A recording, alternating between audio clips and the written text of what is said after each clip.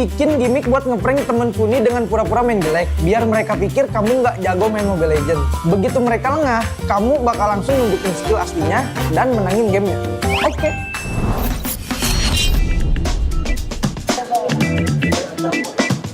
Oke guys, jadi karena kita udah berlima di room, oke, jadi langsung aja kita main. Siap, main. Kuniro, aku god lane ya. Cuman bisa god lane.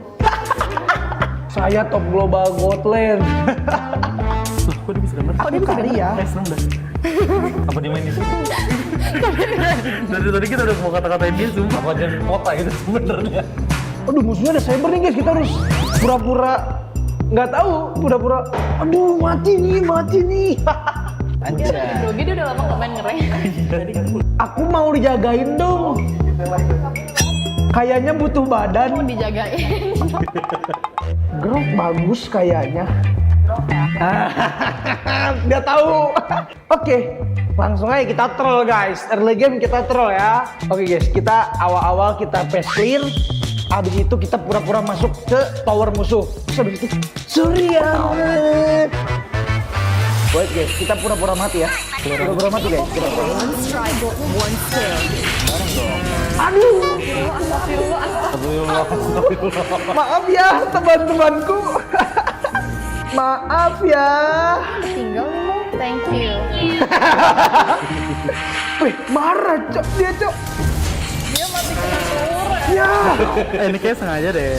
Aku bantuin Karinya udah mati 2 kali. Kada gorok. Jadi kalau ada gorok kita dapat sumpah. Iya. Bohongnya pas gololnya nih. Lah. Masuk tower. Bang, ngumpet di mana, Bang? Enggak ada yang ngumpet, gue yakin dia ngumpet. Enggak ada kata maaf. Gue enggak mungkin. Oke guys. Gue Kita yakin langsung serius kali ya. Muka-mukanya udah muka-muka kesian guys. Ayo guys, kita serius guys. Kita serius. Ini berapa kah? Lihat dong, itu Kari udah mati 3 kali. Masa gue tuh udah mati 3, menit 3, semenit mati. Mati 4, sumpah. Oke guys. Slow guys. Mereka ini bakal terpukul nanti. Gue ikat. Mahal itu dia loh. Gelo. Oke, slow bang. Gue menangin gamenya sekarang ya bang ya. Oh, sekali lagi mati. Ya aduh, ngelag. Nice. Gila Kari. Oke. Sepertinya kita harus mati lagi guys, sekali guys. Kita prank lagi boleh nggak guys?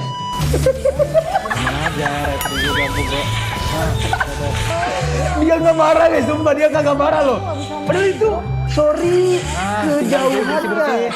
Ya, kalau juga ada ini. Sepertinya kita harus udah agak serius dulu guys, sedikit guys, karena musuhnya udah terlalu kaya. Highlight kill. Oke. Kita udah waktunya ngebantai nih guys. Kita belum dapat montek-montek yang bikin wow, kali ini jago banget. Belum guys. Tenang dulu ya. Karena momennya belum dapat nih. Oke.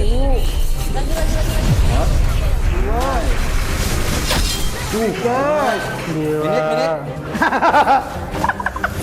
Diingetin guys. Gua diingetin guys. Let's go guys. Kayaknya jago ya.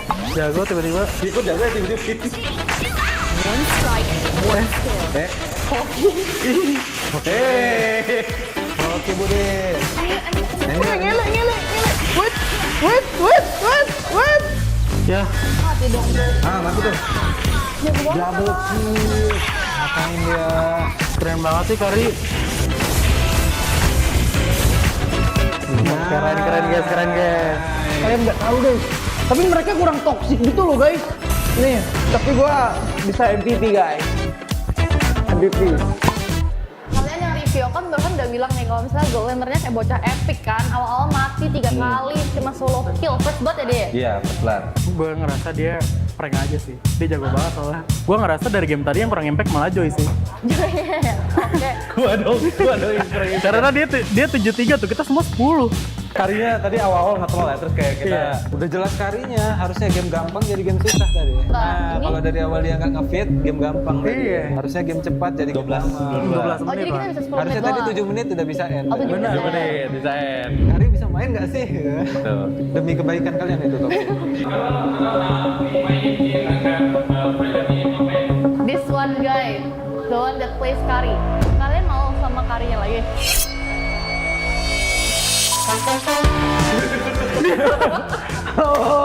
Halo. Halo Bang. Dino.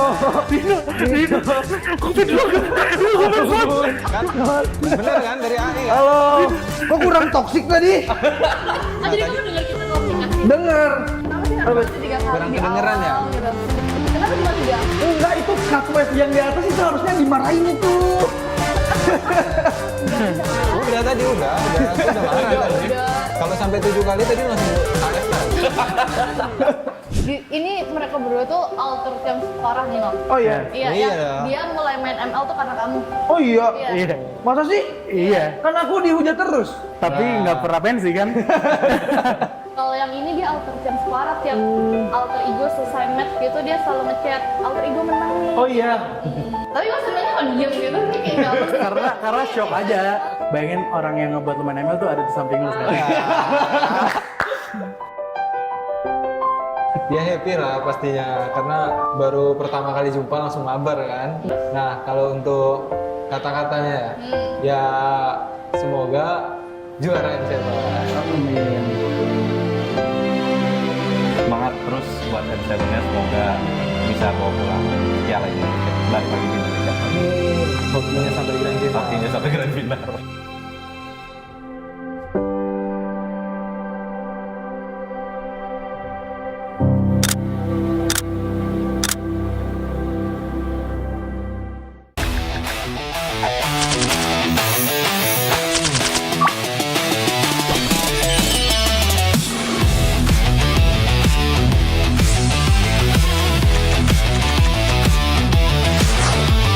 Are your M4 World Champions?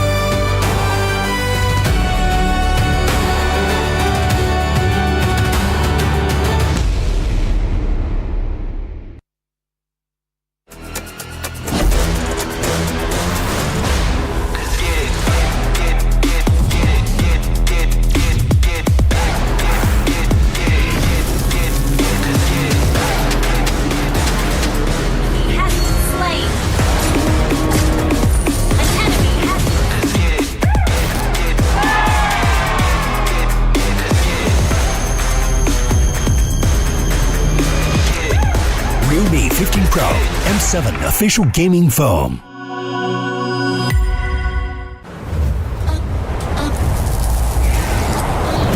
Just sizzle, got a crew so hot, no riddles. It's 0 to 100, no middle. That's right, that's right. When I walk in the room, everybody gonna watch us. R to the I to the S to the E. Gonna shut down the apps if they tryna get past me. You can watch us sizzle. We're making this drop go triple. It's 0 to 100, no middle. That's right, that's right. When I walk in the room, we rise as one. Got me wild and free. Now watch us stay fly. Doing it like I do. If you're rolling with me, the best team that unites. When I walk in the room, everybody gonna watch me sizzle. Got a crew so hot, no riddles. It's 0 to 100, no middle. That's right, that's right. When I walk in the room, everybody gonna watch us. R to the I to the S to the E. Gonna shut down the apps if they tryna get past me. You can watch us sizzle. We're making this drop go triple. It's 0 to 100, no middle. That's right, that's right. When I walk in the room, we rise as one.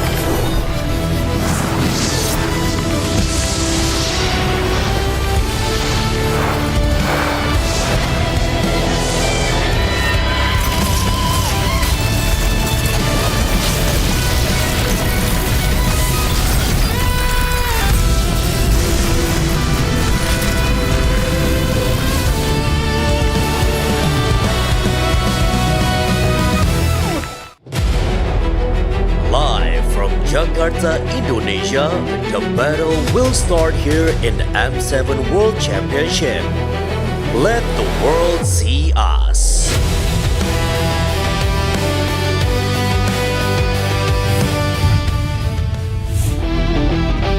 Ladies and gentlemen, welcome to the M7 World Championship Knockout stage. Introducing your hosts, Rose, Glenn Victor, and Eterna.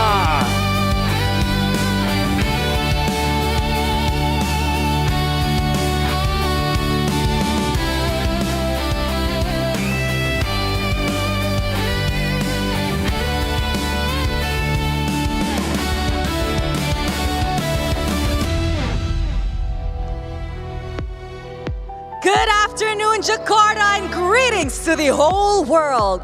We are stepping closer to crowning our next world champion as we open the second to last day of the tournament. Just like yesterday, but with higher stakes, the world will see back-to-back elimination matches to determine who will meet Aurora Gaming Philippines in the grand finals. Wow, I'm really excited today because I think it will be more intense today, right? And then, you know what? Alter Ego will still continue to represent Indonesia. Yes, indeed, Glenn. I'm pretty sure today will be exciting. We have great games, and of course, I'm pretty sure a very loud crowd for everybody. But you know what, Glenn and Eterna? That is not all. What do you mean? What else is there in store for us today? Wait. It's V coming back here with us? Now, I know we all love V, and of course, you guys can catch V at the M7 Carnival.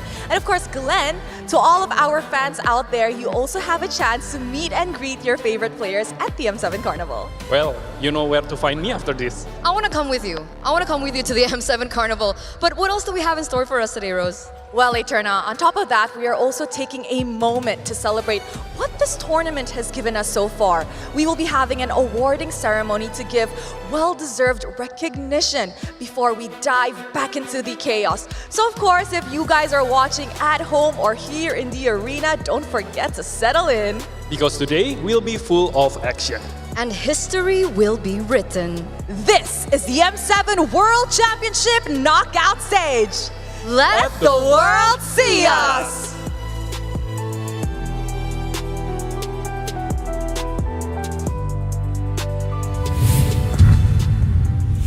We promised that this was unintentional. We did not intend that at this point of the tournament we'll have 1, 2, 3, 4, 5, 6 Filipinos on this desk. And yes, I did not miscount. Welcome to the panel and the caster sessions. I'm glad to have all of you here. Our panelists for today, our two analysts, we have Leo and Wolf, the animals from the Philippines. I'm also counted there. I am technically a panda. And for our casters today, we have Trex, Brigida, and Anaisu. Trex, Brigida, you two worked yesterday. How did you feel about everything that we saw? I was super hyped. Super hyped? Super hyped. I don't know why I did this, but you know, I was jumping up and down even though I wasn't necessarily the play-by-play yesterday.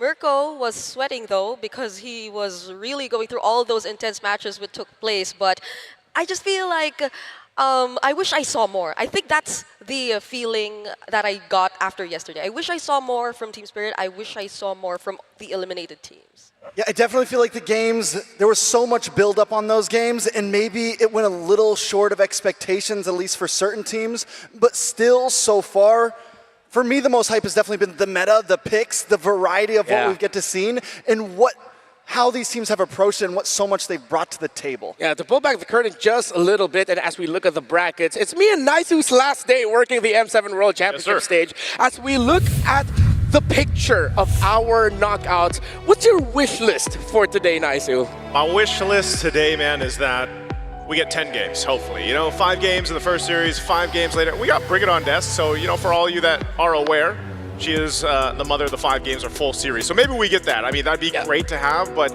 nonetheless, I want to continue to see the meta pushed. I think we've had a lot of interesting picks. Maybe we'll still see some today, and then even tomorrow for the grand final. Well, you're going to hear more from Naisu, Trex, and Brigida as they will be calling the shots. Leo and Wolf, Team Liquid versus Alter Ego. Philippines versus Indonesia, again in an elimination match, but this is a crucial one. Only one can advance. There's so many good storylines that you can see from both teams, but particularly for Alter Ego, this is the defense of this nation, and I think that they're going to give it all against Team Liquid Philippines today. It's also a 5-year-long journey. The last time we saw Alter Ego on the world stage, they went almost all the way, cut short by the GOAT himself, KarlTzy. They'll be going into pure combat here today, a best of 5. Would not be surprised if this goes all the way. To double down on the idea of how hellish this lower bracket is, whoever wins this first matchup between Team Liquid and Alter Ego has to go up against Selangor Red Giants in the lower bracket finals later tonight. How crazy is that? Imagine if this first series goes to 5 games. You get what, maybe an hour before you have to face off against the Giants? And especially since for these two, it's all about redemption, salvation, domination. For Alter Ego, redemption is for Onyx, and their own M2 run ended by KarlTzy in the same place they have secured right now. Salvation, on the other hand, is about continuing their last stand for Indonesia after eliminating Team Spirit. But Leo, Team Liquid has a great story of redemption for them as well. That's right.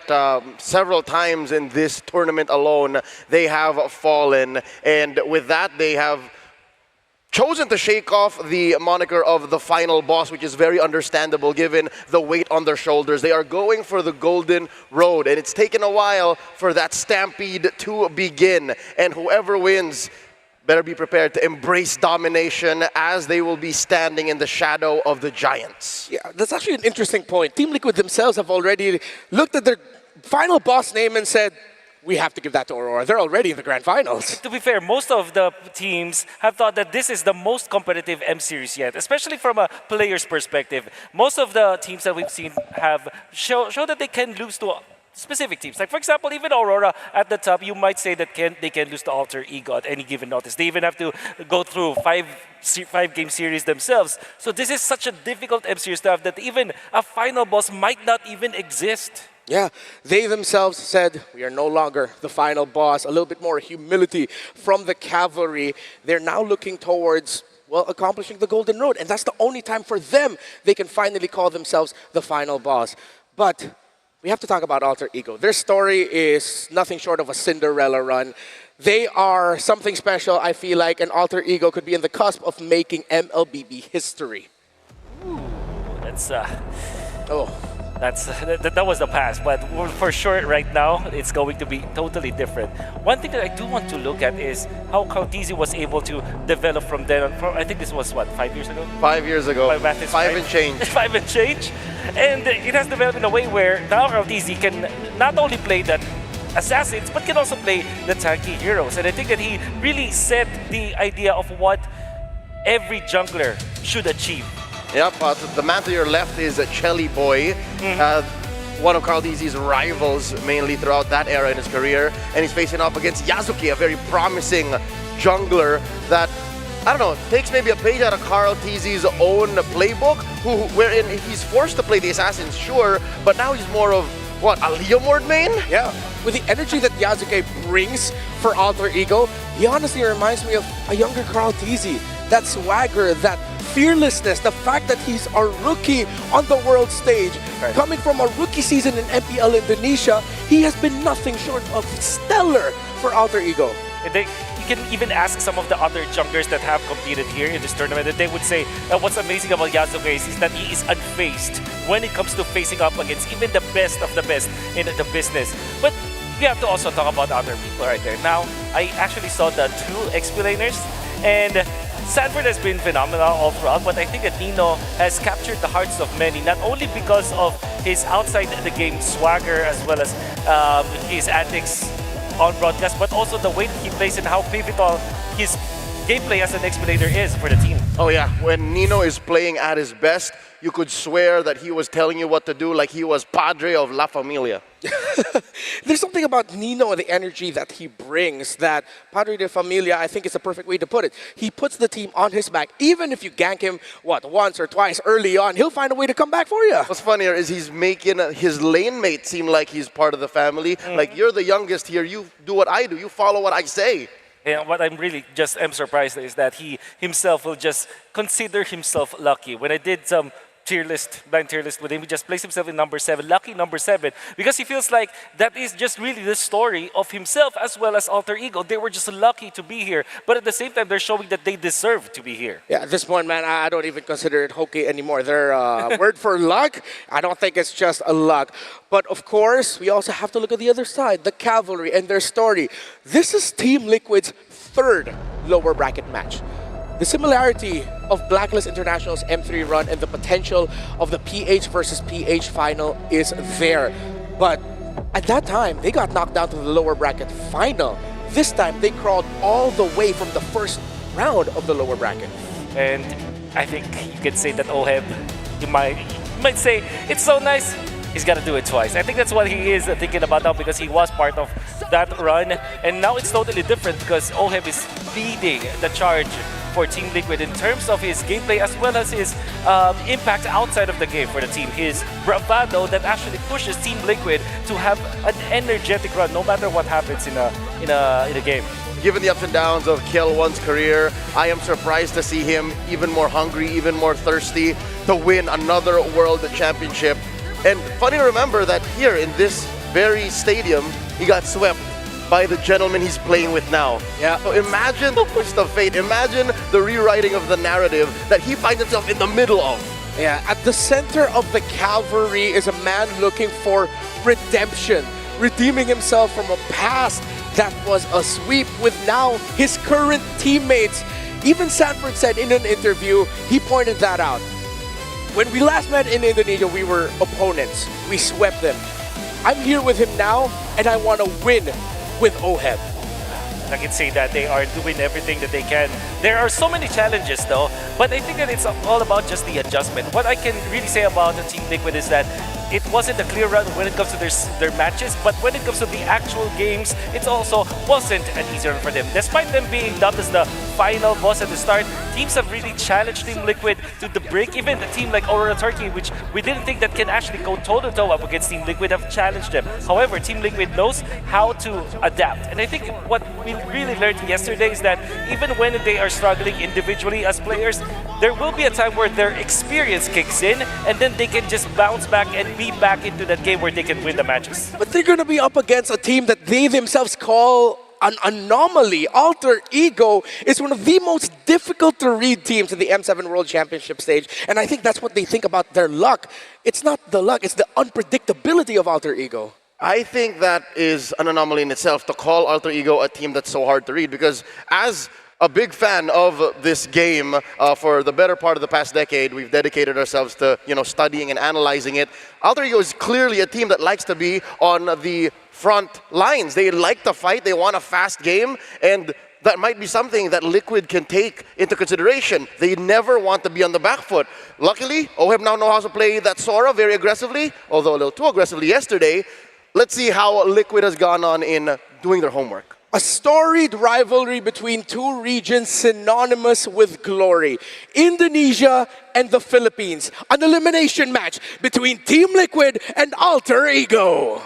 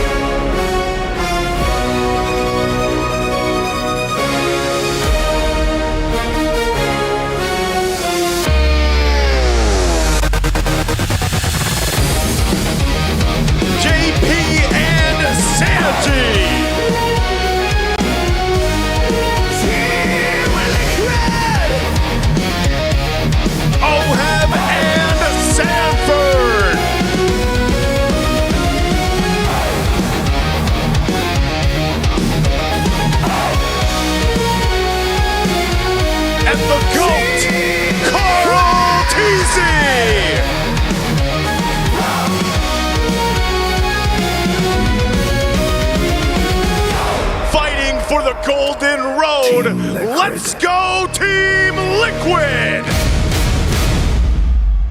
And their opponents, Indonesia! Mana suaranya?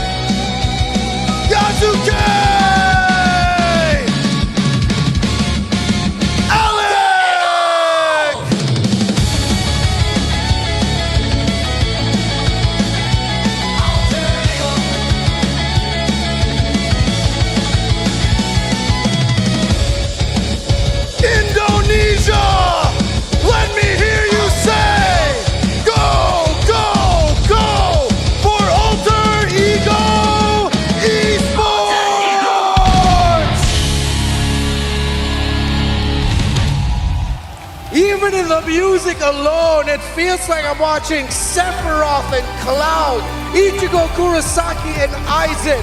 Think of all the anime final battles you can think of, but this isn't even their final battle. Liquid and Alter Ego. Alter Ego carries the hopes of the host country, while Team Liquid carries the hopes of MLBB Esports to witness the Golden Road. For Team Liquid, it's Coach RC and Coach TikTac. For Alter Ego Esports, it's Coach Sepher and Styx. With them is the M7 head referee Gary to ensure the integrity and fairness of the tournament. We are going to be talking about Team Liquid first. Who are the players we have to highlight? That's definitely Sanford, as he is one of the players, the expilators, the top expilators in the tournament with 10 unique heroes and 50 total kills, followed closely by KarlTzy, 32 total kills and 28 Lord kills, #1 in the league. You can't take away these major objectives from the GOAT. Also, let's not forget the chef, Sanji, #1 in assists among all mid laners, and of course, #1 in first bloods among all roles. He scored 6 first kills all throughout M7. It's clear that Team Liquid are just revving up to become just as aggressive as El Familia. Some of the most important stats in the metagame today lean towards Team Liquid. Specifically that rating on KarlTzy, #1 in turtle kills and lord kills, 32 plus 28. Quick math, how much is that? That is 30, which is 60. 60 total major objectives secured by the GOAT. And yesterday, he scored his second recorded Savage in M-Series history. And they were almost losing that game. They could have won it easier, but when the comeback of KarlTzy, that game felt to me like KarlTzy is telling his teammates, hey, can you relax? And I'll take over. And that's exactly what happened in there. But what we do know about Team Liquid is that they have high priority when it comes to neutral objectives, even investing their draft towards that first turtle and then snowball afterwards. Let's talk about Alter Ego this time around. The penultimate Sora in M7 is Nino, at least for those among left in the tournament. He's played it 5 times. Let's also not forget Yasuke. Great kill per gold, turtle control rate as well, and lord control rate. So consider this, KarlTzy has scored the most, but if they go head to head, it's more likely that Yasuke might have his way. Yeah. Of course, we have to look at the mid lane. Hijime, I want to say, yesterday against Team Spirit was stellar. #1 all players in damage per minute. I think the Eve of Hijime definitely needs to be respected. Definitely needs to be respected. The fact that it is one of those heroes that will be prioritized by most teams in any given draft. The fact that Hijime has mained that hero for years now. Many seasons in MPL Indonesia, he has been good with this hero. And I think that there is just some happenstance, some luck maybe for Alter Ego Esports to have some of their signature heroes be viable in the metagame that we have right now. You know, I usually go towards the idea of, hey, let's look at the row mid trio because that's where everything begins here. But I think for this series specifically, we can look at the side lanes, the head-to-head matchup there. Of course, Sanford versus Nino, Arfi versus Oheb. There's an explosiveness to Arfi's game that I feel like Liquid cannot overlook. Is that an explosiveness that starts with an F and ends with a Rhea? Yes. Oh my goodness. And I think that will be a ban here. Actually, I was running through some of the drafts of these two teams just last night, preparing on what they can bring to the table eventually. And I feel like there is that dilemma between the Freya. I think it's much better just take it away because that kind of removes the Leo Mord anyways, or that kind of frees up the Claude. It's such a niche pick that, or niche ban, I mean, that if you ban it early, it kind of opens up the draft for you easier. So I think that it will be banned out by Team Liquid. So by taking out the Freya, it's more prevention than cure. Exactly. The other side of the map, Sanford and Nino here, I think they are very similar in terms of how they play. Where at one point in the Filipino language, we have this word, we call it pitik. It's a flick of the switch in their brains where suddenly they can just go, I will carry the team, go with me. And that's why it's so easy to see that if all else fails, the rest of the map is going haywire, you gotta rely on the Apex Predator for Liquid to find their footing. All the while for AE, as long as the Padre is okay, then El Familia will be okay too. I think between Nino as well as Sanford, when we were just looking at expectations and how they perform in this particular M7, some would even say that Sanford might have underperformed, whereas Nino might have overperformed. And I'm just saying this because we were setting expectations before they actually started with M7. And I think that's true, at least for the Nino part. I think Nino has really exceeded the expectations of people. I think that he is really important for Alter Ego. Whenever he has a good game, you can see that the entirety of Alter Ego just wins the game. We are heading into the draft. Heading into this day, it is close to almost a 20% difference favoring blue side in the M7 World Championship.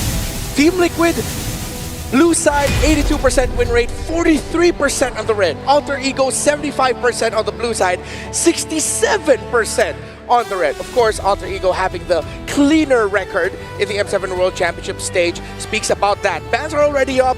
First pick, we got KarlTzy as an option, or could they surprise and go for Claude? Always that Sora as well. Sora, yeah. Not talk about. It's going to be the KarlTzy for Alter Ego, their priority. Usually, Team Liquid will answer with a good catch late into the draft. I think right now it's worth it to just get a Purify hero like the Claude, for example, or maybe take this Leomord right now. That will be the options. Dexter, it's our They will go for the Claude, as we've mentioned. Payback. And it's going to be the Farsa. I love this opener for Alter Ego. By picking the KarlTzy, you kind of attack both your own weakness and take away one of your opponent's strengths. Yasuke hasn't really played Lancelot much, if ever. And that's KarlTzy's main hero. So by doing that, you kind of soft lock KarlTzy away from that. And this still opens their Freya. Liquid, they beat the Freya on the Claude already, but in the hands of Arfi, that's bold. Well, they will have to think about the Leomord as well, because that's the typical combo with this one, but they will go for the Uranus instead. And what I really like about this for Alter Ego is that there's no Lunox option now for Team Liquid, which would have been good versus the two heroes of Alter Ego. That's why I think that maybe CC is an option for Team Liquid, so they will have that shred, and anti-high HP heroes that they need. And I love this Uranus. You also kind of block out the Yi Shin, another one of KarlTzy's better picks in the past competitive season. So you're weird to play a Lancelot, you're weirded out to play a Yi Shin, you go back to one of his favorites. Old flame for KarlTzy, that Baksha. That feels like Liquid taking a page out of Aurora's book. Exactly. They saw their fellow Filipinos and said, thanks for leading the way, Aurora, we're gonna follow. And I think that they have exposed Alter Ego here. Don't get me wrong, I really like how Alter Ego went for their first 3 picks. However, it kind of confirms that you will not go for utility jumper on your side. You will go for an assassin this time because you have already drafted the Freya. So that means that this Baksha, the utility jumper for Team Liquid in combination with the Claude, will definitely have the tools in the latter portions of the game to deal with Alter Ego. This has become one of the Filipino teams in M7's Obra Maestras, their magnum opuses, to be able to throw back the utility meta and shake up this fighter side lane situation and force teams to adapt. There goes the Lunox. Break glass in case of emergency button for all the Filipinos. Yeah. How does AE respond? Too many assassins, too many fighters. Let's bring back Baksha. Let's bring back Akai, Frederick. Years later, it's still what breaks the game. Yes. So you might target JP, like the catch as well as the Hydas will be the heroes that you could consider. At the same time, you want to take away Arlot or Lapu-Lapu from Sanford. So it is indeed going to be the Gaton Gacha. Yeah. JP will have to think about a different hero, and knowing that this could well be an assassin jungler for Alter Ego, Team Liquid, a safe pick, a safe way for them to ban Esmeralda, then pick Hilda, Red 4. Already banned out in the first phase. They're good. They're good, so it's much easier. Much easier. Hilda, although easy pickup. Can you still afford the Cho? Yeah. I'm really thinking Hilda here. I think if Alter Ego can just read through it, they will just ban the Hilda, so that no matter what happens, they will have a good assassin. Yeah. The mid lane turn, I feel like, is what Alter Ego is going for. They could just double down on the YSS Zetian combo to maximize their vision. That's one of the best ways you can deal with Team Liquid Philippines, is if you can see where they are. So for the last ban, I think it could be a Sanford hero. They might just pick their poison in terms. Arlot already banned as well in the first phase, yeah. So it might be the Esme, Yu Zhong if they want to minimize the impact. They might think Lapu-Lapu as well. If they ban the Hilda, it's a clear telegraph. They want to put an assassin on Yasuke, but no, it's obvious. They really want the Yi Shin, I think. Yeah. Are they sort of like baiting TLPH of like, hey, we're gonna put the Freya in the jungle, or is it really just to protect their YSS? Really just to protect their YSS or whatever assassin that they will have eventually, because the playing field is so wide for them. I believe that Team Liquid will pick up Hilda here. At worst, they will go Khalid, I guess. There is the Khalid. And now Alter Ego. I believe that this is a safer route to go for that for Yi Sin-Jin. But, you know, something tells me that the Kadita might be inbound as well, because Kalea could be a combo.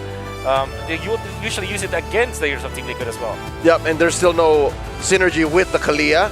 Yeah. Kimmy isn't it. We've seen it yesterday. It really doesn't work Just much. not it. Nope. Yeah, especially against Claude and Basha. There's so much dive, and Kimmy might not have enough for that. Kadita is a diver herself, so that could be a good combo. Apart from that, maybe Lilia for instead of Alter Ego. Plus, it works out math-wise. You got sand and fire on the other side. Why don't you just throw water at them? The chemistry works wonders, man. Basic analysis. Yeah, Lilia is the only hero amongst those we mentioned that they played before. And here we see a Joy and a Kag. A Kag. The lack of knockup from Alter Ego, apart from the Kalea, kind of is a problem against this Claude. But I appreciate the Joy. The Kagura, not so much. Now Team Liquid might just go for the Lapu Lapu this time, or maybe a lockdown hero against the Joy. And you also can take Glue? Yeah, I like Glue here. They will not have the damage profile to deal with it. In the EXP lane, it becomes dead. It might just go Alice, actually. I think that's the safest way Liquid to go about this. Yeah, and you kind of nullify what the Kalea does. Like, sure, hit me with that Tsunami Slam. Thank you very much. When you think about... What? What a swerve! Khalid XP? That's an XP lane Khalid, JP! Brings out the Tigreal. Oh. All right. Oh, wait. There might be a bit of contention here. Okay. For Team Liquid. That can't be it, right? That can't be Tigreal. Yeah. Wait a moment, folks. We saw the reactions immediately from the side of Team Liquid. Gonna have to calm down. This is not the first Tigreal of M7. Yeah. Tigreal has worked against the Joy before. Yeah. It was one of the answers. The thing is, XP Khalid against a Uranus is kind of nothing. Uranus is just like, I'm happy, sure. Yeah. Oh no, they're just gonna want to leave. Yeah. You just clear lane, concussive blast, and get out. Peace out. Yeah. You don't even have to ever use your second skill as the Uranus then, which means that you can dash when you're trying to zone out. So this will... It seems like they will go through with it. Yeah, it seems like maybe it's a more technical audio thing, and this is intended. Sanford. So yeah, Yangon Galacticos brought out a Tigreal earlier in the knockout stage. Worked out well for them. They didn't get a win, right? No, but they went all the way. They went like 23 minutes. It extended it because of that Tigreal. It looks good, I'll tell you that much. Not in the early game, I remember that. It was terrible in the early game, but then once it hit level 4, once it had its ultimate, the Joy on the other side, I believe they were up against the Joy too. No, they were the Joy. Oh, they were the Joy. They were up. Yeah, they were compromising the Freya and the Esmeralda. Yeah. Which is, you know, melee based. If you think about it, Freya with the Uranus, with the Joy as well as the Kagura. If you think about it, their profile is melee. So maybe the Tigreal can work. We're still not sure though. We're not confirming anything, but we're just trying to justify what this Tigreal might mean. Yeah, if it's real, I think Liquid may have done too much homework. Too much more. Because I feel like the XP Khalid is the one that's really a problem for me, because I don't see it working in this scenario. I really don't. So by the way, Nino, whenever an ambulance passes by, the other players will always go, Nino, Nino, Nino. Wow, okay, Alter Ego just endeared themselves in my heart. Yeah. Is there a sustained kind of XP where you can heal your teammates? Is that heal your teammates? Yeah. There was a time where Revitalize. Revitalize. Or you could rock Favor before. That was a patch thing. Yeah, maybe. We are heading in. No. It's real. legitimate. It's real. Khalid, Rome, Tigreal. Wolf, I think we already have your opinion on the drafts. Leo, last words on it. I want to see the Tigreal work, man. It didn't work with Yangon. Hopefully with Liquid. We thought it would be Alter Ego bringing in the unique Morgilla, crazy ideas, but it's Team Liquid Philippines showing up with Rome Tigreal and XP Khalid. Naisu, Trex, bring it on. Let's go! The Tigreal is real. Welcome, ladies and gentlemen, to this match. It's a best of 5. The lower bracket gauntlet continues for Alter Ego and, of course, Team Liquid from the Philippines here. And whoever wins this series immediately will have to face off against the Giants. Whoa, JP. All right, they'll have to face off against the Giants, Trex. How are we feeling about the draft here? I mean, there's definitely a couple off-brand picks, but I do think that happens on both sides. We have the Tigreal that didn't work previously, but we also have this Kagura with a 0% win rate. Yeah. So both teams have some picks, the Tigreal and the Kagura, that take a lot to work. Yeah. They have a good skill ceiling. Even though the Tigreal seems like an easy-to-go hero, if you're not landing those implosions, there's a problem. Yeah, and I feel like Liquid too, despite the many questions we already have regarding this draft, so long as OHEB shows us a similar gameplay as he did on this squad yesterday, then I feel like they will at least be fine. But that is knowing that they're up against Arfi on the Freya, and Arfi on the Freya is a completely different beast, so yeah, we'll have to see him exert double the effort if he wants to actually manage this lane at least. I feel like a lot of teams obviously have done that. They've gone to the Freya against the Claude, and like you mentioned, Arfi is one of those players that brought it out for one of the first times throughout M7. It's worked so far so good against the Claude specifically, and you know, again, that's why the work for OHEB is going to be a little bit tougher as this game goes on, but also Sanford on the Khalid, something we don't see too often. You know, Khalid picked up in the XP lane where you're used to seeing it in the roam, especially in the hands of JP, but this amount of crowd control could also prove to be a problem for AlterEgo as they try to fight these objectives. You can see KarlTzy giving the go for this positioning. Turtle's gonna break out. Oh, THJ actually going in. Zones out enough of the members of Liquid, and Yasuke finding Sanji right there. Raging Sanford landing on 3, however. Sanford fighting back, but Nino too, zoning them just the same, and now Sanford goes down next. It's a double for Yasuke. An amazing response from AlterEgo. Team Liquid, I felt like, should have had the advantage. We're looking to mid-side. OHEB will get away safely, but still, having the Basha, you feel like there should be some advantage there.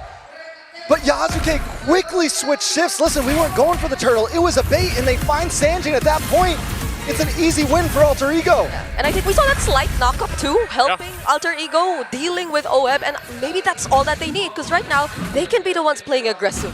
Yasuke with 2 early kills on this Joy against the GOAT KarlTzy, man. You know that, like, especially in the difference in terms of the rotational speeds with this Joy and also the lead that you get, provides to be quite a bit of damage in the hands of AlterEgo, and that's already what we saw. Setup.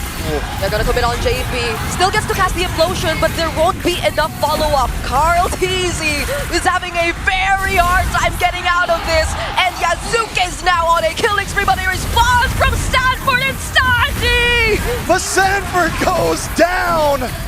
Team Liquid thinks they have the answer to this full brunt attack, and there was nothing for them. Team Liquid is the one getting stampeded right now at this point in the game. It just feels weird because you're used to seeing them control early game. Well, right now, AlterEgo has brought this composition and gotten the advantage. Listen, Team Liquid isn't getting stampeded. They're charging towards the attack titan right now. They're getting rocks thrown at them, horses just going down. And you know, the problem is what is going to be the answer to this Joy? It's 3-1 and 2 already. Yep. There's practically 0 crowd control except for the Tigreal. Yasuke is going to be all over the place if this continues like this. Oh, gets the flicker out, but the implosion will be there to catch him. Now he gets a response with the Tsunami Slap and the Tidal Strike. JP still trying to walk away though, but Nino will be there to try and stop him, and JP too will not survive. And the crowd is erupting right now. Every time Team Liquid thinks they get a play, AlterEgo snaps back. And normally, when I'm casting Team Liquid games, it's the other way around. Yeah. Team Liquid might not want to get brawly with these guys right now. That's what I'm saying, man. You know, part of that is they just don't let up, and that's what AlterEgo has to do. Everything that's happened so far will get them this next objective. Second turtle in their hand. KarlTzy will be stopped in his tracks. Whoa! Oh, that's a multiple knockup coming in. But then Yasuke all alone, dealing with almost every single member. Sanji trying to deal with Nino right in front of him, but it's not going to be enough. And on the other side of the map too, JP once again falling. It's only KarlTzy and OHEB left. And AlterEgo continues to stomp forward. Team Liquid just running face first into a wall right now. This is the tough part. Oh, Arfi? He should be able to get away. Okay, he gets slowed down just a bit. OHEB. Okay. All right, that's a pickup that they needed Team Liquid has to start looking for things that they can take off the map because so far control is not in their favor. At this point, ďH will be the golden ticket. He's 1-0-0 right now. KarlTzy?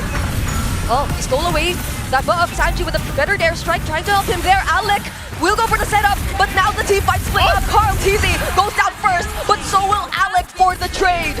Jungle for Rome, though, a fair trade for ďH. The gold continues to go into their lead, but that one kill did go into the hands of ďH, putting him at 2-0-0. And as I was saying, he is the golden ticket for Team Liquid right now, the last chance. Yep. But it is a ride. Luckily, since he hasn't taken any deaths, he's been able to get some free farm up in the top side, though. RV once again. That was Can okay. he handle this? Yasuke will be there, but the BMI somehow still saves ďH. KarlTzy to stop him, but it's not going to be enough. Yasuke still picks up the kill. A stun from Sanji, but the yin-yang overturn, he has to avoid it. And now Hijume, he's showing what this Kagura is all about.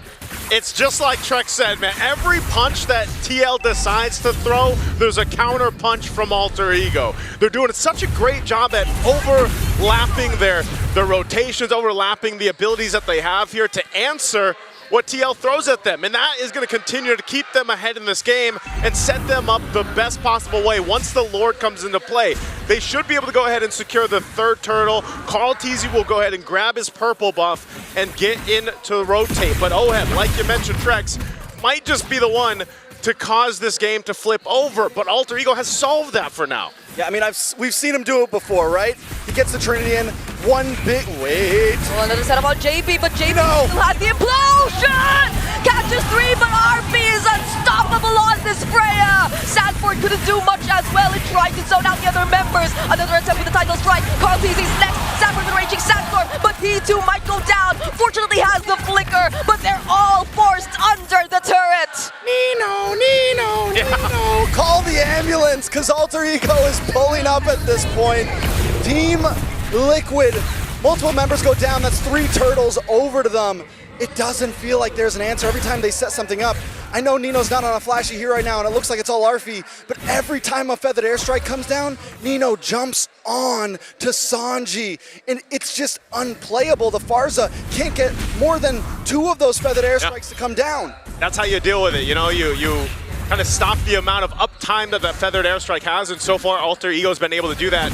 Especially the Kagura, like the pressure with the Kagura is there, and that's what's actually either popped the Purify from Sanji or even ďH, and then they're able to follow through. Looking at the items here too, you can see there's still tons of grounds to cover here, especially, again, Arfi is locked in for the most part. He's able to go ahead and just duel someone if he wants to with Corrosive Scythe.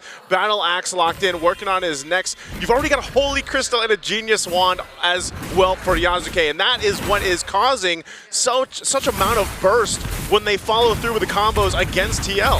Arfi as well, but wait a second, Tsunami Slam, everyone should be okay unless they try to force this.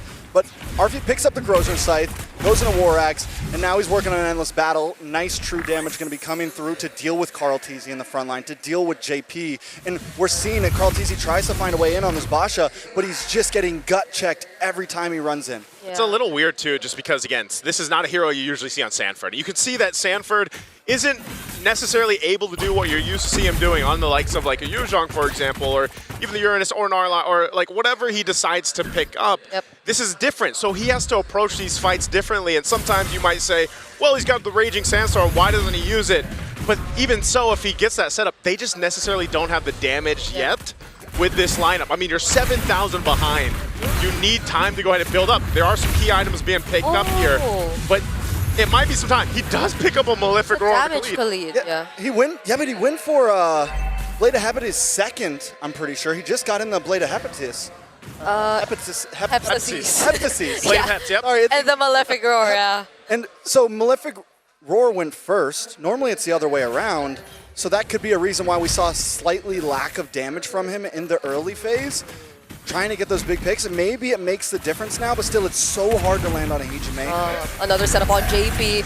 Still gets to dash out though, but then RV might just get punished here! That's the setup with the Raging Sandstorm and the Blazing Joint coming in from ďH. Now they're trying to target down Nino. Alec very low on HP as well. Somehow Team Liquid have regained control over the objective. Oh, they have control of it, but Lord is still for the taking here, knowing they have the numbers advantage. What can Yazuki do here if he goes in? Okay, they don't fight Yazuki just yet. Why get to punish Hijume? Throws out the umbrella in a weird direction, and now there goes the title strike. They won't go for a setup anymore. Alec doesn't have the tsunami slap with the thunder strike. Might just finish off the kill, but Yazuki finding two. It's now Evan Sanford going down. KarlTzy might just be next, and that's a triple for Yazuki. Yazuki waited patiently and it all paid off. I'm watching him. I'm waiting for that green dot to pop up. He used the electrifying beats already. He hung out in the tri-bush. And KarlTzy, instead of checking it, goes for Hijume.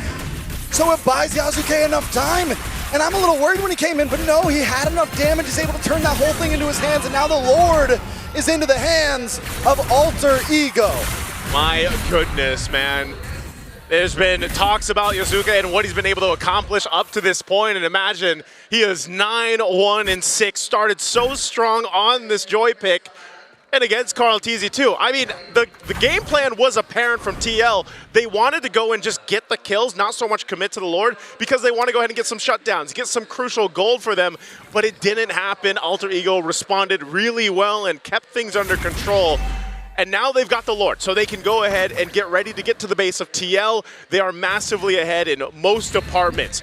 Yeah, the roam nearly isn't different there, but it's still difficult for JP to exactly decide, is this a fight we should take? Should we set up here? And then even for Sanford to follow through. He's going to go for a little bit defensiveness now because of the amount of magic damage that is coming out from Alter Ego's lineup.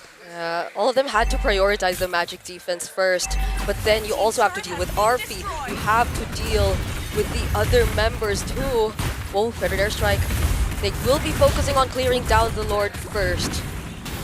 Might be a slight mess up on the push there, but still they do get the Holy Defense off on the bottom tower before the Lord connects, so they get a lot of damage onto that, but tier 2 in the mid still standing, but with the AK gold lead, Alter Ego aren't going to slow it down, they're not going to freeze lanes, they want more out of this push. We'll see how they approach it. Again, tier 2's all going to fall. They set up here under the top. Kumenda flicker from Hijume takes down Sanji. There's the implosion. Sanford though finish off Hijume onto the back lines. We are gonna take a look at OBZ though because he cannot tack the damage anymore. Everyone's getting bursted down. Not even the blazing doing is enough. Another triple, but this time for Arfi, and this might just be it for Alter Ego. They have to wait for the minions to push in, but they're nearly there. They see the win in sight. All they need is a few more seconds. Alter Ego Esports in a dominating fashion might just put an end to game number 1. Sanji Feathered Airstrike, but that's all that he's got. What? A shutdown on Yazuki though. They might have just saved the game. Have they saved the game? Although the Feathered Airstrike comes out with big value. How does TL make it happen? In a matter of seconds, Team Liquid survives.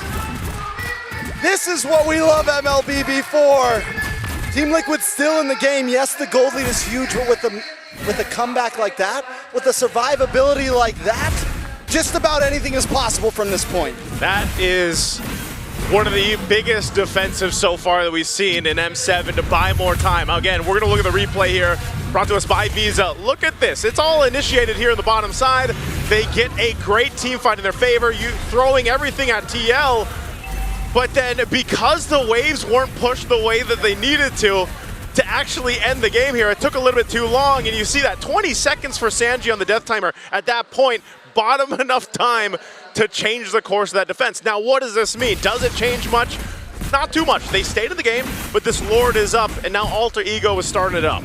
I don't know, man. You never count out Team Liquid. It might not change too much, but it buys more time, and we're closing in on the 15-minute mark.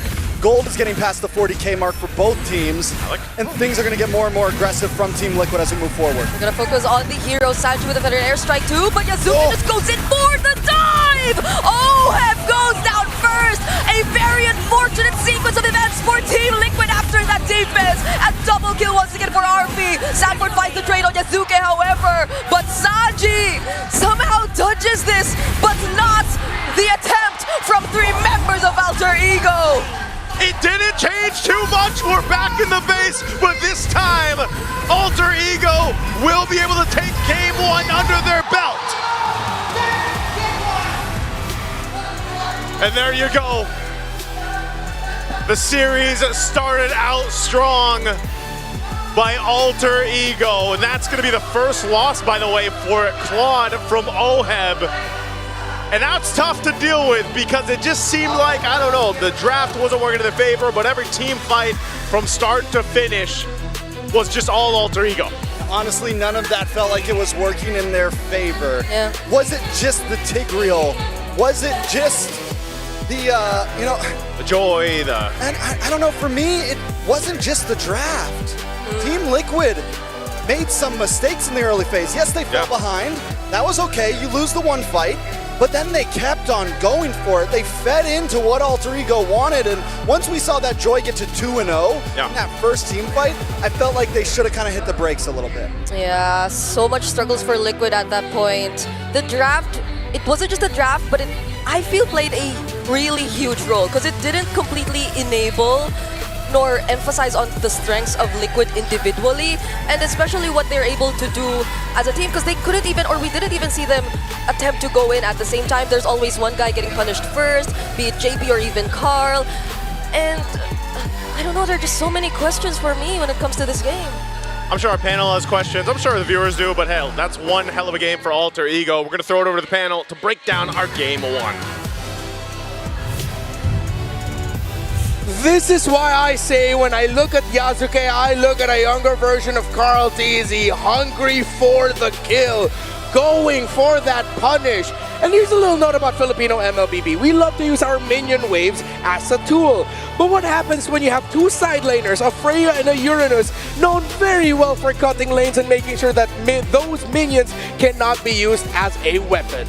And you can really see that it's just not gonna work. I mean, we said that the Khalid might struggle in the laning stage, and it did.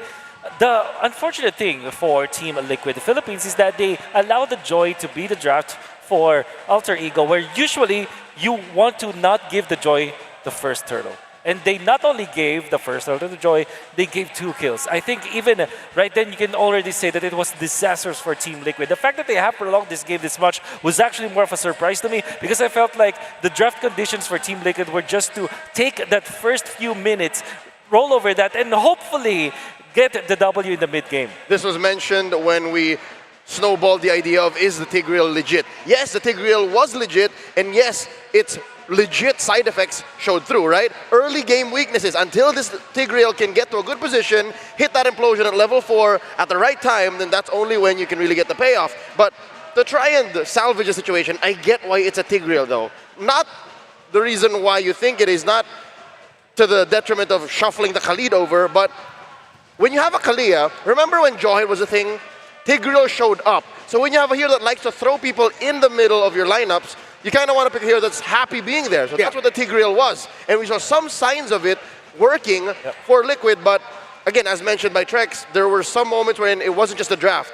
Something about playing on this stage here in Tennis Intersenayan takes out, I don't want to say the worst, but a more aggressive side of Liquid that we haven't really seen much of in recent time. And to be fair, there is not much that they can do when it comes to their aggression, because they're dependent on the ultimate of the Tigreal. And JP, when he had those openings, he actually looks electrifying for the side of Team Liquid. Yes. I think it's just that first turtle fight that they should have won. They drafted in the Baxia, and then they also have this Khalid. They really have to counter that Joy by taking away the first turtle and maybe rolling the game over from that perspective. Even that stage, I would say that there is still a win condition for the side of Alter Ego. That's why I felt like Alter Ego has the superior draft in a way that they have openings in most parts of the game. Whereas for Team Liquid, you really have to get that first turtle going in for you.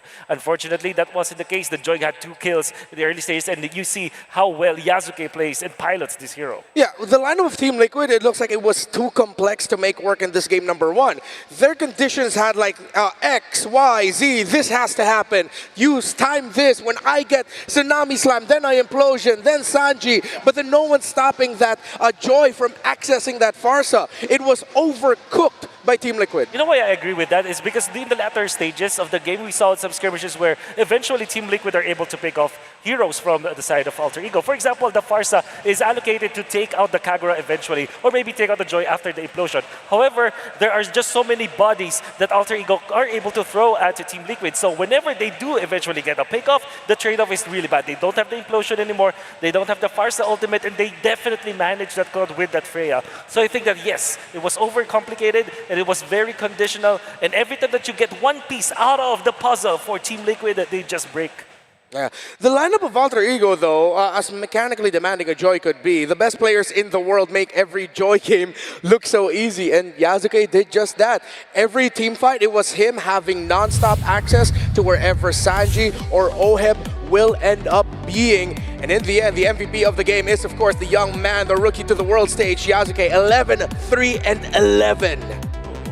Great performance coming out from Yasuke, especially because of the start that he had. But one memorable thing that I remember, one memorable clash was when there was a Lord fight and it looked to be really Liquid, Team Liquid getting it. I think they got 2 pickoffs after the implosion. However, Yasuke thought, okay, no more implosion, I just have to wait for my ultimate, go to where Oheb is. The moment this clutch shows up, now it's my time to take down the members of Team Liquid. The timing was great, he gets a triple kill, salvages the fight, and then eventually wins it for the team. This is symptomatic of how Liquid's lineup is very reliant on everything going right. So yes, they got the 2-man pickoff for free, but where did it leave them? A majority of them at half health, a lot of their resources, ults, battle spells spent up, and that's why Yasuke came in for the cleanup. I hope we see that moment here on the replay. This is an early game moment, second turtle taken. Again, after that implosion, after the reposition by JP, there's really not much Liquid can play with. This is why I wanted to focus on the side lanes here. Proactive side laners are going to win this one. We know we can depend on the roam mid trio for both of these teams, but proactivity in the side actually spells doom for macro-centered gameplay. You know why that worked? Is because you will see them having 5 people invading the jungle of Team Liquid. Philippines, Alter Ego are so good at activating their side laners that they can invade. Fortunately, Liquid could have afforded it. KarlTzy is playing a box shot. He doesn't need that much farm. He can afford to maybe lose a small camp here or there. Worst case scenario, maybe a buff and he can recover from that. But what made it worse is Oheb couldn't easily double lane. Sanford's main strength, the sandwalk, able to leave the lane. It's no good because you randomly leave your lane, you bump into 5 members of AE, you get punished. That actually literally happened in one of the team fights where Oheb attempted to go for the double lane, actually had to pop the blaze to do it, but then BMI out because there are 3 people in front of his face. He's not even able to clear that minion away when that happened. So the flash farm from Oheb did not happen in this game. 2, 4, and 3, even with the Purify. You gotta say, this team, Alter Ego, they were prepared against that Cloud.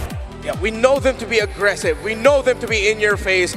But 100% they know how to play the macro so well. This was a great display from Alter Ego in lane cutting. The Uranus and the Freya together constantly cut the side lanes to the point where Oheb could not find farm for himself because it would be way too dangerous for him to get out. He eventually built up to a Malefic gun and a golden staff as well, but then the rest of the team just did not have enough items and he needed that front to stay strong against that Joy coming in to dive him. And definitely now, with the composition that Team Liquid had, there were so many answers from Alter Ego. There were so many good tech here coming from Alter Ego, particularly this Kagura that we have not talked about yet. The moment that he got his Holy Crystal did not stop. Although there will be times where he will be picked off. In fact, 4 out of the 12 times that Alter Ego have died this game came from that Kagura. He already did his job. 7 assists with this side, with the Rupture as well, to make sure that no matter whoever receives that burst coming out of the Kagura will just drop. This is a specific hero to take out a specific hero of Team Liquid, depending on the team fight. For example, they might go for the Farsa to cancel that ult or threaten this Claude eventually, and of course, take out the Khalid when he goes for the quicksand guard. I'm hoping that Liquid are able to recover from here because there's 2 or 3 major things that they need to address going into game number 2 to try and equalize. Because Alter Ego, all they did here was play their game. And I love how Coach Zephyr did not really go far off the beaten path. All he had to do was go to page 2 maybe of his playbook and say, yup, that's what it is. We have to play the weird mid laner in the Kagura and maybe dig a little deeper to Yasuke's hero pool, play the Joy, who has now become what, a B tier jungler, and they still got off scot-free. if they wanted to go into the Tigreal here, I feel like the Khalid made a lot of sense. We've seen the impact of the Khalid and even the Claw together with their aggression, but I don't know, part of me thinks that Khalid could have been something else. They could have just picked up their EXP laner in the first phase and then still end up setting up for the Tigreal. Or if they want to be surprising and honest, set up the Tigreal in the first phase, right? Yeah, that flex felt very fragile. Yeah. It felt like building a house on a bridge that could only take, 2 people. So I feel like the red side is not that amenable to flexible, which is weird because it's the last pick, right? However, we do know that when you're in the blue side, you can actually flex even more. I think that maybe Alice could have been good in that game, but you cannot fourth pick it in a way for Team Liquid. Yeah, it was tough, I guess. I mean, that's just all the pressures when it comes to playing professional MLBB. There's so many things to consider, statistics, strategies, which way are we going to go? Which is why we have some very important friends, of course, that we can utilize to our success. Realme 15 Pro, where is it? There it is. The AI insights from the Realme 15 Pro, win rate predictions, gold analysis, items, everything in real time. It's like having a strap coach in your pocket. That's the AI gaming coach for you. Doesn't stop there though. When the fight breaks out, it's consecutive skills. The feature lets you unleash a perfect preset combo, just one tap. It guides your strategy and elevates your execution. That's the full AI-powered edge. Perfect for people like me. From prediction to performance, it's a complete package. You play, we carry Realme 15 Pro, the M7 official gaming phone. So good, you can even play with your elbows. Don't try it in rank, please. If you want a Realme 15 Pro, why not you call a little friend to help you out for you? I got V here. He's back on the stage. This is his miniature form. He will later on hopefully evolve to his big form as we see in the M7 Carnival. Yeah. He's here at the M7 World Championships to cheer us all up. Ain't he cute? Sometimes we call him little V-chan because he's a tiny little baby and he's visited Japan. That's how we picked that up. Sometimes he even gets mistaken for a cloud because he floats around everywhere, bringing V's vision of being everywhere you want to be with his playful energy. V is here at M7 to experience the world of gaming and esports alongside all the amazing MLBB fans. He's here to cheer on every team, whether they're winning or losing. And remember, with Visa, stay safe, stay secure, be the champion you want to be. No, wait, be the real MVP. Get it? Get it? So, V, which do you have a team rooting for here? Let's go Liquid! Wait, yo, you said you would be supporting both teams. You can't just go for one. Liquid! V, no, stop. V, also cheer for Alter Ego. Alter Ego! Okay, good job, all right. He's an Alter Champ now. Yeah, he's an Alter Champ now as well. You also have bonuses in-game as the M7 bonuses for the pass went live on January 1st, New Year's Day, the day I flew out of the Philippines. Yeah, I've been here for quite some time. It's packed with exclusive rewards like Ranger's Thunder Ascendant Epic Skin, the Cosmic Finality Prime Skin, the M7 figurine, Battle Effects, Prime Avatar Border, and more. Plus, you can get the Gato Kacha Solar Spark for a free. The fan favorite M5U Zong skins and revamped M Championship skins are also making a limited time return. So if you love the championship skins from before, they've been revamped, upgraded a little bit, don't miss out on some very wonderful rewards. All right. I think in just a moment we're going to be hearing a few words from Nino and Sanford. I think we got a little interview in on them, so we got to see a little bit of interaction. Real quick, if there's one thing Liquid needs to change heading into Game 2, what should it be? There's really nothing. I think that they just have to be safe when it comes to like sieging, I guess. Okay. Leo, what about for you? Keep it tight, both in your draft and in execution. Keep it simple. Yeah, Alter Ego has kept things simple, but of course with those little bits of advanced techniques that you can bring into the game, and they took game number 1 away from Team Liquid. So now let's hear from Sanford and Nino to know a little bit more. Sanford, I will teach you. Saya akui AE emang hebat. Hah? Saya akui AE emang hebat. Yeah, AE is great. Oh, I agree though. Okay, I'll teach you too. Yeah. Alam nating lahat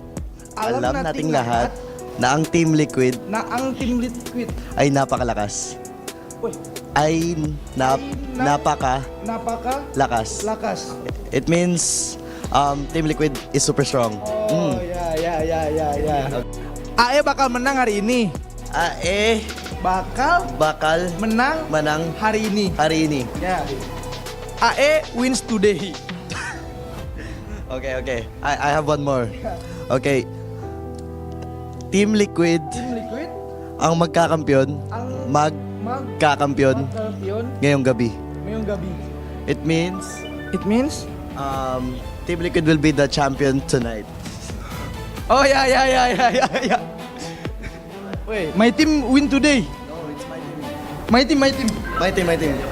No, my team. I'm so glad. I'm so glad that we featured the family-friendly version of that. I'm pretty sure there's some footage somewhere of the not-so-family-friendly version of that, of course. That is the natural language of international MLBB, teaching each other some of the finer points of each other's languages. Spicier vocabulary. The spicier vocabulary. Yeah, I think Sanford's just glad it wasn't Mirko who is teaching him some bahasa in the words, because I'll be not family-friendly at all. But here we are. Heading to the next game with a different approach for Team Liquid. Oh, it has to be. If I were to guess, if there's something that they have to change, I think they have to pick blue side. Yeah. I mean, if they decide to run it back here, they have the choice and they're going to go red. I think that's going to be an acknowledgement of Team Liquid messing up their own execution, not respecting some certain aspects of the alter ego lineup. But yeah, I'm on the boat of just play it safe, man. Just go to the blue. Yeah, it's easier to keep it simple on blue because you're not weighed down by the forced flex on red 5. You're not given the choice to make the mistake, which I don't want to call what they did in game 1 a mistake, but a loss is a loss. So that counts as a mistake. Yeah, it's the age-old kiss. Keep it simple, sayang. That's all you gotta do, Liquid. It's simple, sayang. All right, love it. Well, if they do get into the blue side, though, you will have to think of a different priority here. You might just go for the Claude, obviously, but in that scenario, I think the Freya should just be banned. That's what we're saying. Game 1, we mentioned pre-draft. By banning the Freya, you get so much in return. If they were going to go blue, they could still won. Ban out the Fanny, ban out the Grok, threaten the Zushin trade, and ban the Freya. They didn't do it! Oh, Freya Esmeralda is... They're going to run it back! This is so good because this also prevents Hilda from Team Liquid, but immediately that's Lo Yi, as well as the Predator Team Liquid bring out the pieces of the Exodia, and now you know that they are in it now. They're now locked in. Yeah, they ain't effing around, bro. They are honest with it. It's like, oh yeah, we're gonna bring back Liquid Prime. You get the Chef on the Lo Yi, you get KarlTzy on the Fredrin, and back then it was Benny Cutie. Now, of course, it's Oheb. You get the Claudin. Yep. Now I think you will now go for your Kalea. If it's still open, yeah, it's still open. However, because it's the Lo Yi, they might just go for a Cho instead, so there's some isolation. Yeah. But I do feel like this will be They call me a hero initiate. because I saved my Maybe nation Shin from against falling the Lo Yi, maybe because of the vision that you get from it. I think they might also be thinking about that. They might end up having to fight front to back, sadly, up against a Lo Yi. But the Mountain Shocker has always shown up its value when it comes to those kind of playstyles. Yeah. And now the Kalea will be banned by Coach RC. Maybe actually the Farsa is next on the docket. Yep. And here's the thing. AE doesn't have to ban the Uranus. They can pick it. Oh, no, they can't. So they have to ban the Uranus now. They actually can. Before we came up with the Apex Predator, there was a time where we were floating the idea of calling Sanford the human calculator because of this fact. He used to compete in math quiz bees for nearly 5 years. Oh. So he's good with his X's and Y's. Yep. Big maths. Big maths. Big maths. I'll be surprised. Yeah, it is indeed the Farsa. That's what I actually am predicting here for Team Liquid, and now it makes so much sense because Alter Ego will not have that much of a good hero against this Lo Yi. But they have not faced Lo Yi, however, though, so they might just go for, oh, there's the Cho that I also mentioned earlier. Maybe they would go Zetian actually as their last pick. Yeah. Cho Zetian clear up the minion wave really well, and you have to be on point with your management lest you suddenly lose the next 3 to 4 minion waves. It's typically Hylas here for Team Liquid, and then they may toss it out with an Arlet. That Arlet will... Oh, but the Arlet's banned. It's banned, so they might just go for probably Lapu-Lapu. Laps, yeah. Against an Esme though in lane, I'm not a big fan of it. They might just double down in either the Uranus or a Glue at that point. Yeah, I would rather the Glue. Oh! Alice? If you're Uranus, then you just hunker down on the Esme Uranus matchup. Yeah. But you're good against the Eastern Shin. Yeah. Or there's no Kali. But there's good JP. They just died. The chip, obviously. Oh my god. Yeah, they aren't messing around. They're going, this is Season 13 Liquid. What are the odds that Alter Ego goes for the Fire Mist now, especially because it's Loyi plus the chip? Actually, I'm not gonna knock that, but it's up against a Cloud. You take away the Nether Realm so quick. Maybe you just go for... Maybe... Oh, no, not the Lilia, actually. Valentina, perhaps? For Alter Ego? Yeah, that makes a bit... Well, I think we can just go for the Zetya, and I wouldn't mind it. If you're front to back, then yeah, maybe they might lean into the Kimmy as well, but that's so much attack, continuous damage. They need hard burst, I feel like. Yeah. And you're so vulnerable as the Kimmy. Selena? No, it's gonna be lagging against the Yuzong Fred. Even though you want to keep tabs on the chip, it's not the way to do it. Something different. And Time to go to the RT show. it's a Lilia, okay. I mean, classic front to back. That is the answer to go for. I think the Lilia and Cho actually rounded it out really well. That leans in a little bit more towards the Alter Ego play style. It also, however, I would say that this Loyi and chip, I have never seen it lose. Yeah. Gotta say, so that really makes me scared for Alter Ego in this game number 2. Liquid may have found out something about Alter Ego in their preparation.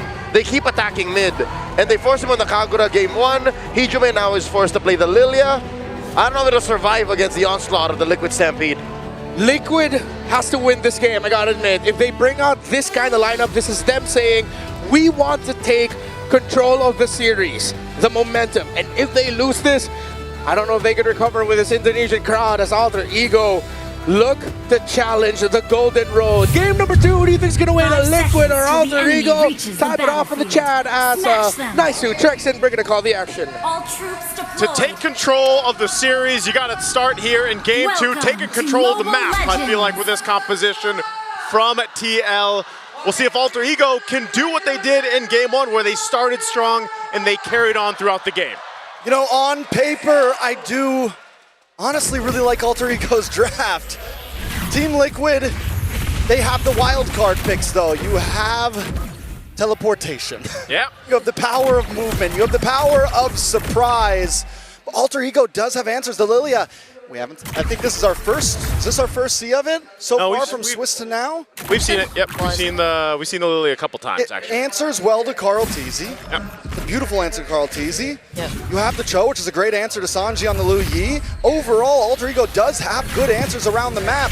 Yeah. Oh, JP though, going for the engage, forced to flicker out. I sort of agree, but I'd also want to trust somehow in Liquid and their objective capabilities, because this is a utility jungler that we're talking about in the hands of KarlTzy, one of his specialties even. And it's not just that, they have more than just 1 or 2 ways to take control of the map. This is the Luyi Claude that we're talking about. So worst comes to worst, at least they have that long-range BMI to work with. Again, this is, you know, Sanford on the Yuzhong, very different from the Khalid that we saw him in game 1, but even so, Arfi, again, he's undefeated on this Freya, had a great game in the last one. Hijime bringing out the Lilia, I think, is going to be kind of annoying to deal with, especially because of the way the poke works and the ability to potentially cause enough damage within a team fight, especially depending on how Hijime builds this out, that it gives them this kind of fighting prowess against the macro level of this. Arfi could be in trouble. Is he going to go 1v2? No, he's fine enough with that Valkyrie form. You know, if I'm thinking of win cons for Team Liquid, we need to see Sanford be aggressive in this early phase. He's the major damage dealer. KarlTzy needs to be able to get these objectives. Look at the damage! Called it, but KarlTzy doesn't survive that. Sanford picks up the kill on Yazuke though, but he does get traded out. So all that to lose Karl. Yeah, you lose Karl. No one commits to the turtle just yet. They might go ahead and grab it once Yasuke gets back there, but still, Karl's here now too, so I think they want to give it a round 2. Okay, and now it's Nino who they look to target. Will walk safely under the turtle and gets to dodge the combo from Sanji. Now they set up for the turtle objective. Alec trying to disrupt them just a bit. JP2 going for the zone. There's the stun, but the way of the dragon is used onto him. Hijime going for the burst, but this is enough time for Liquid to take the turtle. Maybe Yazuke is not even looking for the turtle. He's down bot. A quick diversion though to make sure that he can't steal this orange.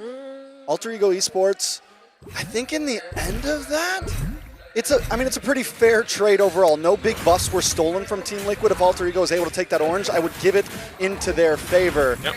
It's a jungler for jungler. Sanford does take a death though, and that injures this bridge that is supposed to help Team Liquid carry themselves into the mid. Okay, does he get to clear this wave? Mountain Shocker. Oh! Doesn't get to survive that, but JP though going in with the shortcut brings in everyone from Liquid. That's the Appraiser's round. Latio to Nido as well, but the counter falling Star Moon still gets stunned, and that's gonna be a 1-for-2. As we've seen for our XP laners, hold on, OHEB. OHEB gets knocked up, does have the BMI, will reposition. Hijume was there though. Fortunately, Karl saving him there. Great skill there from OHEB to stay alive, but again, Sanford's gonna deal, he's gonna be the punching bag. Like I've said throughout the Swiss and knockouts, your XP laners get beat up, man, and that's just how it's gonna be, and then they can adjust from there.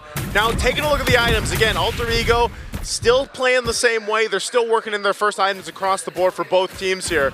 But it's more so answering that ability that if Alter Ego chooses to pick a lane, go for a gank, get a kill, they always have to be conscious of the shortcut. Not just that, but the diversion too, because those are such two big, powerful ultimates that are in the sleeves of Team Liquid.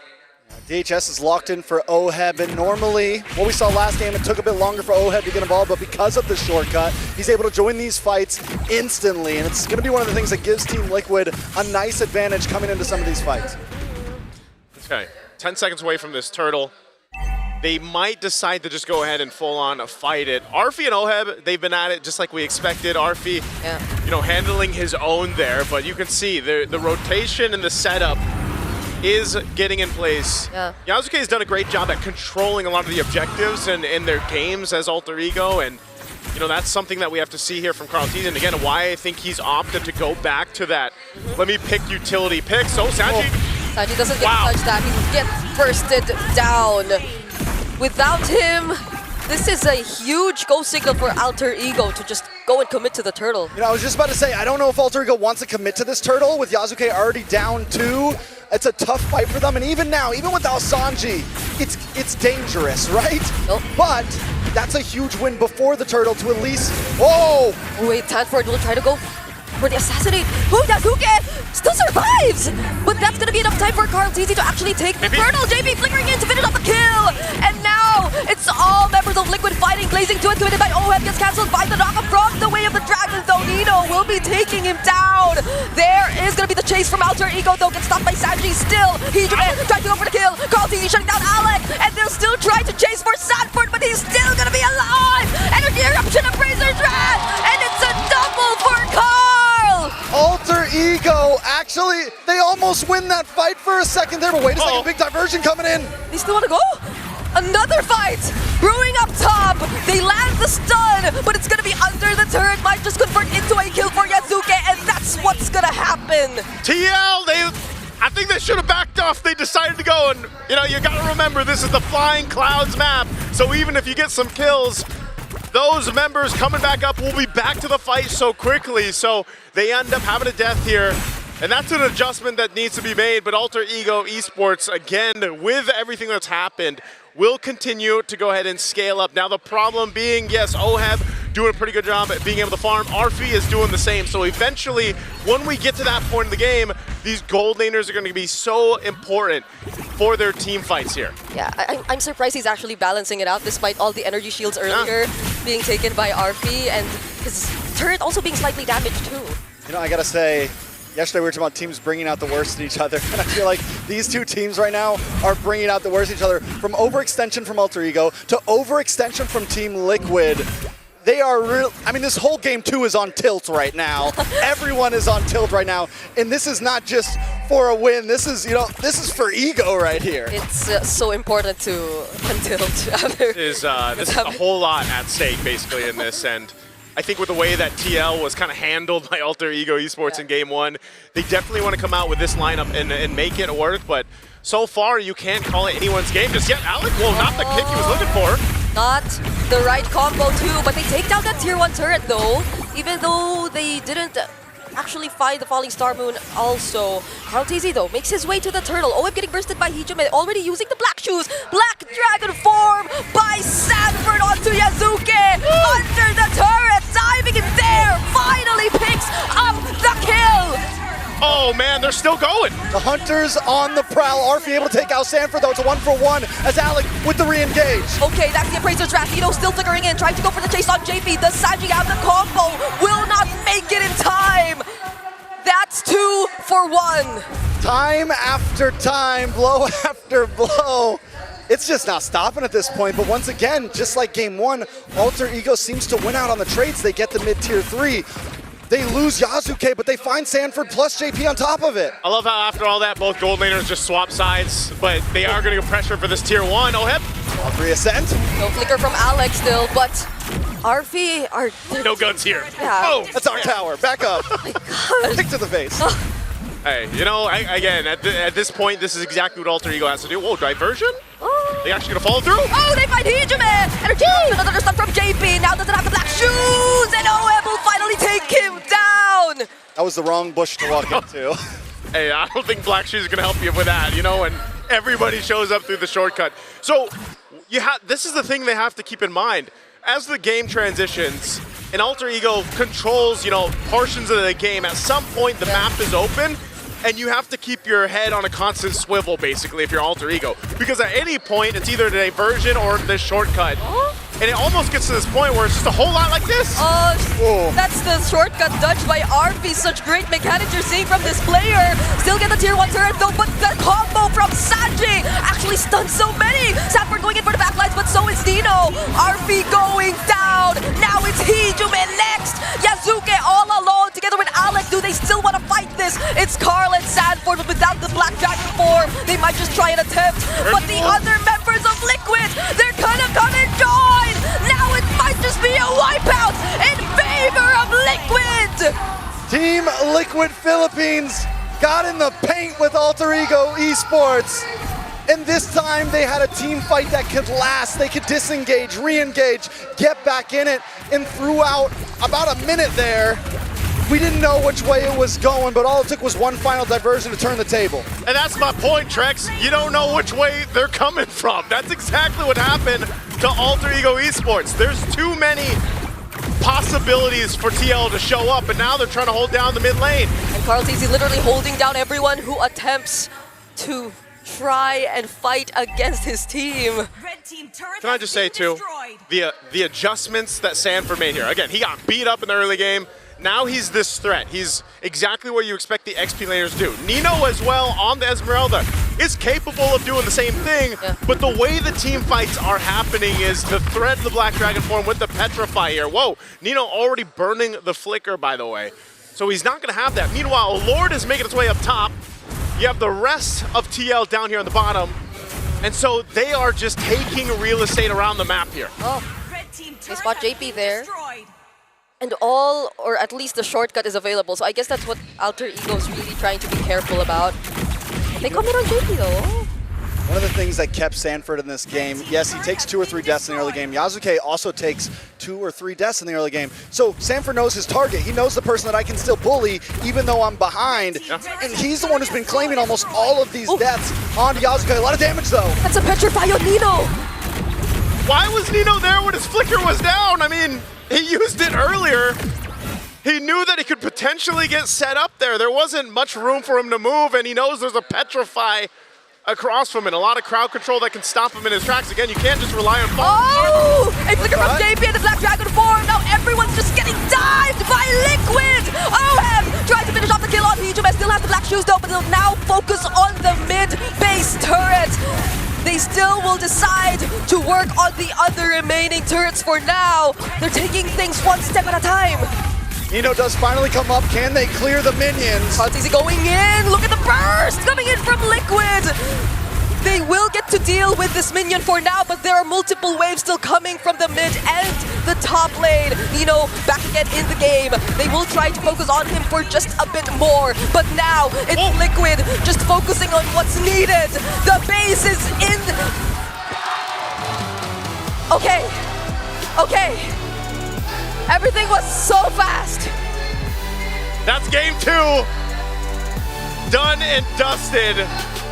Just like in game 1 when you thought, man, is this gonna end? Well, this time TL's like, hey, we're gonna end it here. We're not gonna leave any second guesses. And I'll tell you what, they came out with a lineup that was meant for a certain purpose, and that's just to kind of keep you guessing. Where are we going to show up? Where's the cavalry going to come through?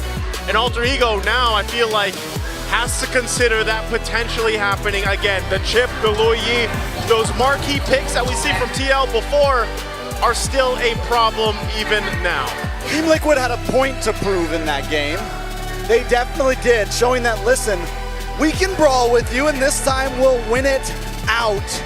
And they build a composition that's ready to brawl, that can go the distance in all of these fights, and then they just execute it so perfectly. And remember how fast they locked in the Luyi and the Fredrin during the draft. It's like they didn't even need to think about it, regardless of whatever Alter Ego decided to go for their first 2 picks in red. It was just such a decisive call for Liquid to stick with, I guess, what's really comfortable for them and what really is tested and proven for this team. This was definitely comfort for TL, as we've seen before. We're going to have to go ahead and have our panel break down this game too. That reminded me a little bit from a book I grew up with, 7 Habits of Highly Effective People. Habit number 6, synergies. Fredrin, Luyi, Yuzhong, Claude, Chip. Talk about a synergistic lineup from Team Liquid. That's a signature. They needed to win this, and they won it. And we see the speed of when they picked it up. It was instantly go for the Luyi, go for the Fredrin, go for the Yuzhong last pick. They knew exactly what they wanted to do in this particular scenario. They read through the draft, and this have worked before so many times. In fact, Luyi and Chip is such a scary combo for someone to give Team Liquid. You literally folded the map in half twice. Not to mention you're playing on flying clouds. So this allows for Liquid to, again, play a little loose, play a little fast, and they got punished very little because in addition to them getting to be able to join fights much faster after deaths, which they suffered here, they were able to go back and then rejoin. In addition to their very, very powerful draft and, again, simple and very in identity selection of heroes, they also played very clearly. They had purpose. What purpose was that? Ruin Yasuke's day, make sure Nino could not call the shots, even if Sanford was leaving the lane often, and give KarlTzy all of the major objectives. And they got all they wanted here in game number 2. What this also reminds me of is a quote from Innocent himself. Has been playing so well, and I think that what he mentioned was, even after defeating a Team Liquid, he said, when you're fighting up against Team Liquid, you cannot have a second where you're not thinking. And this is the exact exponential enlargement of that kind of concept. When you're playing up against Team Liquid, especially when they're playing Luyi and Chip, you just can't stop thinking. You have to look over your shoulder every time. You have to develop like rear cameras. Okay, since everybody's playing a quote, I will quote a Japanese proverb that has no real source. Mushin no shin, mind without mind. It seemed like Liquid was playing without minding what would happen and not thinking about what happened in game 1. This was them just in a state of flow. And it's impressive to watch them do this way. Yeah, let me quote Leo in one of his stories. Andito na ako, I'm right here. That was the lineup of Liquid. It seemed like Alter Ego always had to fight 2 rounds. One with the Chip and Yuzhong, another with the Luyi with the late entry of the ultimate. Sanford gets the MVP because his dragon was definitely felt. The ultimate Andito na ako hero is actually the Fredrin. You thought you killed the front liner, but he hits you with the Appraiser's Wrath, gets about, half his HP back, and you're like, I thought we were done with the 2 rounds. What is this, a 2.5 round? Yeah. Is it aku dising? Is that not even correct? Is that even grammatically correct? I don't have an Indonesian on this. I wish we needed an Indonesian in the desk to help us translate. But one thing that I do want to comment here is the fact that Alter Ego actually showed us promising rotations in the early stages. However, we can see that there was such a big recovery coming out from Team Liquid. It's off of them just having these tasks. For example, Sanford, all he has to do during the team fights is to get in front in the face of the Jin, and even if he drops himself afterwards, it's gonna be fine. KarlTzy is just minding his own business, taking that turtle, and then eventually you can see the Luyi and Chip swapping between their teleports so that they can get into the fight, out of the fight, and also from left to right. They're just covering so much bases, and something will happen here where they thought like, okay, we don't want this fight anymore. We will kill Nino and then go to the other side, then look for a proper placement on their pieces. There's the unexpected round 2. I thought we killed him. Man, game number 1 from Alter Ego was definitely annoying to deal with if you're Liquid because of how honest their cutting was, and it's like, how do we stop this, man? There's nothing we can do. Meanwhile, game number 2 was annoying for Alter Ego in the sense of where are they coming from, man? It felt like being on a horror movie for Alter Ego because you did not expect where the members of Liquid would suddenly be appearing. Either it's the Chip, either it's the old Lo Yi. The two most honest things are the Black Dragon form and the Fredrin with a hand in his pocket coming up right in your face. This draft coming up from Alter Ego looked really promising when it started. It was Yes, the Israel that definitely. with the Freya. Really like that, but I do think that the third pick is where they kind of messed up a little bit because they had a chance to get either the Farsa as well as the Zilda, which we also talked about when we were talking about the draft, and they would have wished they have the Farsa in this game. As much as the Lilia is good in some of the parts of this game, especially against the Fredrin, you really feel that there's lack of range coming up from Alter Ego, and that's the reason why Team Liquid were able to just run them down. Surely when you get into the zone where Lilia can just burst the heroes, it kind of felt like they didn't have enough time. And then this Yisun chain failed horribly because it was duly punished by Team Liquid. I hate to say this too soon, but I think RC and Pick have done it again. They figured out what buttons to press from their opponents and what they can afford to ban out and what they can allow to give, like Arfi's Freya, who's now at 1 loss, 3-1. Yeah, Oheb got his first quad loss in game 1, so now the scales have shifted. Yeah. I'd like to think Liquid is onto something. Because look, I'm looking back at the draft. Guess who didn't ban the Leomord? It was open too. Oh yeah, you're right. They forced.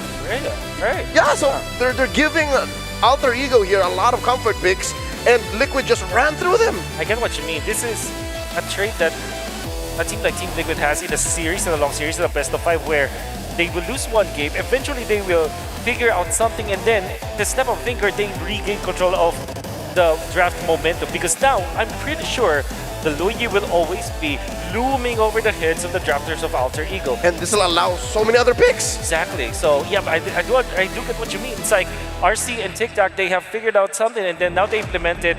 All of a sudden, there's another layer of draft battle that's going to happen in the future. I love drafting, man. I love it when you can clearly see some themes coming up, some surprises, and it's always just a treat to see, especially since we talked about the Leomord at the beginning and we thought it would be more impactful in terms of determining this draft, but so far it's been forgotten by these two teams. It hasn't been banned or it hasn't been picked. But Alter Ego definitely brings that same kind of energy that Team Liquid does in a way in MPL Indonesia Season 16 in their playoffs run.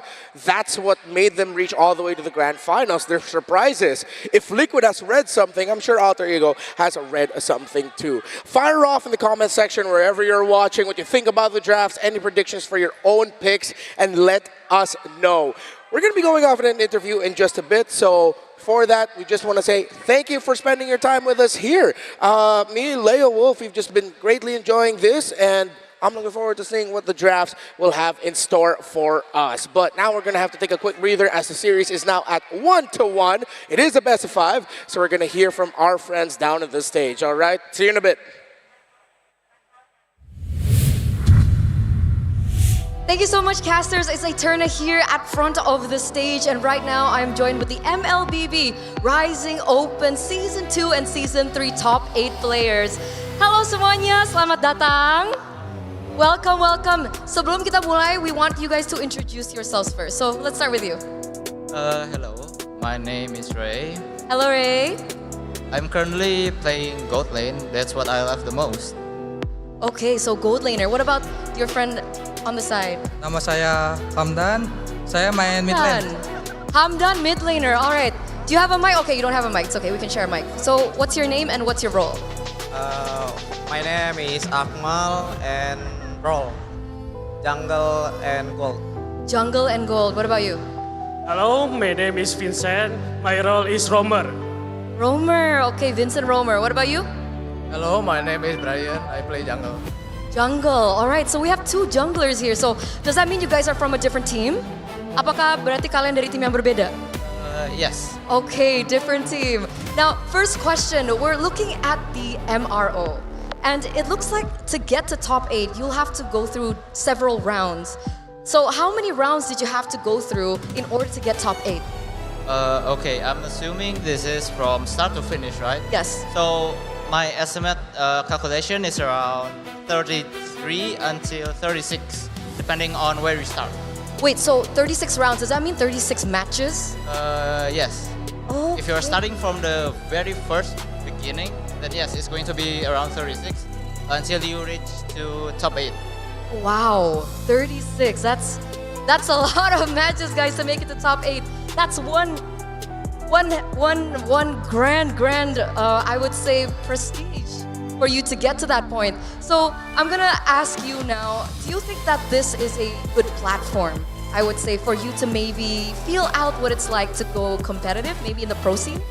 Mau nggak? Ini ngerasanya ini sebagai platform yang cukup bagus nggak untuk mungkin kalian bisa consider untuk menjadi pro player? Bisa sih, ditambahkan dari setiap per match-nya itu sama kayak kita turnamen besar gini, dimana kita ada nanti lawan satu tim lagi, terus-terusan sampai kita dikumpulin nyampe dapat beberapa tim.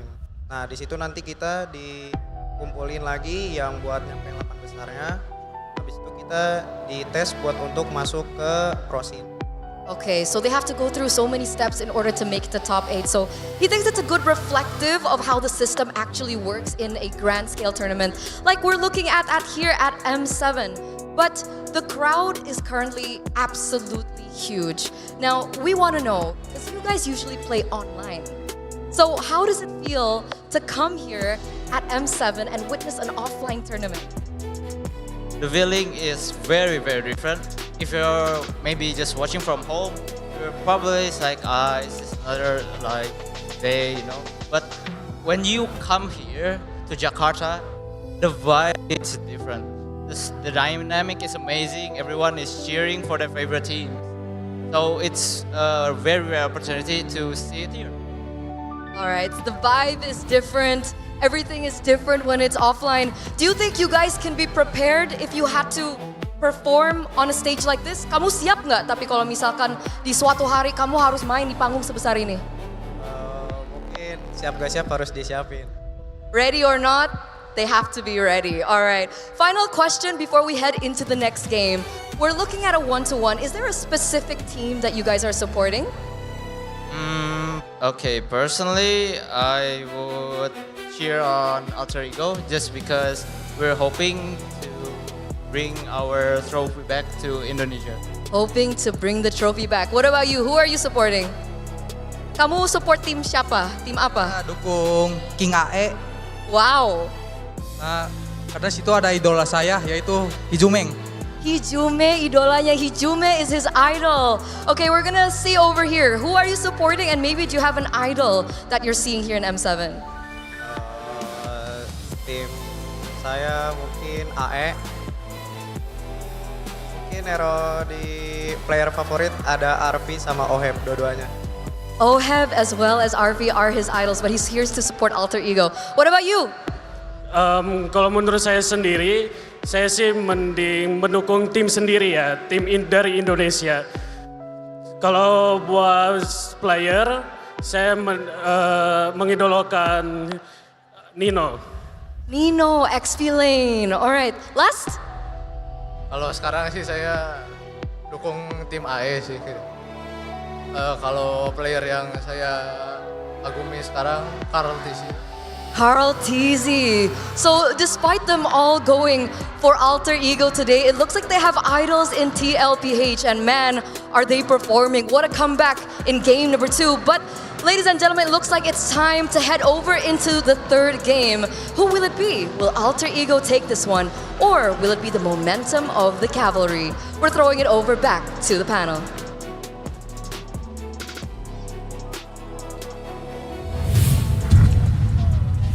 Imagine that. You play MRO, you play a lot of Mobile Legends Bang Bang, you succeed, you get championships, and what happens? You get to share the floor of the M7 stage with Eterna. This is why you have to play Mobile Legends Bang Bang whenever you can. That's a dream come true. Dream come true? I could only hope to do that. Yep. Like play with Eterna, some of the Mobile Legends games out there? Yes. Oh. Yeah, she actually plays so well. I recently had the pleasure of playing with her and Naisu. And I've got to say, Eterna carried us that game. Those games. Yeah. She's a great mid laner. Plays the juice in really well. Yeah. So, I'm excited to do this because the last time in Indonesia, I did something that went well with a very specific crowd. We're going to thank some friends now because we need a can of Red Bull to prep for coming up next. We got the next draft coming up. So gentlemen, if you can, please join me. Let's, we need some wings. Remember, Red Bull gives y'all wings, all right? I need to catch my breath from everything. So Indonesia, Red Bull, this is for you. Oh, he's chugging. Oh, he's chugging. He's chugging. He's going all the way. Gives you wings. Double is in the chat, yeah. Gives you wings. Red Bull. An applause. And now I'm ready to cast. Let's talk about Fairy Games. It is the app to create and host a room to play MLBB 1v1 online with your friends, colleagues, and esports club members. Stand a chance to win M7 Tribute Rings, MLBB Diamonds. Wait, my mouth is really moist. And new MLBB skins. Download the Fairy Games app now and register your MLBB ID to start playing for free until January 25th. You guys need to take over for these spiels because dang. Woo! If anyone looking for a free skin, you can get one just by logging in for 13 days between January 9th and the 31st. Server time, by the way, to unlock Edith's Verdant Night skin. It's completely free, and that's easy. All you gotta do is, again, log in, don't miss out. Yeah, and who doesn't love free stuff, right? The KarlTzy's electrifying Solar Spark skin is free when you hit level 45 on the M7 pass. Keep leveling up and claim your rewards. That's the Gata. Oh yeah, that is it. The Gata Kacha pose. It's like that. Fist. There you go. There we go. There. All right. Cool. All right. Lots of goodies in the game, but I'm pretty sure there's going to be a lot of goodies heading toward our way in the draft as well.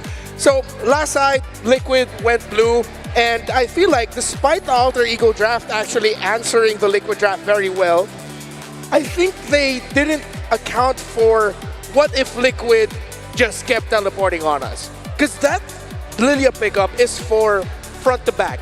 Yep. And of course the black shoes, it's going to help and save you. But I think they didn't take into account just how aggressive Liquid will be with their teleportations. And I think that they, with the last pick, Lilia, they just didn't have much choice. Like I said, we floated the idea of the Faramis, which was the answer before against these teleportation type of heroes. They can also think about the Farsa, which was unfortunately banned out by the side of Team Liquid. It's more of a, we have no choice in this matchup, let's just pick this up. Luckily though, there are many other choices. They can go for the Selena, which was an answer to the Loyi as well as a chip before. They can also even go for the Novaria, which is a late game option to answer that one. However, I feel like it's much better to just ban the Loyi in that scenario. Yeah. By banning the Loyi, you kind of take away the whole spatial folding problem that you have. But again, when you do that, what's left open for Liquid to pick up? The Zushin, the Sora, which in my opinion, O'Hare's been getting better at. Not to mention, you open up the EXP lane if you decide to ban those two things and open up the Arlot. It's scary. What's the term that they use in sci-fi movies where it's like a hyperspace travel? Like ultra speed or something? FTL. Wormholes. No. Faster than light. Warp travel. When you speed up your machine, your vehicle, it's like hyperspace and like so very, very fast? Yeah, it's like whatever that is. Faster than light travel. That's what it's usually called.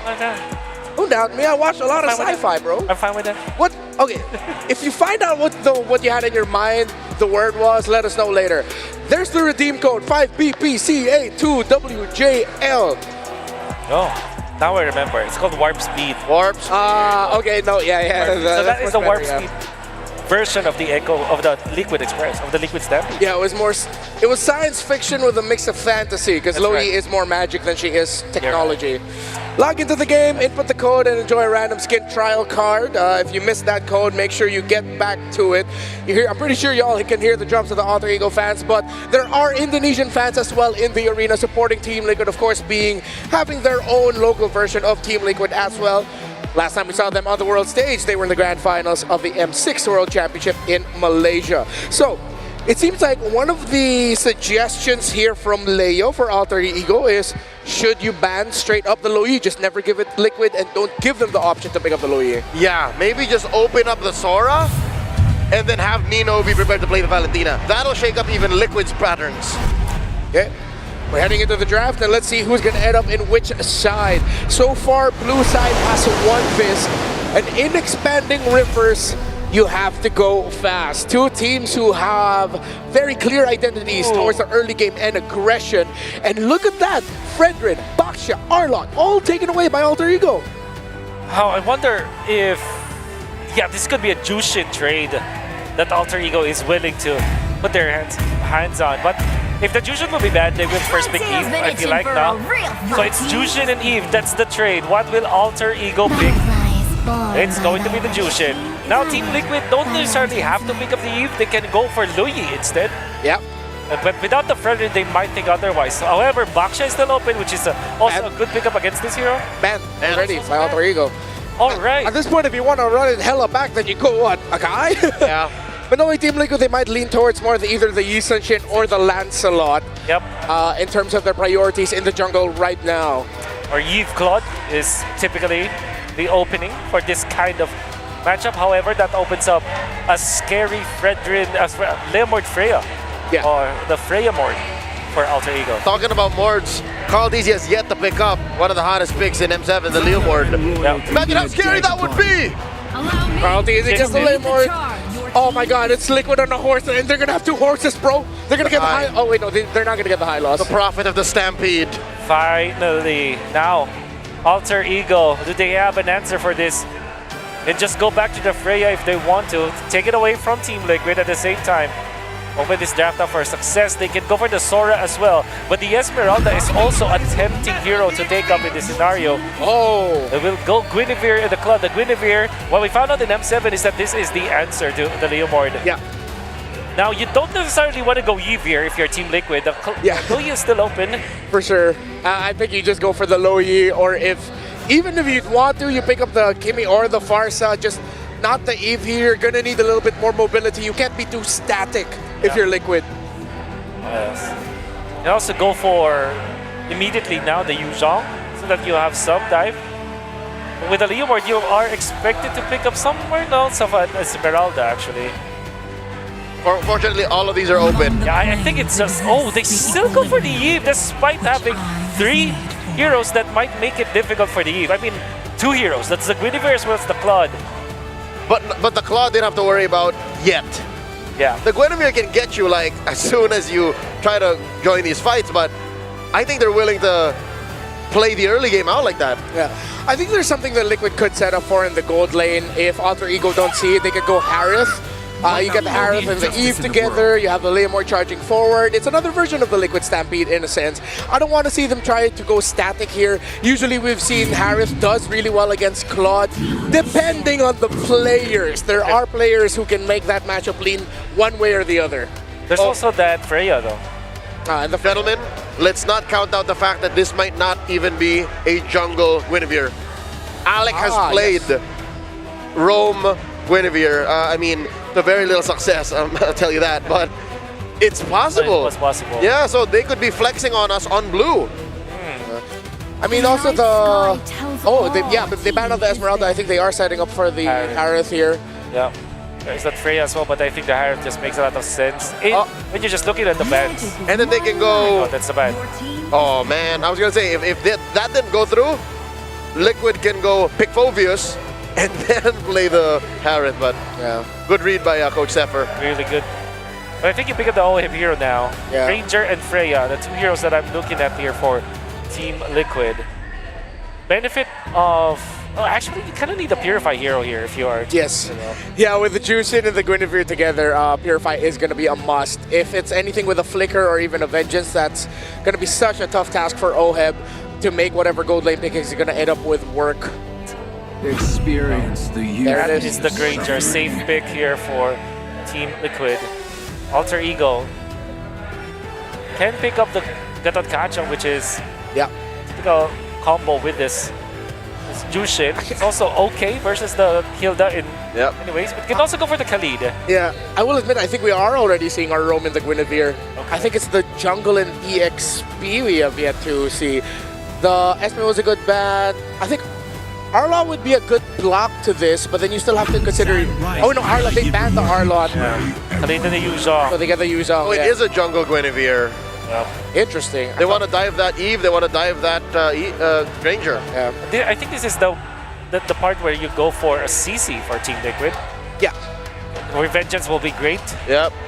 There's also an angle where they can go for the Alice if they really want to make this Leo more than the Granger work. But I think I would rather invest in the EXP lane. EXP lane. You gotta make El Padre your Iho. Yeah. CC looking good for Team Liquid. They go for the Sora. Well, so what is the Sora into Yuzhong matchup like? I think that the Sora sided, it's yeah, Sora is just the strongest hero in the XP lane right now. So I would wager it's Sora.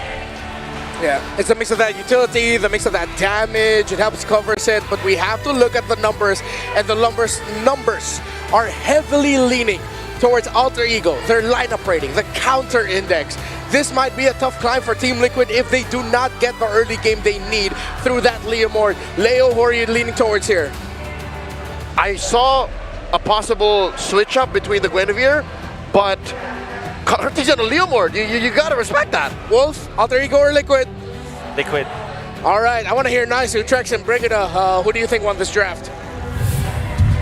Game 3 upon us.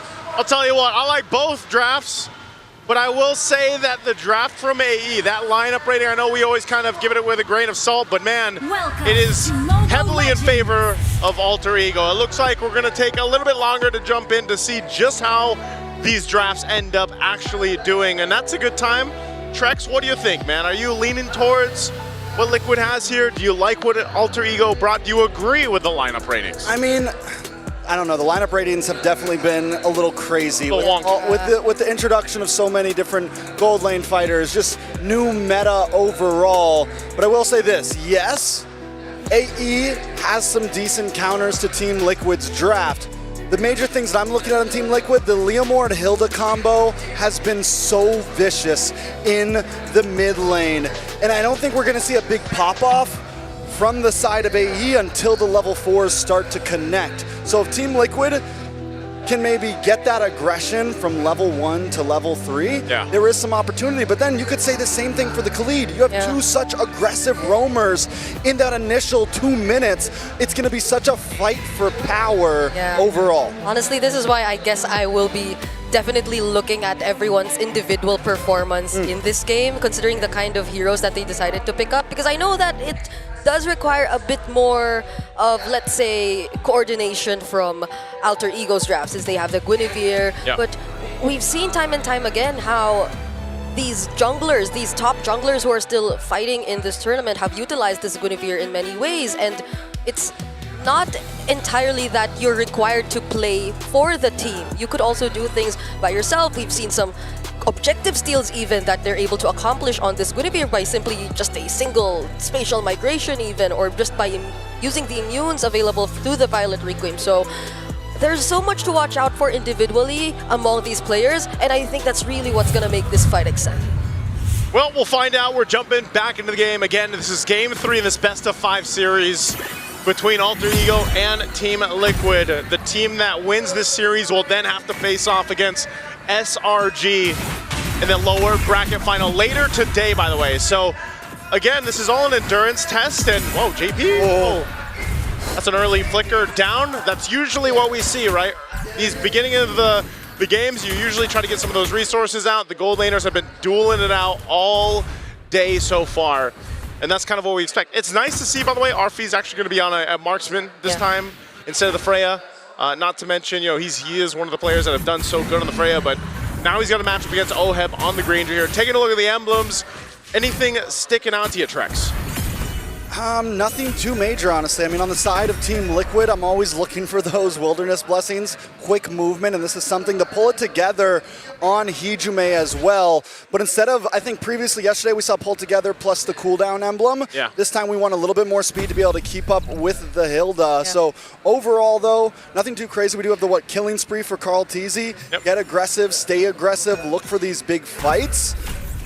Even for Sanford, man, like he's taking the Brave Smite. It looked like he burned the flicker because he takes the Brave Smite because he's dueling against the Yuzhong, you know? Like, typically we have seen the Sora pick up the Concussive Blast to go ahead and help maintain some of that lane or that push, but now he's got Brave Smite, and that's just the way that Sanford's going to have to deal with that. Okay, it's a Petrify and a Violet Requiem. No way out of that for Sanford there as Nino takes first blood, but there's going to be a counterattack from Liquid. JP takes the kill on Yasuke. Could have went to Karl, but still. Yasuke should have known they were coming. He checked the bush, but he checked it. I mean, he was right there by the time he checked the bush. You know, it was too late at that point. Oh. And everything is happening everywhere at this point. Yeah. Turtle's up, by the way, but both teams, as they've done throughout the series, are just saying, you know what, we're going to brawl this one out. We're going to get the kills where we can. And now with Turtle up, they'll get in position. KarlTzy just around the corner here. Sanford at level 4 as well. And they go ahead and fight for control around the space here. Yeah, the duels are crazy, but now it's a team fight that we're about to see. They have their targets onto Hijume, but Sanji too gets targeted down really, really well. Nino finally takes him down, but KarlTzy picks up the kill on Nino. Now he's trying to look for another target. Yasuke goes down next. No jungler, no retry available for Alter Ego, and JP will just keep zoning out the other members as they spot out Alec, but will they have enough damage? RV2 with the blazing duet. Now Alex gets stunned, but gets to finish the job on JP. KarlTzy one more hit. Quick sandguard utilized by Alec, and he gets out safely. In a moment of, teetering back and forth, Alter Ego do at least make sure to ends off as a stalemate. But Yasuke with 2 deaths, that's the big loss here. He's level 4 to level 6 on KarlTzy.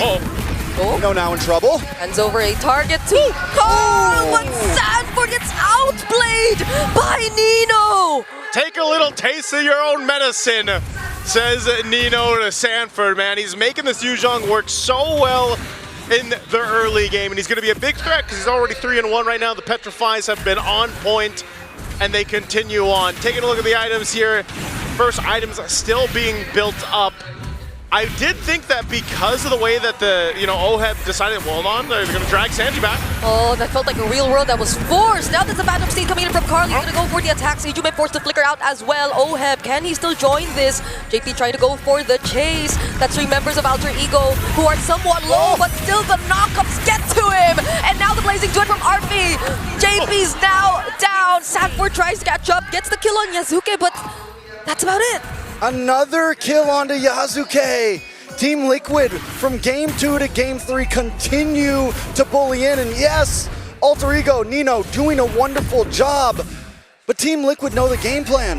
Yes, we can lose in some fights, but objectives are what are going to win these games. And as long as KarlTzy is far ahead, it's going to give a big advantage to the side of Team Liquid here. Alter Ego Esports might worry all the time for a Guinevere jungle is if you fall behind, every time you get that Violent Requiem, you're just going to get shredded down. The duel, the Phantom Steed, no more BMI, and ÅHEB with the last hit. I'll tell you what, you can always count on the Baby Cakes duo to be there for each other. But the Turtle's up. Yasuke is going to take this advantage to try to secure it.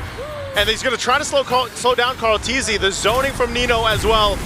Does TL just give this one up? Looks like they're going to do exactly that. So Alter Ego still doing a great job at if something is traded across the map, we will take something as well. That actually being able to do that, being able to slow KarlTzy from getting that, does staunch the bleeding a lot for Alter Ego Esports. But Yasuke just deleted, and the wound is reopened. I was going to say, Yasuke he's in a bad position, man. I don't know if you're going to be able to stop the bleeding on him right now. Oh, not going to land the setup.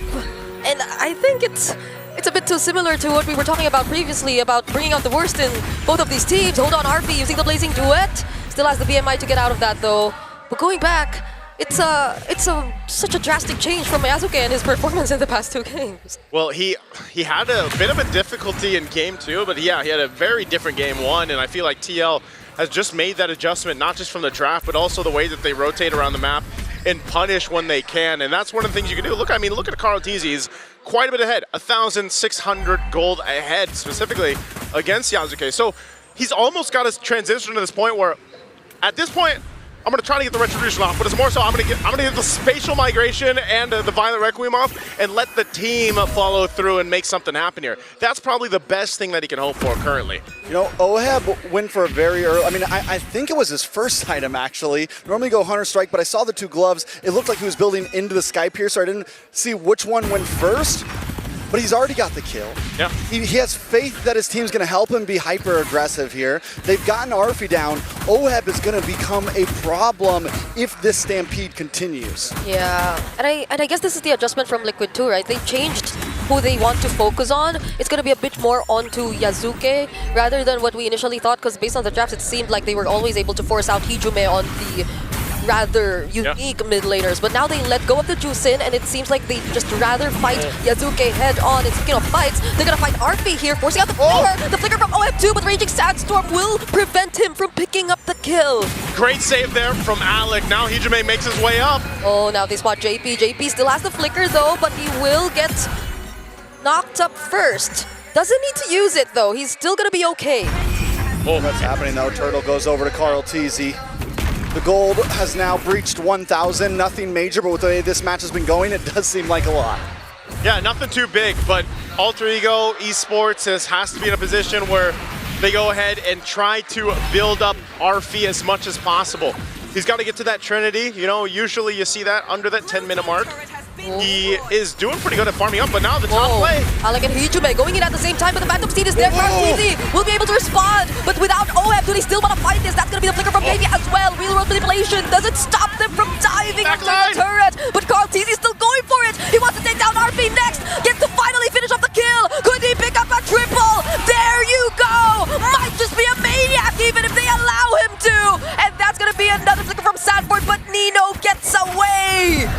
Oh, maybe not! He wanted it! He didn't get the Maniac, but hey, that's a wipeout! TL are led by KarlTzy and Barbiel. The Stampede is on at this point. Team Liquid go from 1,000 gold to almost 4,000 in about 45 seconds. They take that third turtle, they quickly rotate up to the top side, and Nino, he just goes too deep there. Alter Ego got a little too spread apart. They got what they came for, but KarlTzy showed up and changed everything in Team Liquid's hands so fast. I can't believe we're seeing the Leomord on Karl just now, and that's a Leomord who has a 3K gold lead. 3K gold lead. That is a lead, if I could say anything. I mean, 6-0-4 right now, and yes, KarlTzy just shined now, but it's been everything they're doing. Oh, Yazuke? Yep, that's gonna be a punish onto Sanford right there. Does force out the no one from behind! Alec and Nino trying to look for the team fight. RP2 joining with the duet. KarlTzy, does he get to make it in time? RP still trying to finish off the kill. No! Dexter does the job! Dexter gets to finish off the kill. KarlTzy now all alone. Can he still manage this? It's not gonna be possible for him anymore! Let's shut down for Hijume! Okay, they'll wipe out TL this time! Wipeout for wipeout. What are we beholding right now? Alter Ego fearlessly jump into it. 4,000 gold behind. Let's take a look at the replay real quick. It all starts with Yazuke, we just missed that, but Nino comes in from the side with a 3-man Petrify, and RF takes the risk under the tower. If he doesn't get OHEB here, the amount of timing, golly, just timings on some of these. It's exactly what Alter Ego Esports needed to happen. And yes, KarlTzy, because he's so far ahead, says, I'll take a couple with me. But now the Lord is up, and that was a big turn for Alter Ego. They were facing a 4K deficit from TL earlier on, and now they're in a much better fighting position. And, you know, Yazuke having a hell of a time in the early game. He's still what I was saying before. He just needs to kind of jump in, get that spatial migration off there. Trinity just locked in a little bit late, not too bad. But again, RF has done a great job at adjusting to the pressure that was put in his lane. Alter Ego still have to be so careful though about this Lord. Yazuke is still 3 levels below KarlTzy. That's a big retry gap. He's not going to be able to win the 50-50 here. They got to do something about KarlTzy. Okay, Phantom Steed already used. Raging Sandstorm to catches so many people. RP already using the Blazing Duet. Deals so much damage to Karl and Sanford. KarlTzy fights skill on Alec. But on the back line, OM goes down. KarlTzy still alive though, and he actually finds a triple. It's Nino all over again, left being chased, and KarlTzy once more. He's still trying to go after him. Another Phantom Steed, and a shot down for Karl. Somebody stop this guy, because KarlTzy is taking everything, and the killing spree is doing so much of these team fights for him. We're going to need a replay after every single one of these fights at this point. So what happens is Alec goes for a full Raging Sandstorm into the back line, but the problem was never the back line. The problem this whole time has been KarlTzy. Oh my god. Oh, speaking of KarlTzy, finding another one. It's going to be Alec. Oh, has decent damage though. Oh! Okay, hey, he wanted to go, but that's a good amount of gold to Arfi. Brigida's twitching over here. Yeah, that's a turret shot too, but you know. The turret shot like faded out, and the damage connected after What's where you the say MI shot. Needed turret, needed help. And that's good though. Again, you have to stop this guy, right? KarlTzy just having too much freedom to roam. Yeah, like what do you do? Again, he did pick up some defensive items now. So he's got the brute force, he's got the wings. This is insane, man. Like he's got Malefic Roar, a Fury Hammer, and then the War Axe, and he's doing that much damage. So the saving grace here for ŁTR Esports is, again, Nino has had a hell of a game. He's still maintaining it. The Petrifies have been so good, and they can work on it. Also, if the stacks can build up on Hijime on this Jushin, that will really benefit them in these team fights. They should be able to clear this out fine. If they just don't want to get caught into a team fight that they don't want to take here. Oh, Yasuke. Yasuke might get punished here, already using the Winter Crown. Sanford to deal with the other two back lines, and he forces them out just in time before the other members of Liquid arrive. They thread the needles, dodge the shots. If OHEB connects one more of those on anyone, they're going down at this point. But KarlTzy chasing down Alec. Oh my goodness, which is faster? Who is faster? There's the quick sandguard, gets cancelled. Oh, the Cyclone Ice somehow helps him though. KarlTzy, can he accomplish the chase? OHEB with the Death Sonata. And now it finally hits. He bides some time though. ŁTR Esports, you know, I said it before that last Lord fight. Yasuke still level 13. They shouldn't be taking these big objective fights. They need to look for small pickoffs, get themselves to the right gold point. Oh, two-man setup from Sanford. And now they find the kill on Arfi. Yasuke 2 doesn't survive. Man, oh man, just when you think some things are going right for ŁTR Esports, Team Liquid says no.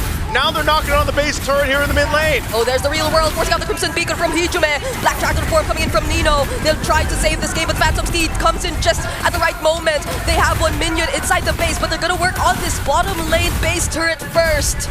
Discipline for Team Liquid. Good discipline at that. ŁTR Esports will be able to defend.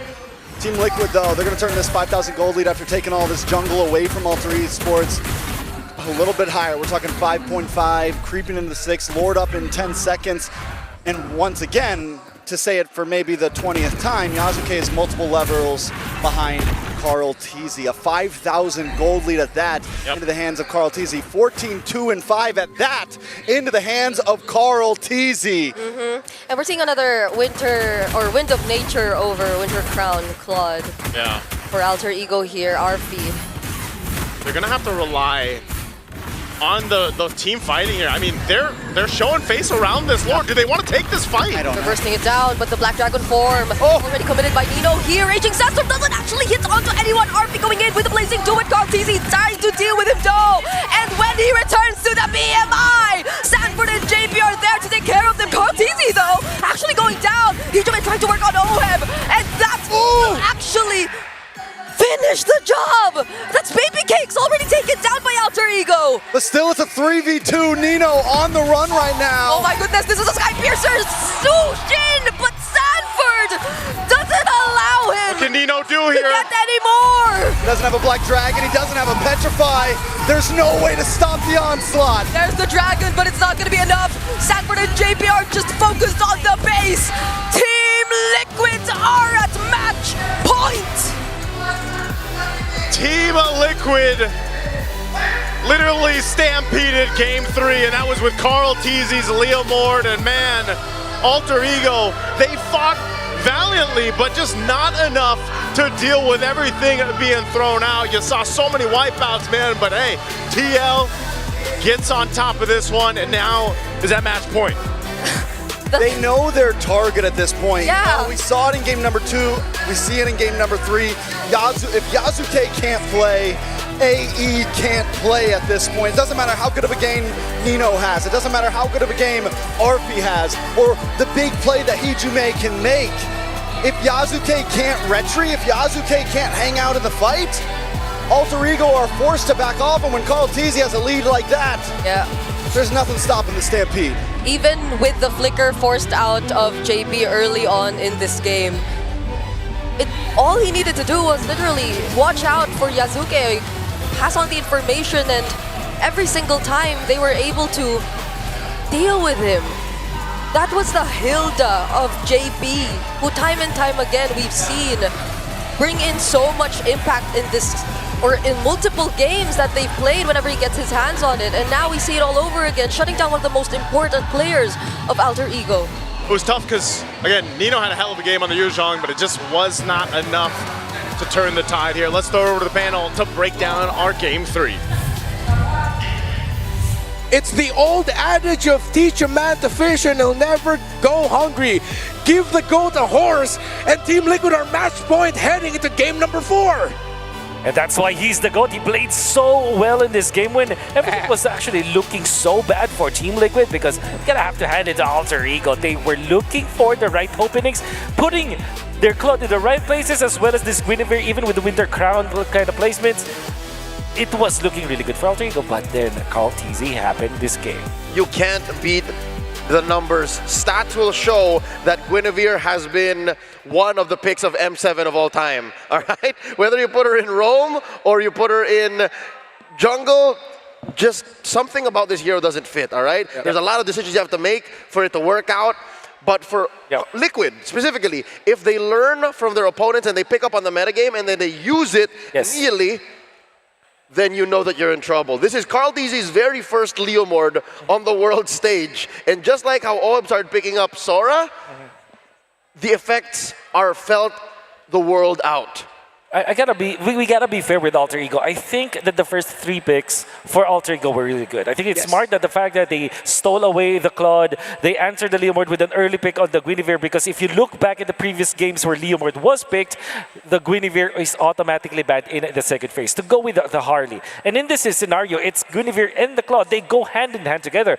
In theory, this looks really good. They close it up with this Yuzhong up against the Eve, which made it so that Sanji did not have really a good time in this game, but there was just so many things that a Sora with a Leomord can do. With so many close calls as well. I think even when we have not seen KarlTzy play this Leomord, he might have mastered this so much, because there were so many times we was the brink of death, but he turns it around. The killing spree, it's like I was watching early 2019 or late 2018 MLBB all over again. During that time, KarlTzy was a kid. Now he's the man that he is, the GOAT that he is. 14, 3, and 6. Something beautiful about the way he played this is the 30% damage reduction, 30+%, because of how he would randomly pull Phantom Steeds when you least expect it. Start fights, Phantom Steed would come off of it. All right, wait. 12, 13 seconds, we got it back. And that is the kind of battle readiness and combat awareness that you need to be able to use this hero. I think, again, maybe to compare to yesterday's Leomord or even to Yasuke's Leomord from a couple of nights back, this might be one of the best Leomords of M7.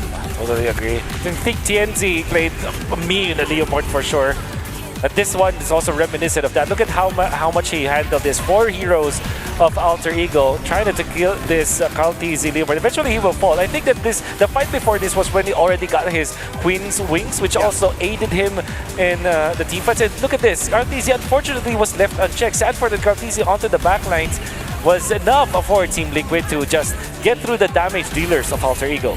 There was something about the team fighting here of Alter Ego that I feel like, despite them being one of the teams that pack a Leomord incredibly well, it's as if they forgot how to deal with this Leomord, which is surprising to me. I'm going to double down and die on the hill of I wish that Guinevere went to Rome instead. When you're getting the Guinevere and the Juicin together, you're looking for the combination. Juicin lifts up people.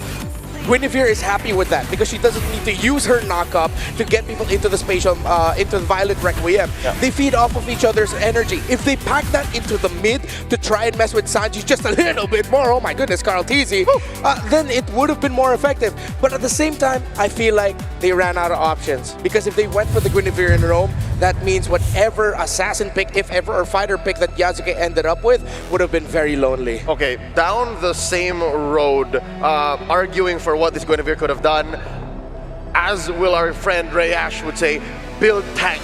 Because one of your main things that you do well is to get that CC, right? When you stop the Leomord from getting stacks on Oathkeeper, that's when you kind of stop the bleeding.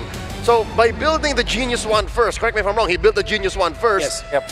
He wouldn't do that. He would literally just get the position in, get spotted first, die. That's why he died 8 times. I think they put themselves in the weird position where, because you picked up the Jushin, you usually look for another source of magic damage that's bursty in nature so that you will not lack the magic damage, and you will get that usually from the side lanes. That's why Edith was the classic pickup with the Jushin, and right now it's the Alice, right? Or even the Esmeralda, so that you at least have that magic damage to go with you when you do pick up the Jushin. However, Alter Ego last picked the Yuzhong, and now if you're looking, well, previously if you were looking for the items of Team Liquid, they were just heavily investing on physical damage, and then that's how you know that Alter Ego did not have enough to take down the members of Team Liquid. The damage profile was not distributed properly, and they had to really pick up this Genius one on this Guinevere so that there is an additional source of magic damage. I'm gonna give it to Nino though. He has, for 2 games, make that 3 games now, beat Sanford in lane. He has been straight up winning the lane matchups really well against the Apex Predator, and his effect in this game with 9-3 and 3 of a stat line shows that this Yuzhong was going to be one of their main carries. This is a utility Guinevere that is setting up for a Jushin, which I feel like just is not Alter Ego. You are sort of nerfing Yasuke, making him play more utility. That's right. In the essence of things, Arfi was just waiting to come online. That whole Guinevere and Zushin situation. Alec was opening the map up, or at least trying, which left Nino to be the only one to really get the focus on his job, win that lane, and win some engagements, but that wasn't enough. Yeah, well, I guess it's also because of the positioning that we could see from Team Liquid. They have adjusted accordingly. There were times that they lost the team fights actually because of the better execution coming out from Alter Ego, but there were also times that they had to adjust, and when they did adjust, they put KarlTzy and Sanford into the backlines. You have JP to eventually protect the Zeev. I think that they also played Sanji in a way that it's almost sacrificial in a way so that there is a lot of overcommitment coming up from Alter Ego and then take the fight from there. Team Liquid is notoriously good at problem solving. They're good at troubleshooting the team fights that they have lost prior to another team fight, and then around objectives, they know how to execute properly. Liquid head into match point as we go into game number 4, but it's time for us to play our own little game here. A new way to celebrate esports highlights. Pack Wars. Pack Wars, the official MLBB M Series tournament trading cards, bring premium design and modern tech together. It's available this January. Head to oneplay.com for early access. Let's open up some packs. Leo, start things off for us. All right. You won the last time we did this on video. Yes. You got a, what some would say, a god pack. Yeah. And right before this, I just got JP as well, and in pretty good treatment of it. All right, here we go. I got... Open it the other way. You're in the back, okay. Whoop. That is of RLG. That is... Demon Guy. All right. Nice, very Waiting nice. in the grand finals, baby. Very nice pickup. Ooh. This is RX. Okay, okay. It's a wildcard team. Boostgate. He came up to the Swiss, and there you go. Guangzhou Ying. All right. All right. Okay. Who did you get, Wolf? Okay, let's see. Oh, let's see. All right, let's start with, that's Exy. That is Ven. Ooh, look at this. That is One Shot. Oh, One Shot. What do they call this kind of That's a profile. Profile, all right. Ooh, ow, I love it. Ow. All right, we got teammates. Yeah, we just go for the hits, baby. We just go for the hits. We're gonna get Speedy from Max. I'm a Speedy guy, so it's a turn up. Rosa, okay, I've been getting some good pulls this M7. Oh, TNZ, yo, look at that. Oh my. Oh wow, okay. Oh my God, bro, I'm so lucky with these really packs. Good. That's really good. You got a combo. Wow. You got a mid and jungle. Yes, sir. And innocent. What the heck is my luck? Okay. This guy. Hot hands. This guy. All right. Nexora. That is Sans. Perfect. Ooh, look at this. What is this version again? Oh, look at that. Oh, that's a nice treatment, sir. That's Kakoi. Yep. Kakoi des. Of course. Wait. Oops. Wait. Oh, it's sticky. Oh. Oh, you got a whole team. You got SRG. Oh, hey. Are you researching? All right. Hey, that's really good on. Bad caught. We're gonna do. I got Gear from Evil, and it's pretty foil, and I got Team Spirit, the whole team. Spirit. All right. If you want in on this, Scan the QR code, go to OnePlay, check out for more information, get yourself a piece of M Series history. Oh, that's gorgeous. Bang. Look at that KarlTzy card. It says right there too. All right. But of course, in-game, we also have a lot of treats for you. So I have a question. Are you a Granger main? Even if you're not, the skin is beautiful. You need his new Thunder Ascendant skin. It's available right now. Unlock the M7 Pass and it's yours immediately. Get it today. That is the Granger Prime skin that you see on your screens right now. And if you get to level 150 in the pass, you get that. Speaking of the Prime skin, the beauty is waiting for you at level 75 in the pass. Just get to level 75 and unlock. Play the game a lot. Participate in the guest games that we have, the guest coins games that we have, and then get a chance to bump up that pass even more, unlock the pass, and start grinding today. I'm just 30 off. I'm at 40 something now. So I'm 30 levels away from Yay here. Is it just 30? No, in-game. In-game. Yeah, the figurine is like, I'm far from the figurine. I'm 100 from the figurine.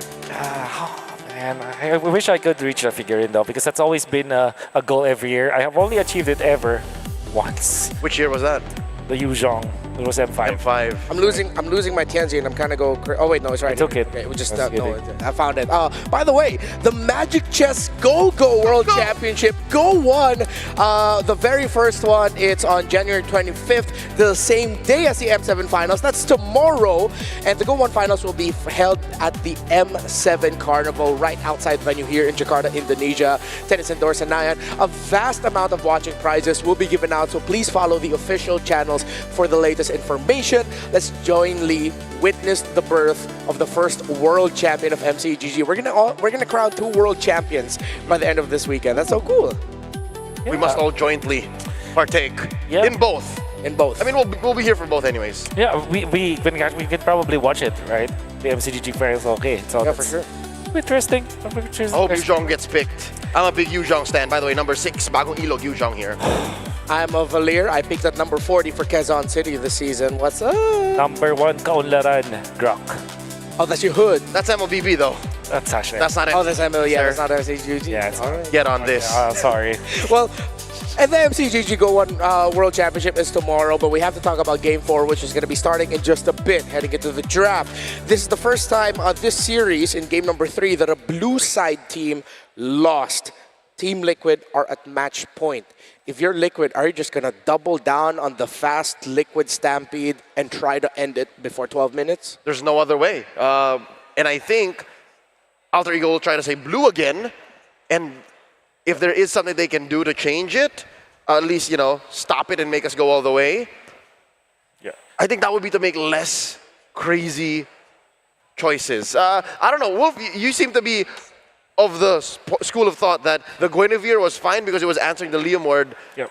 But I think there could have been more. There could have been something else there. I totally agree. I think it's the Guinevere. I agreed with the Guinevere because it's the safer choice, and it was part of the MOO other teams. But yeah, I do agree with you. I think you cannot go crazy anymore against Team. I think that Alter Ego can play fast, and they have to play fast as well. Yeah, we have a little trivia game for you. If Joe is the most picked hero in the M series, who is the second? That's actually a very good one.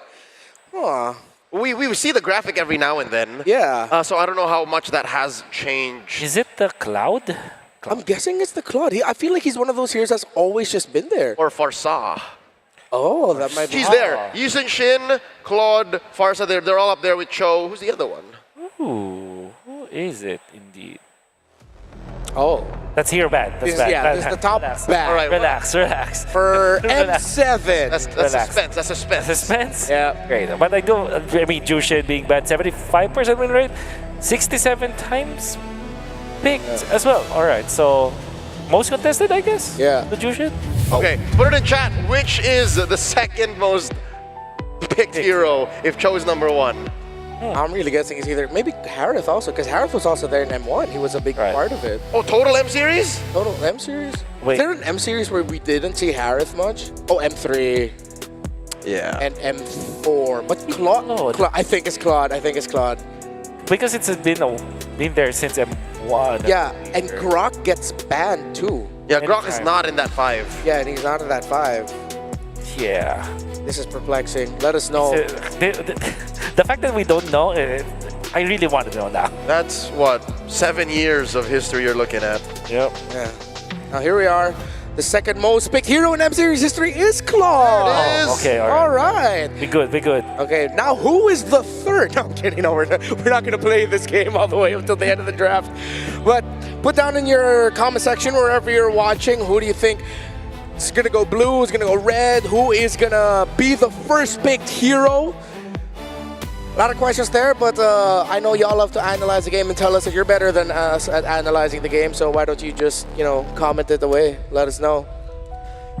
Joseph pulled the Kid Bomb, I'm just saying. Nice who got Kid Bomb, but yeah, behind the scenes we're all just opening packs here. So by the way, hopefully we still have some for the grand finals. It's how I deal with tension, all right? Yeah, that's true. This is match point. And we're gonna go into Expanding River, and this is Team Liquid's sign to just end it here, go for the throne. Alter Ego don't change much. They still go for the Arlott, Fredrin, Bakshaban, Fanny Grot, Jusin are the band so of Eve Team for Liquid. Claude. Eve for Claude is the trait that Team Liquid is offering Alter Ego this time. But there is also a chance that this is a first pick Leomord, right? Yeah. I feel like if I'm Alter Ego, just go ahead, pick it up. You play it really well. Yasuke plays it really well. Allow him to carry the team. It's just Claude or Leomord now, Alter Ego. Or are they willing to pick the Hilda first, seeing as how good it is? There it is, the Leomord. Hilda Claude is my guess here for Team Liquid. That'll be a great combination for sure. Apply the pressure, get the vision. At the same time, the Hilda doesn't have to worry about that juice in. I don't think Liquid can afford to go static with an Eve here. I'd want to see them consider the low Yi again. Well, you're right, actually. But that means that also you can, that makes Claude even safer as the first pick here for Team Liquid. However, there is a world where they pick up Hilda and Farsa. Yeah. That's also an option for them. Since for the first time in a while, Farsa's open. Farsa was open in the last game. Yeah. That's right. I think for Alter Ego Akai? No. I got way too excited. He sounded a bit like Poe there. So Kalea Claude, if Alter Ego don't get the Valentina here, I'm just going to say now, Liquid just pick up that Kai at third. That's right. And Alter Ego also has to think about the potential of the Luyi, because this is Luyi or Eve as the third pick of Team Liquid. Alter Ego might have to prepare for that. So they will take the Farsa. I think this is really smart. And then the Freya. I really like this adjustment because now Team Liquid will have to think about the Luyi more than for more than a minute here. However, Kalea Luyi, that's gonna be a scary combo. Yep. You are gonna get brought to places you don't want to be. Brought to places. Last time I saw that was in MSC of this year. In EWZ, they brought Kyrie back to Manila. That's right. That was Onic BH. That was Onic BH, indeed. Luyi or Eve. The choice is now for Team Liquid. I'm not a fan of the Eve here. I think just go double down on the low Yi. You're gonna need that little bits of crowd control so you can dish out with a duality there. It is. Luyi Kalea. So now this balances things out, because if they went for the Eve, Team Liquid, it's them showing Alter Ego we concede the early to the mid game. We're going to be playing for the counter punches. You're going to get a 3,000 to 5,000 gold lead, but we're going to turn it around. But with this low Yi, they can be more proactive. Just to temper expectations, gentlemen. As cool as it is to see the world's farthest taken Tsunami Slam and the world's longest BMI, they still need something to hold it down. They still need a good front line. And the question is, what does KarlTzy get? Akai, give me my panda, bro. Akai and Luyi. That could be... Oh, okay. That's what I was thinking. The Yushin. That's right. But I wouldn't be so miffed if it ends up being like a Lancelot. Well, yeah, actually. The Lancelot of Karl can still do wonders here. Or a Haya. Yeah. But mainly you're going to be looking for the Farsa. The frames of Leomord aren't going to be a lot of your targets. It's going to be you trying to burst down the Hejume pick, and then hoping that your backline hasn't been decimated by the Freya and the Leomord, which I feel like is not the vibe Liquid should be going for here. And there could also be the potential of the Sora. A Sora delivery could also be as dangerous as a reverse delivery with the Kalea as well as the Luyi. I think it has just good synergy with the entirety of Team Liquid. And it's also a denial pick if they do get that hero. Hey, what else is Is there a world where we see Harley on KarlTzy? Actually, yeah, with the Gatot ban, I was wondering, wait, are they now going to be pulling a page from Aurora Turkia's book? Yeah. I mean, up against the Leomord and Freya though, and with Harley, Claude, that's so demanding. So demanding. Typically, Team Liquid will just go for a tank hero. I do feel like the Sora is a good hero for Team Liquid overall. They might just take it safe though. Maybe just get Terizla, for example, for Mr. Sanford. More likely, because if they were going for the Sora, they would have at least banned the Valentina in red for 4 and 5. That's also true. But they go Sora here. Valentina can get picked up by Alter Ego. Team Liquid might just simplify this by picking up a Hayabusa because there's no Hilda. Yeah. Oh, there is. Yet. That's the CC. Okay. All right. We are about to see a different KarlTzy here. That's what I feel like. It's gonna be. Or just Hayabusa. Just Hayabusa. Alter Ego against the CC. They will want to go for no Uranus. I think they're left with Alice at this point. And what does Alex pick up? Alice would be perfect here, honestly. Does Alec Khalid again? Does he try to chase where the Luyi goes? Or maybe they chip. Oh, quite chippable. Quite chippable. They have chipped and they won against Spirit last night. Yeah. Oh, to be fair, with the lineup of Liquid, I think Cho might actually be really good. Yeah. Rotational speed, the kick. They pick up the Sora themselves. And now the Cho or the Chip? What is the choice? What's Alex fill in? That's the Okay. And now, Team Liquid, Hayabusa. Yeah. How likely is it that they go for another fighter here? Like a Become Martus? Alpha, maybe? Yes! Thank you! Wow! They're going in for the juggler, boys. This is the lineup that a kind of lineup, I mean, that Team Liquid specializes on. The utility with the Claude, the Kalea and the Luyi delivery.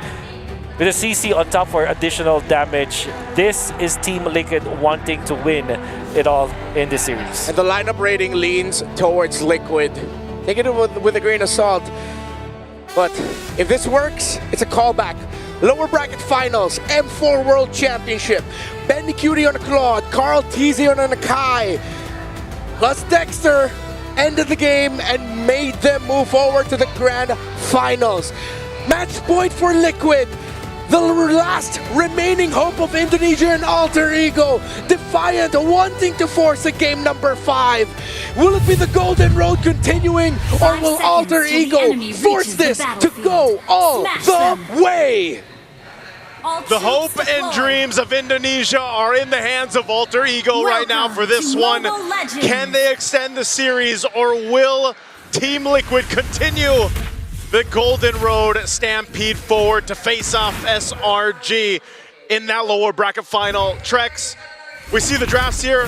We've seen what happened throughout the series. How do you feel about this one? I don't know, I was heavily expecting in the second ban phase to see the Akai banned out.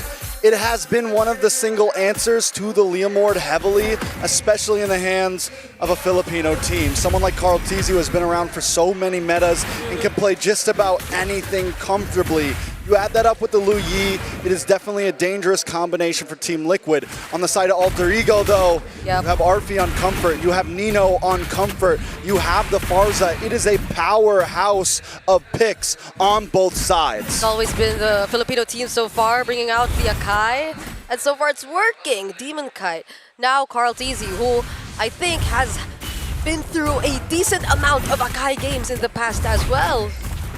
I mean, yeah, it's one of those things that's funny. This is why I always love these longer series, you know, best of 5s, best of 7s, because even though we find like ourselves in a meta, especially here, like whether the M series or any of the major tournaments, you see that continue to shift, but then also you see the throwback of some of the lineups and metas that worked in the past. And, you know, a lot of the junglers out there, like KarlTzy, like Demon Kite, like you mentioned, and, you know, even all around, they all spent so much time on utility junglers for the longest time, right? That was the meta, that was the play for a while, and now you've got this good balance, I feel like, between the assassins and then utility bringing forward. It looks like they want to make a play up top. Oh, now they're going to try to go for Yasuke once again. The Phantom Steed is baited out though. Nino trying to go lightning form. KarlTzy, he's bursted down, heavy spin, already committed, but that's a CC immune Sora. Now that's the Snare Strike finishing off the kill on Sad4. JP still diving in, but he gets taken down too. Arfi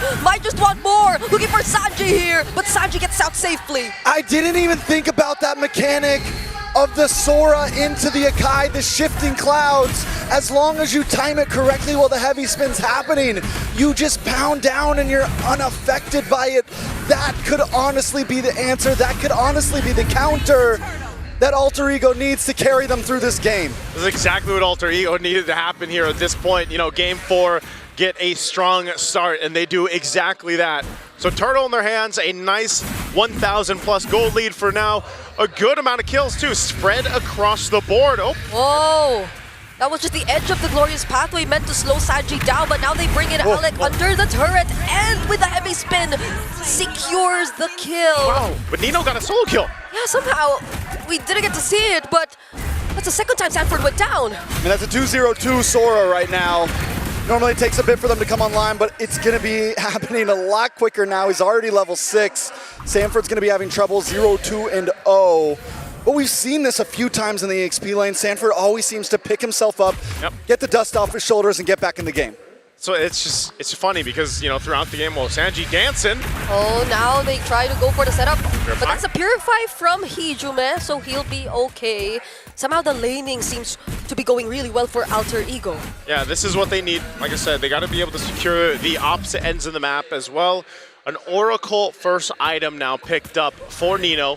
He knows he's going to be one of the more aggressive initiators for this lineup. It allows that space for Alec to work with this Hylos. And you just have a lot of pressure, if you think about it, from Alter Ego's lineup. Again, even Arfi, the most winning, I feel like, Freya we have currently in M7. Arfi definitely knows this hero through it in and out. I mean, look at the way he's just going to go in and take some of this gold from under Oheb. Such quick rotations too coming in from Alter Ego. Oheb already using the BMI now. Even Karl just trying to take his purple buff. There might just attempt to deny it from him. Oh, a flicker already forced out of Oheb. JP holding that bush though. Will he try to go for the setup? But however, we are looking down bottom. That's going to be the BM or the Blazing Duet just to clear the way. Could be out of lane. Arfi, no! Heavy spin though, putting down 2 members. And now that's 3-man knockup coming from Nino. Might not be enough for Liquid to survive this. He still jumps in onto Karl. Gets some shields from the top. And dodges the Veteran airstrike just in time. A vengeance from Sat for 2. And he trades out Hijume! What looked like such a good team fight for Alter Ego under the tier 1 turret. It goes bad very quickly as TL is able to pick up a couple kills. Good thing Yasuke is still alive, so that threat for the turtle is still there. But meanwhile, also, we have to take note of what happened in the gold lane, man. Arfi is not letting up an Oheb. Yeah, I mean, he's okay with the 1v1. Now we're into the tower once again! Arfi is manhandling Oheb right now. I gotta say it, this Freya is unstoppable for now. Yep, and now it's KarlTzy with a spot. He does have the heavy spin, now he's forced to use it. 4 members of Alter Ego manning this turtle, they cannot contest. Oh! Waiting for lane right now. Okay, the stun doesn't land on Sanford, but he's being dived by 3! Wow, hey, Alter Ego, they'll make it happen where they need to. Yeah, they lost the team fight. Well, they just got it and more back. Alter Ego, 2.3k gold lead. Arfi, Oheb has to like just maybe swap. I don't even know. Could you go to the other lane? I feel like we're seeing the same thing here, Trex. Either. Arfi, taking a look at the win rate, predicts 62% in the hands of Alter Ego, and I feel the same way right now. I love the way that Alter Ego are rotating right now. Alec is like this pivot point, and you see Hijume move around. Same thing with Yasuke, and they all kind of shift to the right, then everyone shifts to the left. Look at the gold difference, though, between Arfi and Oheb right now. It's 2 items to 1, a 1.5k gold lead. This is a choice that Team Liquid made, though. They've always opened the Freya. They've never once considered to take it out. Yeah. They've always allowed Arfi to take it for himself. They've found ways to deal with it, but now in such a crucial moment, you get to see where Arfi performs really well too. It's such a hard spot to recover from if you're a Claude, but now they find the burst on Hijume. Still has to the flicker gets committed by Oheb. Just 1 hit left, still not enough. Oh man, you commit all that. Unfortunate not to get a kill.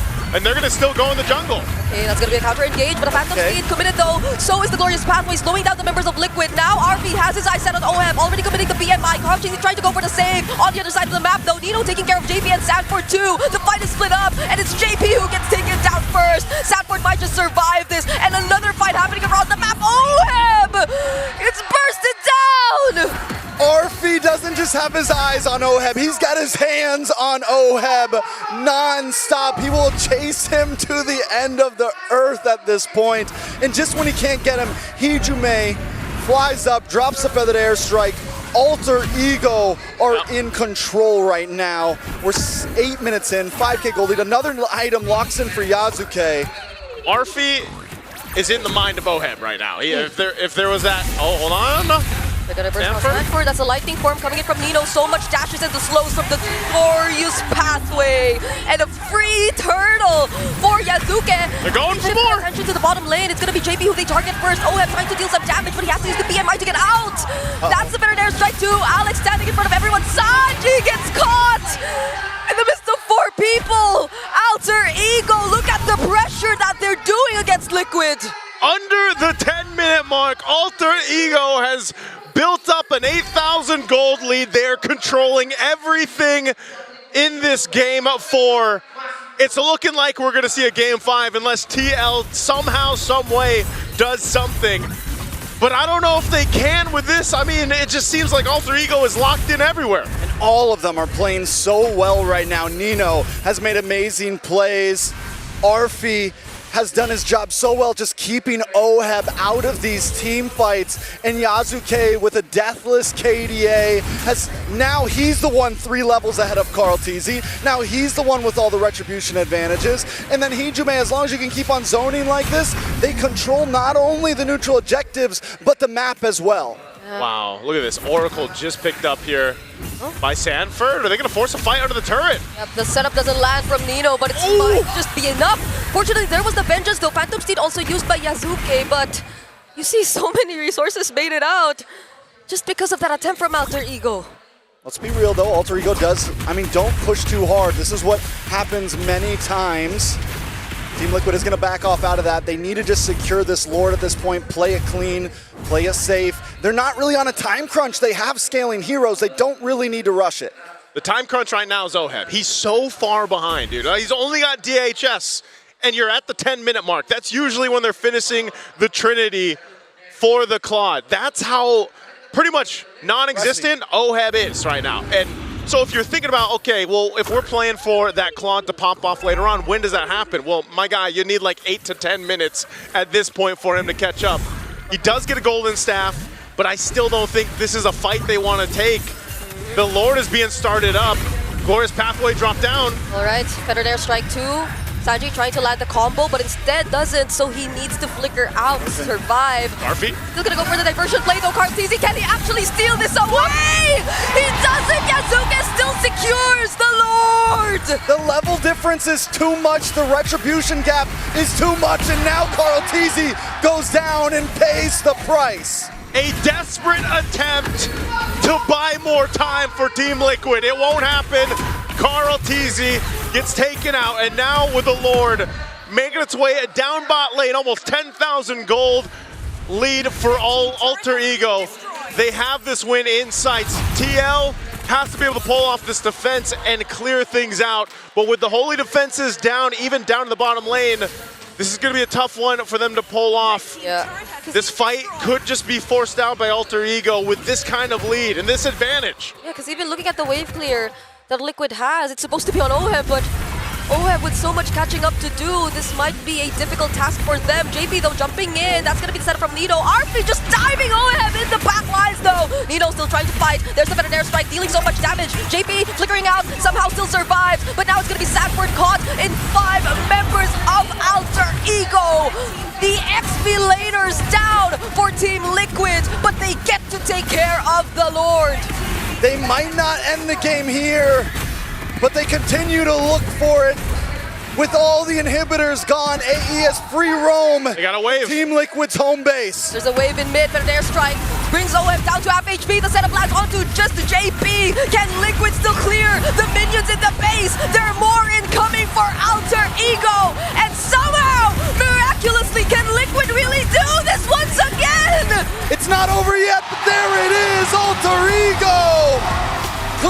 the base.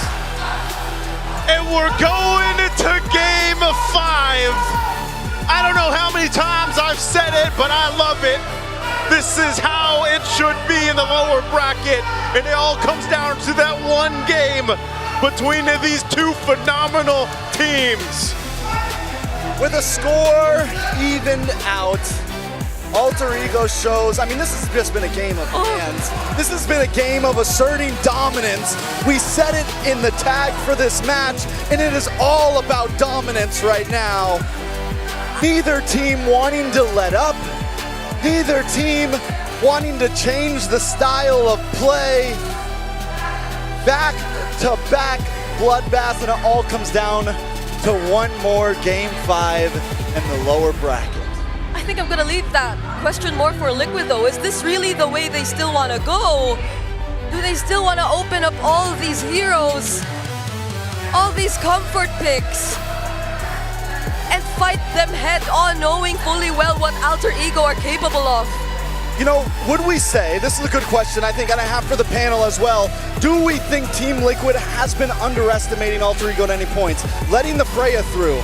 And then even in that last play, the big ditch effort to try to steal the Lord, when KarlTzy is 2 levels behind in Retribution, it's a big if.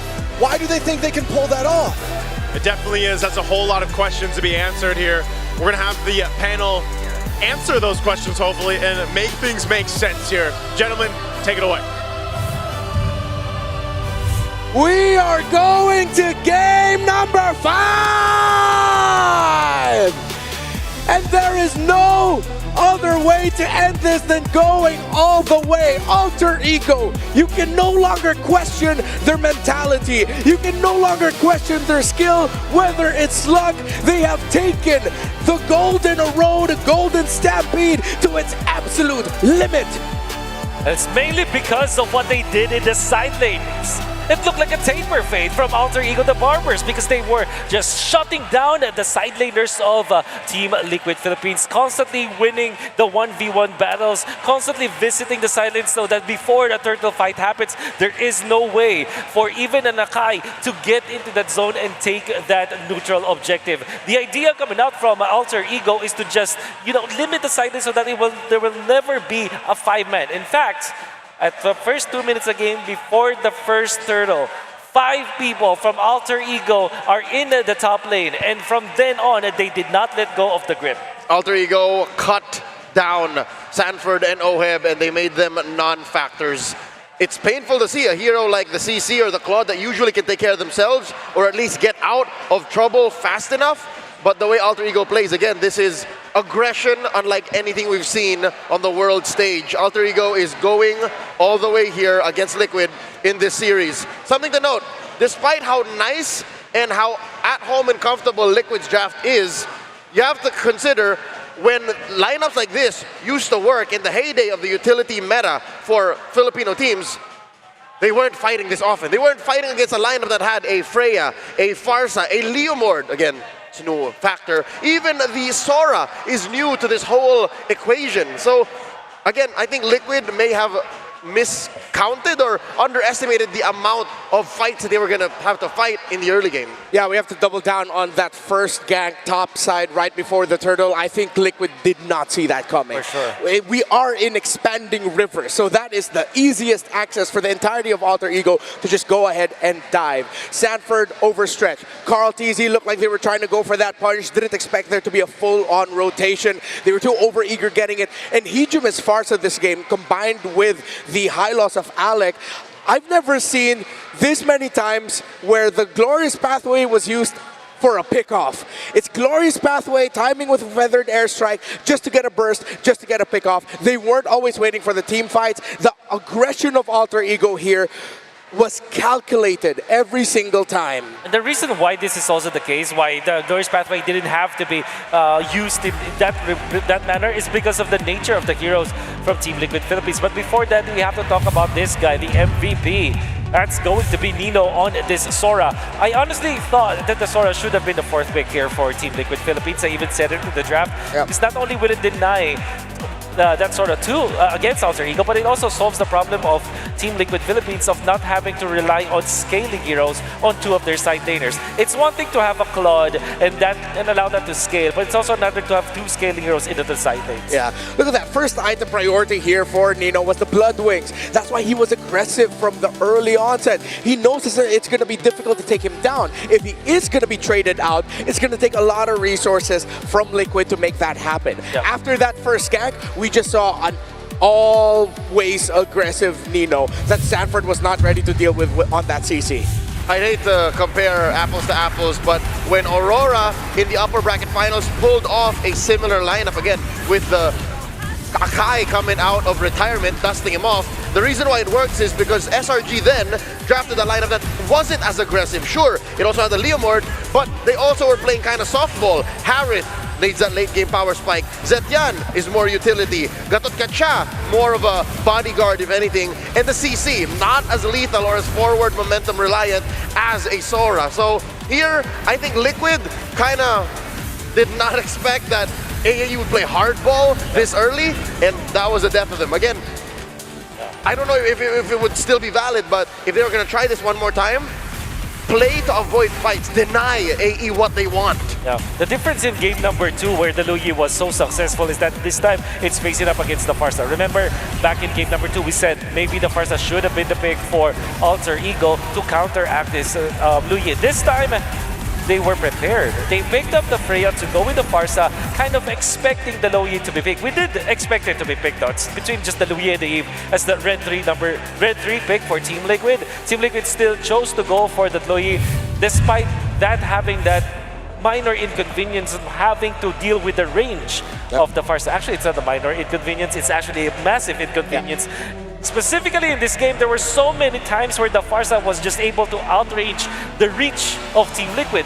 Team Liquid, they have Loyi, they have Akai, they have CC, they have the Kalea, all mid-range heroes. You can even argue that the Claude is almost mid-range. Yeah, that's why the lineup of Liquid needed to work through winning that first turtle, which is why you really gotta credit Alter Ego. I feel like they watched the tapes from that Game 5 of the Aurora SRG matchup when they picked up the Akai. Of course, Leo mentioned out the different pieces that changed how that worked out, but Alter Ego knew they had the more aggressive lineup that can afford to go for a big all-in before that first turtle so that Liquid won't be even able to contest for it.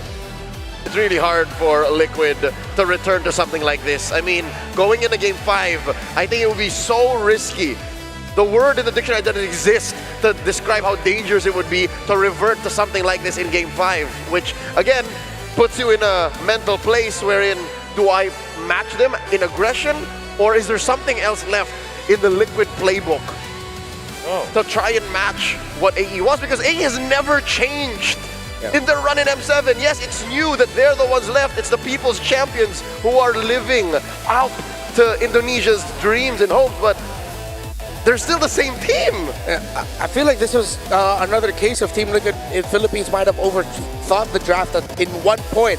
I can't pinpoint exactly where, but Alter Ego were honest. They first picked the Leomord. Freya and Farsa went right after. At that point, you already knew what they were going into this with, and Alter Ego executed that perfectly. I think they overthought the CC slot, I would say Red 4. And I totally understand why they go for it, actually, because I think that they already were set to, we are picking Akai. And the problem with having the Akai with the Claude is that you really need some damage on the side lanes. That's actually the dilemma that they had to face. Surely a double scaling side lane matchup against Leomord and Freya will never work. But they had to gamble in that idea that maybe if Sanford as well as Olaf can just outplay their counterparts, it could be better for them. That's why they pick up the CC first, so that it will complement with Akai in terms of supplementing the damage. Because Luyi, as well as Akai alone, that's not a good mid-trio that can supplement damage. In fact, it doesn't really make that much sense if you think about the Kalea with the Akai. Might even be a Nambo. Actually. Non-combo. And then if you compare that to the other side, the mid-trio was what? It's the Hylos with the Farsa and the Leomord. There's so much damage in that department. Yeah, revisiting my numbers here, CC does have a positive win rate over the Seora and Leomord, although the sample size of that is very small. Farsa and Hylos 50-50. It's against the Freya, where it only has a 25% win rate against. we also just have to credit, looking out at the picks, Nino has been putting on an absolute performance this entire series. He has been winning in lane against Sanford. What a series so far, and of course, this is the perfect way to end it, to go all the way, but now we'll go all the way to an interview. Thank you so much, casters. We are now down to the final game in this elimination match in the lower brackets between Alter Ego and Team Liquid. And today we have a special surprise because we have a special guest waiting here, watching from the audience to witness this game.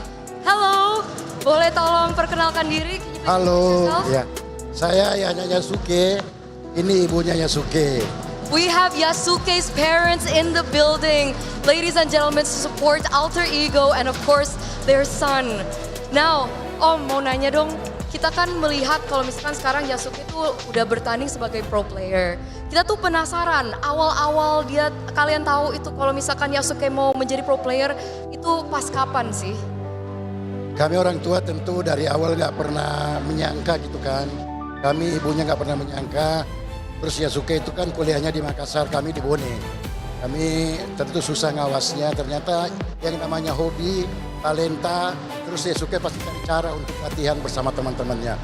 Kami, seingat kami itu awal Januari kami mengantar Yasuke, karena udah bergabung di MDL Alter Ego. Yeah. Okay, so Yasuke's father mentioned that he never expected for Yasuke's career path to lead up to this point because at the time Yasuke was studying in Makassar, a different city where they were living in, but he trusted, he understood that there was a process that had to be done, but he just kept supporting alongside with the mother of Yasuke. Got to ask, maybe can we talk to mom, Yasuke's mom? Boleh ngomong sama tante juga? Tante, kita penasaran.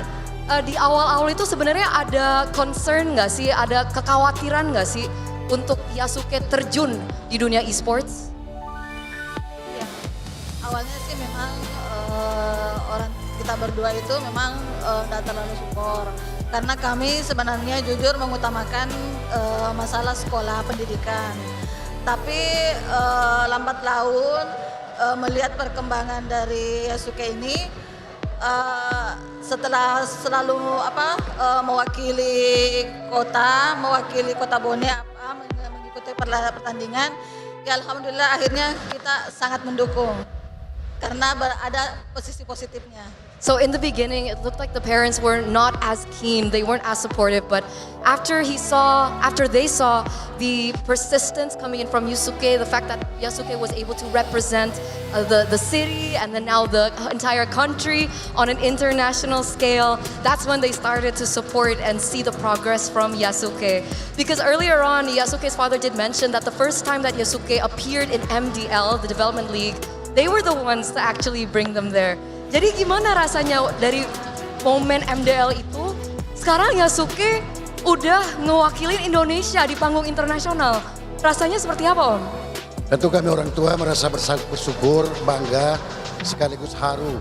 Anak kami ya berawal dari MDL Alter Ego, sekarang udah bisa mendunia, udah bisa menjajal tim-tim luar negeri kan. Tentu satu kesyukuran Allah Subhanahu Wa Taala yang memudahkan langkahnya dia bersama teman-temannya. He's very happy. He's also very proud of Yasuke from the moment that he first entered MDL up until now, being able to represent Indonesia on the international stage. And hopefully he can continue doing great with the grace of God. Okay, Om, Tante, sekarang Yasuke itu di posisi 2-2. Satu game lagi dia bisa lanjut, atau satu game lagi mereka akan tereliminasi. Ada nggak sih pesan untuk Yasuke sekarang yang lagi bertanding? Do you have a message to Yasuke now in this elimination game? Pesan saya buat Yasuke hari ini, tentu buat Nino selaku kapten, gameplaynya dipertahankan. Gameplaynya harus konsisten, yang pasti tabrak aja sampai menang. Dan saya yakin kok, insya Allah Indonesia menang hari ini. Okay, okay. Yasuke's father mentioned that stay consistent, keep going with the gameplay that you guys can do, and tabrak. I'm not really sure what tabrak is in English. I think it's just Just roll through it. Just roll through it. Do what you guys are able to do and continue to fight because he believes that Indonesia will move forward and will be the champions of the M Series. Mungkin ada kata-kata dari Tante juga untuk Yasuke? Ya mungkin hanya doa aja ya buat Yasuke. Semoga bisa dimudahkan dan dilancarkan untuk mengangkat piala M7. Insya Allah, amin. By the grace of God, if God is willing, we will see Alter Ego being able to lift the trophy here in the M Series. So hope everything goes well. Once again, thank you so much Tante, thank you so much Om. Udah ada di sini untuk Yasuke, untuk dukung Yasuke terus. Karena, ladies and gentlemen, it looks like everyone is ready right now. And this is the moment. This is it. Will Alter Ego go home, or will they move on to the next? Or can TL be the ones to rise on top and meet SRG? Casters, we're throwing it back to you. Go, go, go, go. It's always great to hear from the family of the players. Of course, for Yasuke, what a story. MDL champions, gets called up to the Alter Ego main roster at MPL Indonesia Season 16. Didn't win any Rookie of the Year awards, Most Improved Players, no awards like that. He just kept his head down, improved, got better, made it all the way to becoming runner-ups for the season, and now here they are on the world stage, one game win away, potentially, from eliminating the team that's been eyed as many as to be one of the greatest teams of all time, looking to complete the Golden Road. What a story for Yasuke and Alter Ego. And the fact that he is unfazed in front of a team like Team Liquid, in front of the crowd like this, as a rookie, that is a rare trait to have. In fact, some of the known young prodigies that we've ever had in the Philippines or all over the world will always have that kind of trait, being dauntless in the face of danger. And I feel like Yasuke is just exhibiting that. I don't think that there was ever a game that Yasuke actually failed when it comes to his gameplay. When they lose, he's just, all right, shake it off, we'll do it again. And when they win, just like now in Game 4, man looks like a star. And with his family watching, and of course the thousands of Alter champs all over the world, it can only look so much better because, again, momentum is on their side, which now brings us to talk about Liquid, who has been struggling. Again, we haven't seen Liquid struggle like this in a while. They are on the Golden Road, which means for a majority of 2025, every major tournament they took down, everything they touch turns golden. Yeah. Except for now, because they are one game away from being eliminated from M7. Yeah, it just speaks to us to how good the competition is right now in M7, especially with how the metagame has developed. You would actually observe that every single day in the knockout stages and also in the Swiss stages, there is a specific new meta that has been developed. For example, there was Akai in day number 2. And then just yesterday, we saw some changes with Leomord and Freya, and now Harley being prioritized as well. Now we see Luyi as the pivotal point of the two drafts. I think it's just such an evolving meta game that if you look at the series, there is always that specific hero that they're pinning their lineup into. And I think in this particular series, it's the Leomord. Yeah, Leomord, Sora, Freya. Those have been key picks all throughout the M7 World Championship. Liquid has decided to keep letting the Freya through. They can win against it, but Alter Ego keep redefining what it means to play around a hero that for the longest time was always just the butt of the joke in our ranked games, but now has risen up to be one of the best picks in the world stage. For the sake of all that is Liquid, I'd say if there was ever a time that you were going to swallow your pride and say, you know what, Alter Ego, you guys are really good at these heroes, we'll start banning them, now is the time. If of all of those, I will revert back to what Wolf said in game number 1, pre-match. Just ban the Freya. So much is opened up in the draft. You're not required to pick up the Claude. You're not required to counter the Leomord whatsoever. You can have so much freedom if that hero is just denied. In fact, a Claude from Ohem, which you kind of feel like is the priority. So far, Team Liquid has picked up the Claude 3 times this game, have lost 2 of those with the Claude. That tells me that if you really want to make OM happy, the side laners happy, just ban the Freya. Let's see if that's what they're gonna do. Only one game win on the red side here, and that was in game number 3 where Liquid had the Leomord. We now go to Dangerous Grass, which all the more activates the Hilda. Leomord, as you see on your screens, has already been instantly locked in by Team Liquid. First pick. And that's a Freya band as well. Alter Ego, will they go for the Hilda themselves? Farsa is inbound for sure. Do know that they countered Leomord with... Oh, they go Clauded Jushin. This is scary because you don't necessarily can pick up the Eve. I think you're better off with Farsa here. Yeah, they Farsa deny it. Eve, still Eve. So there's still a little bit of playfulness on Liquid side. Okay. Even if, logically speaking, you should have stolen away the Eve. Okay. So this should be the Farsa. But they do already have the Jushin though, so... Yeah. Oh yeah, no, you're right. Yeah. It was a Jushin first pick for Are Alter they Ego. looking for that magic combo again? Someone else to... The Uranus that has been one of the bans as well in the previous games. Yeah. Early in the second phase, typically, Alter Ego's winning hero in game number 1. And I think it makes so much sense because they're just between the heroes of Team Liquid. Right now, there's no actual answer to the Uranus. Yeah.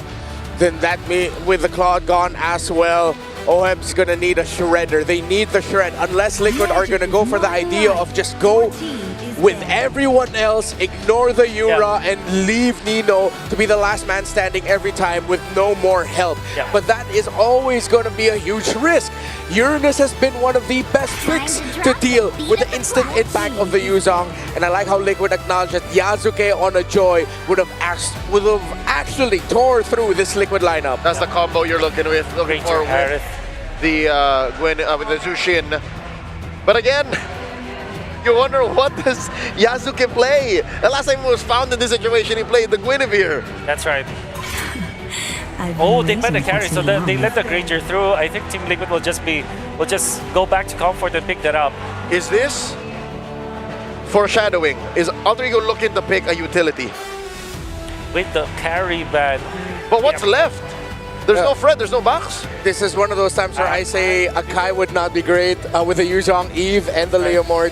Actually, take away the Leomord. With the Yuzong and Eve together, that might have the same outcome as before. I think Sasuke might come back. Oh, they're Suyo from yesterday. Sasuke might come back. Unless Liquid read into it. They're willing to give the Suyo. Okay. I think you will go for some sort of safe play. There's the Hilda. Very well done. I think the Esmeralda could be a pickup here for Team Liquid. In the gold lane. What if they pick up the Lunox for OHEB? Would that be ever bad? Nah, I don't think so. I think they will just go back to a Granger where it's like safe. Granger is the safe. Lunox are risky against the Hilda and the Jushin. You force out the Brilliance very fast. Like Hylas Granger might be the choice. Yeah. Team Liquid. Unless they run it back and just go Cho here, but then your targets to kick, it's not going to be instant value. It's with an Eve. Yeah, you got 2 bad targets. Might be tough. Yeah. And all the ones that you can kick might just be able to get away real quick. Sun rises. So Kanina the Esmeralda. They go fighters. Go fighters. I think Suyo could be an option, but it might be bad against 2 fighters here. Yeah. Just too much. I think it's much better for AE to just go for utility. At the same time, they already committed with 2 tanks. They might just overload that, and they're looking for magic damage as well. I think they will just go for Guinevere this time. Yeah. Or a Harley, if they are... they are a little bit adventurous with it. Even an export jungle will struggle. Your Faraga armor's not going to last fast. I'm uncomfortable with the lack of crowd control if it is indeed a Harley. Yeah. Should be Sasuke. Sasuke, show yourself.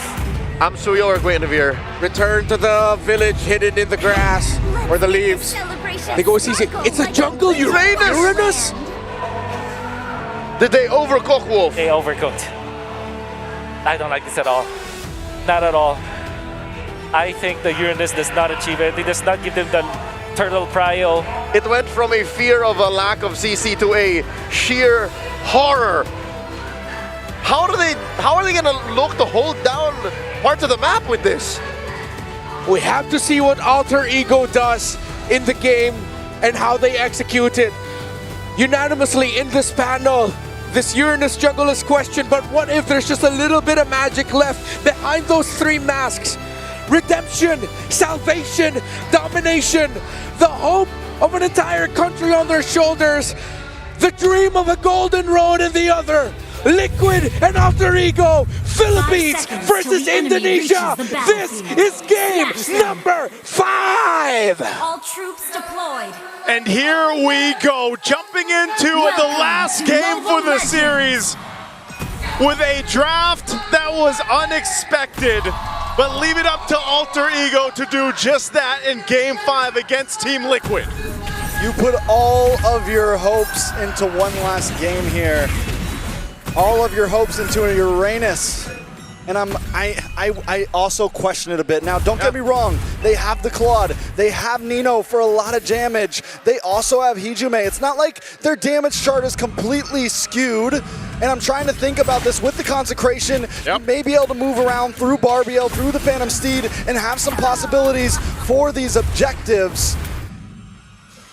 Do we agree? How does this exactly completely fall? There is possibility on it, but like they said, is it overcooked? It's a bit too similar to what we were saying about ÅHEB being on the Claude earlier. Oh, wait! Both Flickers already forced out of the roamers, but going back, I guess one of the biggest differences, though, is that Arfi has been someone really reliable in terms of the laning. Whenever he gets his hands on even the marksman, even when he's not on the Freya, Arfi has been performing exceptionally well. So I think if it comes down to having to depend on Arfi, then ḍịCH would be in a rather comfortable spot, but that's considering that ÅHEB on this Esmeralda doesn't get to make things a bit too difficult for him too, but the way we're seeing it right now, he gets to freely cut the lanes as he wants, and a Flicker's forced out again from Hijume. Yeah, you're able to go ahead and just kind of play into that, right? If you can get some of the pressure in the early game, that's kind of what we're seeing. We're seeing this push and pull, but TL wants to potentially make a play, knowing that KarlTzy is level 4 at Stanford as well, but they'll just go ahead and really start up this turtle. Again, Black Dragon form used just to keep Yasuke at bay, but is this going to be enough? It's Yasuke who he's zoning out, and the shift, Phantom Steed into finishing off the kill for Yasuke. KarlTzy securing the turtle, and now they see Nino, but Nino too will respect, he will not commit anymore. Yasuke just maybe didn't expect the damage to be so much. The passive was already on him from Sanford.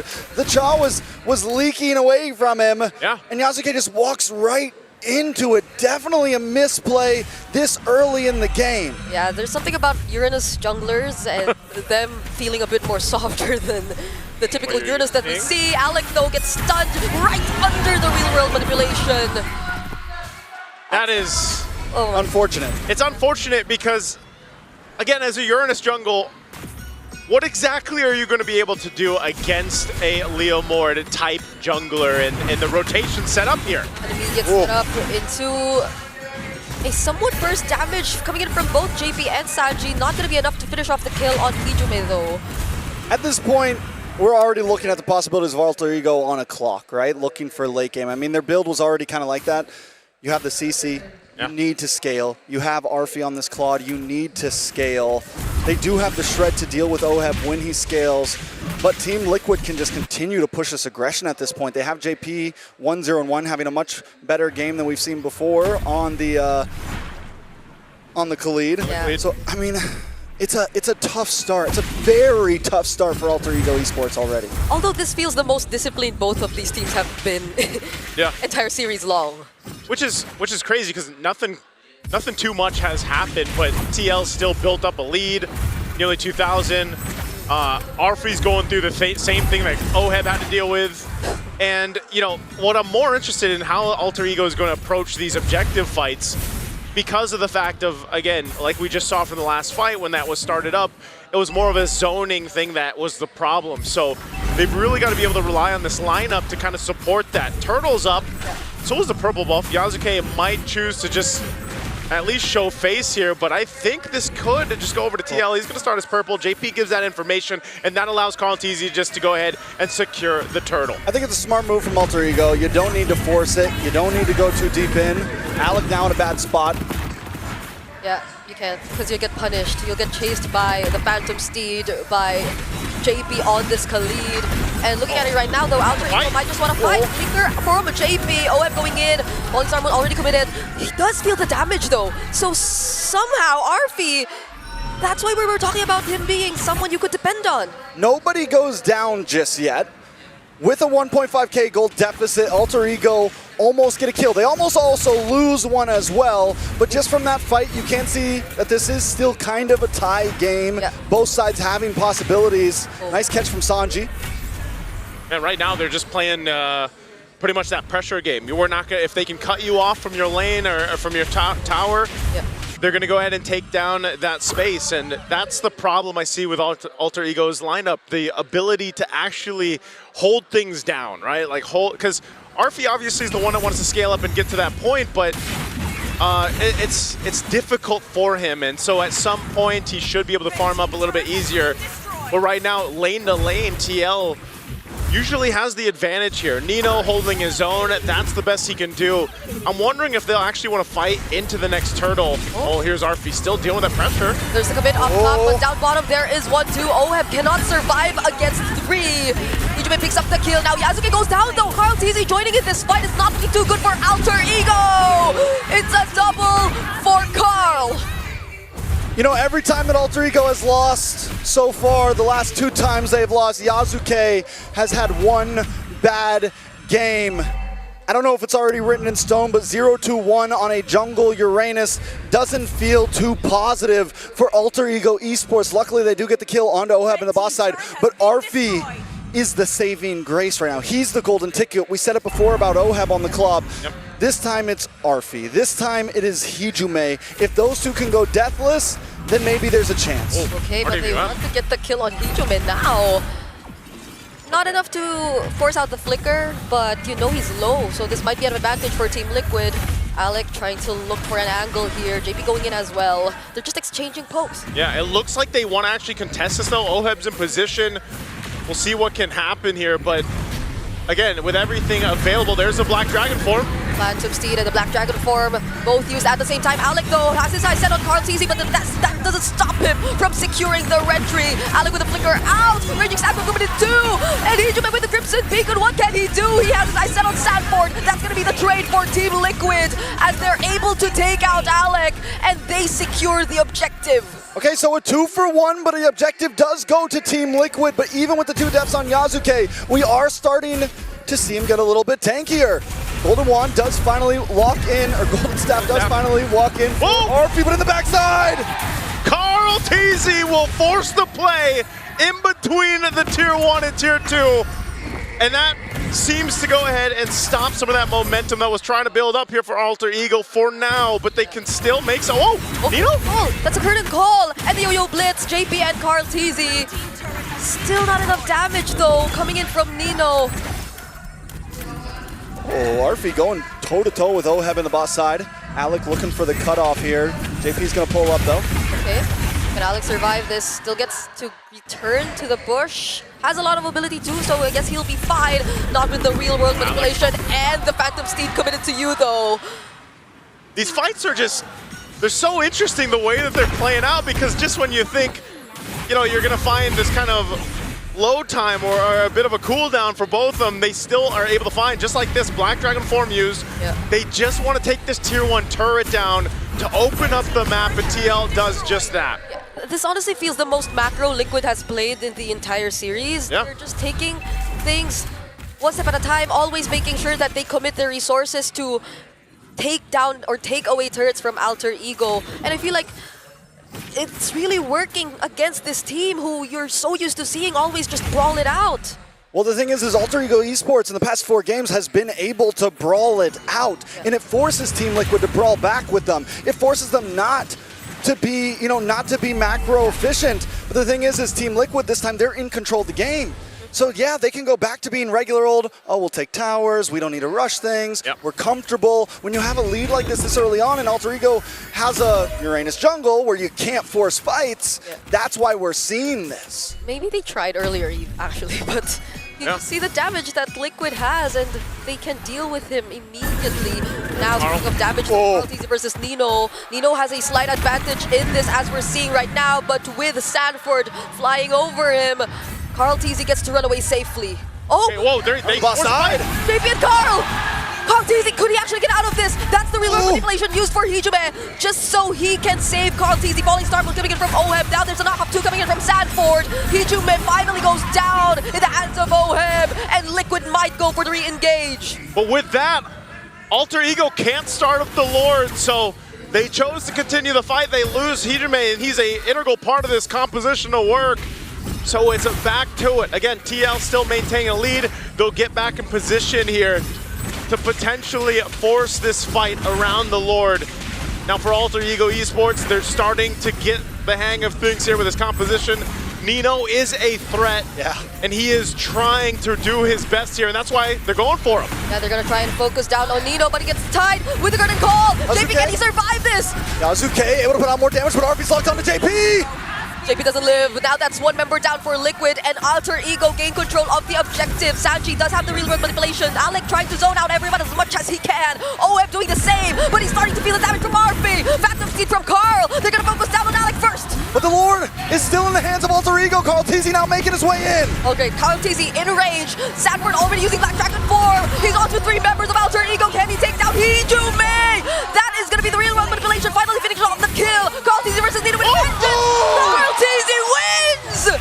And KarlTzy is gonna have to run from Yasuke. Okay, that's the Phantom Seed, additional movement speed. Now he's up against RP though. Can Sanji save him from this? It's a no! BMI used just to escape RP. Doing phenomenal job at saving Alter Ego in this game. Yasuke, can he still live? OF trying to go after the chase. JP, slow down. OF still going for it. RP able to steal BMI away. Yasuke looking for the re-engage. Oh, he's so tanky. And RP finally getting the job done. Sanji with no mana. It's only Oheb now. And that's why you took the Uranus jungle, I guess. But it's working out for Alter Ego Esports as they look to take the Lord here. We're back in it. Not under their watch. Sanford still trying to fight. Blazing to it, so much damage though. It will be enough to deal with the 2 sides.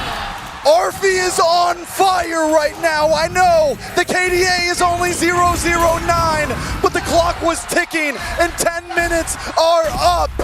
Yasuke is practically unkillable, and as long as RP and him are together, it is a dynamic duo.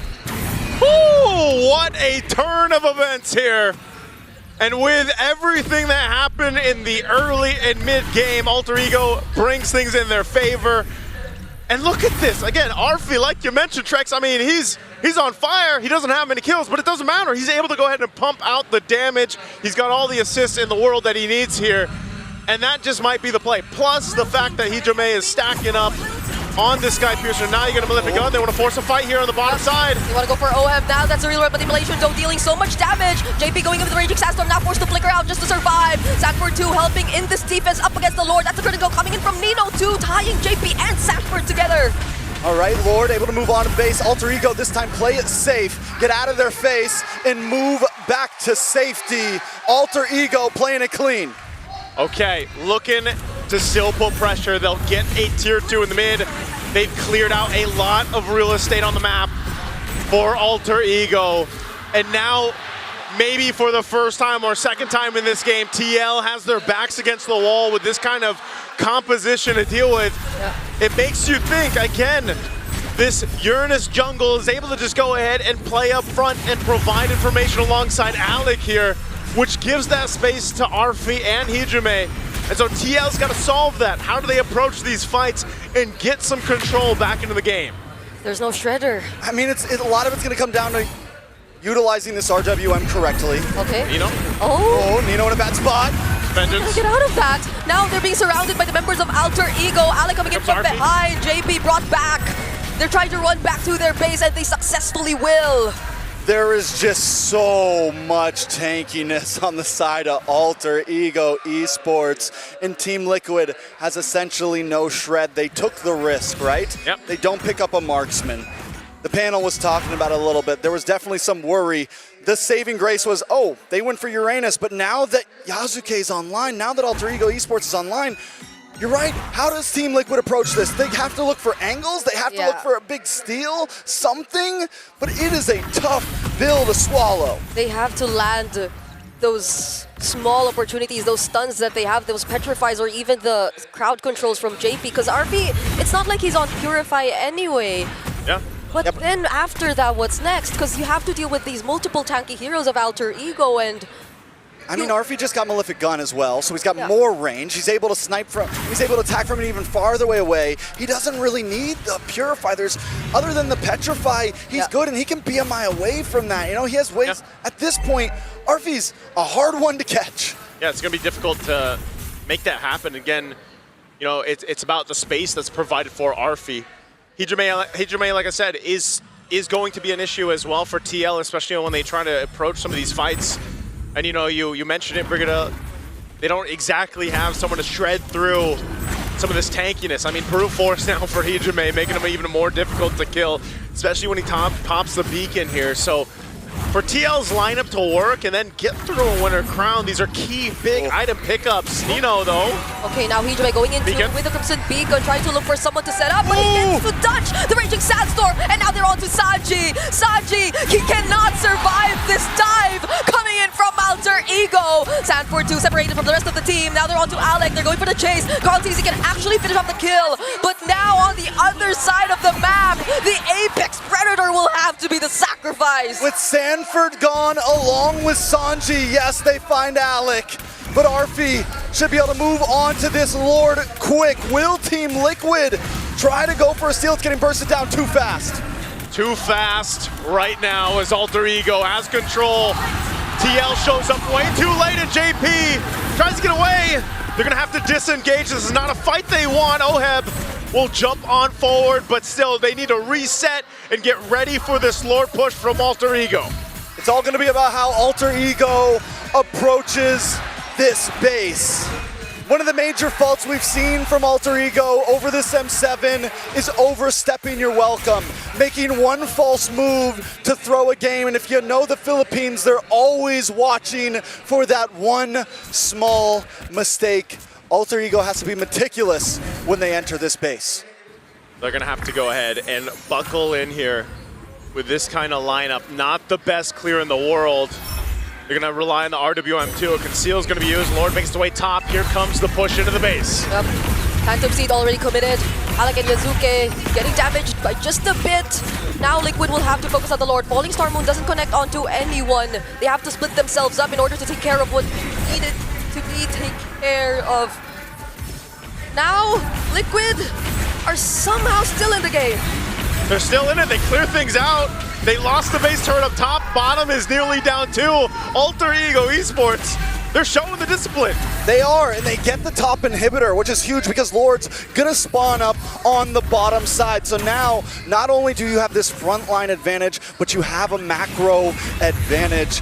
And there is some risk to not trying to force this over, but with the lineup they have, in my opinion, at this point in the game, it is a cleaner lineup. So now they just have to have faith in their lineup, and as long as they play smart, the game could fall into their hands. Well, right now, Alter Ego Esports not giving them much of an opportunity to do that. Some of these defensive items coming into play now too. Alec rocking that immortality. He is tanky enough, and just he'll sit on this side of the map, allowing the rest of Alter Ego to make moves elsewhere. You'll look at the items here specifically. Again, with Arfi building up, he's exactly where he needs to be.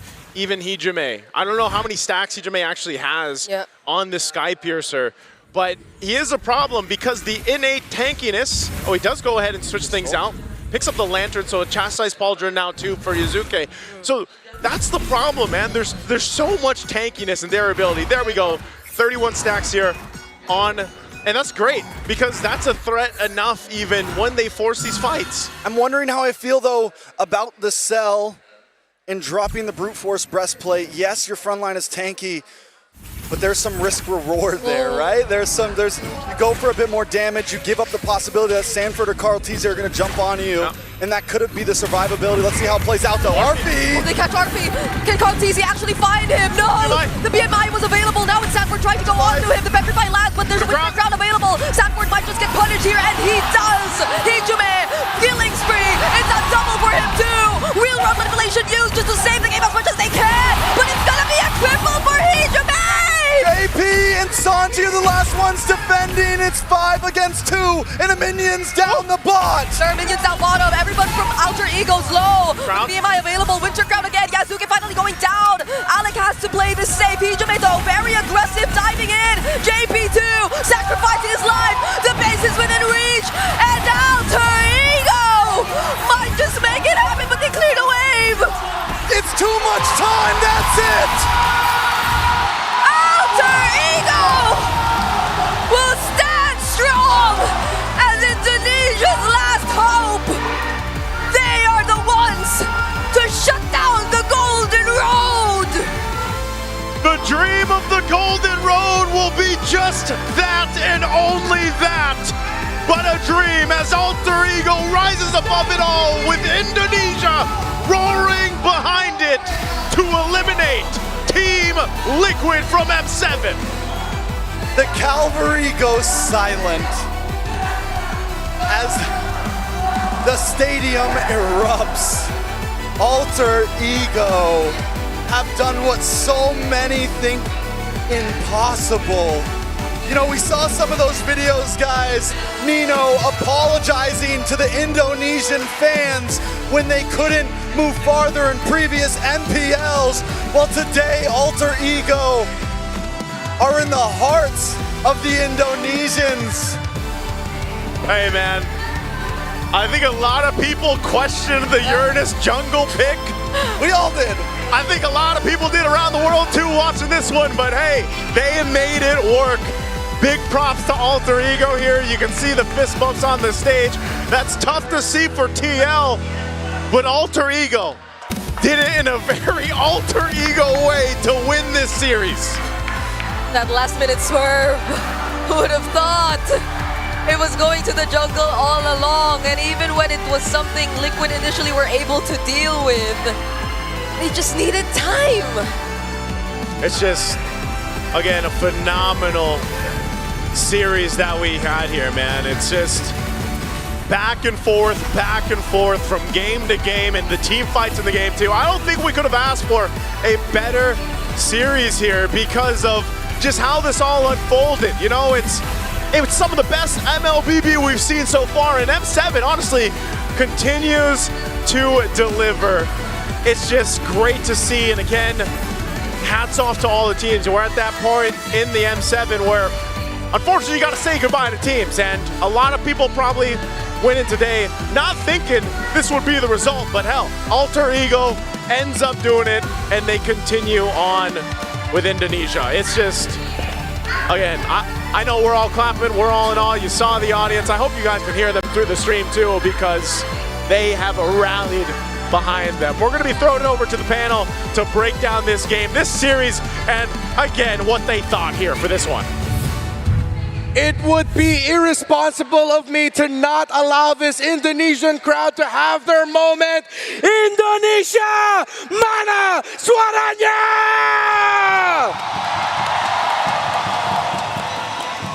Alter Ego shatters the Golden Road. They held on with the Uranus, and they held on until Liquid had no more answers for the sustain. I think it would be also irresponsible if we did not apologize for not knowing Alter Ego's game.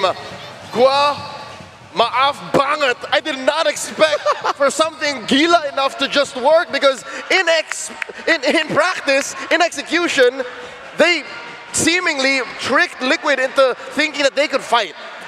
And it took too long for Liquid to notice, wait, there'll come a point where this is impossible. We were right in the first half though. The 3,000 gold lead for Team Liquid, they were so anxious, they were winning already. And then KarlTzy goes for the play onto RV, Sanford eventually follows. Nino holds his ground actually with that CC, then eventually puts down KarlTzy so low, and then Sanford had to go there. They tried to chase, And then all of a sudden, you don't have the ultimate, you don't have the real world manipulation, you don't have the Phantom Seed, you don't have the Elder Dragon form before the First Lord. Even when you have a 3,000 gold lead, Team Liquid have just thrown away their lead by not having the proper resources in the First Lord fight. Now, when they didn't have any more resources, ŁHEB jumps in with the Falling Star Moon. They did get a kill onto the Jushin, but unfortunately, they don't have the firepower anymore. From then on, Alter Ego have felt there is no way for them to kill us. Let's stake at the Lord. Be disciplined and take this longer. There was a time where the lineup of Team Liquid expired, and that specific moment was when Team Liquid knew they messed up. It's that 5-letter word you mentioned, chase. Liquid is not used to chasing even on the map. And here, all throughout the series actually, it just came to a fever pitch in this game. They had to chase a lot of AE members, and AE, the way they're built, is they can run away for like 3 or 4 seconds. When they come back, they're already topped off. They're ready to fight again. The Uranus, the Claude, the Hilda, the CC even. You give them time to retreat, you fight back, it's over. That's the problem with Liquid's lineup is sure. You have heroes like the Leomord who has like, what, 15-second cooldown on the ult. You have the Esmeralda who, again, also has a 15-second cooldown on the ult and can dance around them, but it's a lack of firepower. You mentioned just the values don't add up, and that's what put them over the top here. Alter Ego just exercised such a great understanding of MLBB math. I think Liquid also did not rotate into Arphys late enough. They just told ŁHEB handle the Claude, try to kill him if you can. But Alter Ego, to their credit, protected Arphys so well, protected the Claude, that he was relatively unbothered with the farm. Liquid were playing as if it is a jungle carry that they're up against. You can get all the objectives you want in the world, get all the kills for KarlTzy, but if you're not killing that Claude, you are not hitting the main win condition of Alter Ego. He did not die in this game. At the brink of elimination, the hopes of Indonesia on his back, Arphys stayed alive. 1 kill, 13 assists. He had one job here. Do not fall, and he stood his ground. This might even be a facsimile of whatever he did on the entire series. There was no game where you could say that Arphys was dead weight for his team. In fact, he is the enabler. Even during the games that they have lost, Arphys was stable, Arphys was dependable.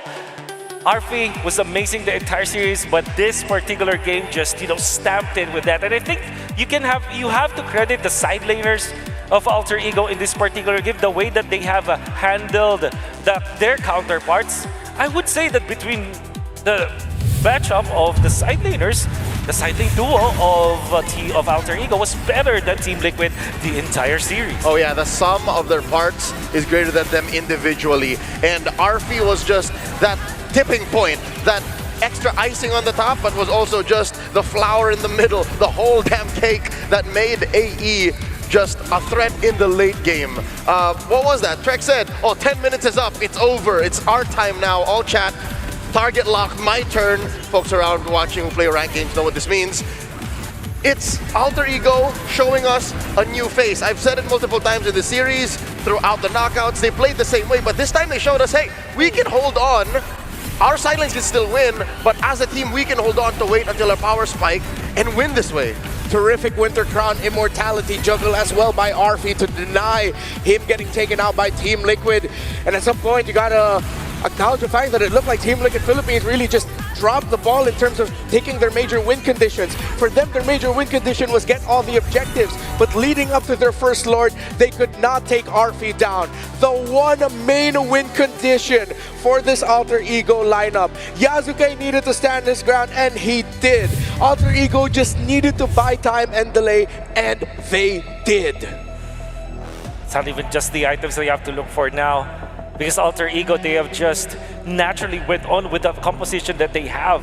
You can see Yasuke with a very selfless kind of build. Even when he died in the first turtle, you can see that he did not have the best gold, in fact, compared to the CC, compared to this Jushin. I think that he actually played this in a whatever is lower than a utility role as a juggler, where he really just sacrificed himself. Like, you can see that he's just going to the front lines, whereas the rest of AE that's dealing the damage is just farming. This is also the reason why Nino on this CC eventually out-damaged and out-sustained this Leomord. long before he was able to out-sustain as well this Yu Zhong from Sanford, because I felt like there will be a time where Sanford could no longer one-shot any of the members of Alter Ego, let alone this CC. And then the best part of it is CC can then bring back the damage to Team Liquid. I can appreciate how you spotlighted El Padre Nino, because you look at this lineup, it's clear what that mid trio wants to do. Just hold it down. But until the golden boy Arfi is ready, until he goes off to college and starts, you know, shooting it up, somebody had to hold it down with the damage output, right? And that was Nino. How early did he build that Hunter Strike and what was the other? He had two, was it Warax? I believe it was the Warax. It usually is for CC. See, so before he even said, Arfi, are you ready? No? Okay, let me take care of it first. I can't let Liquid get away with this. That's what made that whole 11 to 12 minute mark more difficult for Liquid to ever finish, because Nino was a legit threat. Yeah, El Padre definitely played better than the Apex Predator this entire series. We have to acknowledge just how good Nino was this entire 5-game bout, and especially highlighted here. If he died more times early on, Alter Ego would not have had the damage to cross it on over for Arfi once that first Lord came up. But Liquid could not get enough deaths onto Nino. They also couldn't get enough deaths onto Hegeman to stop his eventual climb into getting that Sky Piercer. And with Liquid's skill-based lineup, cooldown-based lineup, they ran out of time. 3,800 gold. They were so near ending this game. All they had to do is to put all of their resources together, knowing that the sustain from their opponents is gonna be a mountain to climb. Unfortunately, that wasn't the case. Maybe if we look at the specific highlight, maybe if I can show it to you, but you just have to remember this. There was a time where during that 3.8k gold lead that Team Liquid had, they were so confident onto taking out the side lanes that they forgot that there is that neutral objective that their lineup needs to have. With the composition the Team Liquid employed in this game, they had to finish it fast because they didn't have the scaling marksman as compared to Alter Ego. Unfortunately, they didn't, and that was the end of Team Liquid. Any last words, Leo, before we head on over to a very quick break?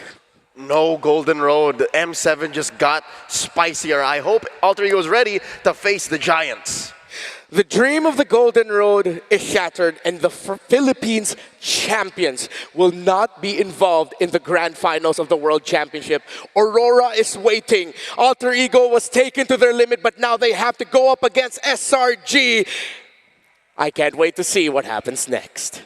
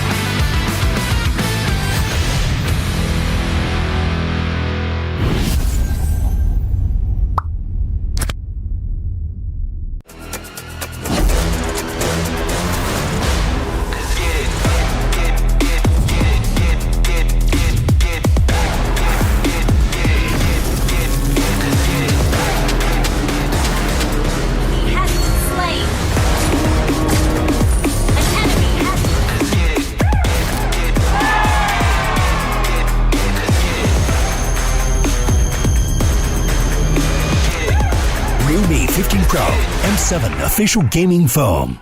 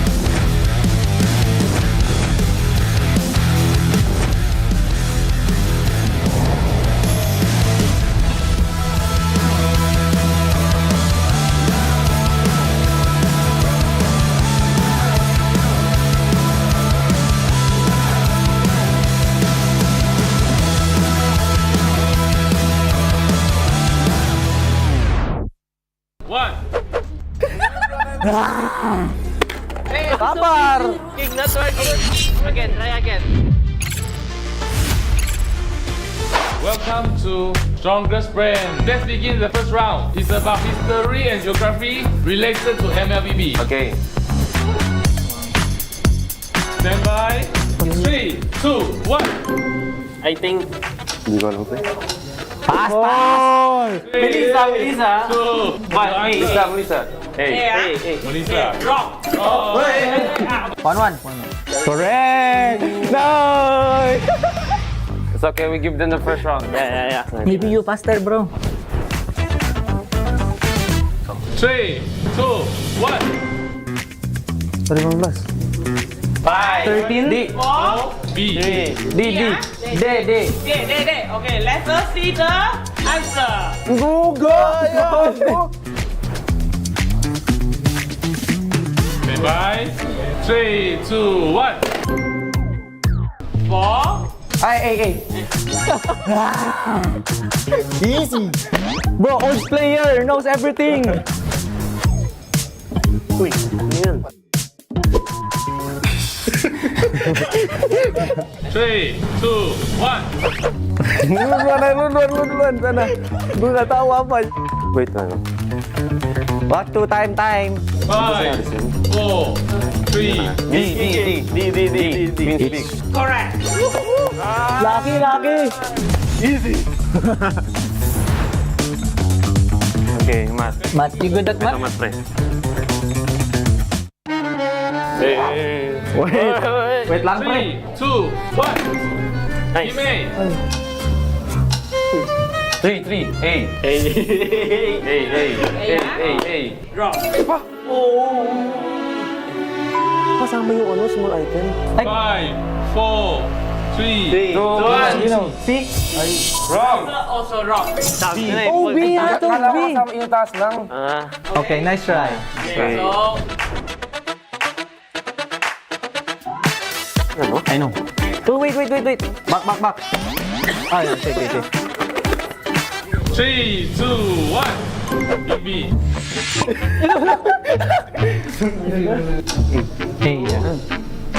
one. A. A. Apa ini, Cok? Nggak bisa ngerti. The answer is wrong. Parang ganun eh. Parang deep eh. Time. D. D. B. Yeah. D. Wrong. Question 3. You know answer? Ano ba yung 710? Parang tanga kong mag-mat. Ay, hindi, mali ako. 3, 2, 1. Team B. A. Confident? Yeah. Yes. Let's go! 720. Saka mali ako. Kala 710. Only Markman. No, the boots, bro. Only Markman. Yun, Beatrick.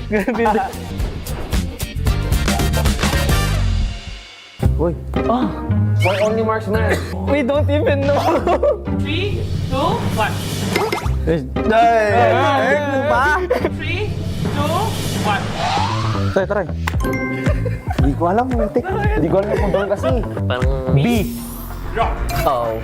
Parang C nga eh. Hindi ko pinakamababa eh. The answer C. C. Also wrong. Almost, Almost. Now. Okay. Kaya ito. Okay. Kampak tayo. Easy, ha? See the Sabar! Sabar! What the f***? Dali, guys. 3, 2, 1. Gimme! Okay, correct. Nice!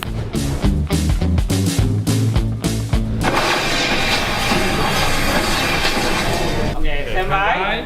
3, 2, 1. Team B. Bakit yung kamay? Where are your hands? Skylar hands is already. No! Did you see my hand at my chest? I didn't see. Our answer is... Gold? Yeah, gold. Is correct. Pre, dito ang chest. Yung kami ni Skylar, pigan nyo na lang. Okay, next over. Yeah. The next one.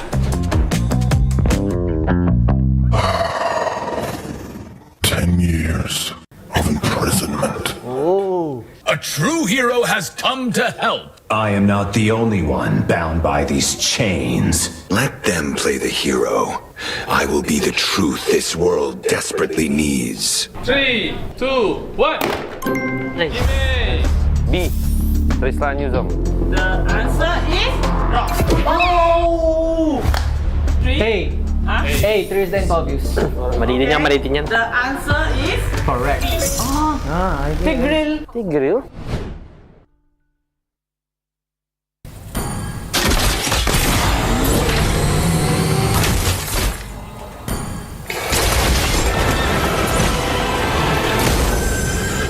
Kabayo. Yung legend yata. Legend.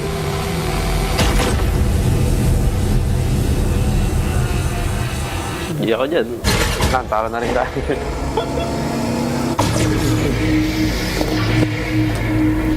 2, 1. Team A. C. C. Is it correct? Yeah, it is. Yes, correct. We're confident. Yes. Nice. Nice try. Abol. The last round. Oh, last round.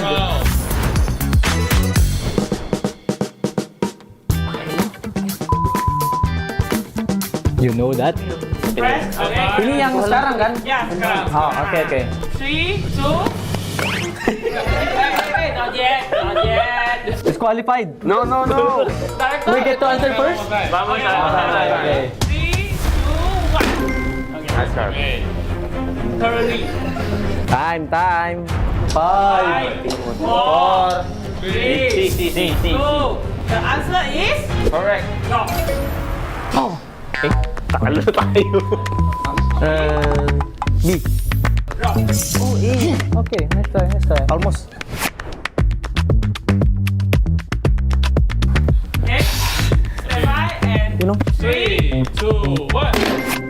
Let the world see us. Correct! Nice! Yun, pag madali yung tanong, sila nakakauna. Pre, ikaw mampas, pre. Okay. Lakasan mo, pre. Nakagano na to. Hey, nobody. 3, 2, 1. Sibag, not working. Again, try again. Paano nga? Diretso. Sabagsak. Rock, paper, scissors. Nice try. The answer is C. Correct. Nice. Okay, the last one. Lawang kami, boy. Rock, paper, scissors. Oh, nice! Okay. M7 battle pass is... Tatlo. 2? Wait. Not locked in. 3, 2, 5. It's DD. answer? Is it correct? No more time. Wait. Disqualified. Prime battle pass yung mana ko. Prime Granger? No, just M7. 20 seconds answer? Yeah, they took 1. Just M7. Yeah. 2. Okay, the answer is wrong. What the Wala. Yung M2G battle pass yung mana ni Kai. Meron yun, yung normal, yung painted. Ano ba yung painted? Prime ata, pre. Oo. Tapos prime. B answer B. B. The answer is correct. It's okay, only 1 point. So Team A has 7 marks. Team B has 11. This win. Because of the bug earlier. No, back, bro. Just the back game, not the fair game. Yay! Where's ours? Consolation prize? Bye-bye! Winners, let's go! Trying to push it, they're running out. Thunder heralds their unstoppable reign. Unscathed, unrivaled. A trophy, a symbol, a legacy, a champion. We begin our story with the pioneers, forged in gold, Fairy's champion ring and medal, relics to be worn with pride. Among champions, one legend outshines all. We play, we carry. Realme M7 official gaming phone, forged for those who create miracles, the ultimate artifact of mastery. Every cheer from an army of believers shapes the determination of a champion. The Visa champion journey is reserved for those who never stop believing. When united, they become something greater. A legacy of the M-Series, a home for every champion to stand eternal. This is the Hall of Champions.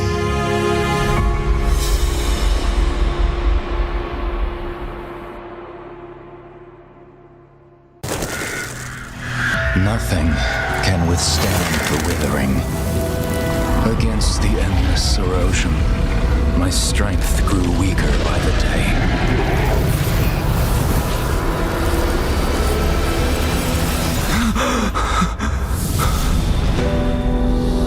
True power dwells within the spirit. Try to embrace all that you are.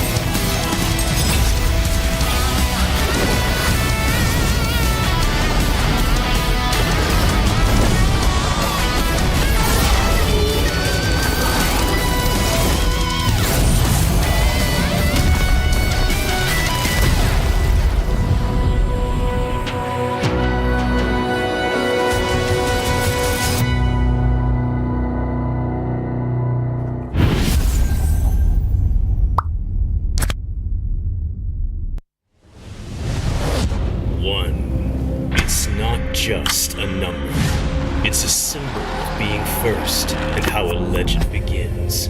It's the moment silence breaks and history listens before the crown. One's the first step to the World Championship. Because being first doesn't mean arriving early. It means daring to step forward when no path exists yet. One is the birth of the champions. Indonesia carved its name as the first world title winner in MLBB. And now, a different game with its own crown waiting to be claimed. From there, we start with one dream. A father who risks it all for his dream and to make his child proud of him. One medical student who chases his dream not just on stage, but in daily life. One man's dream to improve the life of his family and to be a streaming star. One who shouldered the dreams of the EECA division with his chill personality. The man who carries his brother's dream to the stage and makes him proud. One who chases a dream not just for himself, but for the father he lost. One who dreams to be more than just another guy, to be a world champion and a leader. One who chases a bigger dream, to be the world champion, to mark Malaysia's first MCGG history. 8 different stories and paths colliding, but only one ending. Before the world meets its M7 champion, the first king of MCGG will take the crown. Will other regions stop Indonesia from claiming the first crown with their number advantage? When legends rise and history is written, who will lift the Go One crown and stand alongside the M7 champions?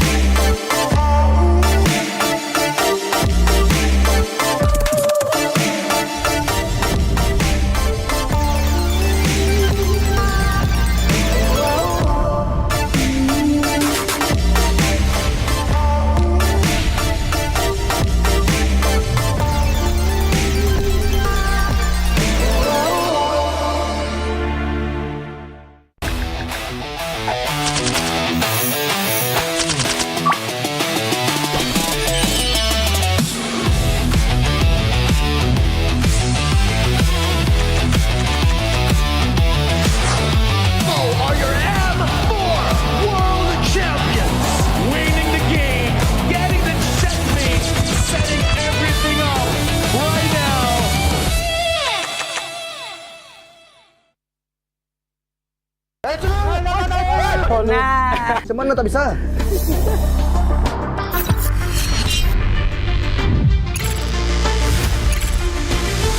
Welcome players to our game Pick and Pick. Okay, stand by for the first questions. KarlTzy. Find 3 marksman heroes. Okay, 30 saat Oh, ini boy. Apa tu? Tu apa tu guys? Ni kan ada cari 3 marksman.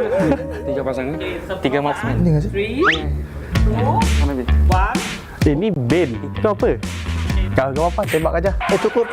Oh, dah stop weh. Tak bisa lah. Oh, tulis number. 5 Roger. Okay. Ui. Wait. Okay, we are ready. Ni apa? 11. 2, 5, 11. 11 bukan Haya. Itu Haya lah. Hey, boy. 2 Nathan, 7 ada B, 5 I think Roger. Ya, Roger. 2 macam Nathan, boy. Apa ni? 11, ya, try. 5 Roger, still. Oh ya, ada B doh. Oh, Brody. Betul. Kita betul. Ada Brody doh. Oh. Ini explain aja kan? Ya, ini tutorial, right? No score. 5 ni. Udah boy. Dia cok. Ataupun ni boy. Udah tulis dulu aja kita. Ni. 1, 3. Sabar. 1, 3. Udah. Stop. Tak bisa. Kopi ya. Oi, mana ada? Dah, ni point. Oh, bisa satu lah. Okey. Jawapan ah? 167. Ya, kita 1 point. Oh, sama lah. Oh, kita benar. Ya. Lu ada benar, Mas? Ada 1. Boleh pagi saya. Hai, boy. Female heroes. Okay. Si dia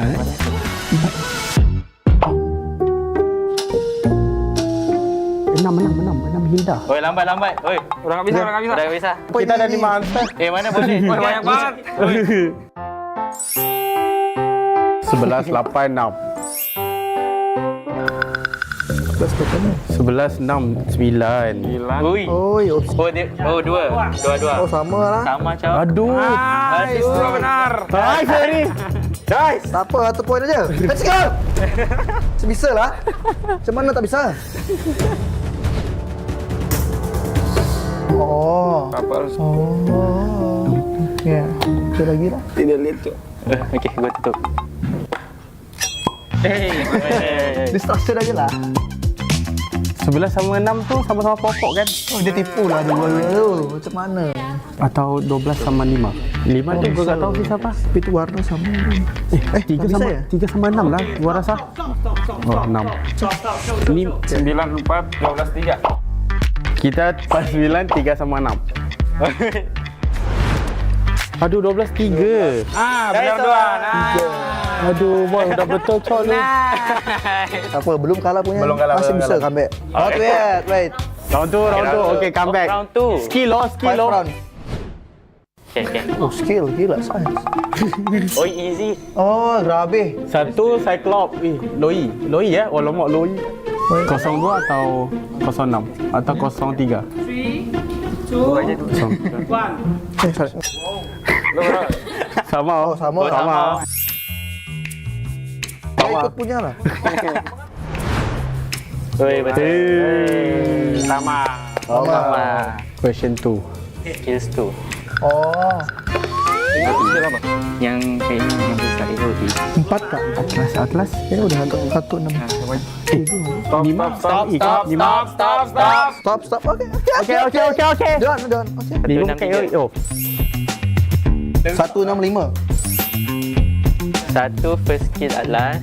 6. Oh, dengar explanation tu. Alti Farsa. 3. Alti Terizla. Kita 1 ada 6, 8. 6, 8. 7. 8. Ni 1. Kibar punya ni. Ni tak ada ni. Dia tu. Tuh, tengok 8 ni ada lah. 8. Oh, 8. Ya, 7, 6, 8. Show dulu. Okay, wait.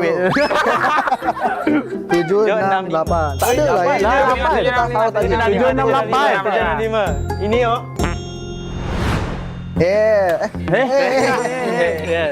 Tapi Okay. We score 2 guys. Okay guys. 5 pun. Cheer, stop. Cheer sikit. 2. Okay. Tak kontrol. Apa cok? Clock control. Tahu dah. Gua 12. Gua 12. Apa lagi cok? Tulis apa? Okay. Pas. Tak bisa lah. Tak boleh. Tak boleh oh. Time up. Oi. Minus 1 point lah. Minus 1 point. Oi. 10, 12, 2. 1 sempat 2 aja. Plus 1. Tengok dia punya. Udah time out. Settled. Okay, San sesuai 1. Kenapa 1? Okay, nak owning ID 1. Tebak aja karena waktunya mepet. Ya, first skill chip. Ya do, akai do. Betul. Betul je. Tebak. Okey lah. Salah. Fokus. Harus fokus. Go udah 1 boy. 1 lagi boy. Lah. Oh, ni boy, 7, 5. 7, 5, 10. 5, 4, 3, 2, Udah. 5, 7, 8. Asal dia punya terbalik. Tak apa kan gini, macam tutup itulah. Sama. Sama. Tiru. Ini tiru. Okay. Okay, we already know we win. Yeah, Jing. Okay, thank you all players. And let's see who's today sharpest eyes. Team A, 19 marks. Team B, 40. So the winner is Team A. Nice. Yes. Thank you.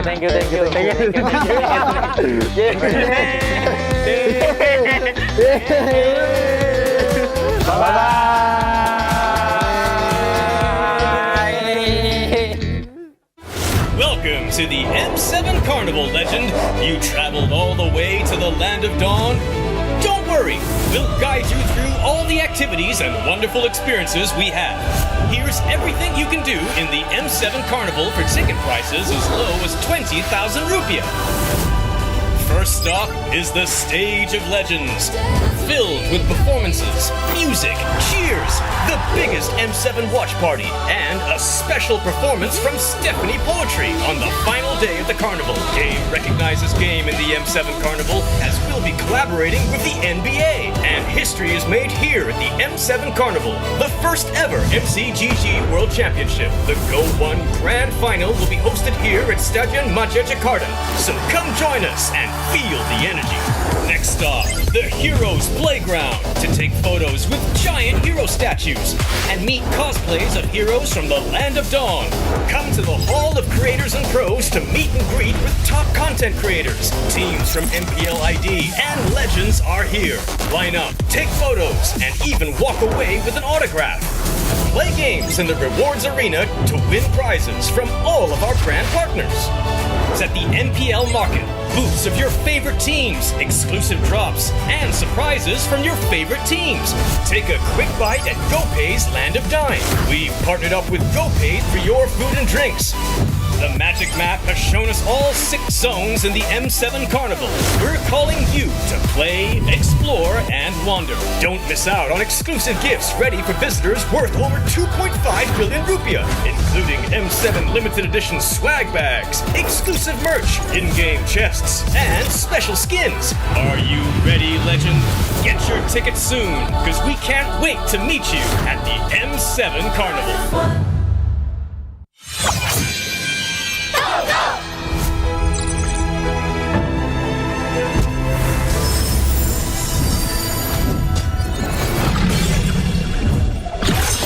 Rise beyond greatness and reignite your star. Come then, embrace this struggle.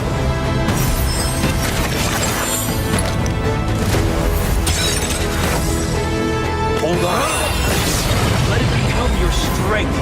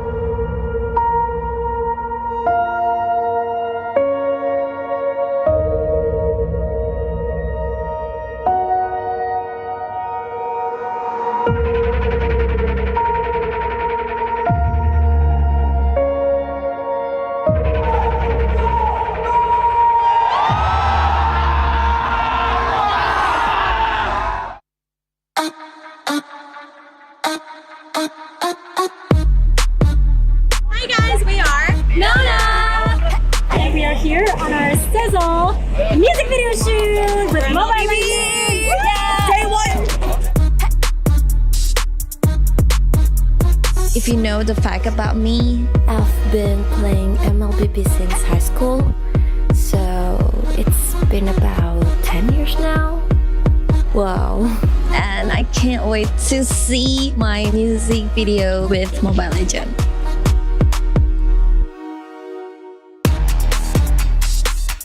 I feel like as Nona, as a group, we've never done a song like this before, and we've never done a collaboration with a game like this before, so it's definitely a first time for everything, but it's opening up a new side of Nona that we've never tried to venture in, so it's really fun, it's exciting, and it's just something new for all of us in the team.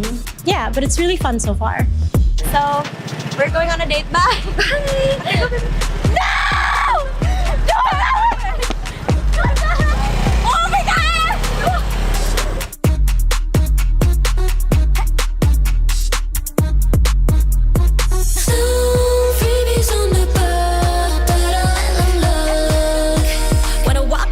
Everybody gonna watch us sizzle. Got a crew so hot, no riddles. It's 0 to 100, no middle.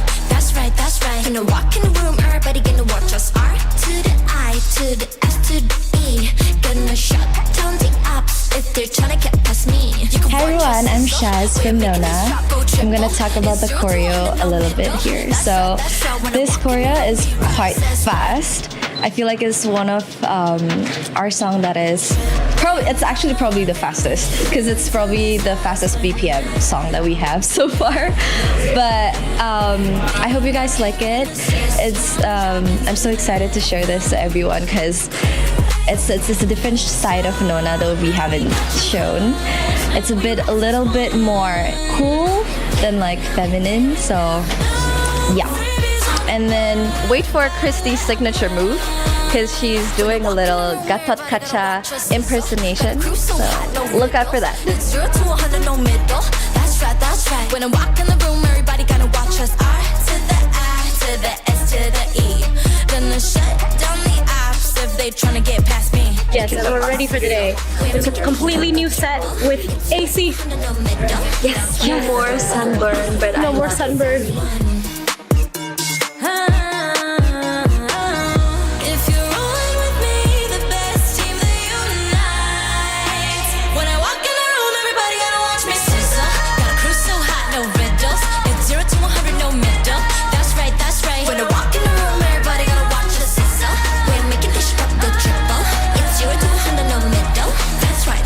When I walk in the room, we rise as one.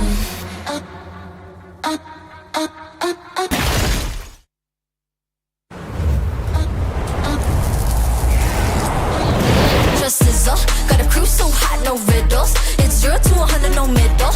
That's right, that's right. When I walk in the room, everybody gonna watch us. R to the I, to the S, to the E. Gonna shut down the apps if they tryna get past me. You can watch us sizzle. We're making this drop go triple. 0 to 100, no middle. That's right, that's right. When I walk in the room, we rise as one. Got me wild and free. Now watch us stay fly. Doing it like I do. If you're rolling with me, the best team that unites. When I walk in the room, everybody gonna watch me sizzle. Got a crew so hot, no riddles. It's 0 to 100, no middle.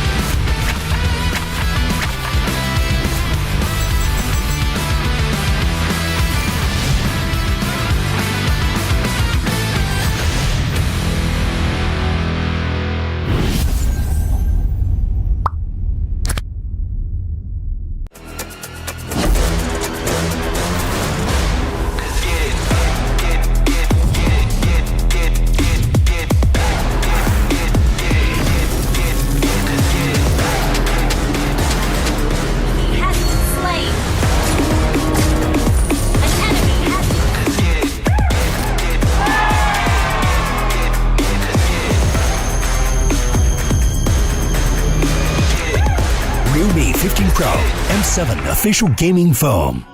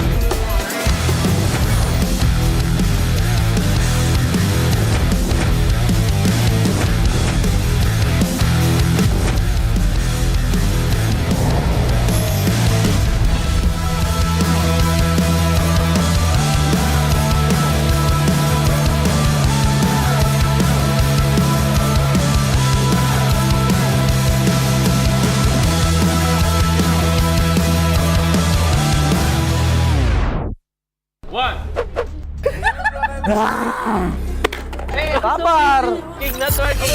Again, try again. Welcome to Strongest Brand. Let's begin the first round. It's about history and geography related to MLBB. Okay. Stand by. 3, 2, 1. I think. Hindi ko alam ko. Pass, pass. Melissa, Melissa. 2, 1. Melissa. Hey, Melissa. Drop. Oh. 1-1. Correct! No! It's okay, we give them the first round. Yeah. Maybe you faster, bro. 3, 2, 1. 15. 5, 13. D. 4, B. D. D. Okay, let us see the answer. Go! Stand by. 3, 2, 1. 4. Ay. Easy! Bro, old player knows everything. Uy, ano yun? 3, 2, 1.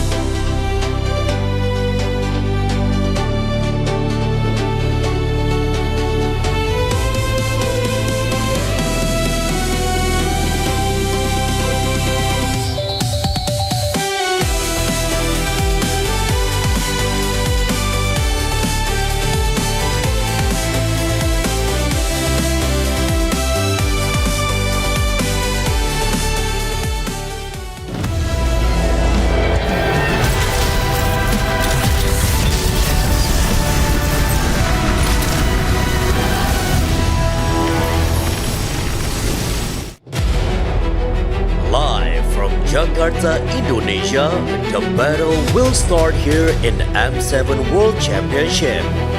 Let the world see us.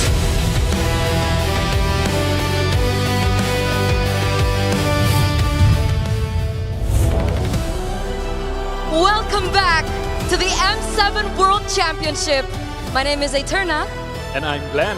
And today, before we head into our lower bracket semi-finals match between Selangor Red Giants and ﷺgo Esports, allow us to take this moment to recognize a very special group of individuals, educators who go beyond the classroom and into the community. Right next to us, we have two teacher ambassador from the MLBB Teacher Ambassador Program, Ibu Riris Wahyu Nugrahaini and Bapak Faisal Amin. Selamat malam, Bapak, Ibu, apa kabar? Selamat malam. Malam. So we are going to use this time to talk to them a little bit about the programs that they have been running for quite some time here. So my first question goes to Ibu Riris. Bu Riris, can you tell us about the MLBB Teacher Ambassador Program? Oke, MLBB Teacher Ambassador adalah sebuah program pendidikan karakter yang didukung oleh Dinas Pendidikan Kota Surabaya yang berfokus pada pembentukan fondasi lingkungan bermain yang sehat, aman, serta berkarakter bagi sekolah dasar dan sekolah menengah pertama.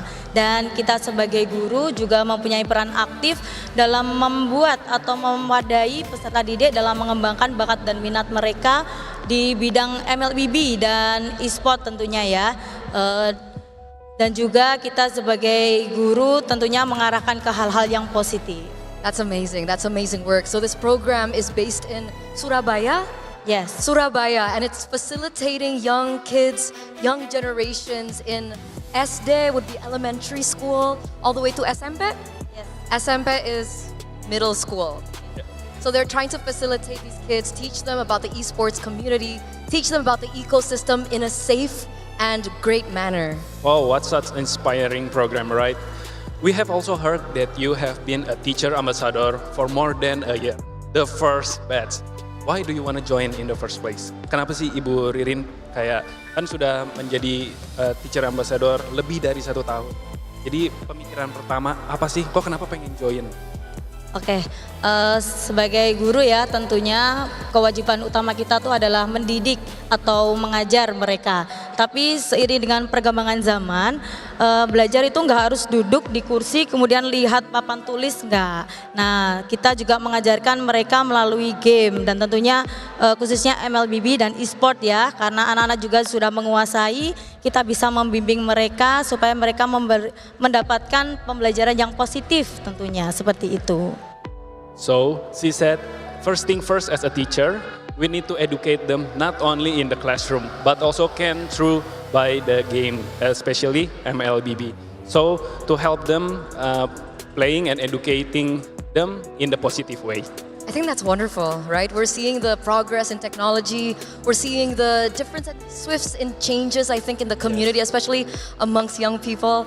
I think that's amazing. So, in your opinion, Ibu Riris, what key role do teachers play in guiding students in the ecosystem and, of course, the esports ecosystem?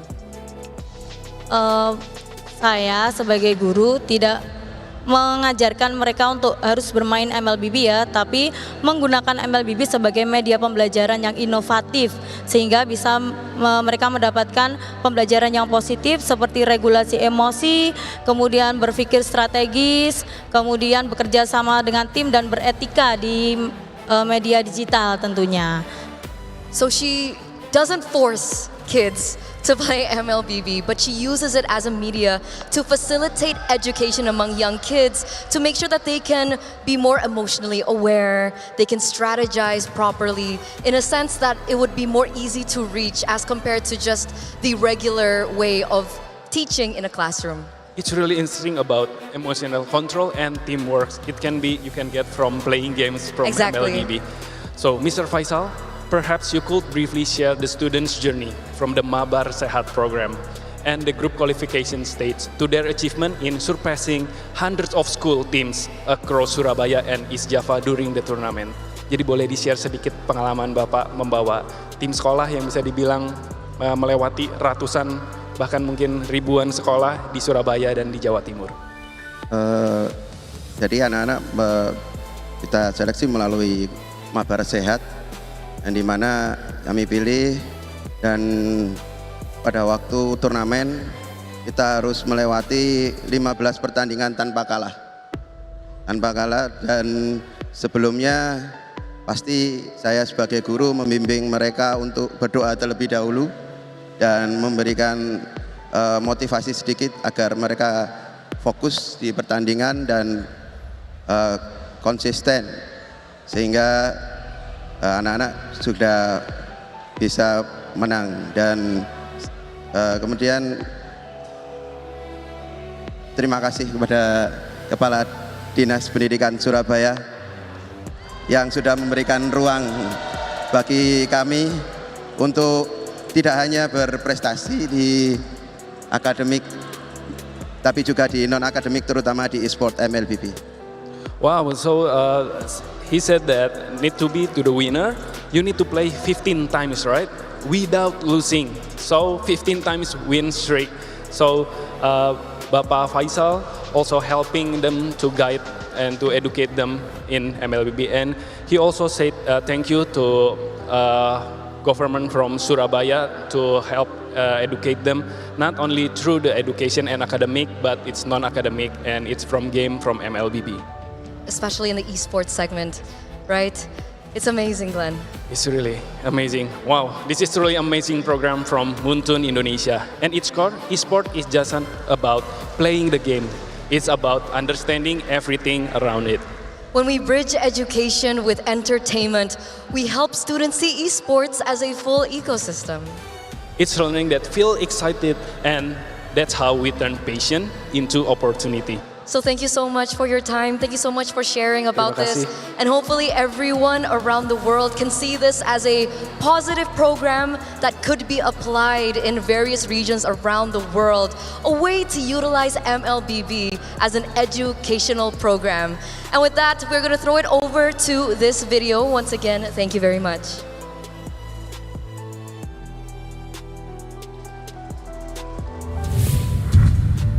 SDN Kapasari 1292 hari ini melakukan mabar pertama yang diikuti oleh 4 tim. Tim 1, hai. Tim 2, hai.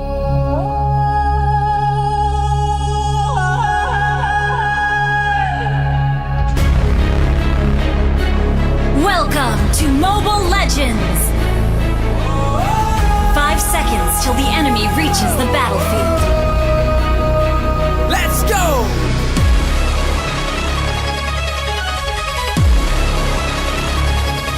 Let's go, let's rise! Bersama melangkah, bersama meraih mimpi.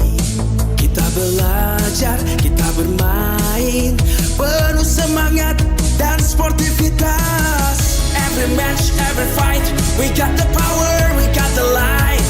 Api semangat tak akan pudar. Waktunya kita semua menyala. Learn and rise, rise, rise. Belajar dulu baru mabar. Kami muda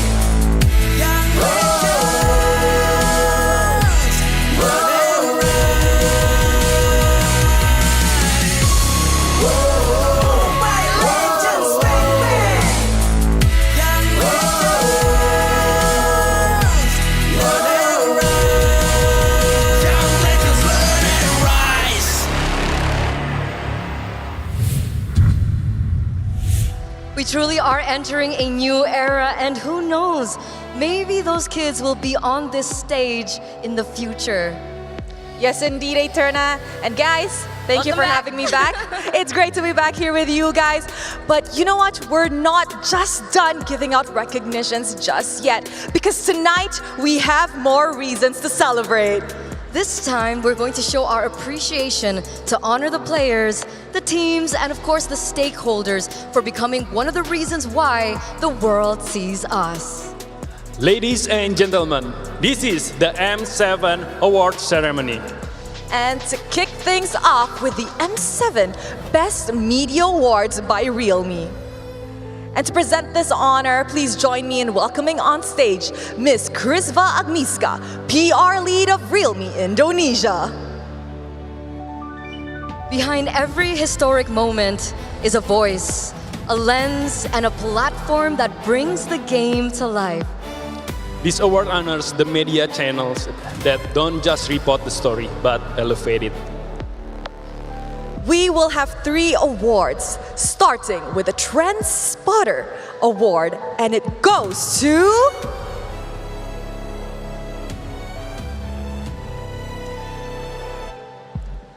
Okay, so the first award,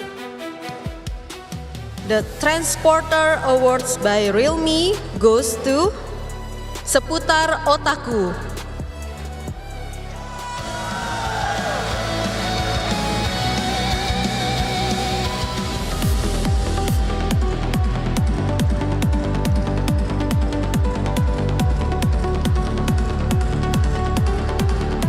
This standout piece of coverage shone the spotlight on Brigida.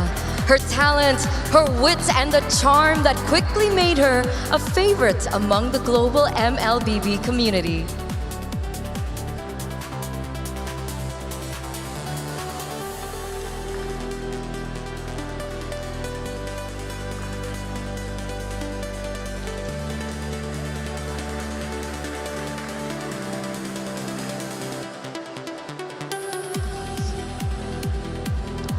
Thank you. Congratulations once again. Next is in the Best in Esports Business Journalism Award, and it goes to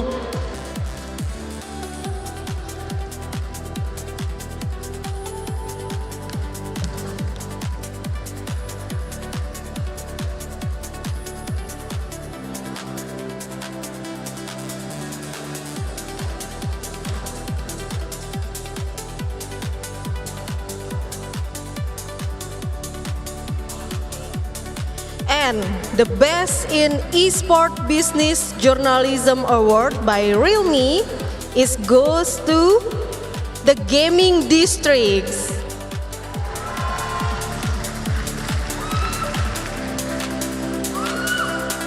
This story delivers an industry-shaping perspective, revealing how MLBB evolved this partnership model to unlock collaborations with global brands like Visa and the NBA.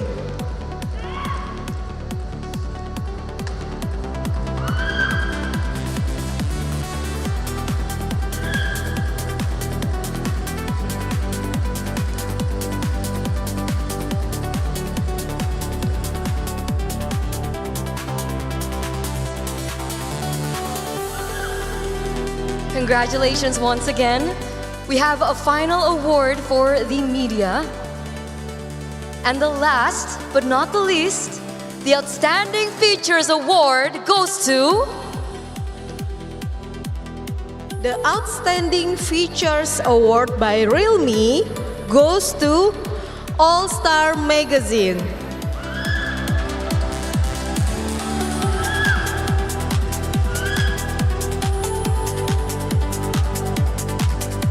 This feature uncovers the human story of KarlTzy, from childhood shaped by family sacrifice to the quiet and glamorous spaces where greatness began.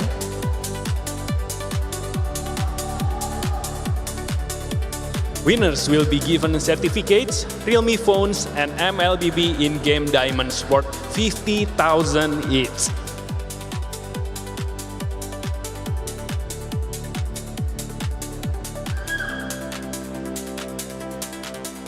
Thank you very much to Ms. Krisva Agnieszka. And of course, once again, congratulations to all of our winners here on stage.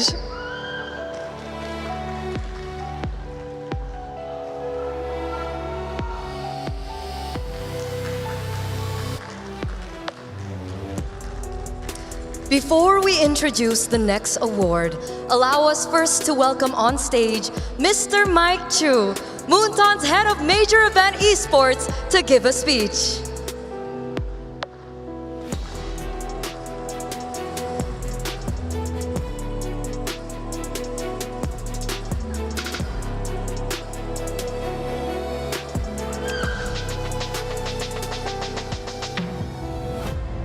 Hello, M7.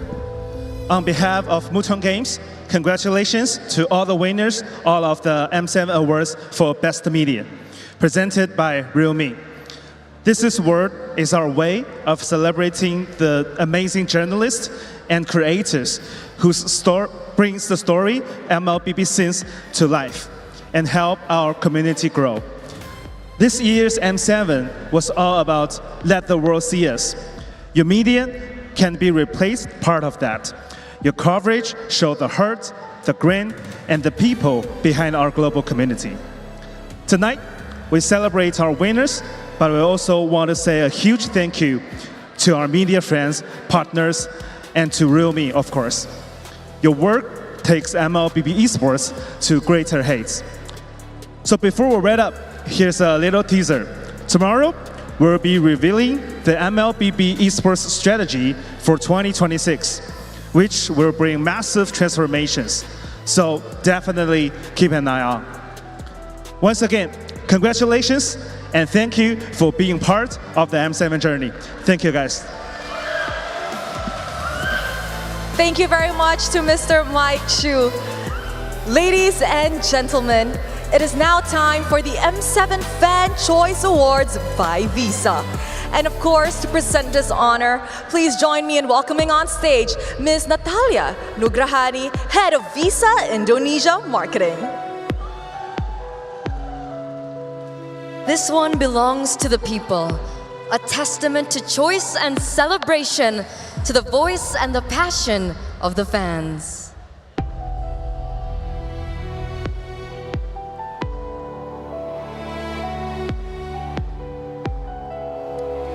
And the M7 Fan Choice Award goes to... The winner is...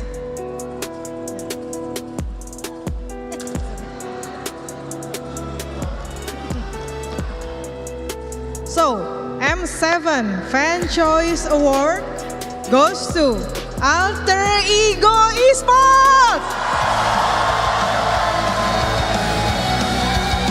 The People's Champions indeed. From runner-ups in MPL ID, El Familia has let the world see what having a solid support system can help you achieve. Mana suaranya buat Alter Ego?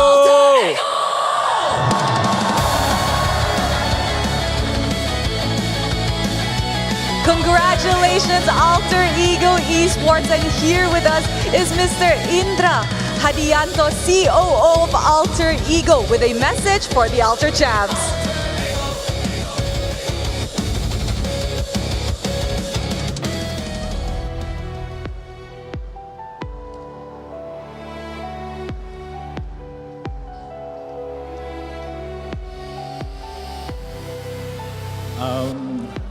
Selamat malam semuanya.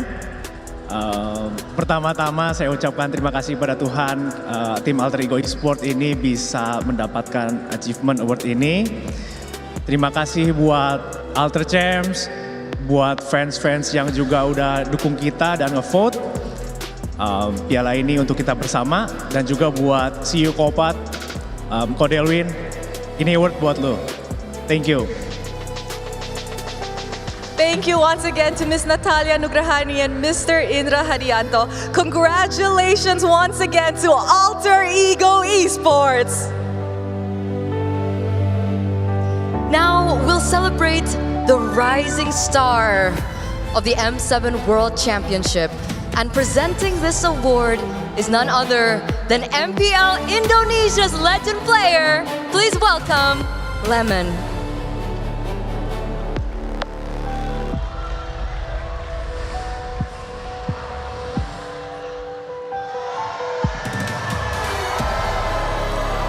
In a tournament that demands the world's attention, they made their game speak for their names. And the M7 Rising Star Award goes to M7 Rising Star for this year, Nino from Alter Ego.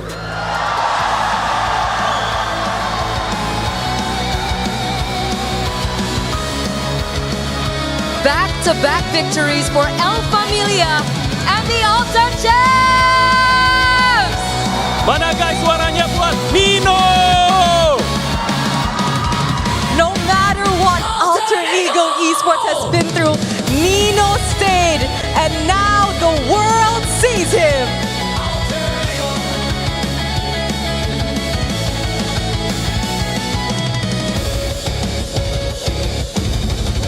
Congratulations once again, Nino. Thank you so much, Lemon.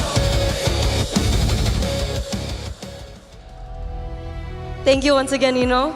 You can prepare for your next match. Go ahead. Bye. Congratulations to our awardees tonight. And guys, it is an exciting time, don't you think so? It truly is. And now I think, Glenn, Rose, I think it's time that we head on to the final match of the day. Who will join Aurora Gaming PH in the grand finals? Will it be Selangor Red Giants or Alter Ego Esports? Let's find out as we throw it to our casters. Let the world see us!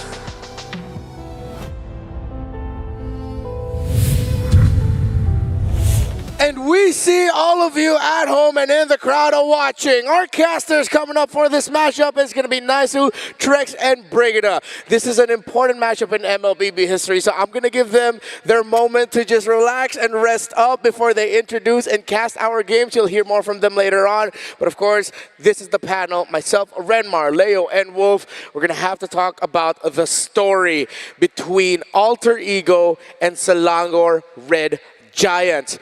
Alter Ego here is on a run that I have not seen in forever.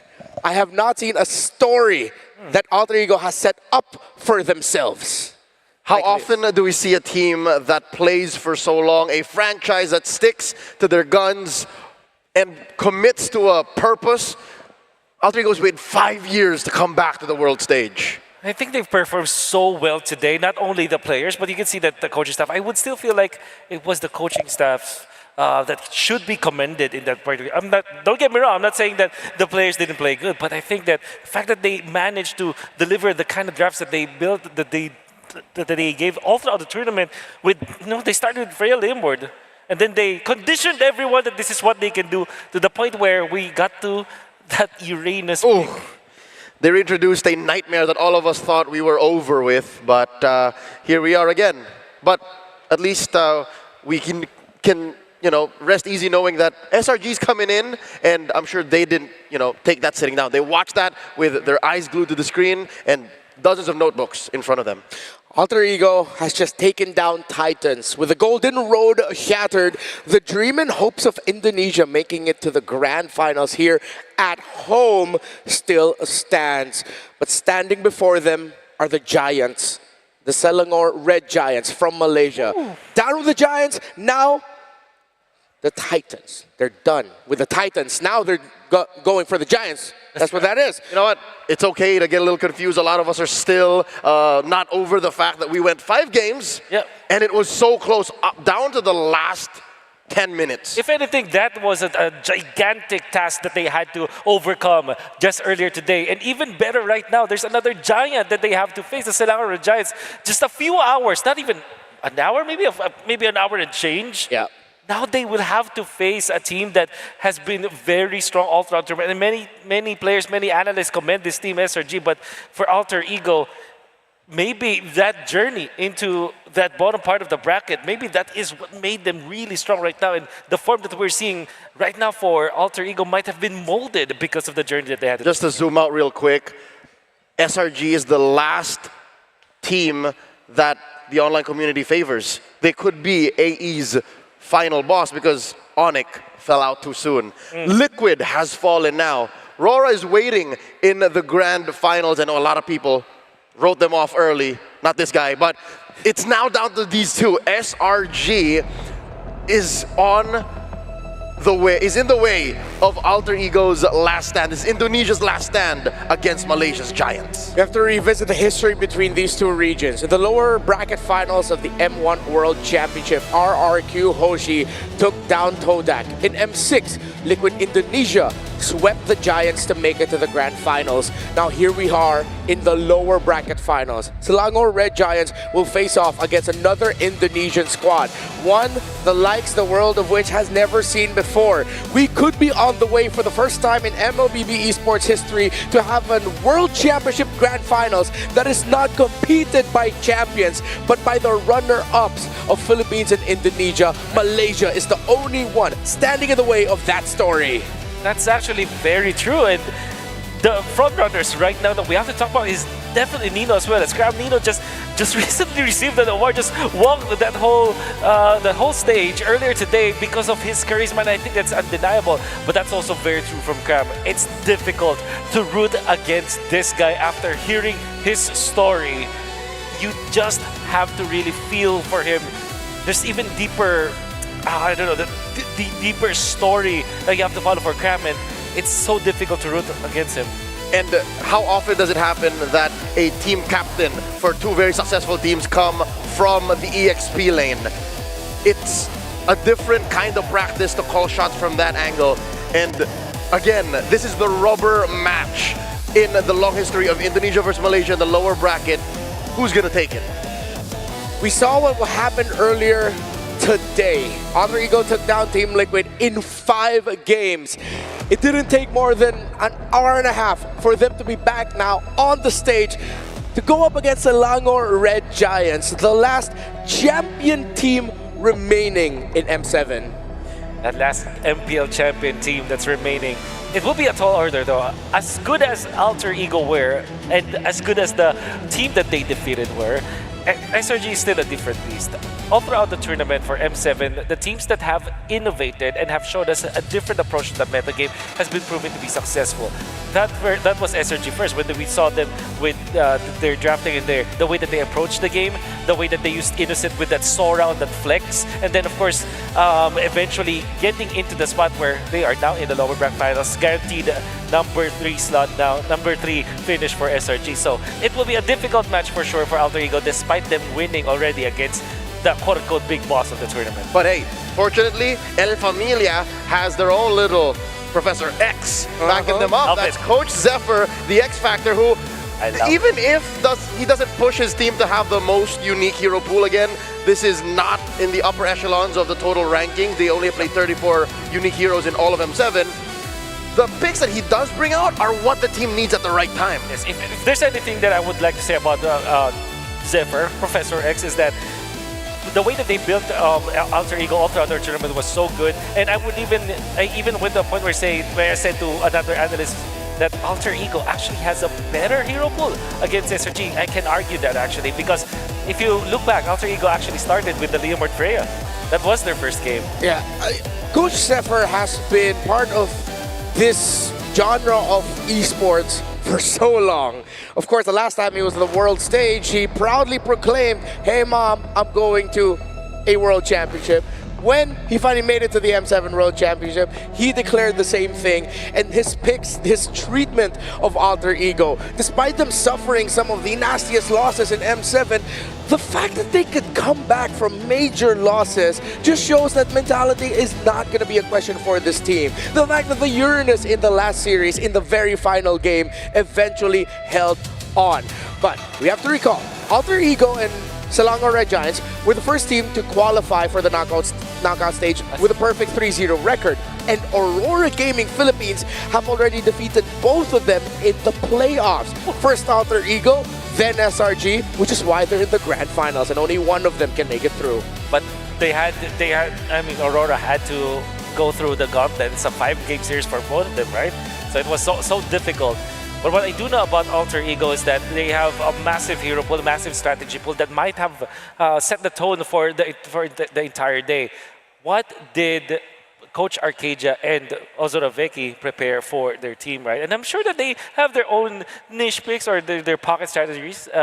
It's just going to be not as easy because the momentum now favors Alter Ego.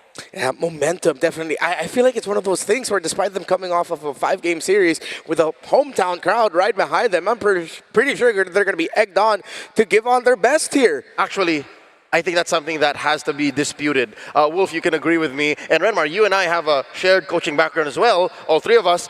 Some players actually relish in this momentum, in the heat, in the fact that, all right, I've played so many games of MLBB, what else could hurt me?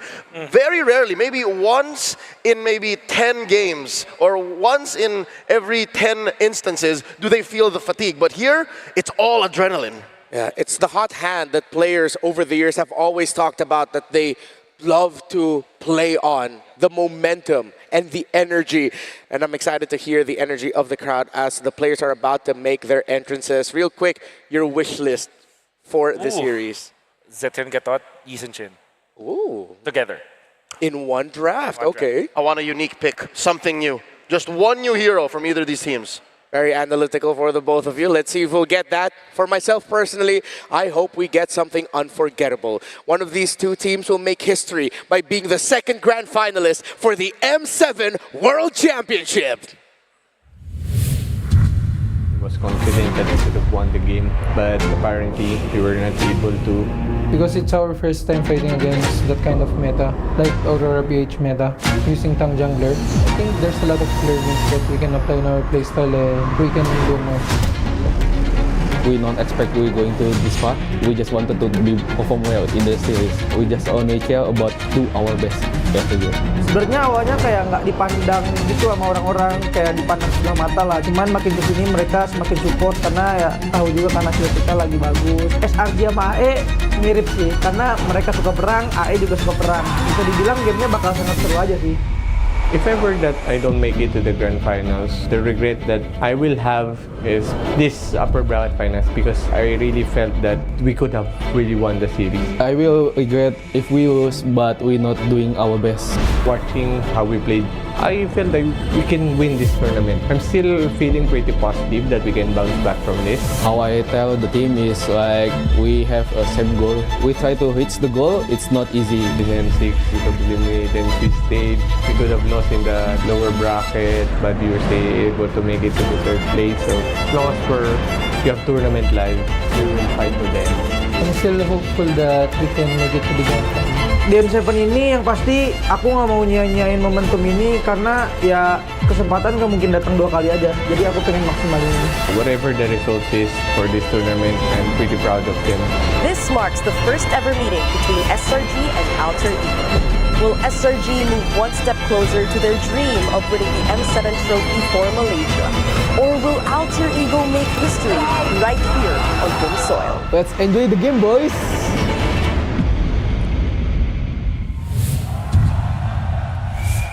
SRG! SRG! SRG! SRG!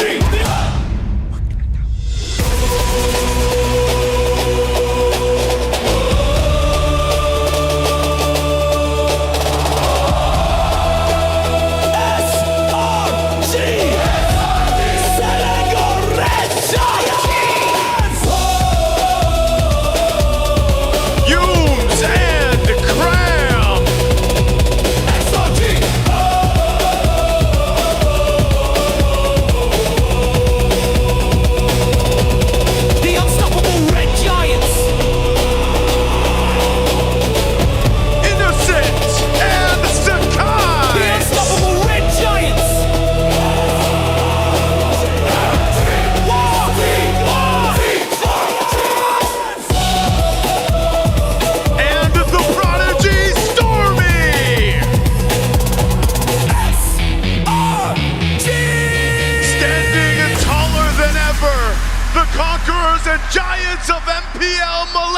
the Selangor Red Giants.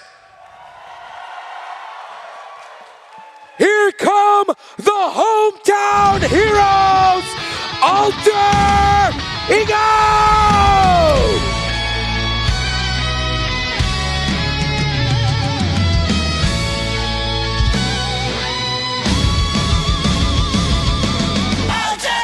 Back on stage is Orphe. Hijume. Nino. Yasuke.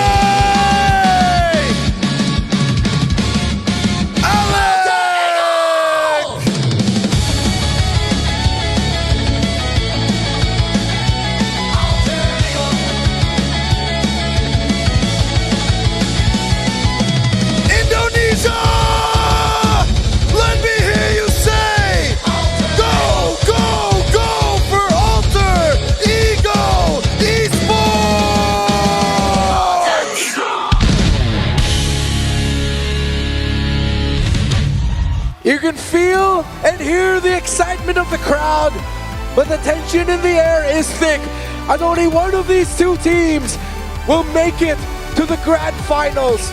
Will it be the Malaysian Selangor Red Giants, their hopes of delivering the first World Championship for the region? Or is it ΔҖICH, the hometown heroes, hoping to deliver their second one here at home? Welcome to coaches. For Selangor Red Giants, it's Coach Arcadia and Ozora Becky. For ΔŞICH Esports, it's Coach Sepper and Sticks. With them is the M7 head referee Gary to ensure the integrity and fairness of the tournament. The Giants and the Masks stand tall, but only one will move forward. We begin our discussion with Selangor Red Giants. As Sakai's and Innocent need to be on demon time if they want to go to the grand finals. We know what this team can achieve when they are actually in that demon time, when they started at M7 on a roll, only stumbling against a very good team in Aurora because of some draft choices. But I'm sure right now they will have a different approach. Sakai's turtle control rate 51%, 50-50. Lord control rate 52%. Not that good compared to Yasuke, honestly, who leaned more towards the 70% rate. But Innocent's gold lane Sora pick here might become the main trade of the draft. A 4-game winning streak in the gold lane for that hero. I think they're gonna have to trade hard in mid for those power picks because Stormy is #2 amongst unique heroes pick. That's 8. So how are they gonna be trading? Pharsa for Eve, Eve for Pharsa, and will we see a Valentina because those kinds of picks swerve? I would say that the two teams, SRG as well as ΔŞICH, the way that they draft is they don't want to actually lose in that mid lane. In fact, we saw in the previous game where we see like Eve getting picked up even after Claude was already picked up. This might not happen in this particular game. SRG are precise when it comes to their choices in the mid lane for Stormy. And ΔŞICH have to be precise with their picks in the jungle for the super rookie or maybe even potentially super MVP Yasuke. Again, first time at the world stage and he's playing like this. Even Orphe earlier, the Claude performance he had in a Game 5 is a testament for his ability to carry. Yasuke's Leomord is a force to be reckoned with. Even if Sakai's is respectable on the hero, they have to think twice about that. Even Orphe's Freya.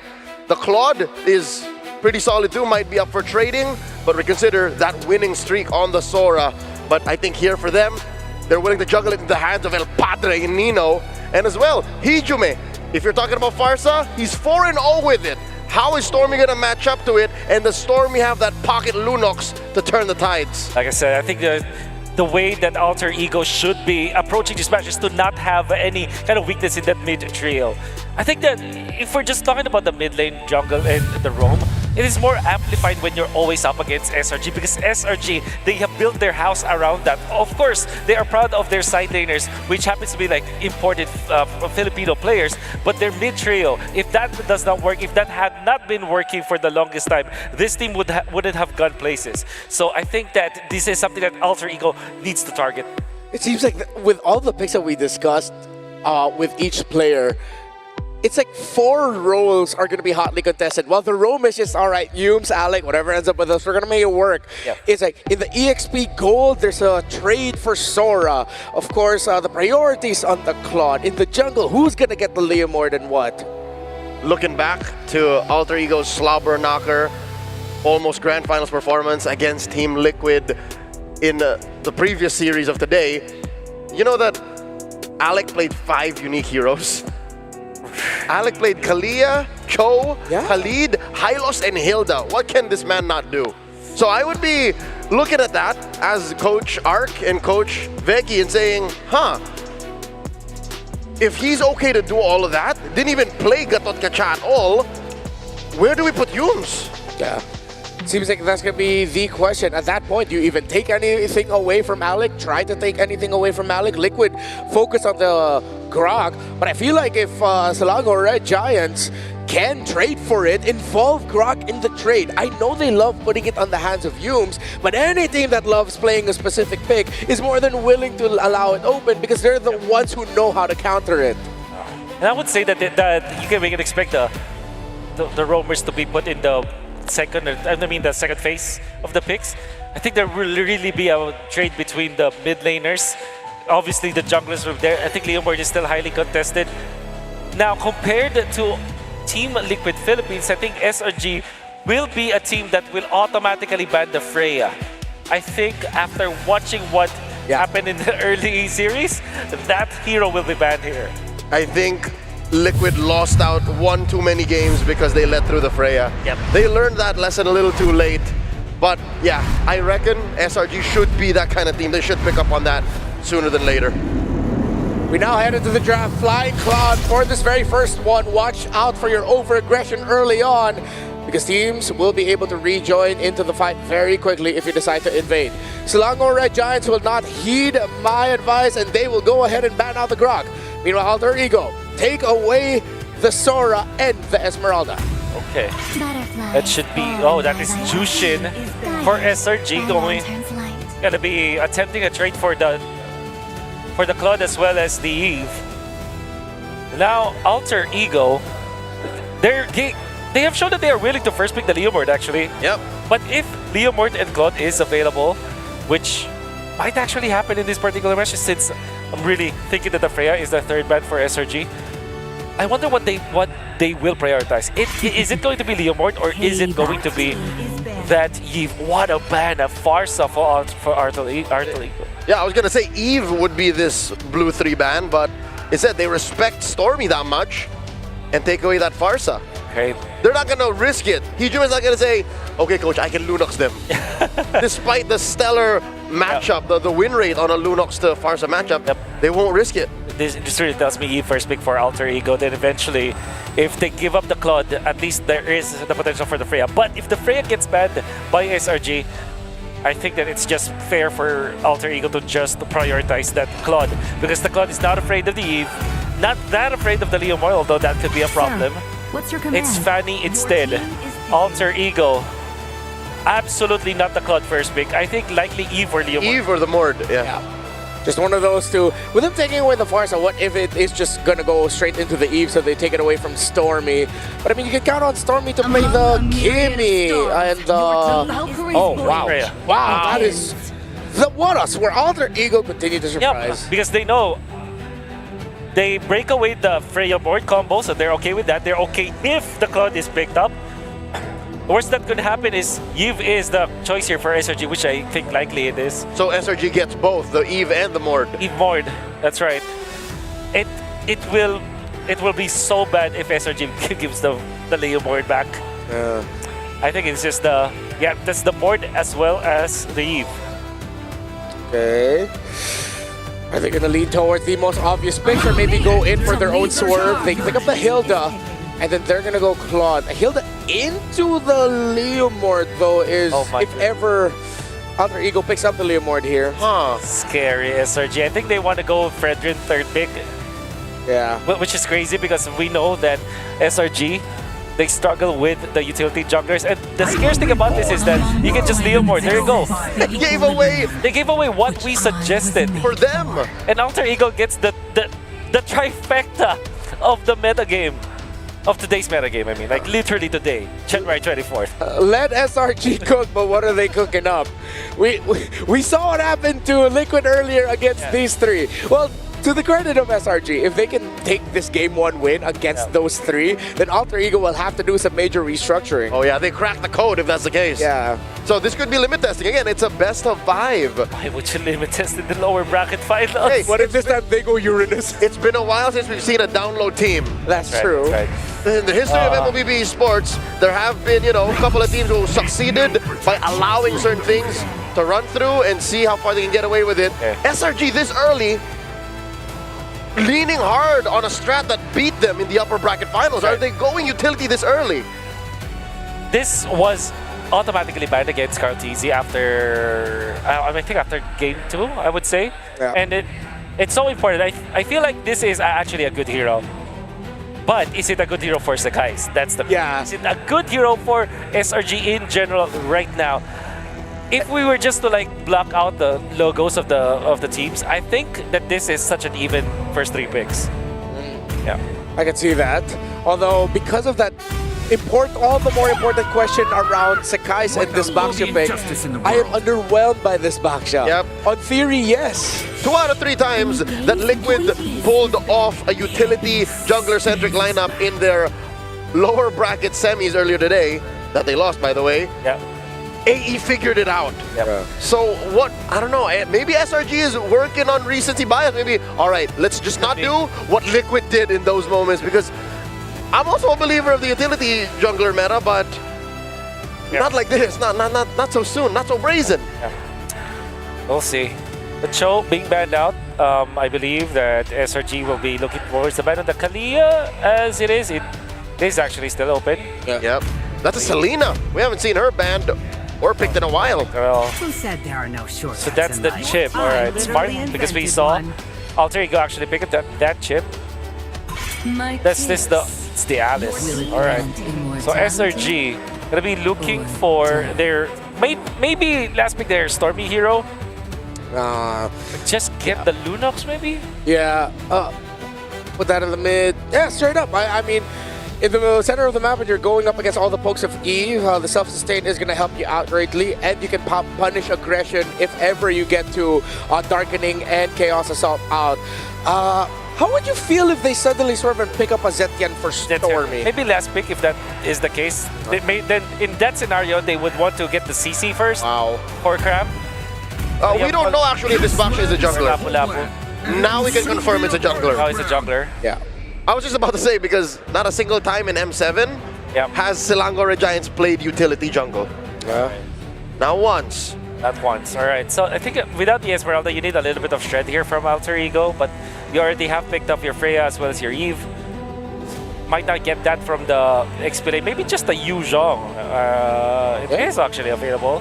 Maybe a Yu Zhong for Nino, and then would want to look for another source of stun to actually activate this Freya. Yeah. Kalia is still open, so I think Kalia Yu Zhong will be to the mix.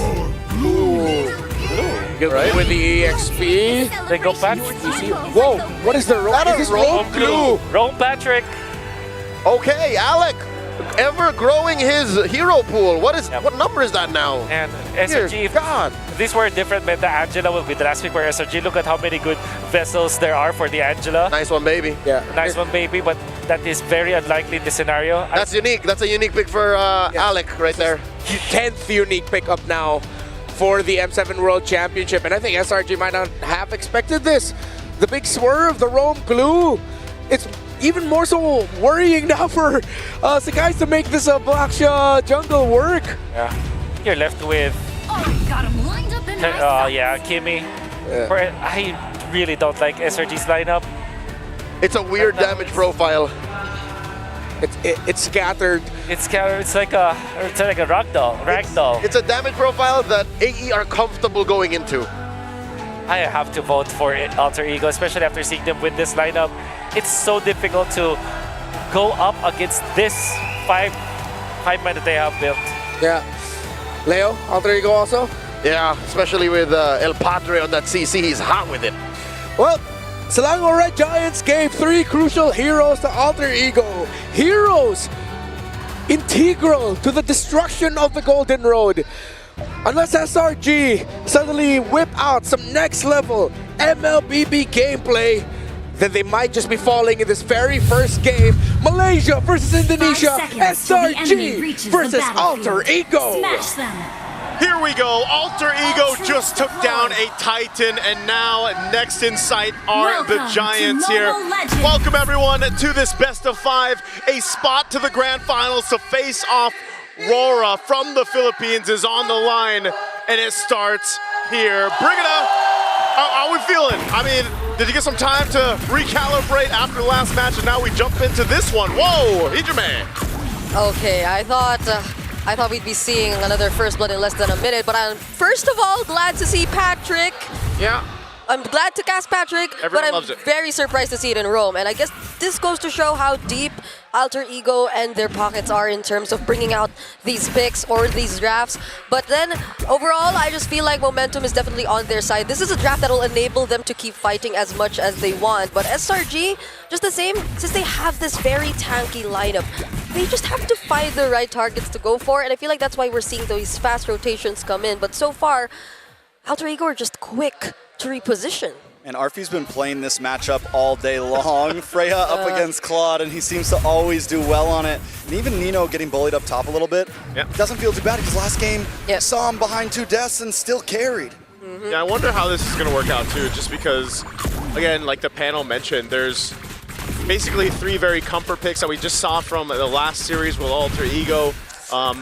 Again, I just feel like I've only seen basically that in the gold lane. It's typically Arfi putting pressure on the Claude as he should, and we know that how that scaling can go here for them. But even so, to see this Leo more into the hands of Yosuke, where he had to go ahead and deal with it from KarlTzy in the previous one, you know that they want to go ahead and start things strong. And even for Nino on the CC, I think that was such a big part of that Game 5 in the last series here. So, yeah, if I had to say anything, momentum-wise, Alter Ego Esports should have this with this kind of draft too. And I mean, but SRG is going to go claim the turtle. Nice level 4 over to Cram just in time. A big Raven Spider comes down. Yasuke on the steed, looking for Yums now. Yums brought down low. Can Nino get the kill? Yasuke with first blood. So a turtle for a kill.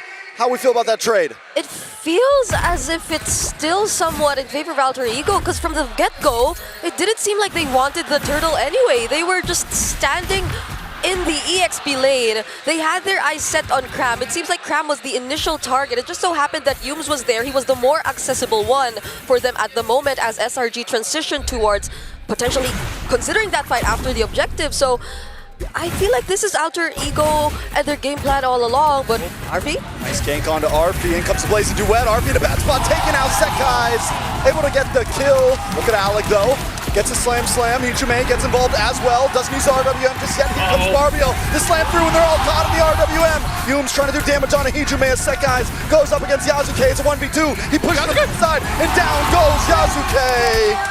Sekai's is still alive. He's so tanky. Now Arfi trying to join in. All right, Arfi looking for the battle. Alter Ego decides to back off. It's 2-2. Okay, that shows us that yes, they want to go ahead and shut down Arfi from scaling up the way we saw him do previously. They make a play there in the gold lane, but then they also have to answer, and they're still going to stay down here. Now, one of the big things that they can play around for Alter Ego Esports, like we just saw, was that combination of having the real-world manipulation in your favor, and then you kind of just let to go and let loose with the Phantom Steed and everything else. But there's good response from SRG's lineup. They're capable of fighting back if they want to. A lot of damage onto Yums. Yums won't be able to get away from this one. Yasuke with another kill into his pocket. Add that on with the War Axe. He's 3-1-0. It's looking good. Yeah. For him. I was supposed to say, Alter Ego so far have found ways to really deal with Stormy. I think so far, considering the damage profile right now, it's really Stormy who you want to go after at that moment. But now it's even Yums who seems like a really easy target. Alec, wait. Alec's taking a lot of damage. There goes the RWM though. Arfi locks onto Cram. Sekai's is able to get the turtle though. Into the backside, Nino looking for damage dealers, but the damage goes all onto Arfi. Graham able to get the kill. but ŁTR don't want to let it go down. Guys, Hijume and Alec are moving forward. Another kill into the hands of Stormy as Yasuke bites one back. It's a 2 for 2. The turtle still goes to SRG. They just really want to keep fighting. That was Alec also burning the flicker just to force that dive under the tier 2, making sure that Yasuke too has company as he goes in for the dive. There's I don't know, it's like a hidden passive about the SpongeBob and Patrick skin. Like, you just want to fight them. There's something about it, man, and that's what happened. Alec was taking all that damage, and it started up that fight that was chosen by SRG. So, you know, amidst it all, some kills obviously went over to ÄlterEgo, and they had a good fight there, but SRG still maintains the lead. They do have still some control around the map. Who got it? Oh, did he get the orange buff? Yes. Yasuke will be able to get away safely with this. Cram moving on to Hijume. Yoom's there as well. Alec looking to join the fray. A lot of damage with a blazing duet. Innocent able to get the kill on a Hijume. Alex now in trouble. Next on the chopping block, he gets the slam, tries to bring him back, but he's caught in between 4 members. They're gonna jump him, they're gonna pound him down, and now Yasuke's on the run as well as wants to close the distance. Out comes the Phantom Steed. Innocent now getting involved as well as Yasuke picks up Yooms, flickers through, and Nino gets away safely. Oh my, that was a well-timed entry from Innocent. You saw it. Arfi was nowhere to be found during that instance, so there definitely was an advantage towards SRG. But Yasuke though, the reset and him getting his ultimate for the second time around is still finding something out of that. It's still a really good stat line we're seeing, and he's still ahead of Sekai's. He wants to take the buff again. He's gonna take another one here with the pushback onto you. Comes Arfi with the Valkyrie descent. Sekai's gonna be in a lot of trouble here. One more hit and he does go down. Yasuke picks up the kill, and now Yasuke's on the run. Cram able to close the distance though. And now Stormy moving on Arfi. A nice stun onto Alec. The grab, slam, a nice RB to catch Stormy and Innocent. But Cram is taking him for a ride. Back onto the tower. Alec finally forced to run off, but Nino's onto the tower. He doesn't care about the shots. He's gonna get the kill. But Innocent now look for the response with Blazing Duet.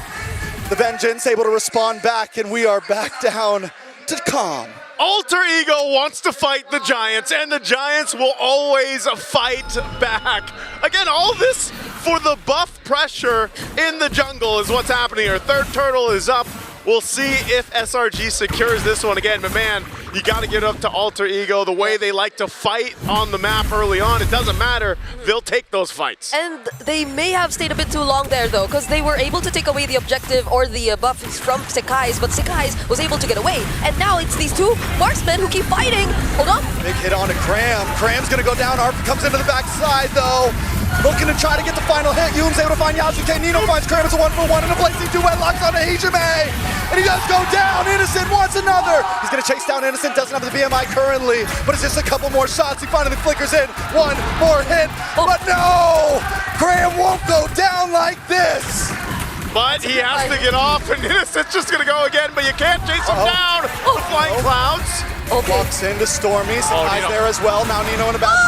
Let's get under the base safely. What is going on? That's the curtain call. He could have reached.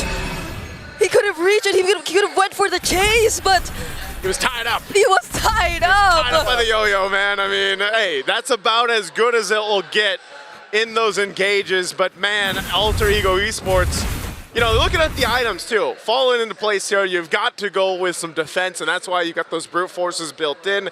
Nino has to help Yasuke, especially when they decide to go into these fights again, fighting around the real world manipulation. It does help them kind of lock down the control, but so far, notice how SRG has taken these fights.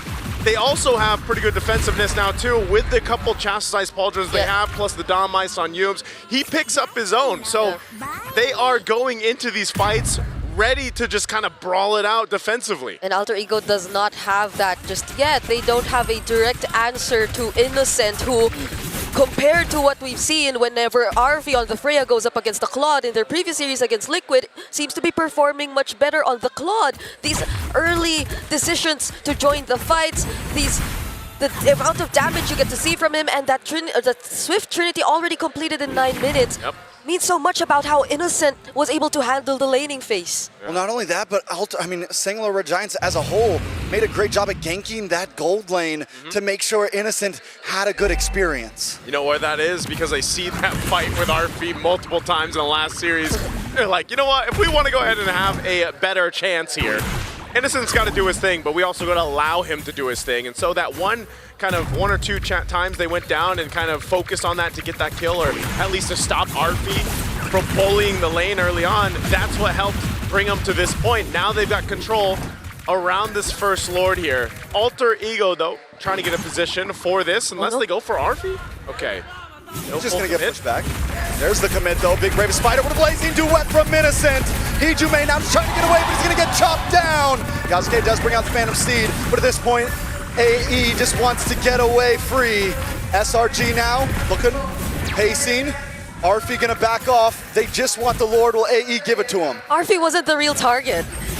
When they saw Arfi and when they felt that SRG might actually go for him, HiJuMae, the other members were forced to reveal themselves, and unknowingly, Cram was there, ready to jump on them anytime. And that was the perfect cue for Innocent to just use the blazing duet at the right moment as well. There was no way HiJuMae could have gotten out of that, not without the flicker.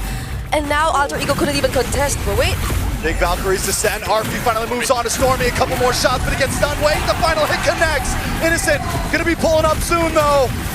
Arfi still going strong. Yasuke, the RWM catches two, and that's gonna be it for Cram. Alter-Ego Esports always fight back. They'll take the fight even with a Lord charging toward them. They don't care.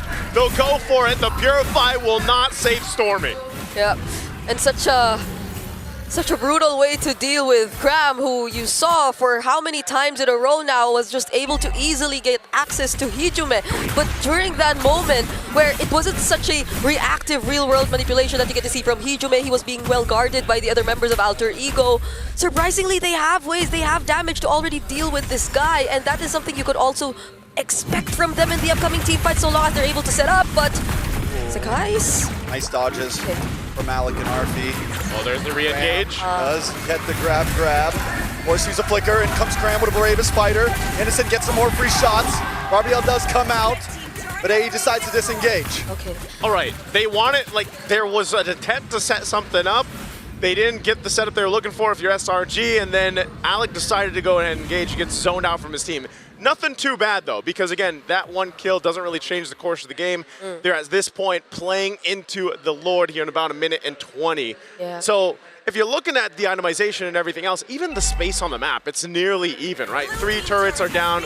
Alter-Ego's got that. SRG has 3 now as well. So it's more so about these constant fights that we've seen breaking out. How do the adjustments be made here? Again, once we get to some of those defensive items coming into place, that's where you'll see a little more finesse that's needed for the team to have that upper hand. Conceals also are going to be a big part of this. Yeah, and it's also maybe a Flying Clouds thing, where they just constantly find themselves back wherever the team fight was last seen, and they just constantly find ways to start again, which I think has been working really well so far for both of these teams, because it's just really a matter of timing and who gets to force out a fight at the better moment, especially considering now that we're approaching the more important objectives, and the gold lead hasn't really swung significantly in any of these teams' direction so far. It's always been less than 1K. I guess the most significant you could really look at is how Yasuke is already 2K up ahead of Sekai's, but that's a utility you're talking about. Oh, Brave Spider comes in. New shows up as well. Arfi able to dash away, and this is, I mean, Alter-Ego continuously just testing the waters here. They were basically like, you know what, Lord's coming up. Let's not lose anybody in this. They disengaged. They're going to go ahead and reset. One of the things we're seeing too from Arfi is, you know, now that he's built up, he might be down 1,000 gold against Innocent, but he's really focusing on trying to catch Stormy. I'm not sure if they're going to get here in time, though. Lord goes for a bit of a reset, but they go. Stun. To the backside, Blazing Duet connects onto nobody. Alec gonna get the stun onto 2 in the backside. Arfi tries to disrupt Humes, but is on the run. Cram brought low. Yasuke picks up the kill. Now they're gonna move on to Sakai's. Innocent looking for free shots. Sakai's brought back to the team, and Nino just needs a few more shots. The RWM, the mega kill, and Alter-Ego are finding the advantage as we speak. Okay, Yasuke, another Phantom Steeds trying to chase, but SRG, it's only 3 of them left. Yeah, they can't contest this. That was a hard fought for the Lord here. They'll be able to grab it for Alter-Ego. You would have thought Crab was in such a perfect position already to start a fight, but once it all broke out, he couldn't find his target. He just wanted to go for Hijume at that moment, but Hijume was able to reposition, get under tier 2. And now Cram finds himself in the middle of 4 members of Alter Ego who he couldn't really just fight against all alone. You know, we keep saying Innocent is doing great. He's 5-0 and 5, but it's so hard to find multiple members with that blazing duet because Alter Ego has such a split up composition. Yeah. And everyone has dashes, everyone has kites, unless you hit Alec, who's gonna stun you, and they're able to all kind of hold their own essentially. If they want to go 1v2 somewhere, they can, and at least nobody goes down. So what we saw in the last fight, Innocent Blaze Duets just connects to nobody. Yeah. Not only that, but also, again, Arfi is doing a great job at trying to go for Stormy, and then the team, SRG, kind of has to deal with that and help Stormy peel. And that's why Cram ended up dying, because he was separated from the team. So that is going to continue to happen for these team fights, where you see that pressure towards that back line here. The Lord charges in. Cram into the backside with a bravest fighter, goes straight to his death. A Valkyrie descent, ready for the engage as Yasuke pounces down on a Sekai's, but a blazing duet into the back line, but it's still just not enough. He has to be on my back. He's able to find Hijume. And now it's a 3v3. SRG defend the towers. Wow, Innocent threaded the needle there. He was one hit away from going down, but able to capitalize a kill. That was enough to keep them in the game. But man, Arfi is a menace on this Freya. He might have had a hard time in the early game, but they're looking to take a base turret here. Yeah, did use the Valkyrie descent to get out though. Now he uses his to dash forward. Pincer onto Yums. Yums brought very low. Nino able to pick up the kill, but now Yasuke has to back up. Arfi may have finally met his match. Oh! He goes down with Stormy picking up the kill, but they do break the inhibitor. Arfi's like, I want this kill. He wanted to kill Innocent, didn't even use the flicker, but he goes down. Ultimately, there's some damage on the turrets of the base of SRG. They lose the bottom turret, but still, nonetheless, they keep things mostly intact. 2 base turrets still up, some key defensive items being picked up as well. Now you've got the immortality in the hands of Yums. And yes, like you mentioned, Trex, one of the hard things about this is Innocent getting value out of the Blazing Duet. He does just pick up the Malefic Gun now, so he's got that Rose Gold and a win in nature for defense. Yeah, that's the hard thing, is actually getting use of the damage profile that you have. And that's why the panel mentioned this, that the damage profile of it and making it work is a little finicky, and you just got to be able to pull that off. So maybe that's why Arfi really wanted to force that, because he knew, I guess, 2 things. He was already full build, and there was no Winter Crown or Wind of Nature for Innocent. So he really wanted to force that first kill, but Cram. Gonna push the fight, a nice grab onto Cram, but wait a second, Yums is locking onto Arfi. Alter Ego might want to disengage on this one, not try to take the full fight. They're all down to about half health. Yeah, that's quite low. Yeah, it's gonna be enough time for them though to just reset and prep for the upcoming one. They'll be making sure that they take care of the waves though. Fortunately for them, 1 base turret's already down for SRG. Yeah, they can work this. Lord is up. Going to be started here. It will evolve shortly. Again, Flying Clouds being traditionally one of the maps, if not the longest play time right now throughout M7 is Flying Clouds. One pack. So they'll start this up, half health on the Lord. Attraction Pulse thrown out. Arfi with a Valkyrie descent onto Sekai's. He's brought down to solo. Arfi is shredding through. And the backside though, Sekai's falls. Cram gonna be the next. Arfi keeps on going. On to the next one, but a blazing duet. Into the backside, Yasuke brought low, but he snipes him out with the sword. Someone banned this Freya from Arfi. Why is he still getting his hands on the Freya? Time after time, Alter Ego break through the base, and it's not going to be enough to stop him here. Waiting for a few more minions, couple more hits, and Alter Ego end game number 1. The momentum is there. We said it for this series. Smiles on their face, and my goodness, I gotta say, man, take out the threat. Take it away from him or ban it out. Because Arfi, imagine, there was so much focus on him from SRG in the early portion of the game. They kind of shut him down, but then boom, he comes back and locks in and just is a menace in the back line. I mean, Sekai's, Cram, it didn't matter who. The Valkyrie was just tearing him apart. Because Innocent on this Claude was able to match that Freya, at least for the laning phase, at least for a couple of team fights which we saw in the early stages of the game. He played it really well for a matchup that you would consider to be favoring the Freya, but that wasn't enough to save them in this game where RP just kept jumping in and forcing the fights in the backlines. No, I don't even think that was the backline. That was KarlTzy he tried to hunt down in that last fight. Yeah, he went for KarlTzy, he went for Cram. That's what I was saying. RP didn't care about Innocent anymore. He's like, I'm not going to catch Innocent. So he adjusted, especially around the mid-game. He's like, I'm going to go for Stormy, I'm going to go for KarlTzy. I don't care as long as I'm able to get a resource out or potentially a kill. And eventually, he scaled up so much that he was just shredding through anybody he picked. So, again, an amazing game there, game one in the series. Let's throw it over to the panel to talk about game one. 22 kills in the first 8 minutes of the game. I wish there was a group of people who suggested that the Freya and the Leomord probably shouldn't have been given to Alter Ego, right? Yeah. Who that? I wonder, I wonder. Because we already saw in the first series today that was it's definitely a problem, but they still give it, and now you see the result. You can't spell Freya without Arfi. That is actually so true. It's built into the name of the hero. Arfi, Freya, it's there. So why do we keep giving it? Let's look first at the laning. We mentioned the Sakai and Innocent needed to be on demon time here. Innocent was on demon time. He handled Arfi in lane so well. And SRG handled Arfi. But it's not about the laning phase for Alter Ego, as we've already seen. Once they hit their power spikes, they have such a great understanding of the limits and strengths of each hero in their favorite hero pool that they will make it work every time. All the more excellent is their target acquisition multiple times in this fight, especially with the draft that both teams ended up with, especially with a marksman like Claude, who is technically not a backline front-to-back kind of marksman. He will be everywhere, right, in a team fight. Alter Ego, 6 games in a row now, counting earlier today's series. They are so good at finding the right targets that about 95% of the time they will win in long, drawn-out fights. It doesn't help that their heroes are so good at picking out ults and then waiting. All right, save for the Eve. The Eve is a really long cooldown. Everyone else is like, okay, I'm ready. I can do that again. Each player, specifically Arfi, who is my personal vote as the MVP, is like a heat-seeking missile.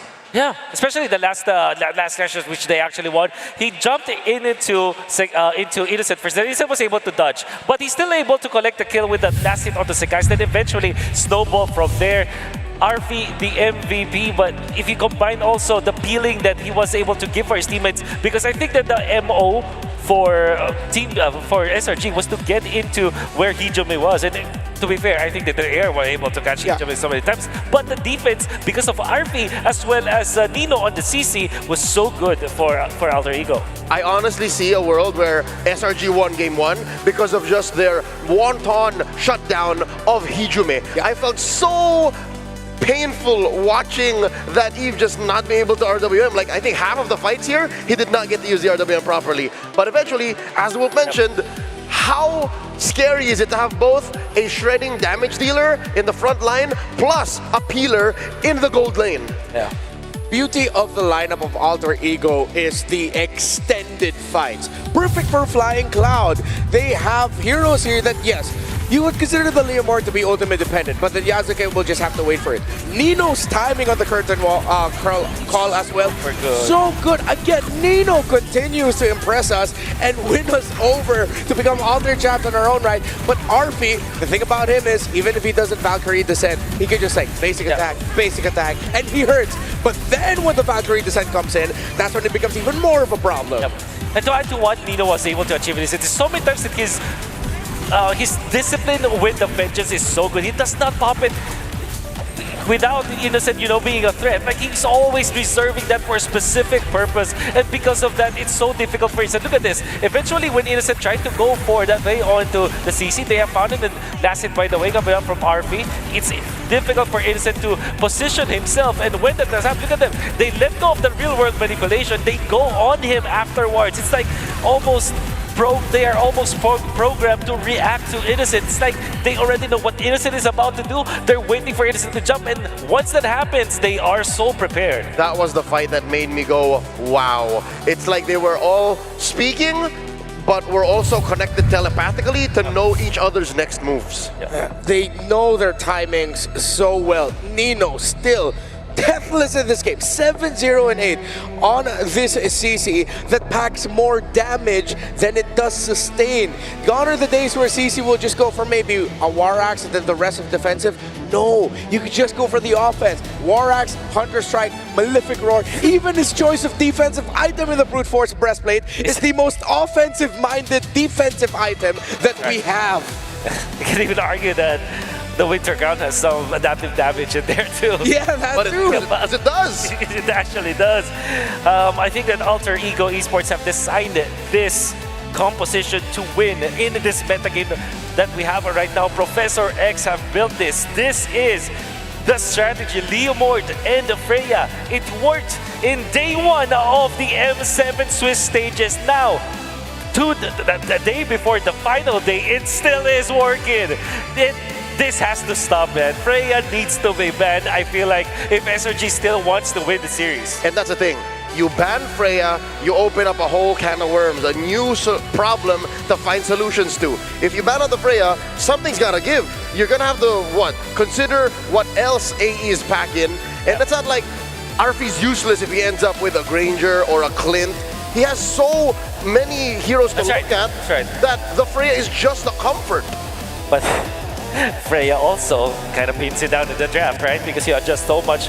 I think the presence of this hero also forces SRG to go for a utility jungler so that they can actually help out Innocent, whereas I think it's just evident that SRG needs to accept that they also cannot play the utility jungler as of now. Until we see such a good utility jungler in a very good composition, maybe that's when we can say that it is possible. But as it stands right now, it's clear that they cannot fight fighter versus utility. They have to use assassin versus fighter or fighter versus fighter in the jungle role.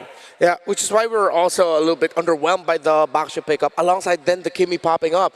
Well, once that glue was locked in, it's like, yeah, they're not going to have enough damage. To their credit, 4-3 and 9 for Stormy, impressive. And they were able to match SRG, or excuse me, Alter Ego for the kills and even take away objectives. They were leading the aggression from time to time, but they just could not get that big win. The big win was easier for Alter Ego to pull off. SRG had to do so many things just to win one team fight. Just to rewind back about 2 steps, Wolf is right. The whole jungle matchup has to be looked at with a magnifying glass, just enhanced to about 10 times, because in the last 10 games, Sekai's only played 2 heroes, Yi Sun-shin and Leomord. I don't know, if you're playing Alter Ego, if you're playing against them in the shape that they're in now, I'm not so sure you have any room to play Yi Sun-shin, and you have to consider where that Leomord goes. Well, as always, we encourage you, for every M7 World Championship, listen to the panels. We have some pretty good things to say, you know?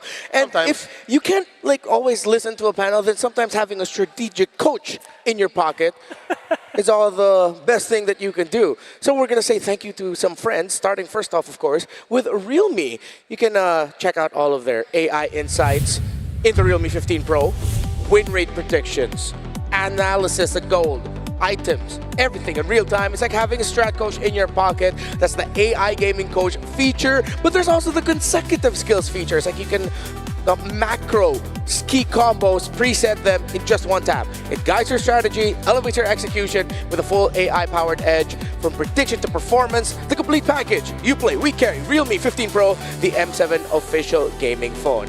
And of course, one of our favorite friends here, of course, is V-Chan. We all know about V. V is just great. We can take this moment to just share what has V done for you in your life in the small amount of time that we have learned of V. Oh, wow, his voice changes every time.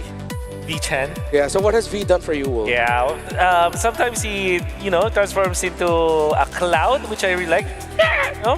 Because he floats around everywhere, bringing Visa's vision of being everywhere you want to be with his playful energy. V is here at M7 to experience the world of gaming and esports alongside all the amazing MLBB fans.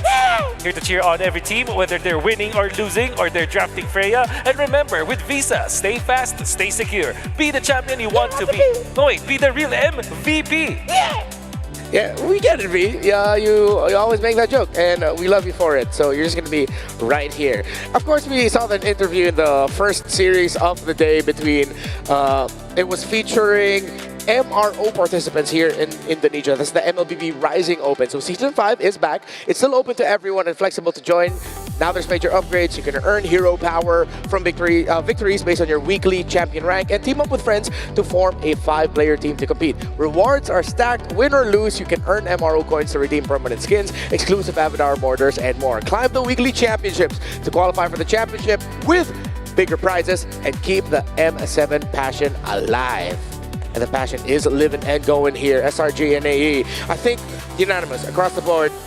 We are all in agreement for SRG. Let's just not give that Freya lame word even. I wish it wasn't so simple. That's what's scary. Is deceptively the solution is just ban the Freya, then all fine and dandy. We can go to the grand finals. It's not that simple, but it's a start. It's a step. It's a step.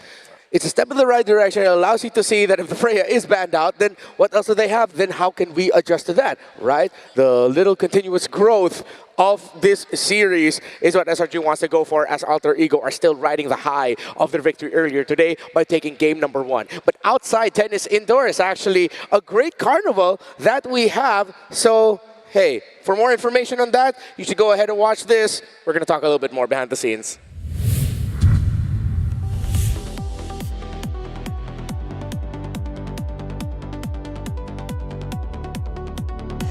Hi, it's Monica Ko here, and right now I'm in the M7 Carnival, and it's very fun here. And as you can see behind me, there's a big giant screen there, and we can have a watch party together here. And not only that, but there's a lot of activities here that you can do, and there's a lot of booths with activities, fun activities and challenges. So what are the challenges and what are the activities? So come join me.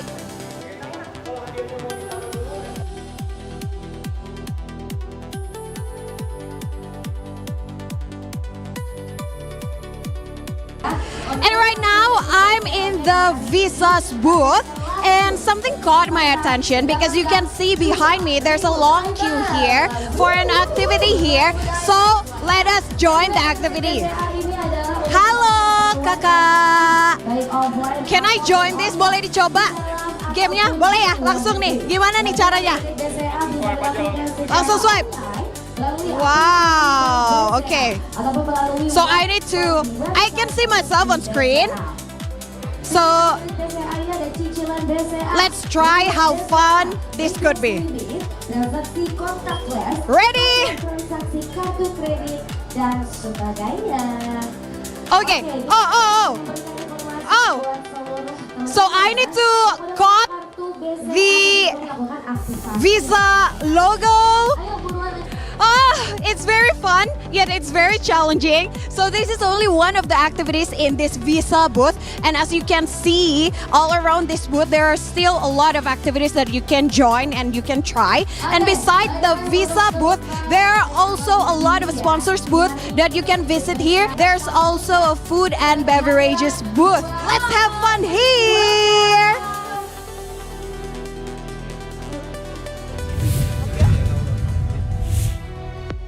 Hey, don't forget, the M7 Carnival is just right there. You can join in tomorrow for Grand Finals Day. They have a lot of things you can do, activities. Of course, the merch booths are also there. So why not, right? Before you join in the M7 action in the arena, join the carnival. I gotta go. There is Yuzhong Dan Nana Besar. I gotta see them. I mean, accurate, yes. They are very large. Besar banget. Besar banget indeed. Naisu was very excited about that. Shout out to Naisu. All right. Oh. You didn't even hear me. Man is locked in right now. Man is locked in. Man is ready to cast. All right. Or post more thirst traps. Okay, so for SRG game number 2, beyond, instead of sounding like a broken record of, let's say, ban Freya, ban Leomord, what else can they do in the draft? I think we have to begin with the draft here. I think they have to really focus on the jungler. Although the backshot is good, and like I said, if you block out the logos of the previous draft, you would think that, yeah, the first 3 picks are just pretty much equal. The backshot really works against this kind of composition from Alter Ego, but it seems like their mastery is not there yet. In the lower bracket finals, where every single thing matters, every single second, mastery now has to kick in. You saw in the previous series that if you just make one mistake, it can easily be magnified by your opponent. So I feel like that is one thing that SRG needs to fix. Okay, so will they fix it as we head into the draft for game number 2? Action-packed for the first 8 minutes until eventually ran away from the hands of SRG. We now enter broken walls and SRG goes blue side. This is a good start. By going blue, again, you up your win rate by a large fraction. And you also get to dictate what's allowed in that first pick swing, which in the first game was Freya. Among the planes exists and it looks like Alter Ego will let that through. They know. So they're saying, hey, Innocent, are you willing to go first pick Freya? Yeah, that's tricky. You can also go for the first pick Leomord, but then Alter Ego will just go for Freya. So with it, it's like, no matter what happens, there will be a trade. If SRG goes for the Freya first pick, I think Alter Ego will just choose to go for maybe just the Leomord and then the Hilda eventually. Because what we do know is that if you draft the Freya, you will go for an assassin jungler, and Hilda eventually becomes, the value of Hilda becomes really high. I think that the best option is to pick the Leomord actually. They go Sora. All right. You know what's happening. Is this going to be the first time we'll see Cram on this Sora? Because if I recall correctly, all the Sora games for SRG was for Innocent. We might not have seen Cram on this hero just yet. You're right.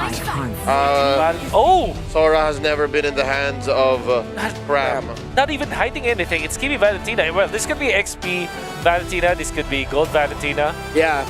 You really just have to adjust. Depending on where they feel the Sora will go, which again, most likely, in the hands of Innocent. SRG must get the Hilda now. I feel like Yizichin and Hilda could be a good opening here for SRG. Maybe a Hayabusa along the way, but also the threat of the Leomord is also a problem. So I think it's either Leomord plus the Hilda or Yizichin Hilda. Fight for the SRG, I mean. So they get the Hilda. No protection. And the Baksha, they are gonna die on this hill. This is it. This is the new SRG. Wow. Oh no. I'm legitimately scared for I'd like to think it's not a matter of mastery. I'd like to think it's just AE are not the team to run that kind of lineup into. But wait, let me see. Did Aurora.ph try this? They tried it once. Yeah. Aurora.ph tried the utility jungler meta once onto them. Yeah. And it was a Fredrin. Was a Fredrin indeed. Okay. World is their oyster. Alter Ego, they can't go for their assassin right now, or maybe just go for a Kalia. Oh wait, was spun out. Like the Crimson It's the Leomord. I mean, it's just between Leomord as well as Yizichin, and then right now what they're going to do is to ban the marksman for Innocent, like the hard carry marksman. So that they can kind of ensure that it goes where they want it to go. Exactly. They just ban the Claude. Maybe a Ranger Harith. or Granger? Oh, Granger, yeah, Granger. Because I think they're fine with the Harith because that will mean that Baksha and Harith is the combo, which is like ultra magic based for SRG. Yep. I think they just banned Claude. Night sky tells all. Interesting. Or maybe they will forfeit the Freya, that's why they're not afraid. Alter Ego is such an anomaly, even though you have a very clear idea of how they want to play and the heroes they want to play, that I'm taking a lot of time right now trying to think of the draft. We literally have 1 day left in the tournament, and until now you say you think you know them. Yeah. On this day, I still can't see clearly. Yeah, it's so difficult, especially for Alter Ego, because it's just mainly because of how flexible they can be. But for SRG, if you want this to be safe, you are looking for... Actually, no, you don't even look for XP. You look for a road ban here. Yeah, Alter has to bridge the first phase of the second, because it's clear what they're trying to do with the first phase, but after bans, we don't know. Because even SRG is just kind of going, they're not hard denying, it's more of just, we make sure you go this way. Yeah. You know what kind of sucks here for SRG? They have to choose whether or not they're willing to give either the Yuzhong or the Uranus to Nino. Yeah. Uranus will be so difficult. Although they do have the backshot, so at least they have that anti-sustain, but overall that's not the easiest. Actually, you know what? What if Alter Ego prioritizes the glue now. Ooh. Because that will mean that they can flex it actually. Yeah, what if Roam Glue is actually just their answer to the utility jungle? Exactly. Just ruins your back line. Yeah. However, because of the presence of heal, that you need some way to kind of stop the potential invades coming up from SRG. So you always think, do I pick the Khalid or do you pick the Hylos or the Cho?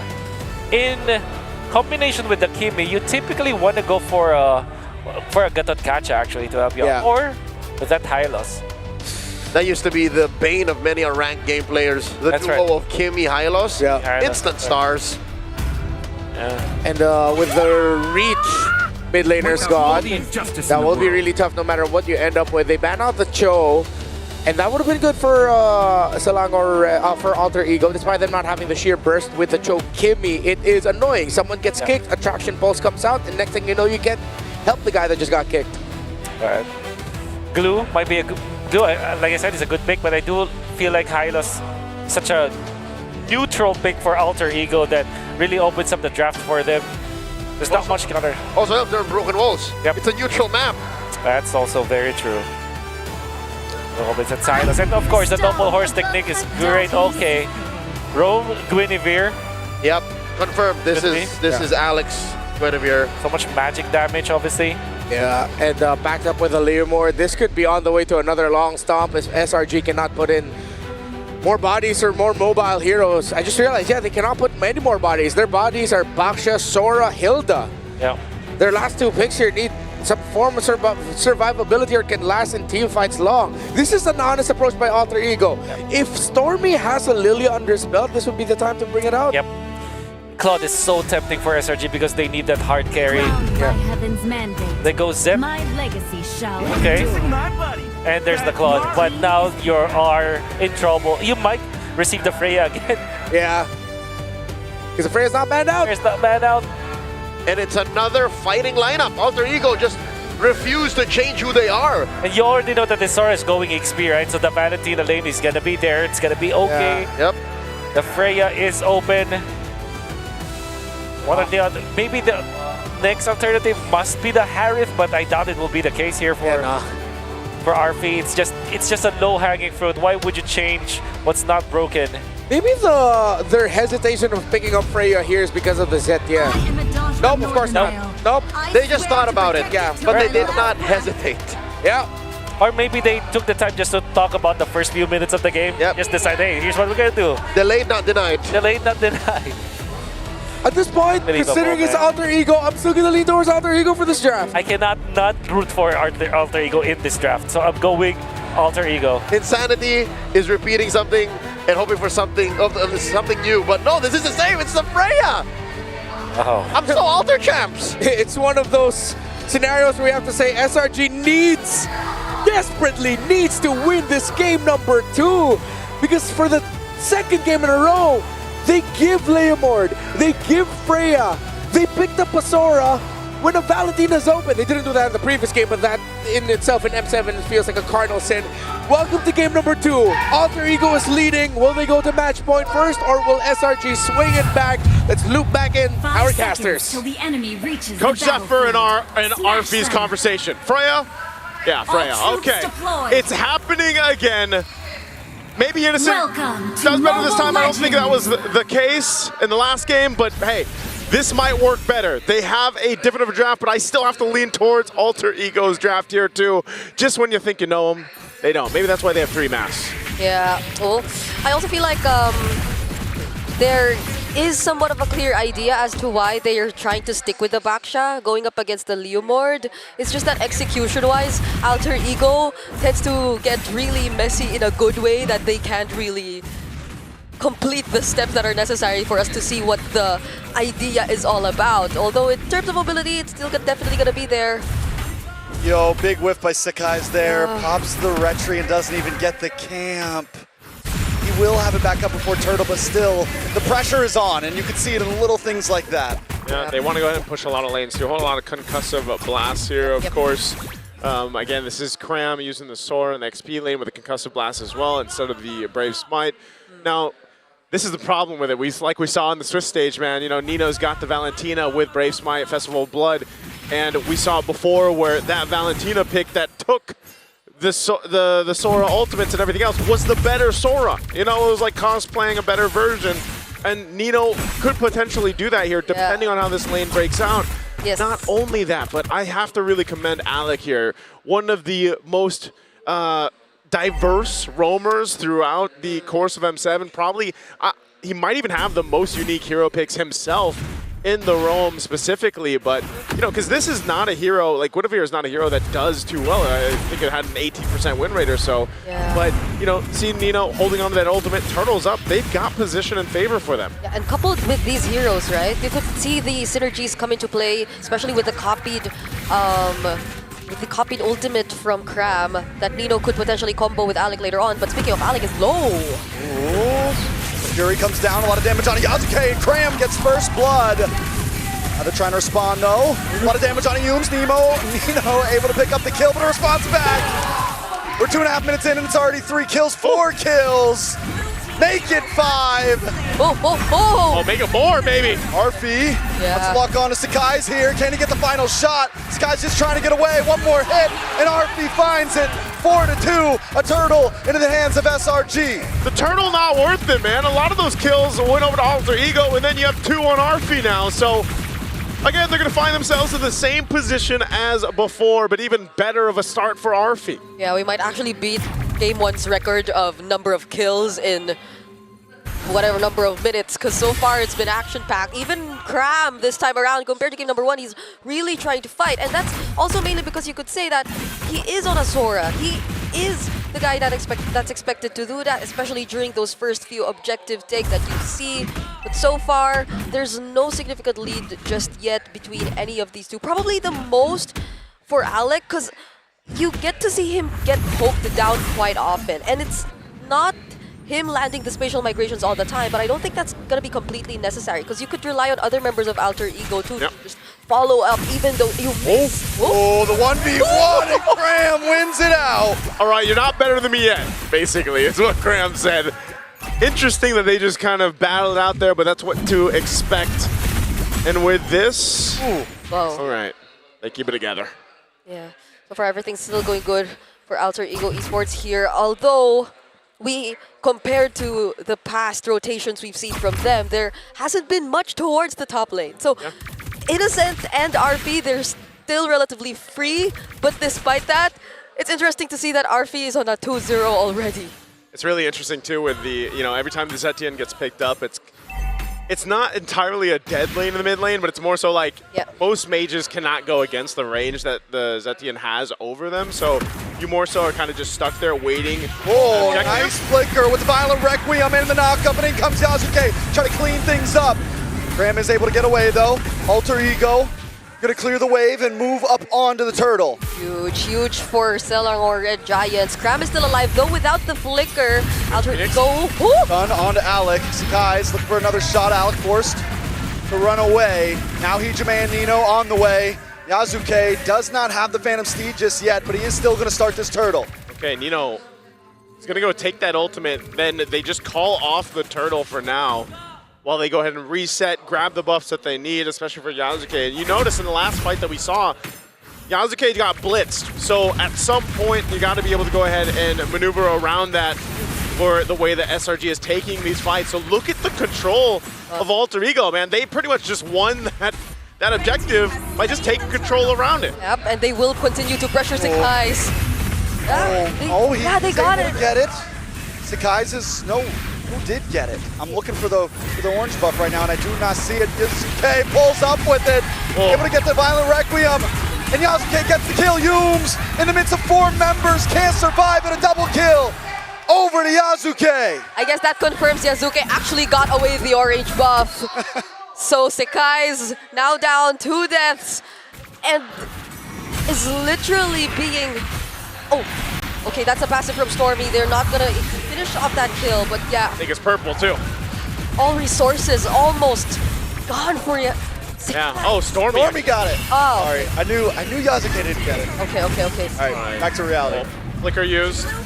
At least it's on SRG side. Yeah. Still, nonetheless, they've really got to be able to go ahead and deal with what's being thrown at them. It was great playing around the objective by Alter, but then even when they decided to put pressure on the jungle of SRG, there wasn't much of a response. Even looking at the items, again, they're not really where they need to be in terms of like fighting pressure. You've got a Radiant Armor, a couple leg plates over here across the board for more of the tankier members of SRG. DHS is there for Innocent. Obviously, he's still working on that second item, trying to build up here.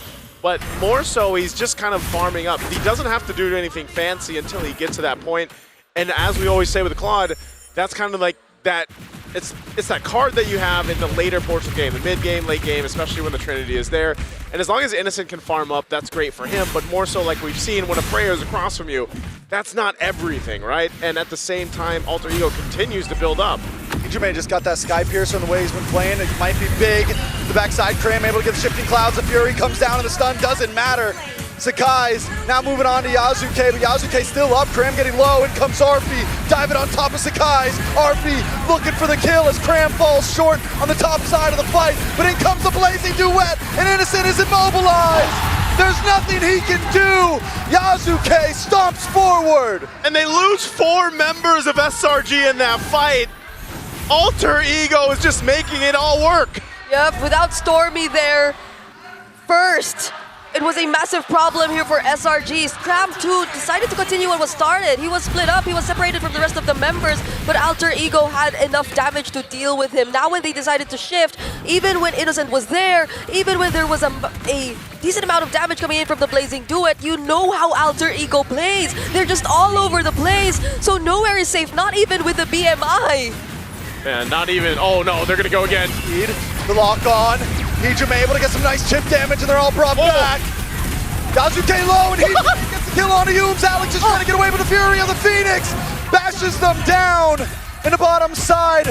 Keeping our eyes on Nino. He finds the kill onto Stormy, and it's nothing but Innocent standing. The fight looked so good for a second for SRG, but they lose 4 again, back to back. Nino on this Valentina, who's, I don't know, he's been using more of the Sora ultimates than Cram has ever did. And we have to take a look at the instant replay to see how things actually broke out. So if you were to focus on Innocent, definitely it looked really okay, because it was coupled with the crowd control that Cram was actually able to use on the Sora. But those last minute dodges from the Fury of the Phoenix and this tanky mode that you get to see from Nino in the Shifting Clouds. That's what I'm saying. That minor adjustment and not getting hit by the Fury of the Phoenix. Oh, traction pulls thrown out. Man, AE is not letting up at all. They want to go ahead and take the buffs if they can. And I think SRG really wants to keep this side of the jungle. Oh, big dive from Arfi! And the knockup as well with a Violent Requiem. A beautiful Shifting Clouds comes in, and now members are dropping on each side. Arfi though still standing strong. He takes him down, and Sekai's will be the last to drop. Yazuke with a triple, and Arfi gets thrown the other 2. Yeah, a couple fell from Alter Ego, but man, oh man. SRG just keeps throwing their bodies into a wall, and that wall is Alter Ego. And now, how unfortunate is it for SRG that it's Arfi and Yazuke who were still left alive at that moment? No one could hold them down. Who could you expect to actually dish out the crowd control? There was Cram, he was there, but he used majority of it to set up multiple members of Alter Ego, which we thought would already look good for them, but Yazuke and Arfi just walked past all of that. Oh, another Violent Requiem. But in the backside, Yazuke doesn't care about the bullet. Nice! He's gonna smash right through. And a nice Arfi on Stormy. There's no escaping back on the other side. Hijime finds Cram, and Sekai's is all alone once again. Alter Ego has done it time and time again. They'll do it for the 3rd time. They'll make their way to this bottom turret as Humes has to watch. Gonna force it again. No Holy Shields. They've already taken out the mid and bottom lane Holy Shields. It's Humes alone! Alter Ego have been playing too long today, but Innocent's gonna come out. Alter Ego's forced to back off, and Yazuke takes the Lord. First Lord of the game, and Inhibitor's already broken. Dude, at this point for SRG, I would almost just say, man, like, I mean, think about how many team fights there's been. And I would be thinking, man, we have this, but then all of a sudden we don't. And that's in a weird position to be in because your biggest damage dealer, which is usually the Claw like we mentioned. Whoa, Purify was used, by the way. The Purify is gone now for Innocent, and Lord is making its way down bot. Yeah.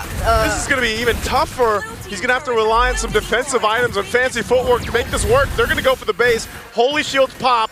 RP jumping for Yumes as that top shield is going to pop as well. Yeah. But now with the Lord making its way down bottom, how does SRG defend this? They are 12,000 gold behind, and this has been a dominant game for Alter Ego Esports. They have range. They could definitely take advantage of that, but not if they're diving like this. RP once again in a nice shifting clouds. Anything that Cram to do to save the team, but it's not going to be enough. Yasuke brought low. Stormy able to try to do something.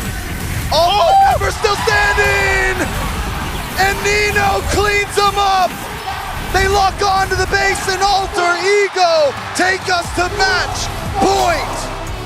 El Padre, he does it better. Taking the IMU ultimate, taking the Sora ultimate, and capitalizes on the push into the base. Alter Ego, I still have to say it. What are we gonna do with the draft? Take the Freya, what do you take away? Take away the Freya. They need to stop. But it's not even just the it's everything, man. I enjoy seeing it, don't get me wrong. I enjoy seeing it and how good RP is with it, but not when teams aren't able to keep up. You gotta take away, I don't know, the Freya, maybe the Leo Mord, but then, and that's what the panel mentioned, just when you think you have Alter Ego figure it out, you don't. They bring something else out in the draft, and I gotta say, the versatility of Alec. Yeah. Making this Guinevere, who has an abysmal win rate, makes it work, man. And the amount of times that they were low health, fighting these fights but relying on each other, plus the killing spree that is here too with Yasuke, man, they were able to do this so beautifully.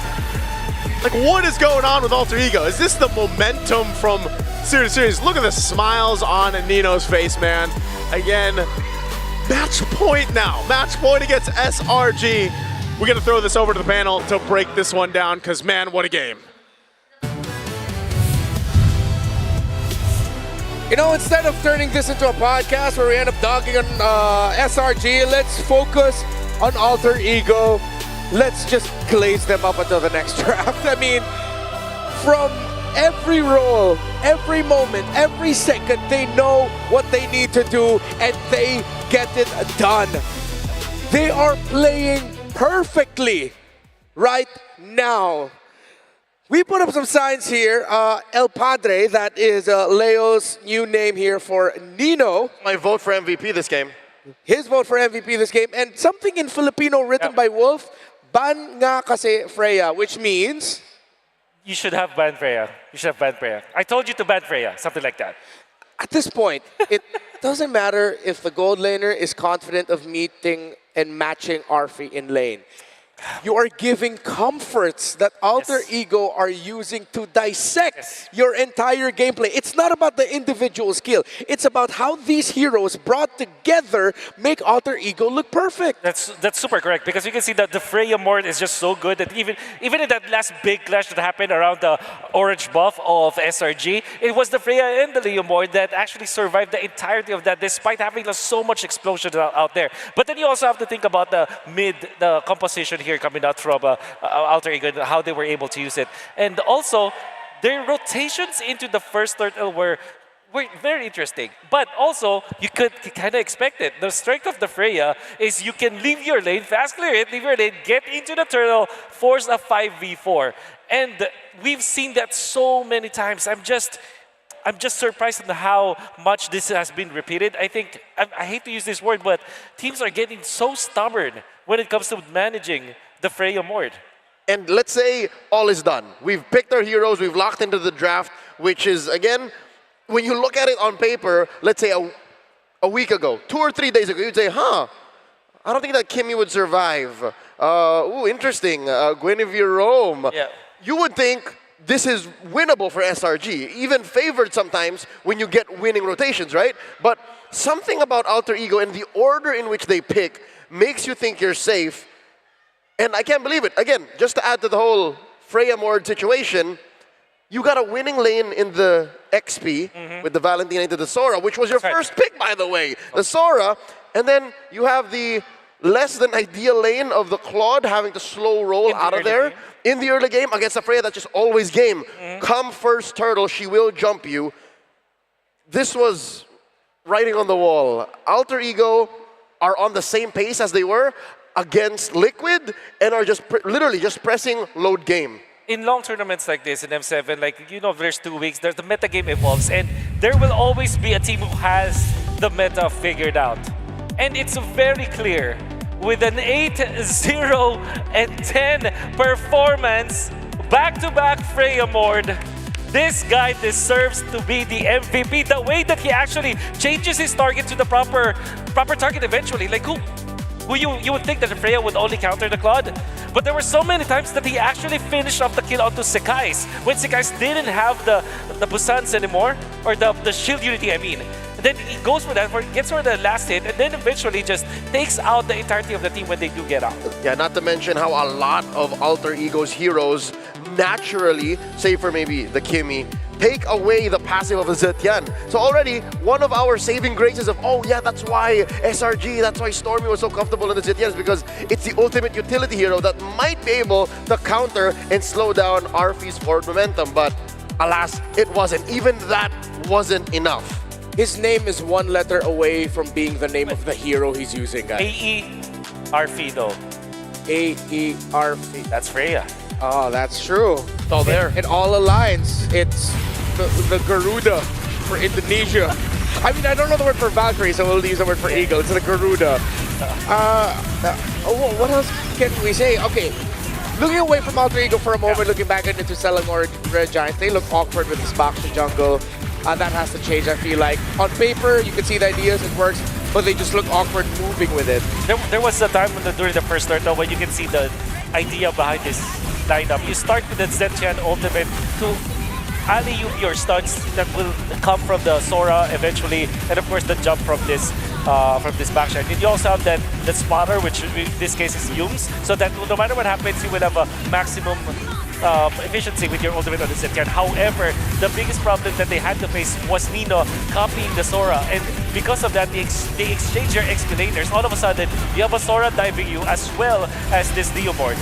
And already, you're losing that exchange. You're not even thinking of what the laning looked like. So, approaching the situation, you're at a disadvantage. In the situation, unless Alter Ego just decides to stand there and take the Fury of the Phoenix laying down, that's your only way to win. So that's why this one went, I don't want to say a little bit faster, but way faster. We came from an almost 90-minute game to now just a 12-minute game. At this point, we already brought it up in the previous series, you cannot question the mentality of Alter Ego, but definitely their mentality is they are already in the Grand Finals. They're playing as if they've already won the Grand Finals. This performance from them is peak. Yes, game number 1 was a lot of trades, but then if you look back at the trades they were taking, it was taken at the right time. And they eventually found the clap back. It's a team that, I don't know, are they being undermined by the teams that they're going up against? I think that's where it boils down to when you're talking about mentality. Something about Alter Ego makes teams like Team Liquid earlier today, and now with SRG, they want to fight Alter Ego on the same front, wherein most times it's not a good idea. And it's also another to really believe in the composition that you have. This is the second time that SRG have employed this Baxia plus the Claude, which actually works. Like, just if you're looking just on the face value of this kind of composition from SRG, you have 2 scaling heroes from your mid lane as well as your gold lane. That's just like super normal. And you have good early game heroes between the Hilda, the Baxia, as well as the Sora. In any scenario, if you use them against a utility or against an assassin or a fighter juggler, it would have worked. But this is not just not a fighter juggler or the assassin. This is a Freya with a Leomord. It has been refined over by Alter Ego. You can see how well they adjust with that. Yeah, the Leomord of Alter Ego is not undefeated. The Freya for RP, not undefeated. But that is a 70% win rate on average for these 2 heroes. At this point, again, I apologize if we sound like a broken record, But if a team is this good with this specific strategy, no matter the theory that you come up with to try and beat it, if it doesn't work once, if it doesn't work twice, you have to change things up. You have to start respecting alter ego. And I've been doing this long enough that I get quite ticked off when I see one team clearly looking at another team and saying, we disrespect your picks. And this is what happens. This is different though, because this is a best of 5 elimination match. Yeah.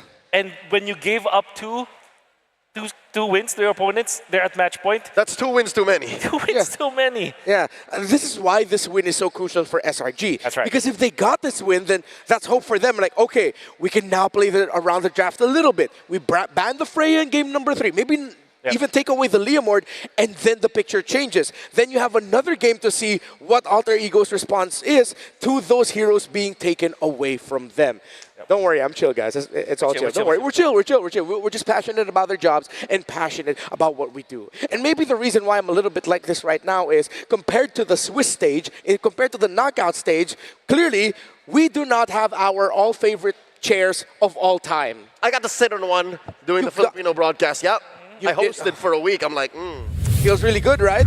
Well, I mean, maybe if we had the Secret Lab chairs here, where you can play better for longer with Secret Lab's ergonomic chairs, trusted by the world's best MLBB teams, I would be less crashing out. No, I'm kidding. I'm chill. Whether you're enjoying a casual game with friends or climbing to Mythic, Secret Lab can elevate your game with tournament-grade ergonomic support, the very same kind that powers the pros on the elite stage.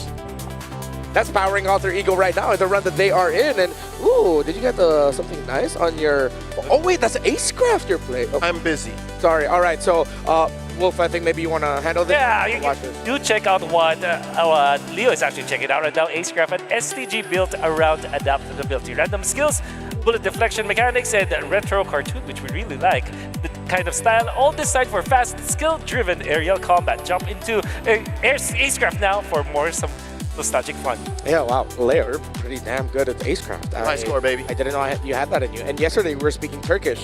Have you been spending some time in the MLBB Academy where for some reason you learned how to play Acecraft and pick up Turkish? Well, the etc. channel. Well, maybe it's because the MLBB Academy has been fully upgraded. You can get personal weekly reports to understand your pacing, strengths, weaknesses, along with a complete match history, so every big moment is recorded. You can also rate trending topics and share your perspective, like banning Freya and Leomord. Whether you're tracking stats or joining the conversation, MLBB Academy is where you watch matches and understand your growth in MLBB. You can check it out on mobilelegends.com/academy.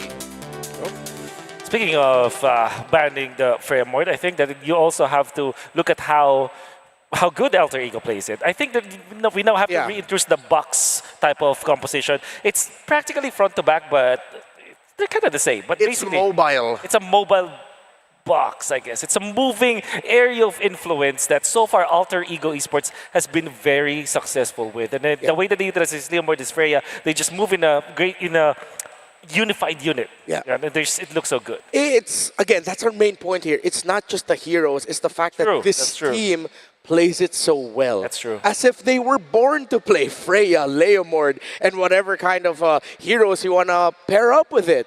They look comfortable. So, well, we're going to take our time to discuss more theories, maybe try to predict the next banning and picking a little bit better. But for now, it's time for us to watch this, a little bit more information on the great things here in M7. This is the Selangor Red Giants! I feel like no Malaysian fan, whether they are new MLBB fan or old MLBB fan, they will always remember SRG because they did the impossible. Malaysia has never won any international. And they won MSC back in AWC 2024. And then they just keep on getting podium finishes. We started from zero. None of us was a champion before, but throughout the bonding, we make it to MSC. It was a dream come true. And we have been together for such a long time. So I think that how we perform in this M7 would really decide how the future will be.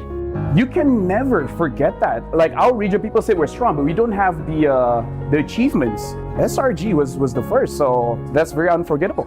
Winter Crown Play, SRG are going to the knockout stage! For me, it means everything for my career because the previous two that I had, I only reached top 3. Ultimately, what I want is a M Series title. It might be disappointing if we don't get it. This is the last trophy that we really need, not only for our team, it's also for our country. Because Malaysia has never won an M Series, so we really want to achieve it in the possible last run that we have. The Giants rise from the darkness and move forward in the upper bracket. Somehow you can term it as magical. No one expected us to achieve these things, being consistent in the international stage and being the hope for a lot of people. I think it's a Cinderella story, and this is something that I will forever cherish in my memories. It might be true that some of us won't be continue this path together, but I think no matter how this M Series ended, no matter what the future holds, this is a very special history, and this is something that I think people won't forget.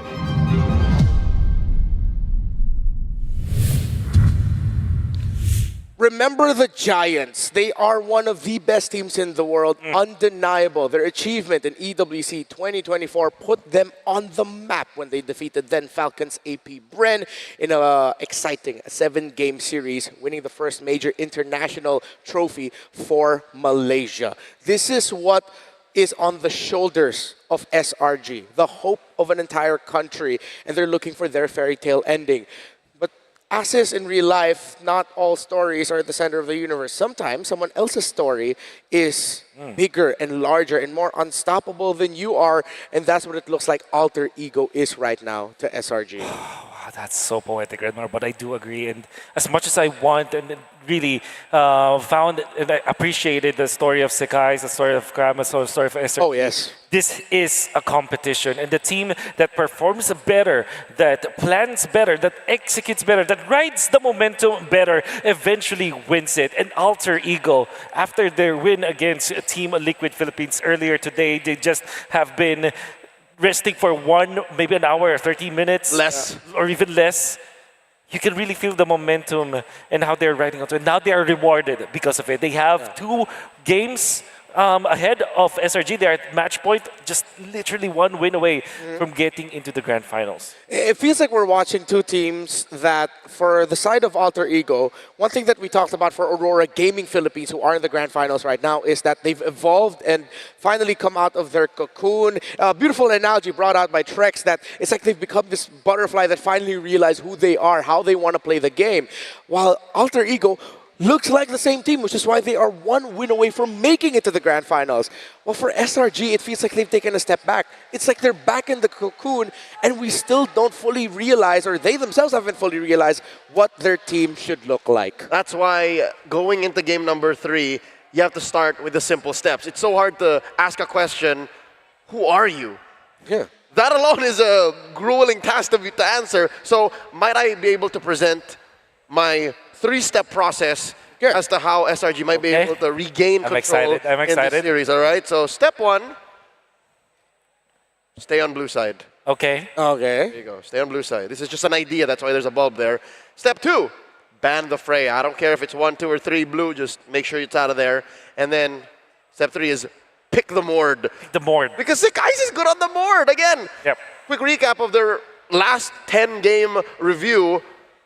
All he played was Yusenshin and Leomord. He won more with the Leomord. And I wanna really add to this concept that you have mentioned. I think it's really valid. You also have to make sure that the even Jushin is open or both banned, so that it's available for the trade-off. And what really makes this really good is that Leomord is a hero that is probably the top of the fighter meta or fighter assassin junglers that we have right now. And if ever SRG decides to go for a Yi Sun Shin, they are already countered. In fact, they might not even go for a Yi Sun Shin at that moment, which then forces SRG to put another uncomfortable hero for Sekai's. Yep, so I put a smiley face there just to show that I'm cool.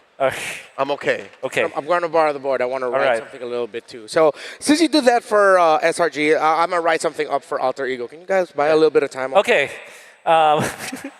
As good as banning, another hero that we also have to consider is the Hilda, which also is sort of a problem for Leomord. But it seems like there is a way for for Alter Ego to actually manage it, which in this case was the Guinevere. Normally, you pick up something like a Khalid or a Cho to eventually answer this Hilda because so that you can prevent the Hilda from invading your jungle. But it seems like the Guinevere from Alec is more than enough.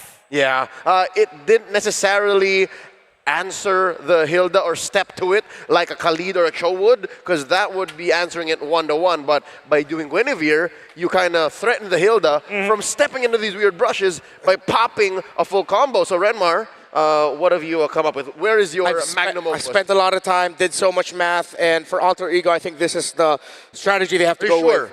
Just do you, man. just do you, Alter Ego. Just do you. Yeah. I mean, they are not doing anything overly complicated. Yep. They are playing to their strengths. They have realized who they are as a team and how they want to play. Yep. So just do you. And doing Alter Ego means being aggressive, being decisive with the picks as well. It seems like the way that they're drafting, there's already a formula that's like going through their head. Even when you know that they will be picking the Freya and the Leomord, there's still a full step process to go with it. To the point where they first pick the Leomord, they last pick the Freya, and in between they are banning and picking the heroes that will be good for their composition to just build it from there. And now we can see you. Wow. It's official. You can spell Freya with that art. It's just... It's phonetics. Yeah. 88% win rate. I believe that means that's 7 out of 8 games. He's only lost once with the Freya, if that's the case. The best among all players in M7 so far. Will SRG ban the hero? Thank you. Even in the headlines, that's the main thing right now. Will they ban it? Will they give it? Will they steal it? They ought to. They ought. I would rather they ban it, because from blue you can't rely on getting both. Oh yeah. The Leomord and the Freya. And I would also, I would agree with that. I think you should just ban it so that at least when you eventually have to first pick the Claude, you're still comfortable with it.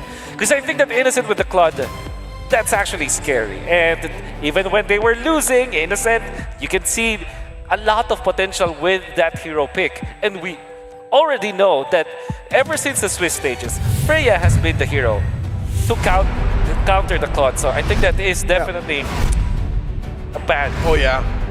Freya to Claude is Lunox to Farsa. Yeah. 9 wins against Claude's 3 wins. In the matchup of Freya versus Claude, we go to Dangerous Grass. 9-3. That is the win rate of Freya over the Claude. Oh man. All right. So step 1 for SRG is to stay blue. We're on point. We're on point. Okay. Okay. Now you ban Hilda probably or Grok? Yeah, because I think SRG would want to priority the Leomord. Okay, you ban the Grok. Okay.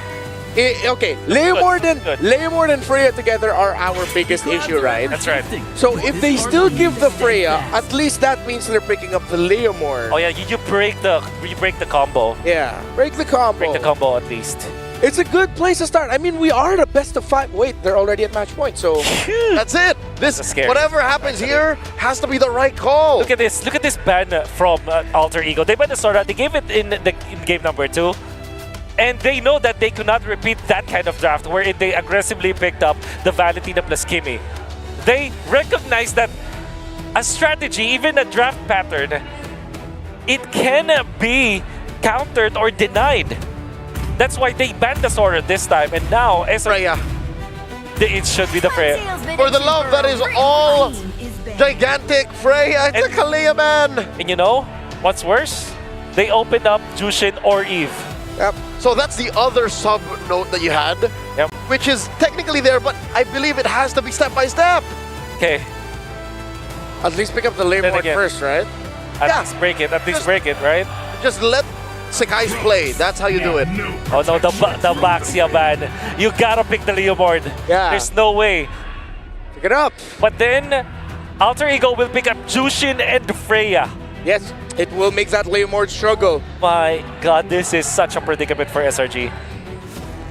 But what if they completely ignore it? What if they play something out of their pockets? Professor X is sitting on Cerebro right now. He's actually so... He sees everything. Everything.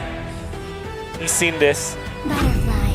Jushin is a good pick. Okay, okay. So you get... Less disastrous. Leomord! Or maybe just Freya Hilda. Yeah. But I feel like I don't need to lean hard on the Leomord too much. I would not be surprised if Alter Ego just pick up the Leomord and Freya, honestly. But if they decide to give one up and pick up the Freya and, as you mentioned, the Hilda as well, that makes sense. If they don't want to give Innocent the Claude, that also makes sense. But then that means they'll be giving the Freya to Innocent, which we're going to have to double check our stats. I'm not actually, no. So Leomord Uranus, yeah, you're right. They are not scared of the Freya because SRG might not have picked it. Well, Innocent, I believe, is 1-for-1 on the hero. Okay. He does have at least 2. And that's scary because against Aurora PH. SRG badly needs Shred, which now tempts you to pick up the Claude again. Because you need to really answer this Uranus eventually. You don't have access to the Lunox. So, what if they go Assassin plus Lunox, like Chin and then eventually last pick the Lunox along the way? Yeah. Like, maybe get Chin and Hilda in this opener for SRG. The Uranus there, shouldn't they consider picking up the Esme in the EXP? No. Although they snatch it or they break it, there's the Hilda. Good. Okay. And immediately the Esmeralda pick up. Oh boy. Okay. Professor X, man. So he's just so good at drafting. They didn't follow so good beat for beat the 3-step process, but they still ended up taking away at least half of the problem. And the best thing about this is that they do have the Jushin. So, in all honesty, I still feel comfortable about SRG's draft here. It's just scary because eventually they can no longer pick up the Lunox now.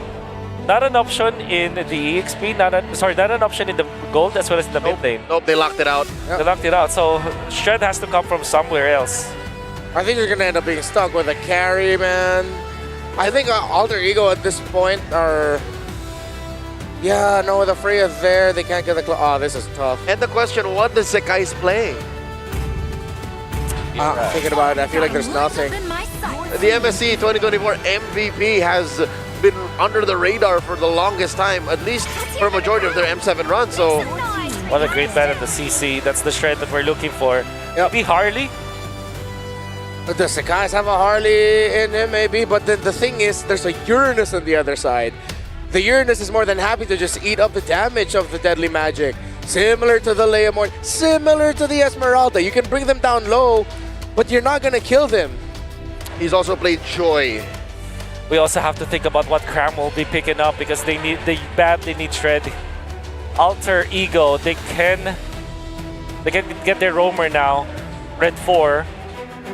In this scenario, they have access to the Khalid. They can go Guinevere again. They can actually go Guinevere again. They themselves ban the Lunox, understandably so. The world is their oyster right now, but I think that if they do pick up the Hylos without any kind of Shred anymore, that will be another scary pick. Yeah. It's a Hilda. And then they can just wrap it up with an Eve, Hylos, Eve, Esme, Leomord, that's right. Uranus against a lineup that will not have the proper Shred and won't have the proper range. Yeah. Even the Cho is actually so good for Alter Ego right now. Yeah. Despite having a Hilda on the other side, could be a good way to control this Freya. There you go, there's the Cho. On point prediction. SRG's last 2 picks here have to be either their ace in the sleeve they were saving for the grand finals or nothing short of a miracle.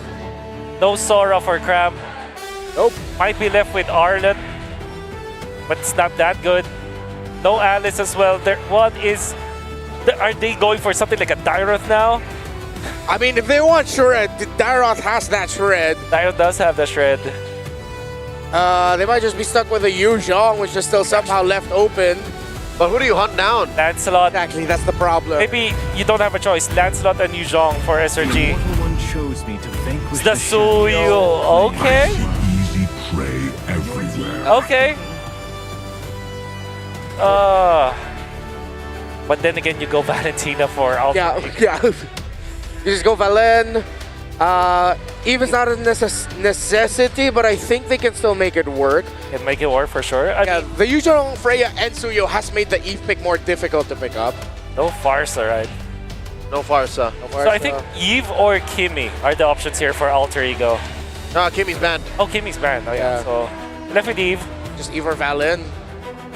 Unless Valentina is so good right now for Alter Ego.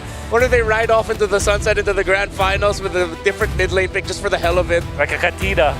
A Kadida. Yeah, you know what? Yeah. You know what? A Kadida. Just the Lilia? It's more they can pick up anything. Among the planes. That's a Eve. That's an Eve. No need to be. I mean, it's a safe pick. Yeah.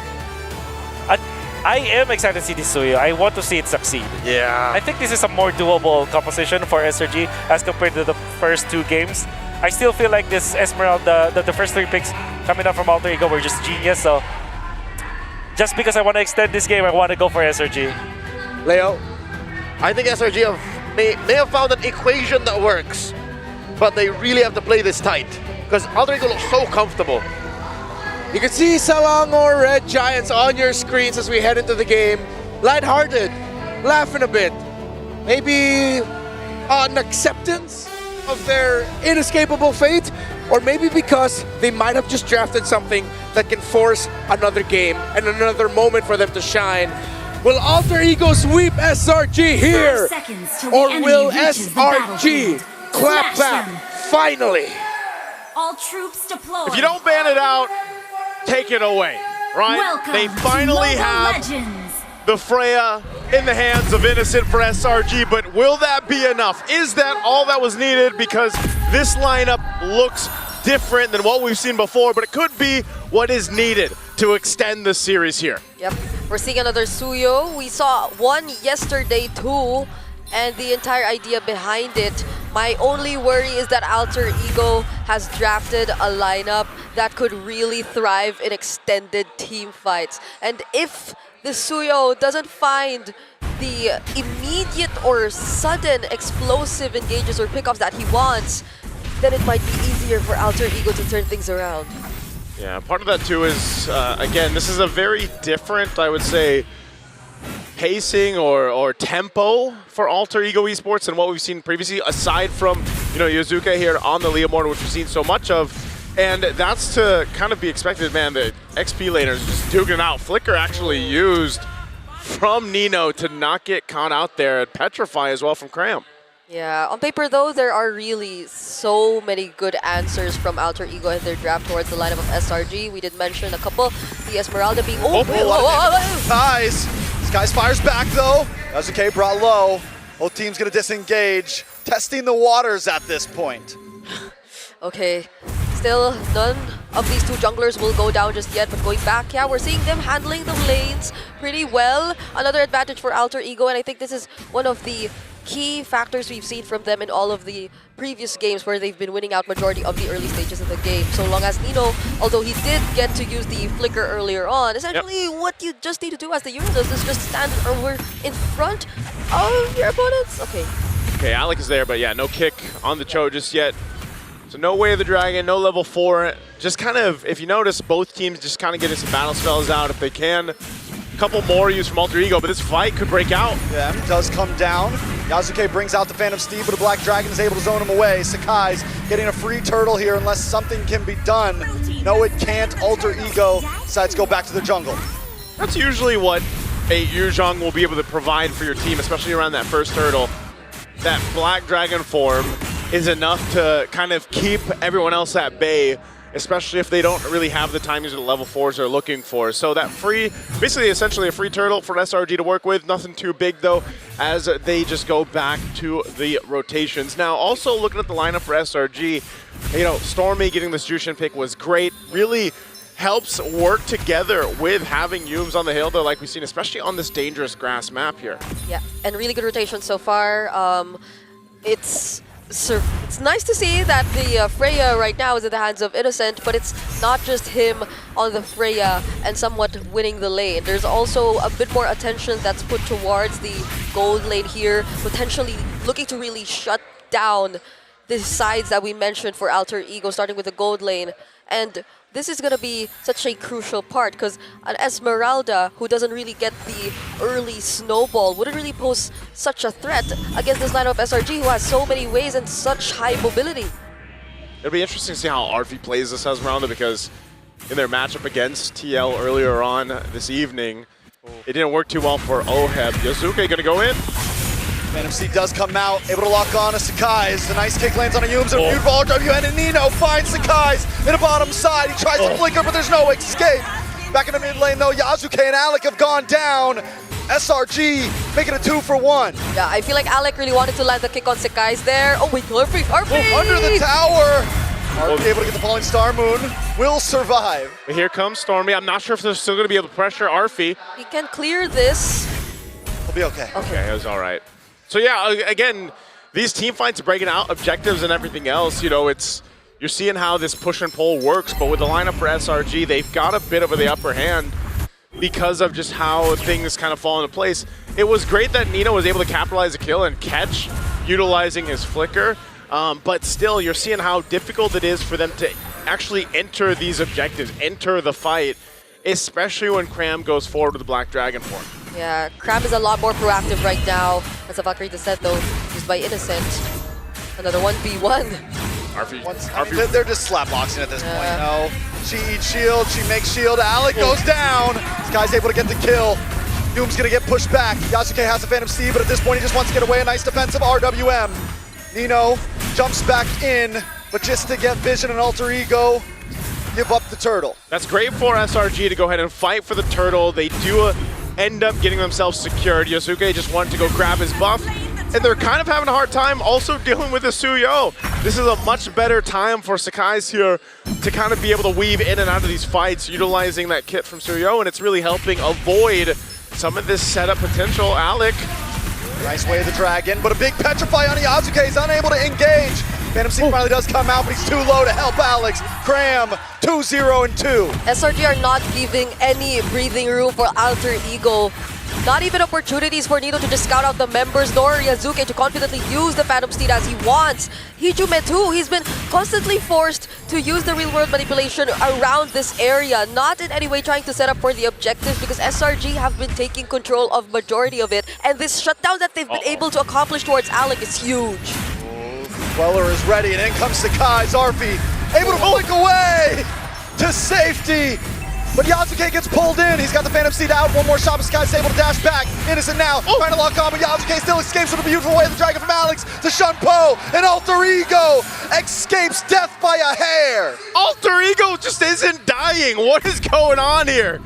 I mean, great way to kind of avoid that, because that should have been a couple kills over to SRG. It should have converted to a turret though. So they will get something. They continue to build the lead that they have, nearing the 3,000 mark. Yeah, this is the Alter Ego who you get to see not be as successful in terms of forcing the fights just yet. Even at that moment, the Way of the Dragon was used defensively just to make sure that they wouldn't be able to accomplish the chase towards Yasuke anymore now that Innocent is able to join the fights. However, things are looking a bit too good for SRG. Yeah, when you look at this lineup again, the hard part for Alec, as you see him 0-3, is this attempt to kick the right target. But like, who is the right target essentially going to be over here? Especially with Stormy, you know, he's rocking the Purify, so mainly he's going to be okay. But even so, it's just been really difficult for him to actually get this kick. Oh, Alec. There's no escape from that one. Cram able to find Alec. RWM comes out defensively once again to try to keep SRG away. Yasuke with a Phantom Steed backs off. Arfi though, able to zone away Innocent. Man, that RDM just is continuously used defensively. Yeah. They haven't been able to really launch an attack at any point now. And at the same exact spot for 3 times already, where it's just moments before the turtle, and that everyone from SRG just gets to escape. So now they clearly have the upper hand. They'll take another turret away from Alter Ego. A lot of damage on Nino. He might not be able to escape this one. Finally, Stormy gets the kill.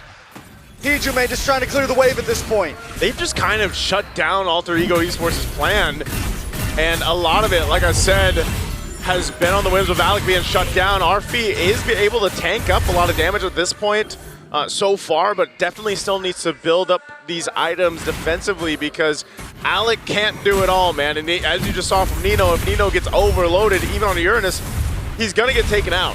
So they have to go ahead and play catch up. I mean, think about, there's been nothing fancy about this game's early game, but you're looking at a 4K gold lead for SRG. They've got a couple turrets down. They've put themselves in the best position possible to contest and most likely take that first Lord, unless something goes terribly wrong in that fight. Yeah, Yum's also picking up the Radiant Armor, means that he'll be able to tank a lot more of the damage either from Arfi or even Hijume at this point, who honestly always gets chased down, always makes, or SRG is just always making sure that he feels a bit more hesitant to use the real-world manipulation. I'm hoping they find a bit of an opening in this upcoming fight, because so far SRG, Graham starting things off all the time with the Black Dragon form just makes it impossible for them. Yeah, Nino popping the Consecrate. Arfi's still trying to hold this down. You know they got 20 seconds for the objective to come up, and it's SRG looking for a potential pick-off or fight that they can force Alter Ego into. And, you know, just again, the nature of this game, the pacing of it, very different from the previous two here. You know, this is what happens when both teams draft 3 bulky boys, 2 tanky jungles, or 2 bulky jungles, and a female mage. Basically, they drafted the little girl as your mage. I mean, basically what we're looking at. I mean, nobody goes down. This is such a different game than what we've been watching. Trix, I was following along, man, until that. So, hey, the Lord, though, secured by Sakai's. Okay. Oh, boundary descent. Committed by Nino. Oh, on Nino. Okay. All right, AE gonna back off. Lord casually goes to SRG at that point, and that's what I mean, you know? Yeah. Nobody's going down at 6-1, and now Nino's bulky, Arfi's bulky, yeah. Graham's bulky, Innocent's bulky. Neither team has a marksman. Like, how are any of these guys gonna kill any of these 4 heroes at this point? I got a feeling we might be in for a long one. I was waiting for the Stormy shout out, but... Big Stormy shout out, hey. Right now, with that Lord making its way down bot, I don't know if Alter Ego Esports is going to be in the best position to contest this, but they're going to try to go for a kill on Cram. Oh, a lot of damage onto Cram. Yakuza might finally be able to pick one up. Sakai's goes down. Black Dragon to run away, but Yasuke snipe him off the map. What? With a long shot spear of the sword. On the mid side though, able to take the tier 3. A nice falling star moon on to Innocent, but AE got what they wanted. 2 for 0 trade, and now down to the bot lane to stop the Lord. But you see the targeting, right? You see who Yazuke clearly wants. Another one for Yums. 3 men onto Yums. Yums caught in the midst. Will be able to get away. They know Stormy's coming, so they want to back up. Yazuke wants to get back to base. Alec gets pulled back. I mean, if you're SRG, would you even expect that Alter Ego would have wanted to pick a fight, knowing fully well that there's a Lord marching down bottom and that they only left Nino and Hijume to take care of it? So yeah. Alter Ego still have these very weird but surprisingly working off timings for them when they decided to go for that engage. Yazuke clearly just wanted that kill on Sekai's and he found it. This is the surprising thing here. I mean, despite everything that's happened in the pretty much the majority of the game, Yazuke is fine. Like, itemization-wise, he's pretty much keeping up with Sakai's. He's going to try to fight for his purple buff. He should be able to get it with the help of Nino, so that's there.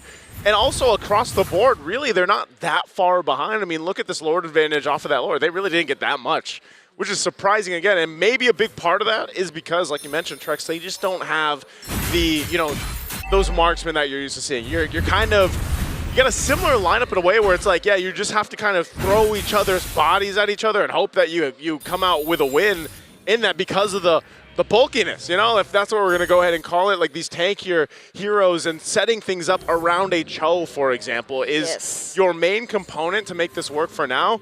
And a lot of your damage, if it's not going to be able to be capitalized in a real-world manipulation with Hijume, it's Yazuke to do it. And like we've seen before with the Leo Mords countless times throughout the knockouts, unfortunately, he's had a little bit of a more difficult time approaching those fights just because of the way that SRG's lineup works. Yeah. You can see this no doubt too. Trinity achieved here for Innocent. I mean, Innocent has just been doing his thing, farming up 0-0-0 right now on the Freya.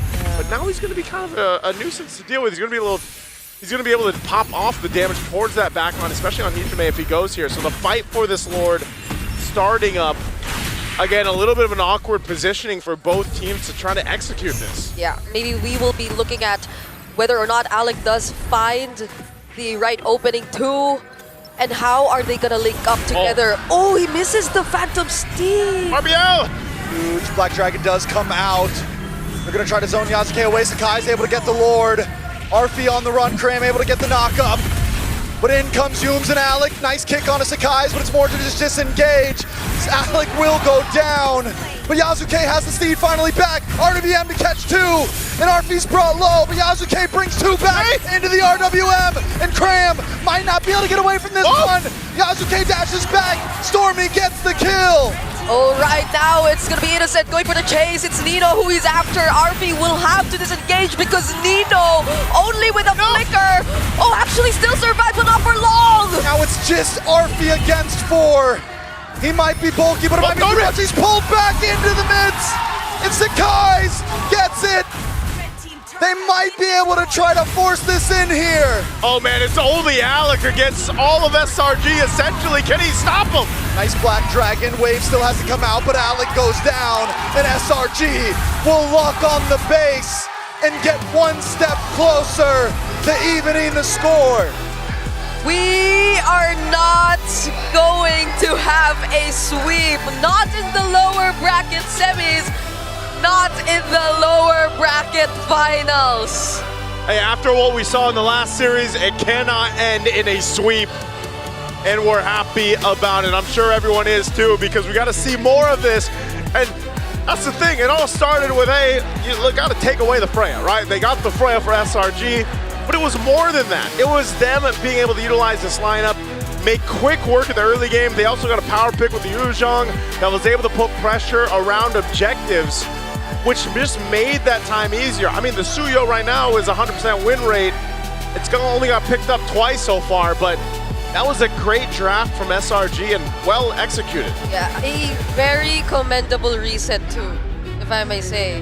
After what happened, and after how Alter Ego were just able to snatch away the first two games, it's great to see how SRG are in this kind of form, such discipline, even from the laning phase, and that punish or the denial for Alec to actually just look for whatever setups he wants to go for.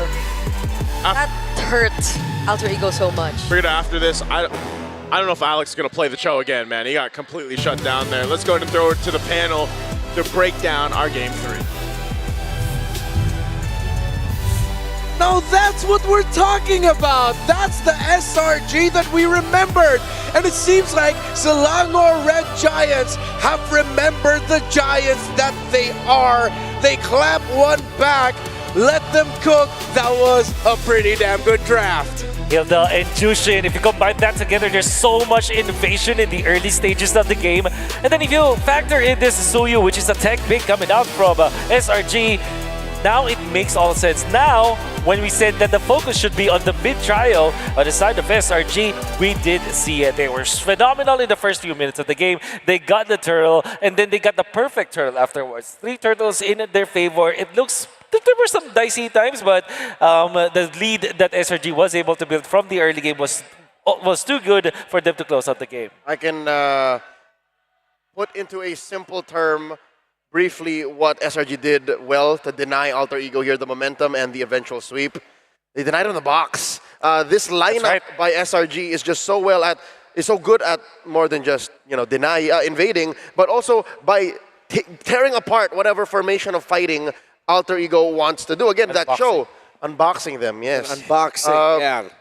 The Cho specifically is how you want to start the unboxing, right? Yeah. They just deny. It's like, all right, come in, Alec, come in. Yep. You're dead.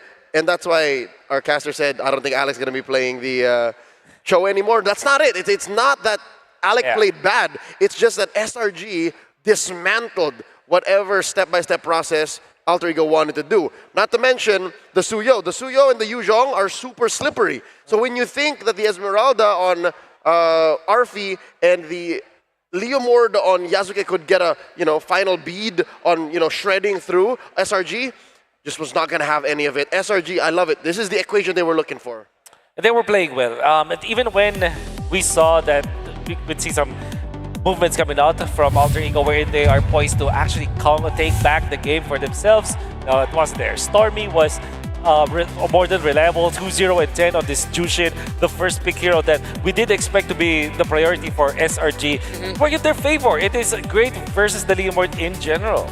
Yeah, I feel like looking back, With the trade that Alter Ego decided to go for, them picking up the Uranus, I know they needed like a stalwart presence to just like hold, but then Alter Ego just doubled down on, okay, let's make sure that Yasuke is just the center of this entire damn lineup. All the pressure on him. Arfi just needs to try and manage in lane because at the end of the day, they're playing for the Leomord. Yasuke was getting kills, yes, but ultimately SRG controlled the aggression and rotation of the members of Alter Ego. Of specifically that show, as we've been mentioning. We put so much focus on the side lanes. The side lanes were already solved in the draft. Freya didn't end up in Arfi's hands anymore. So they don't have the Freya and Leomord comfort that they're relying on. And without that comfort, you notice how differently they play. But SRG needs to be credited. Their discipline was good in this one. That's what I want to say as well, because the way that they are handling their lead is so good. Even when they are poising to go for some kills, they just go back, dial back a little bit, and then fight once again. It's as if they're also fighting like they were the sustained team. And look at this. Look at what Graf was able to do. He actually did not deny the way of the target itself, but he denied the damage dealers in the backlines. And I think Grab was just spot on when it comes to his targeting in here, as well as his timing that actually prevented any kind of move from Alter Ego. So even in these small wins, right, this is a fight wherein Alter Ego would uncharacteristically randomly win, is because they found a box. They chanced upon a box in that top lane, but eventually you'll see here, this is a fight closer to the end. Even if Hijume did get a good real-world manipulation, you'll see how they couldn't fight inside of it as well. They cannot box SRG in place. They can probably set it up, but they get unboxed afterwards. And I think this is much credit to the Yuzhong, the way that he plays, and of course the guys being that sleeper, being a target essentially, inviting the members of Alter Ego Esports to commit on him. And he was such a slippery target. That's one of the main strengths of a Suyo. This is what he was known for when he was big in M6 about a year ago. That was before his change, before his major nerf. When you're in the immortal form, you have damage reduction for both physical and magical. But now, it's just physical. But look at Alter Ego. Where is the magic damage coming from? It's just mainly the Eve from Hijume. Everyone else has to get in your face to deal that magic damage. Nino and Arfi. I think this Suyo pick is one of the few times where you could say, that's safe. Sakai is good on you. Yeah, and with the nature of the main magic damage dealers of Alter Ego, sans the Eve, we're looking at the Uranus and the Esmeralda, it makes Stormy's item build all the more interesting. He went for the Ice Queen wand, glowing wand, and then Brute Force breastplate to really round it out. That if ever Nino and Arfi, and even Yasuke wanted to get close to him, it's like, okay, thank you, I'm just spell vamping through you, I'm more difficult to take down than you realize, and then you waste your skills trying to get to me, I Crimson Beacon away, and I'm crowd controlling you. Great itemization by Stormy. Alter Ego, they did go for an interesting draft, which I personally like. The way that they drafted Leomord with the Uranus, I think it was great as their first two picks, and then eventually answering with the Esmeralda to go up against this Jushin as well as this Hilda. I think that was a really good start for Alter Ego Esports. However, in the end, when it comes to execution, it takes a lot of time. And I'm sure that if they bought enough time for this Esmeralda as well as this Uranus to be, unkillable, maybe the times will change. However, the fact that they have lost the first two turtles and then eventually the third, that is why they cannot find their openings. All right, last question before we head on over to a quick interview. Was this a better draft by SRG or better execution by SRG? Both. Okay. For both. So SRG just delivered the job perfectly from draft to execution to force another game to move forward. Alter Ego are still at match point, but it's time to move on over to the floor with Rose as they have an interview with Yanet.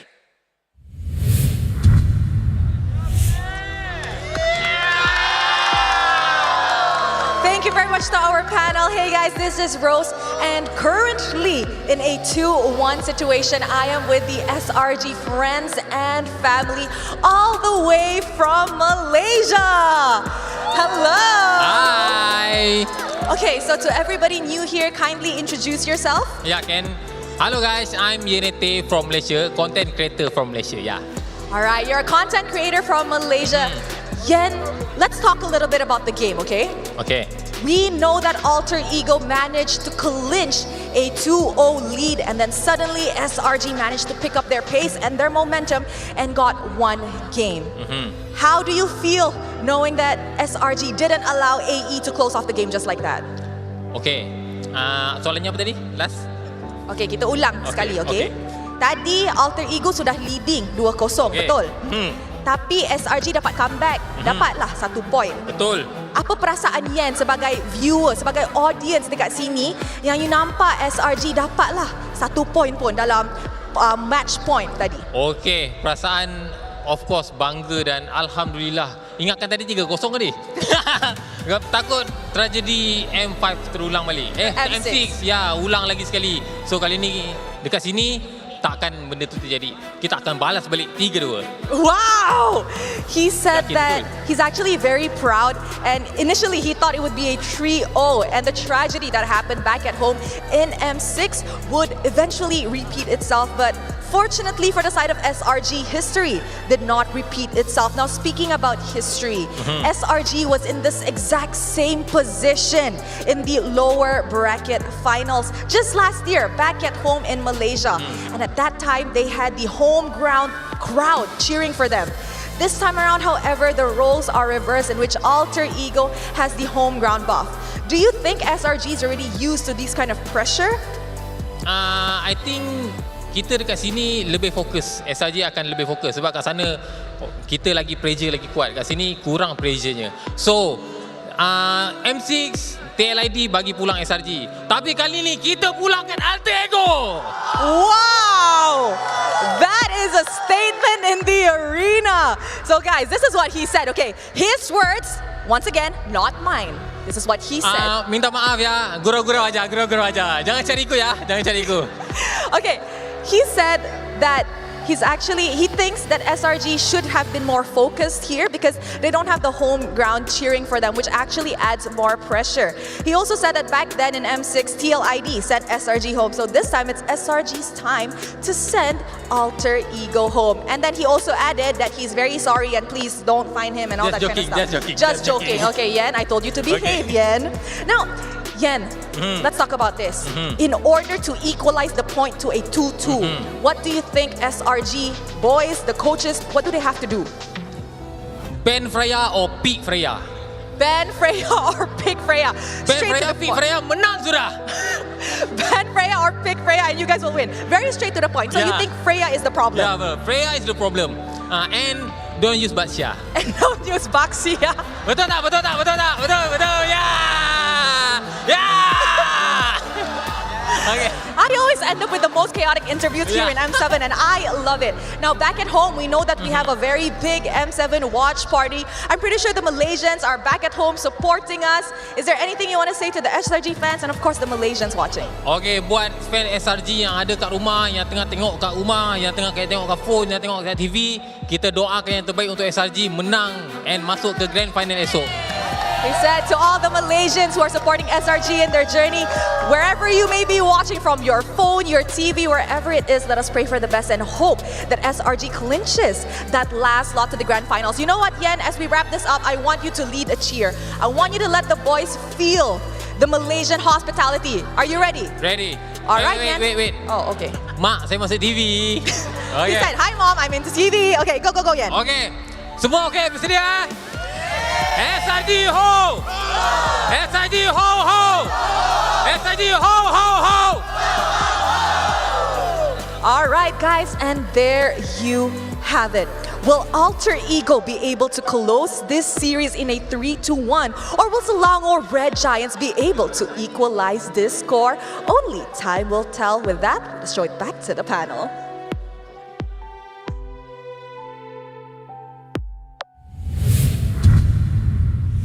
Thank you, Yen. Our man Yen was listening to the panel. See, it's so simple. Ban or pick Freya, then just don't play Baksha anymore, right? Then you win. And you win.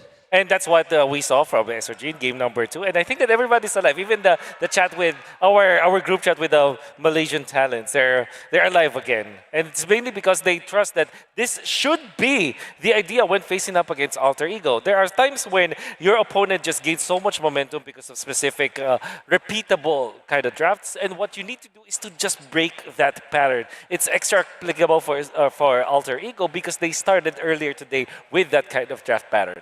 Hey, by the way, if you want to be really good at MLBB and you want to be the best version that you can be while playing MLBB, there's one thing that you should do. Get the Patrick skin. 100%. I'm serious. Just get the Patrick skin. It's the best skin in the game. Why did it zoom in on me when we're highlighting Patrick? Are you trying to tell me something? It's like, Blue Patrick is now available. Don't miss it. Who was it that made the brave and possibly correct call saying this is the best skin in the game right now? Because I agree. It is. I think nothing comes close to it. And I have to thank Alter Ego as well for giving us that position 5 or roam, roam glue, because that means that Patrick can now be used in at least 2 lanes. XP and roam. Getting close to my ultimate dream, Gold Lane Glue. From now to February 8, reach level 45 and Go 1 Pass to unlock the Yuzhong Emerald Dragon for free. Purchase the Go 1 Pass to instantly unlock Yuzhong's Go 1 skin Dragon Shade and reach level 75 to unlock Yuzhong's Prime skin Cosmic Dragon. And hey, while you're looking good playing Magic Chess Go-Go, don't forget that we also have the Magic Chess Go-Go World Championship coming up. That's the Go 1. This is the first World Championship of MCGG, and that's exactly what it sounds like in-game when you open it. On January 25th, the game day, the same day as the M7 Finals, the Go 1 Finals will be held at the M7 Carnival. A vast amount of watching prizes will be given out. Follow the official channels for the latest information, and let's jointly witness the birth of the first world champion of MCGG. Let's go back to MLBB as we talk about game number 4. It was blue side SRG, Alter Ego, red side. I think we're going to switch things up, which means the previous blue side game, or excuse me, red side game that SRG played and Alter Ego was on blue side, the priority was Sora, Esmeralda, Farsa as the bans for Alter Ego. This is going to look so much more different in the draft now for SRG. Grok, Juicin, Fanny. The thing is, they don't need to touch the Freya anymore. Either the Leomord or Freya is going to end up with him, but I think it's really just the Freya. It's not just the Leomord anymore, it's really the Freya. And I'm sure that there is something that Alter Ego Esports has prepared for. Obviously, they are not just running the Leomord with the Freya. For sure that there will be another hero that they can bring up. Yes. They are the ones who brought Suyo, right? Yeah, they're the one that first played Suyo, if I'm not mistaken. At least they did the Suyo in Chip. Yeah, that's what I can fairly remember them picking the other day.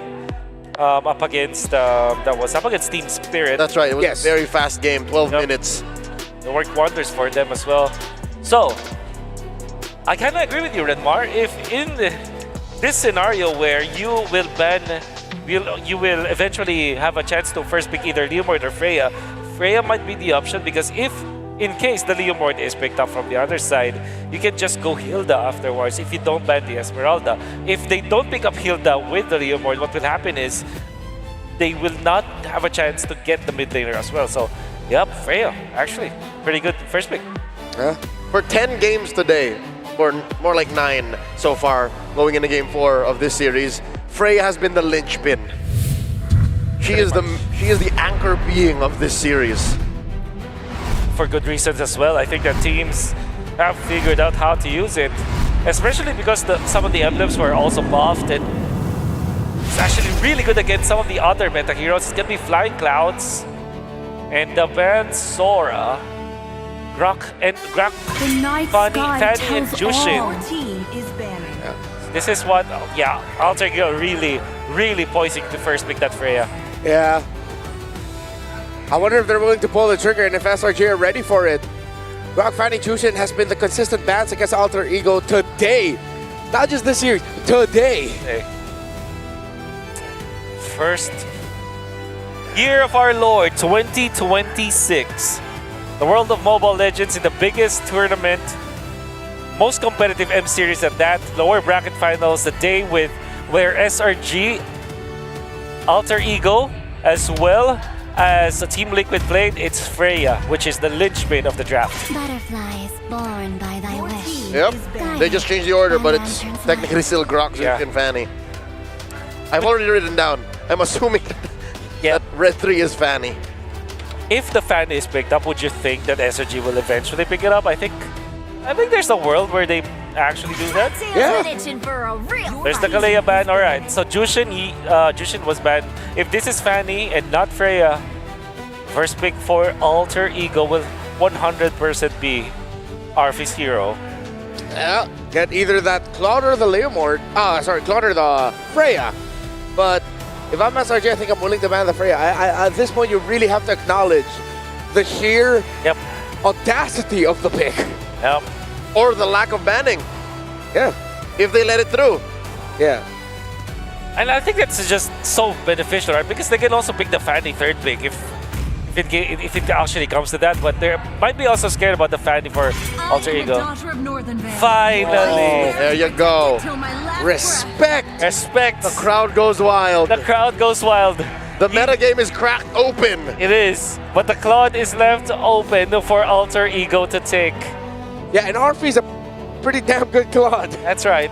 He can just let SRG, if the Claude ends up going to the hands of Alter Ego, they can't be distracted of whatever's in the jungle. They need to pressure the gold lane. Because if Arfi can farm, and then AE can win. I think that's the best way to put it. If he can farm, they can win. Now that Pharsa was the first pick for Alter Ego, SRG can actually snatch that pick. Pick up the Hilda to go with it. I think Claude Hilda is such a good opener for SRG. If in case Leomord or Fanny is the pickup for Alter Ego, at least they will have a good opener already. Yeah. Oh, they want that control, they want that aggression. I think Alter Ego might end up with a high loss later on, considering just how good they play it together, the high loss and Pharsa. And it's a great unboxing hero. Yeah. So it is Hilda, and it is Claude. The Claude, yep. As expected. The Alter Ego, they might not pick up the Leomord anymore, but they might be showing off with the Fanny if in case they will pick that up. However, the Uranus seems like a good idea for Alter Ego to pick up in this early to this game, especially how good they are with that hero. How crazy would it be if they go Uranus here in blue 2-3, and then find a way to flex it into the jungle for 4-5? That's not crazy at all. Yep. That will definitely be the case. We now know it's not overcooked. Yeah, it's not overcooked. That's the Granger and the Fanny. Never mind. There you go. Not bad. I thought they wouldn't be willing to play considering that they have the Hilda on the other side, but Alter Ego, one thing about them, they love their comfort. They love their comforts. Now for SRG, I want to go for the Eve now. Or maybe Valentina. Valentina looks good right now because I'm pretty sure that we will be banned out if SRG does not pick that up right now. Lunox is also available.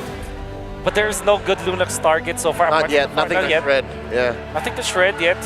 Fanny will just outrun that Lunox eventually. The Granger just gun him down. I think you're better off with the Valentina if you're SRG. Or perhaps the Uranus. Drop the beat of the flash. Your team. Joy Claude. Okay. Wow, they will match fire with fire. They want aggression, and it makes sense. That's good. You're looking at the Pharsa and the Granger. SRG, instead of looking directly at the Fanny, they thought, wait, we already have the Hilda, that's fine. We have to deal with the jungle first. We have to deal with the mid lane and the gold laner first, I mean. Pick up the Joy now. I didn't expect it, but I respect the game. I would say it's risky at this point. Although, so far, what they can do is to ban out the anti-Joy heroes from the roam role. Yeah. Maybe a Cho, maybe a Tigreal if it comes to that. Even in the EXP lane, they might have to consider banning out the Phoveus, but they might even pick it up for themselves. There's a roam that only very specifically Alec uses. Did well against the Hilda earlier in the series. Alter Ego identifies the Phoveus can be a red 4 pick. Yeah. Ban it out. Obviously, Fanny hates playing up against that hero. How crazy would it be if SRG has their own swerve of their own and then suddenly flex the Hilda into the EXP, then they pick up a Badang and roam? Yeah, but that actually works. Great first Pharsa. Stellar against Fanny. that is a valid pickup. And you know what? Even Cram can play it. Yeah, wait, XP Padang also. If it comes to that. Yeah, we're leaning a little bit more towards the crazier ideas of what to expect. But the Uranus, I think, was brought up earlier. Might actually be good for SRG. It is actually really good. It has good synergy with their heroes. It provides them that sponge in the front lines, and it will allow them to take the objectives much more comfortable. Especially because the Esmeralda Phobius, as well as this Alice banned out, I don't think that there will be more choices here for Cram. What's left? I don't know. Padang, Lapu-Lapu. Padang, yeah, Lapu-Lapu. Uranus. Might just go for the Valentina as in this specific slot though. Because that means that, yeah, you will have the perfect hero. You can still manage to have this flex on your Hilda as well. Yeah. So you keep the mystery. You keep the mystery. Valentina. Oh, well, okay. As expected, I mean. Yeah. Honest. Super honest. Alter Ego, what is your shred now? They don't have the damage anymore. It's Roman EXP they're playing for. That's right. So they're looking for management, not shred. Oh man, are they Franco? Oh, I wouldn't mind suppress. If they can go something like a Kaja or a Franco over the Cho, that would not be too crazy. High loss also still works in the sense that you just have that quick stun to dish on the Claude or the Joy. Yep. If they pick up the Badang, what would be... Yeah, I can't think of any other good XP here. There's the high loss. Pick up that, just pick up the high loss. What's an XP? Hunt begins. That is Ruby. Oh, wait. Anti-Joy. Okay. The pool on Alter Ego is something else. Now the Lunox's stock has increased so much. Yeah. I think it's really good for SRG now. It's just so good against the heroes of Alter Ego. You don't want to go for the Valentina anymore. Yep. There's a winning matchup. Winning matchup, you want to pick up the Lunox now. I hope they're not thinking about something like a Kagura. Kagura will not be effective at all. Yep. Please don't. I think the worst is Zetian. I mean, not the worst, but one of the choices. I mean. So Zet or Lunox? It's a choice of all time. It's a choice of all time. They played more Zet than Lunox. Or Odette if they're crazy. Lilia. I don't necessarily like it. I think Fanny kind of likes playing against Lilia amongst their little interaction. Oh, on one side, you force out the black shoes, and you have the black shoes to survive. On the other side, Ruby and Hylos are not happy about it. Yeah. But then again, you know what? Brigida is casting. We're going to a game 5 for sure. I think this is SRG going in for game number 4. Leo? I think that Lilia pick was the linchpin. Storm was given the option, Lunox or Lilia. This was what the main strategy chose. I think SRG might take us all the way. Will we go to game number 5? For me, I'm leaning a little bit Alter Ego. I don't know why, there's just something in the air. Maybe I'm just getting convinced by the crowd. Well, we have one more game. Let's see if this is going to be it or if we're going to go all the way. Naisu, Trex, and Brigida to tell the story. Till the enemy reaches the I'll tell you what's in the air. Smash It's a fanny. And that might be one of the integral parts to make this draft work if they want to end it here for Alter Ego. Can SRG extend the series? Well, they've got an interesting draft to possibly make that happen. This is, again, very different from what we saw in the last series and then in the last couple of games, but it could work here. Yep, and we're seeing Nino on another unique hero pick. It's going to be the Ruby in his hands this time. But I think going back to the entire conversation where we left off, or where the panelists left off about the Lilia, it's, I guess there could be a lot of arguments regarding or surrounding this hero. Because if you were to look at the lineup of Alter Ego Esports, even in terms of range, right, Hijume be Hijume. I could really expect the burst damage to come through, the constant pokes to at least make Stormy feel a bit more awkward. And the range coupled with the Granger, I feel like could deal with a lot of the pressure that Stormy could do. But that doesn't take away the fact that, yeah, it could pose a threat towards the front lines, mainly Alec and Nino.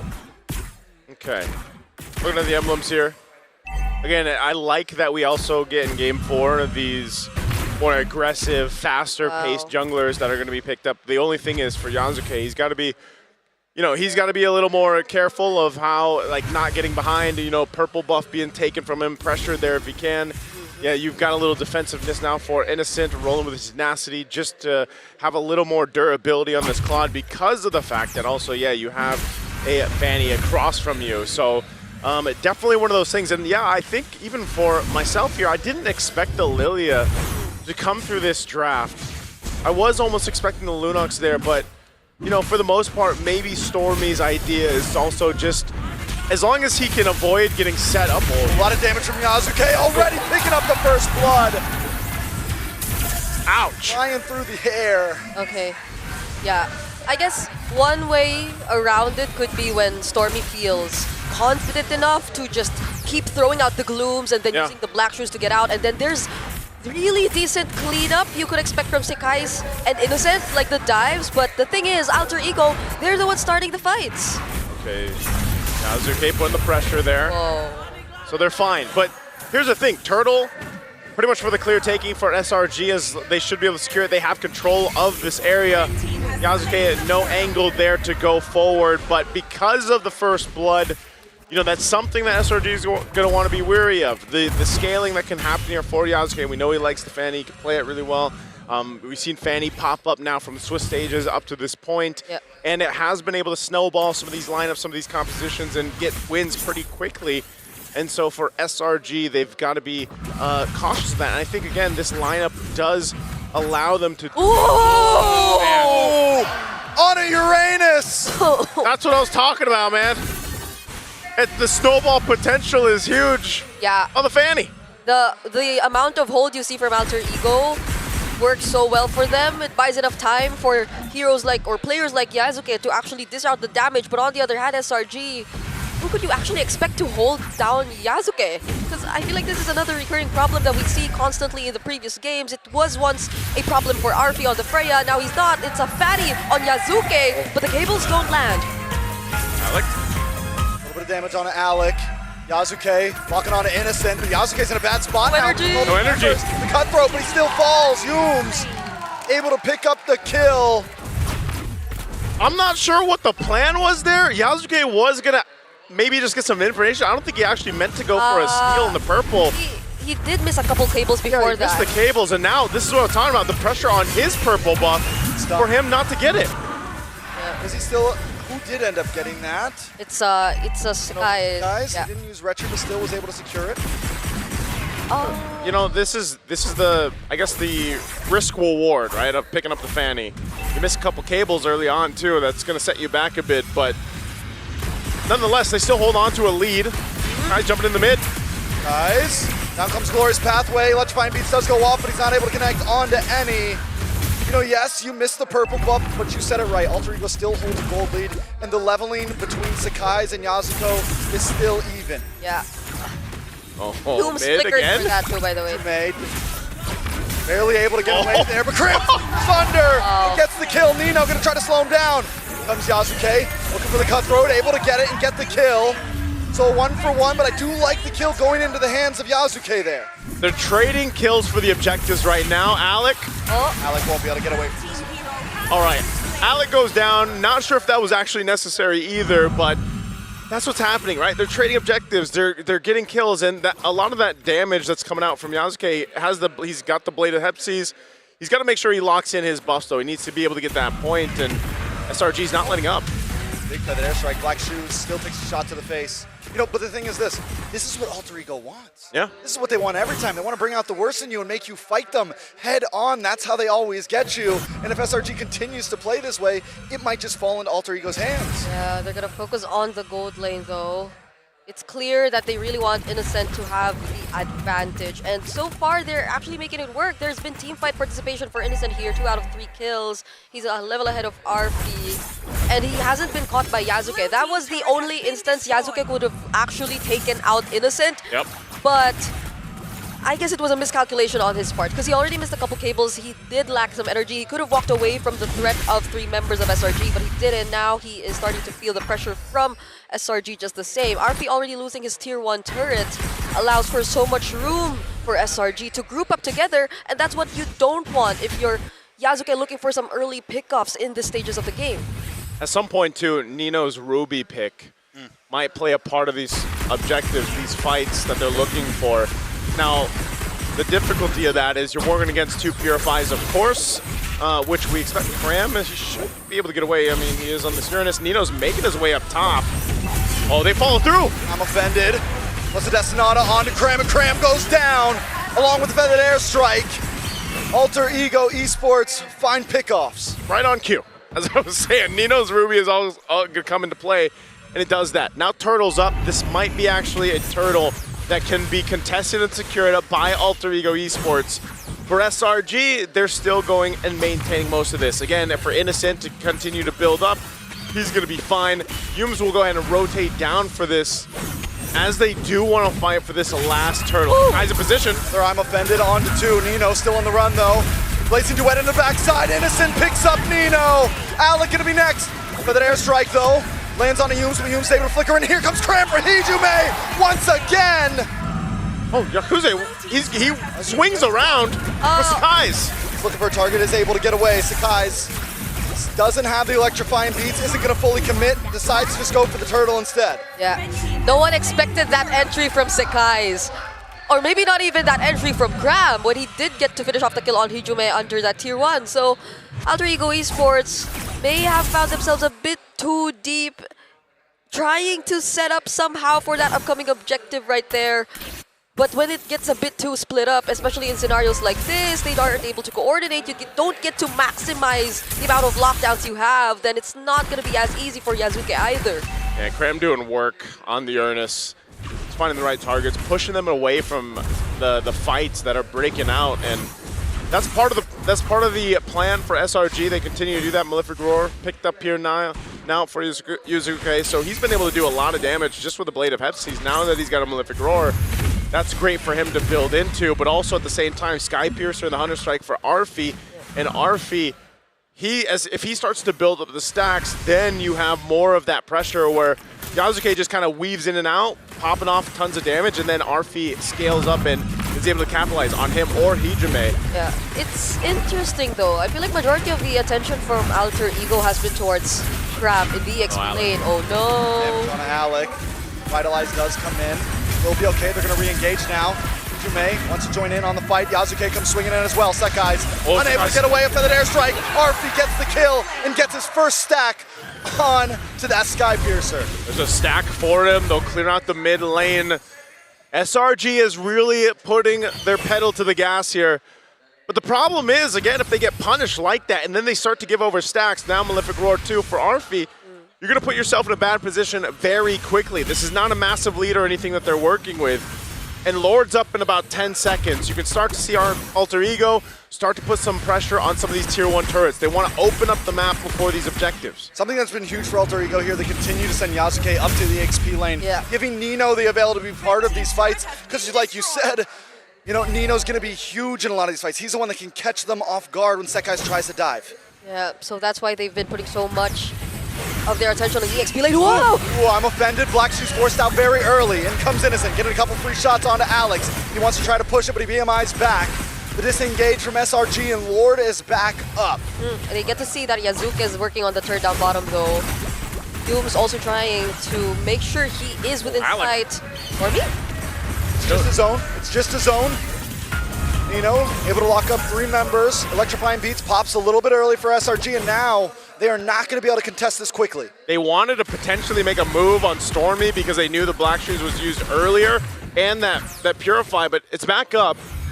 Neither team wanting to commit to the Lord just yet. Again, they don't really have the space to work with. They want to go ahead and get what they can. Battle spells down if they can. Again, this is very close. It's a very close game right now, especially in terms of itemization. So right now, it's more about trying to get a numbers advantage if they can. If they can get a pick off, that's great, but it's this push and pull. It's SRG that has the control of the Lord right now, though. Yeah, you really wouldn't want to try and take down this hero. It's always and I'm offended from Nino! The storm is here, but a blazing duel locks on to Hijume, and Hijume falls! And the backside, Yasuke able to pick up Innocent. It's a gold laner for gold laner, but also a mage from ŁTR, so SRG still controls the Lord. Okay, so honestly, when it was just Cram standing in front, then Nino didn't really want to throw out anything just yet, but he found 2 members, and I think that was the perfect opportunity to at least try and set something up. Okay, so now... You saw it coming, Brig. I didn't. What happened? What happened?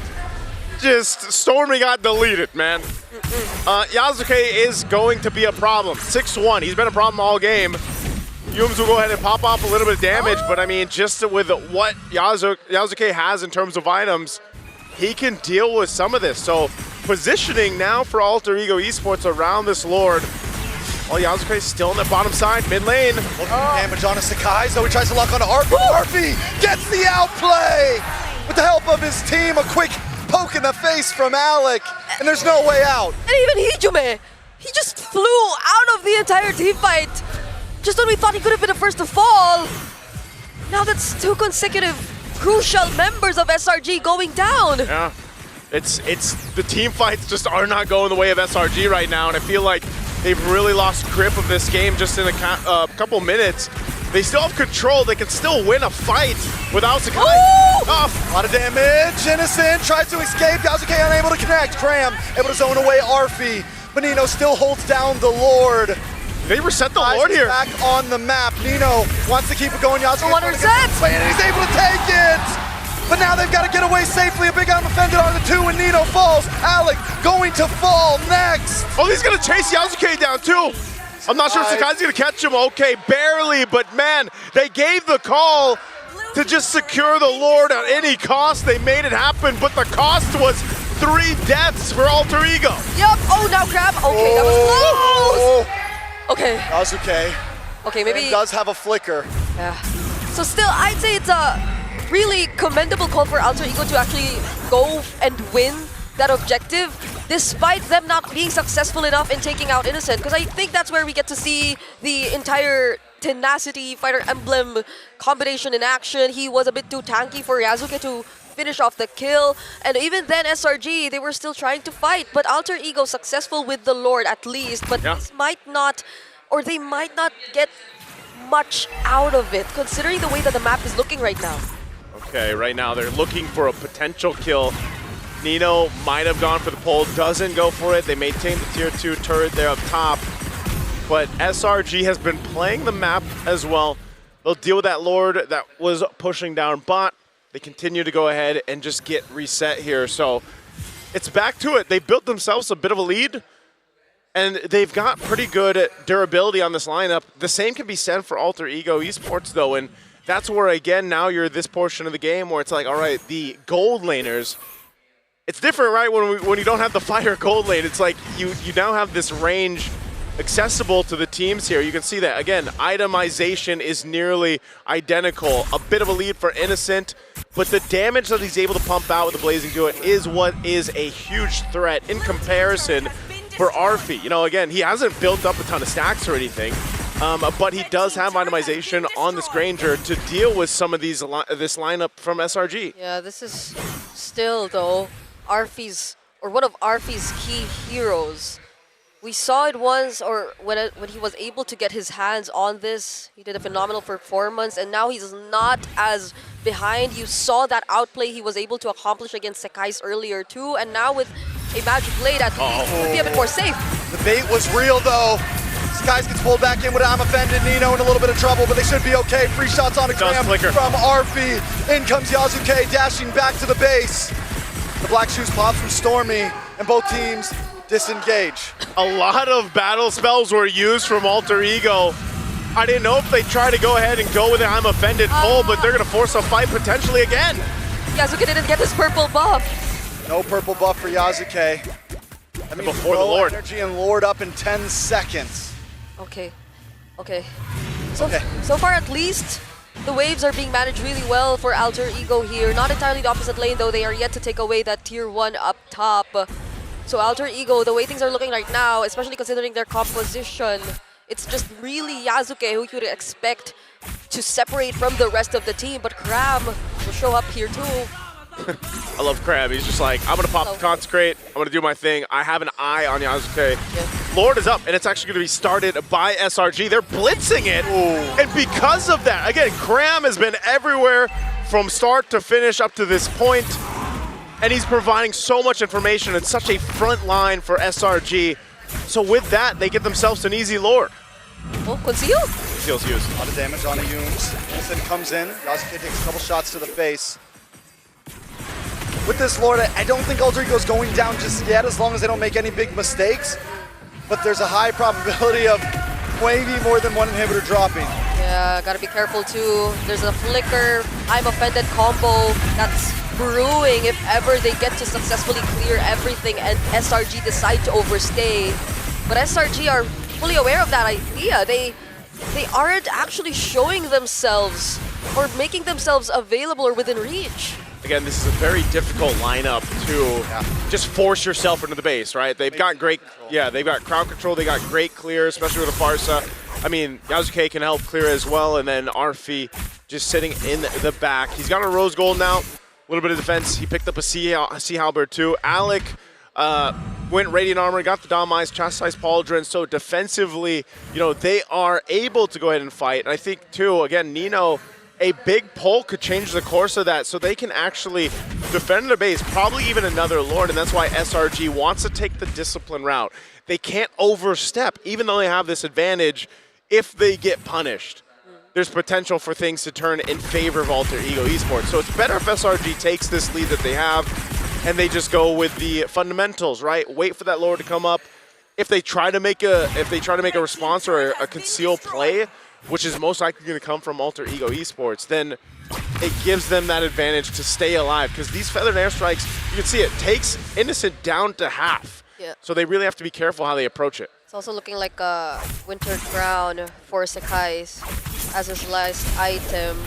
So there could be a lot more opportunities to bait out resources for ḍịCH, or just stand there and throw out the electrifying beats while everyone just scrambles to keep themselves safe from the damage that you could actually throw out. Yumes. I'm offended onto Yumes. RP had to get a couple more shots. Purple buff is up for Yasuke. Oh, and they use the feather airstrike. This before the Lord. Feather airstrike used up. Look at this. They're just gonna go put pressure here. Oh, that's a very anticlimactic. Yeah. That's all part of the plan, though. Like, we've seen this many times, and that's what I was saying when we jumped into this game. With a Fanny on your composition, you know that there's going to be pressure for the purple. If you can't get it, well, here's a fight. Yumes onto Arfi. Arfi's not going to be able to get away with this one. Looking for the better airstrike in response to this with a blazing duet. Goes down, and Yasuke hasn't even joined in the fight. Oh, Wind of Nature. Still doesn't have the energy. Wind of Nature comes through. On the boss side, Cram finally falls. 2 members drop from Selangor Red Giants. And ḍịCH find a moment. The Lord is up, though. Does SRG even want to do this without Sekai's? They have to reset. That footwork we saw from Arfi. I thought for sure he was gone. Yeah. Call that an athletic flicker, by the way. Every time we see that, that is the move right there. Oh. He just repurchased. I think he flipped one of his items. I think he buys rose gold, and he just bought back, what's it called, Stormy, though, making her way in. This should be a good Lord for ḍịCH. Wow, a team fight that was started up by SRG. Like I was saying before the Lord broke out, they had them sandwiched in, and ḍịCH responded. Yeah. And that's Yasuke without a purple buff earlier. And on top of that, I feel like, okay, that's... Can we respect the fact that Arfi sold Skypiercer? Yeah. Just rebought it again. That's why it's... Got boots. He has no boots now. That sidestep. Yeah, it was, again, there was a bit of help from the Glorious Pathway too, and of course the other members of ḍịCH jumping in, but it was really, a lot of the footwork was just all Arfi at that moment. It was also the rose gold also keeping him a bit more safe, but ultimately, without them being able to take down Arfi, and with Nino coming in clutch to make sure that Sekai's was gone, ḍịCH now, this is a huge opportunity. It's an evolved Lord. Evolved Lord up top. SRG on the back foot. Yasuke, all right, putting the pressure. How does SRG respond to this? Nino up front, pulls. Offended onto Cram. Cram taking too much damage. And Hijume. And look at Arfi. Just like last time. Conceal play. ḍịCH breaking through, and the damage is just too much. Innocent comes in, but another I'm offended. Hijume in the backside. The Lord is on the base. Arfi looking for another target. Arfi's down though, shut down from Hijume. They can't quite break through. They take out a base turret up top and bot. And now one base turret stands for SRG to stay alive. Alec has the Glorious Pathway. Don't have Arfi But Hijume's gonna reposition. There is a feathered airstrike in the kit. Sakai's gets pulled back in. Nino able to lock him down. Innocent doesn't have Blazing Duet just yet. Can he defend this? Now he's got it. Blazing Duet comes in, but it's still not enough damage. One cannon minion on the base. All they gotta do is get a couple more hits. Cram tries to defend. Another wave on the boss side. He's gonna hold the minions. Doing everything he can. He gets pulled back in. Some doubted. Some said they'd never make it this far. But today your eyes are on Alter Ego as they take all of the hearts of Indonesia with them to the M7 Grand Finals. First it was the Titans, and then the Giants, and now they face against the Lights in the Grand Final. All of the doubts, despite them initially being labeled as maybe a bit too unorthodox in terms of their approach, they've proven time and time again that it actually is their strength here in M7. What a series, man. You gotta think, back-to-back series. 9 games Alter Ego went through. And it's not like they dominated those series either or the games within them. They grinded through this gauntlet. Those were 2 champions they took down. Champions of their respective regions just to make it where they are right now. When this event started, nobody's eyes were on Alter Ego. Nobody thought it was SRG, it was TLPH, it was this team or that team. Alter Ego defy it all. They defied a whole lot of naysayers, but there's also a nation behind them now going into the grand final, and you know they're gonna be cheering just as loud. You saw the watch party out there towards the end, man. They are gonna be out here tomorrow, and we are gonna be in for a show. They took out champions along the way. They made adjustments along the way. They adjusted the meta along the way here for the M7 World Championship, and leave it up to a team that a lot of people might not have had their eyes on, but now they do. Alter Ego has showed us so much throughout their run in the lower bracket especially. And my God, I can't wait to see what they're able to bring to the table in the grand finals. We're gonna throw it over on stage for our winning interview.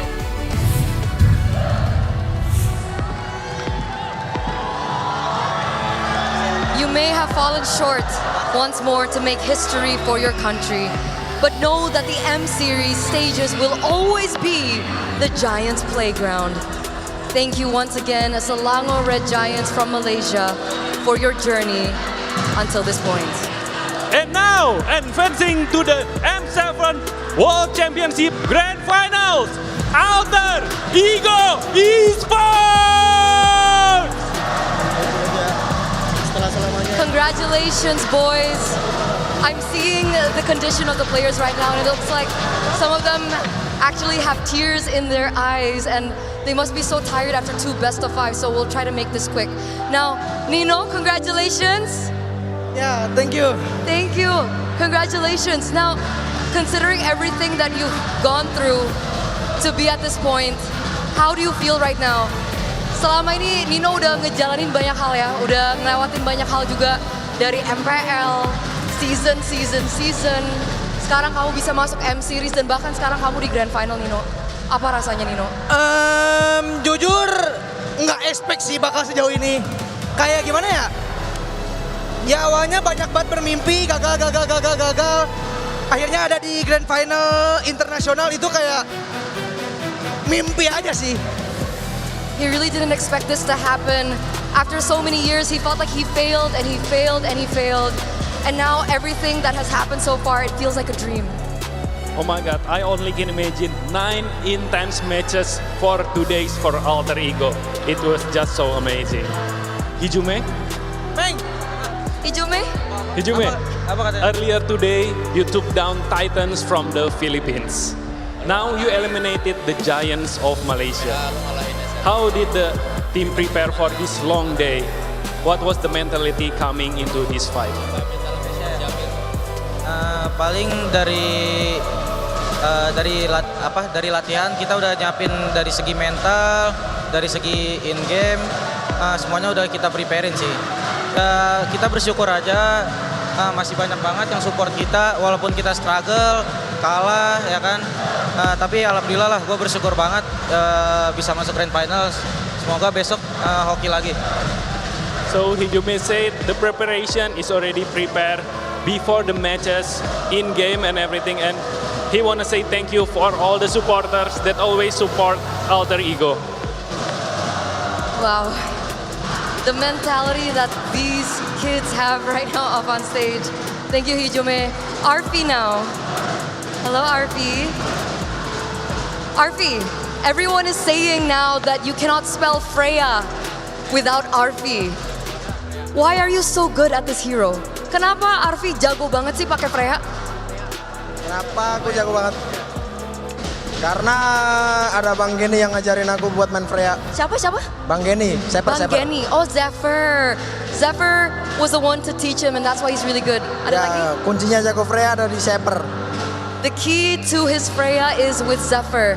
Kaget gak sih tadi banyak yang ngelepas Freya kamu, akhirnya kamu bisa menang main Freya berkali-kali? Were you surprised that the Freya was left open for you to utilize over and over again?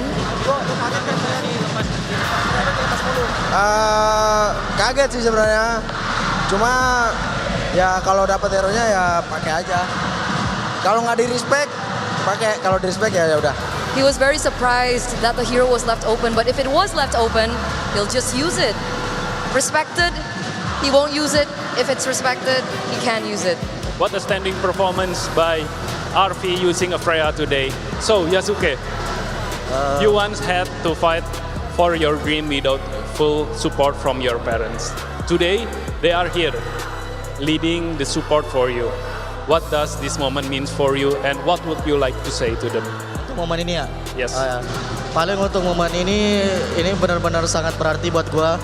Soalnya gua player entah berantah, gak ada yang expect kan gue bisa sampai ke grand final ini. Gue sangat bersyukur, terutama buat coaching staff, teman-teman gue, sama keluarga gue yang support.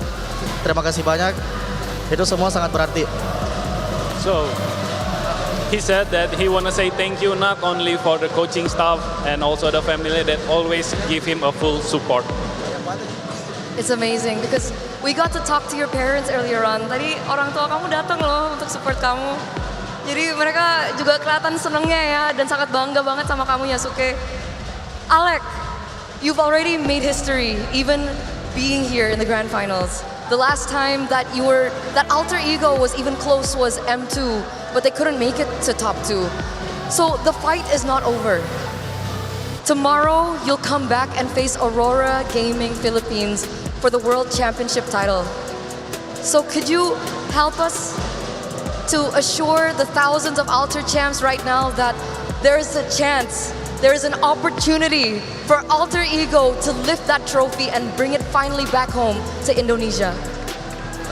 Sebenarnya yang aku bisa janjiin ke Alter Champ sih, kita nggak kayak hari pertama playoff lah. Kita udah mempersiapin semuanya buat lawan Aurora PH dan nggak akan kejadian buat kalah yang kedua kalinya.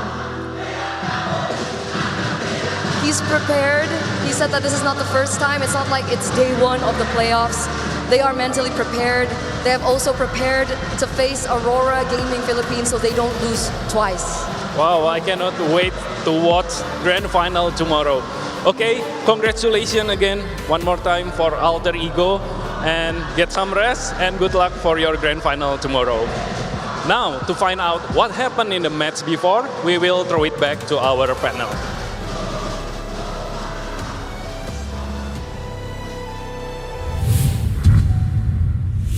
I will say this now, I've been doing this for quite some time, not as long as you two, but this, what we are witnessing from this team is one of the greatest sports stories I have the honor to witness and to even be a part of, to call for. This Alter Ego team that we're seeing, their run is special. The rise of El Familia is nothing like we've ever seen. Wolf, you've been here since day one. And can you compare Alter Ego's rise to anything we've ever seen? I think might be the closest is like maybe Blacklist of M3, just because they also got to the lower bracket, but I had to go through the entire gauntlet. But it's different because at least for Blacklist, people are expecting them to win during that time. That's what I'm saying. Alter Ego are true underdogs, and they are the people's champions.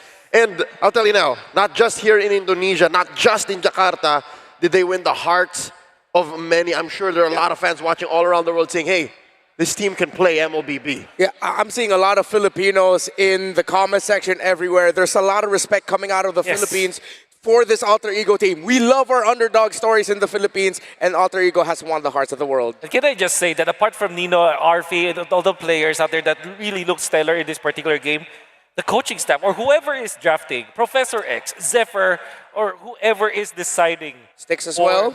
Even Sticks. Yeah. Deciding for Alter Ego Esports. I think they're genius. I think they have broken the metagame. They have researched so much and they played so well. And then when you draft this in this way, in this manner, it's just so difficult for anyone to defeat you. They are now a scary team, and I gotta say, I think they are the best drafters so far in M7. Lay the hammer down. Here's a spicy question for you. In this M7 World Championship, has Alter Ego broken the code? What does that mean? Is that a yes? That's a yes. All right. Oh yes. yeah. Sorry, for a moment there, I forgot that you are not Gideon because we did this with Gideon. But yeah. Yes. I love how they are both similar to Blacklist International in that whole lower bracket run. Just because of that. Just because of that, and just because of how true to their identity they are. When you say Prime Blacks International, you don't expect them to team fight and to be aggressive. That's been something we've been hoping for up until they had to, break up and everything. Yep. But this Alter Ego refuses to play anything less than the Alter Ego identity, and I love them for that. And the reason why I think they broke the code in their own sense is because they know that Arfi is gonna be there to pick up whatever Coach Sticks and Coach Zephyr and his team need him to do. This is like I'm getting another throwback. What's this? Filipino sniper vibes. Oh yeah. And even better because in this particular game, imagine having to play fighters, particularly Freya, for almost the entire day, then close it out with the Granger, shuffling items like a boss, picking up Rose Gold Meteor when it's needed. Positioning is so good, but you also have to take note of the other good players in here. I have to really commend Yasuke on this Fanny. There was a time when I was restreaming his game up against Aurora, it was, and he played this Fanny, and I was duly impressed with that, and now I'm even more impressed. Alter Ego Esports were already losing this game, but because of how brave they are, how bold they are, how much they trust each other, how synergized they are, and how much they trust this Fanny, they were able to break through. I haven't seen a team like this come out of Indonesia for the longest time. There's something different this time around with Alter Ego. That's something that even peak Onyx ID in M5 World Championship, even I didn't see that from them. This is something else. And I'm sure the Indonesians are proud of their representative in the Grand Finals. Their representatives in this World Championships are so fit to what the Indonesian identity and the play style is, and the world loves them for it. And again, multiple times today, Arfi took home the MVP nod, and I do not expect any less from Alter Ego's El Familia's Hijo de Oro tomorrow. He's the golden son. Hijo de Oro, the golden son. That is what Arfi is for Alter Ego. Whether it's the fighters, whether it's the Granger with his stacks that were promised to him 3,000 years ago, you can count on him to show up. And we can see that for SRG. If you think about their job, and I actually asked some of my friends from out there, and they thought like, yeah, Joy is good. But the way I see it is Joy with the Claude is such a risk in a way that, yeah, surely it is strong in the latter portions of the game. We can see it really working, but you have to get there. But it's 22 minutes, and what happened in this game? Why did Alter Ego eventually took this? I think that they are more disciplined and they're more we're fluid when it comes to their movements. They're moving as one. Whereas for SRG, I feel like in the clashes that they have lost, particularly in the late game, Innocent was just out of there. Yums was overextending. Sekai's was caught in the middle without anyone to peel from him. Yeah, they got caught in jank team fights in the worst spots possible. In the worst time possible, because in the early game, you'll see here, SRG was in control for a majority of the game. They had the gold, they had the EXP, and they were choking Yasuke out of his purple. But again, I love how you brought it up, Wolf. The discipline of Alter Ego, the macro sense that they had that still rang true to their identity of, yo, we're gonna fight our way out of here. But in the right time, Iho, in the right time. Yes, El Padre. And then eventually, when Nino said, yo, it's go time, that I'm offended turned things on a dime. The way that they are helping each other out is so reminiscent of what they did in games 1 and 2, where there is going to be a dive coming out from SRG and then they peel off for each other.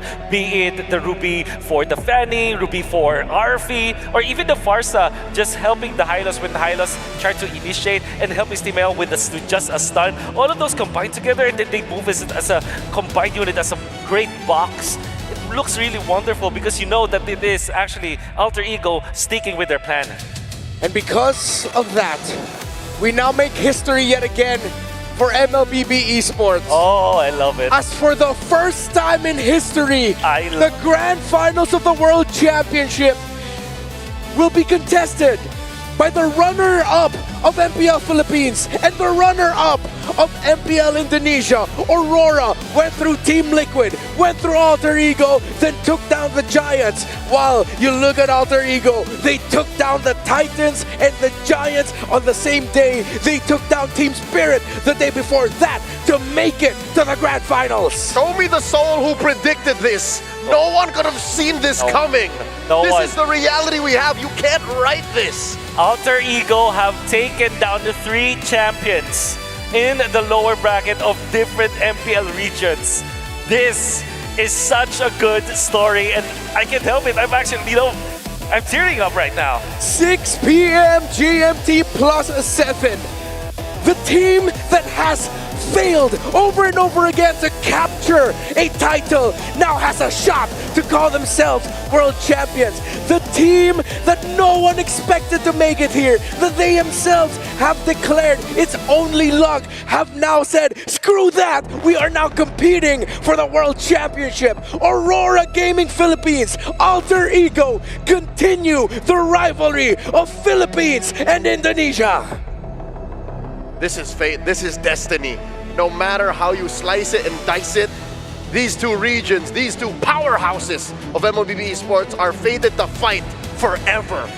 It will be a battle of wit. It will be a battle of endurance.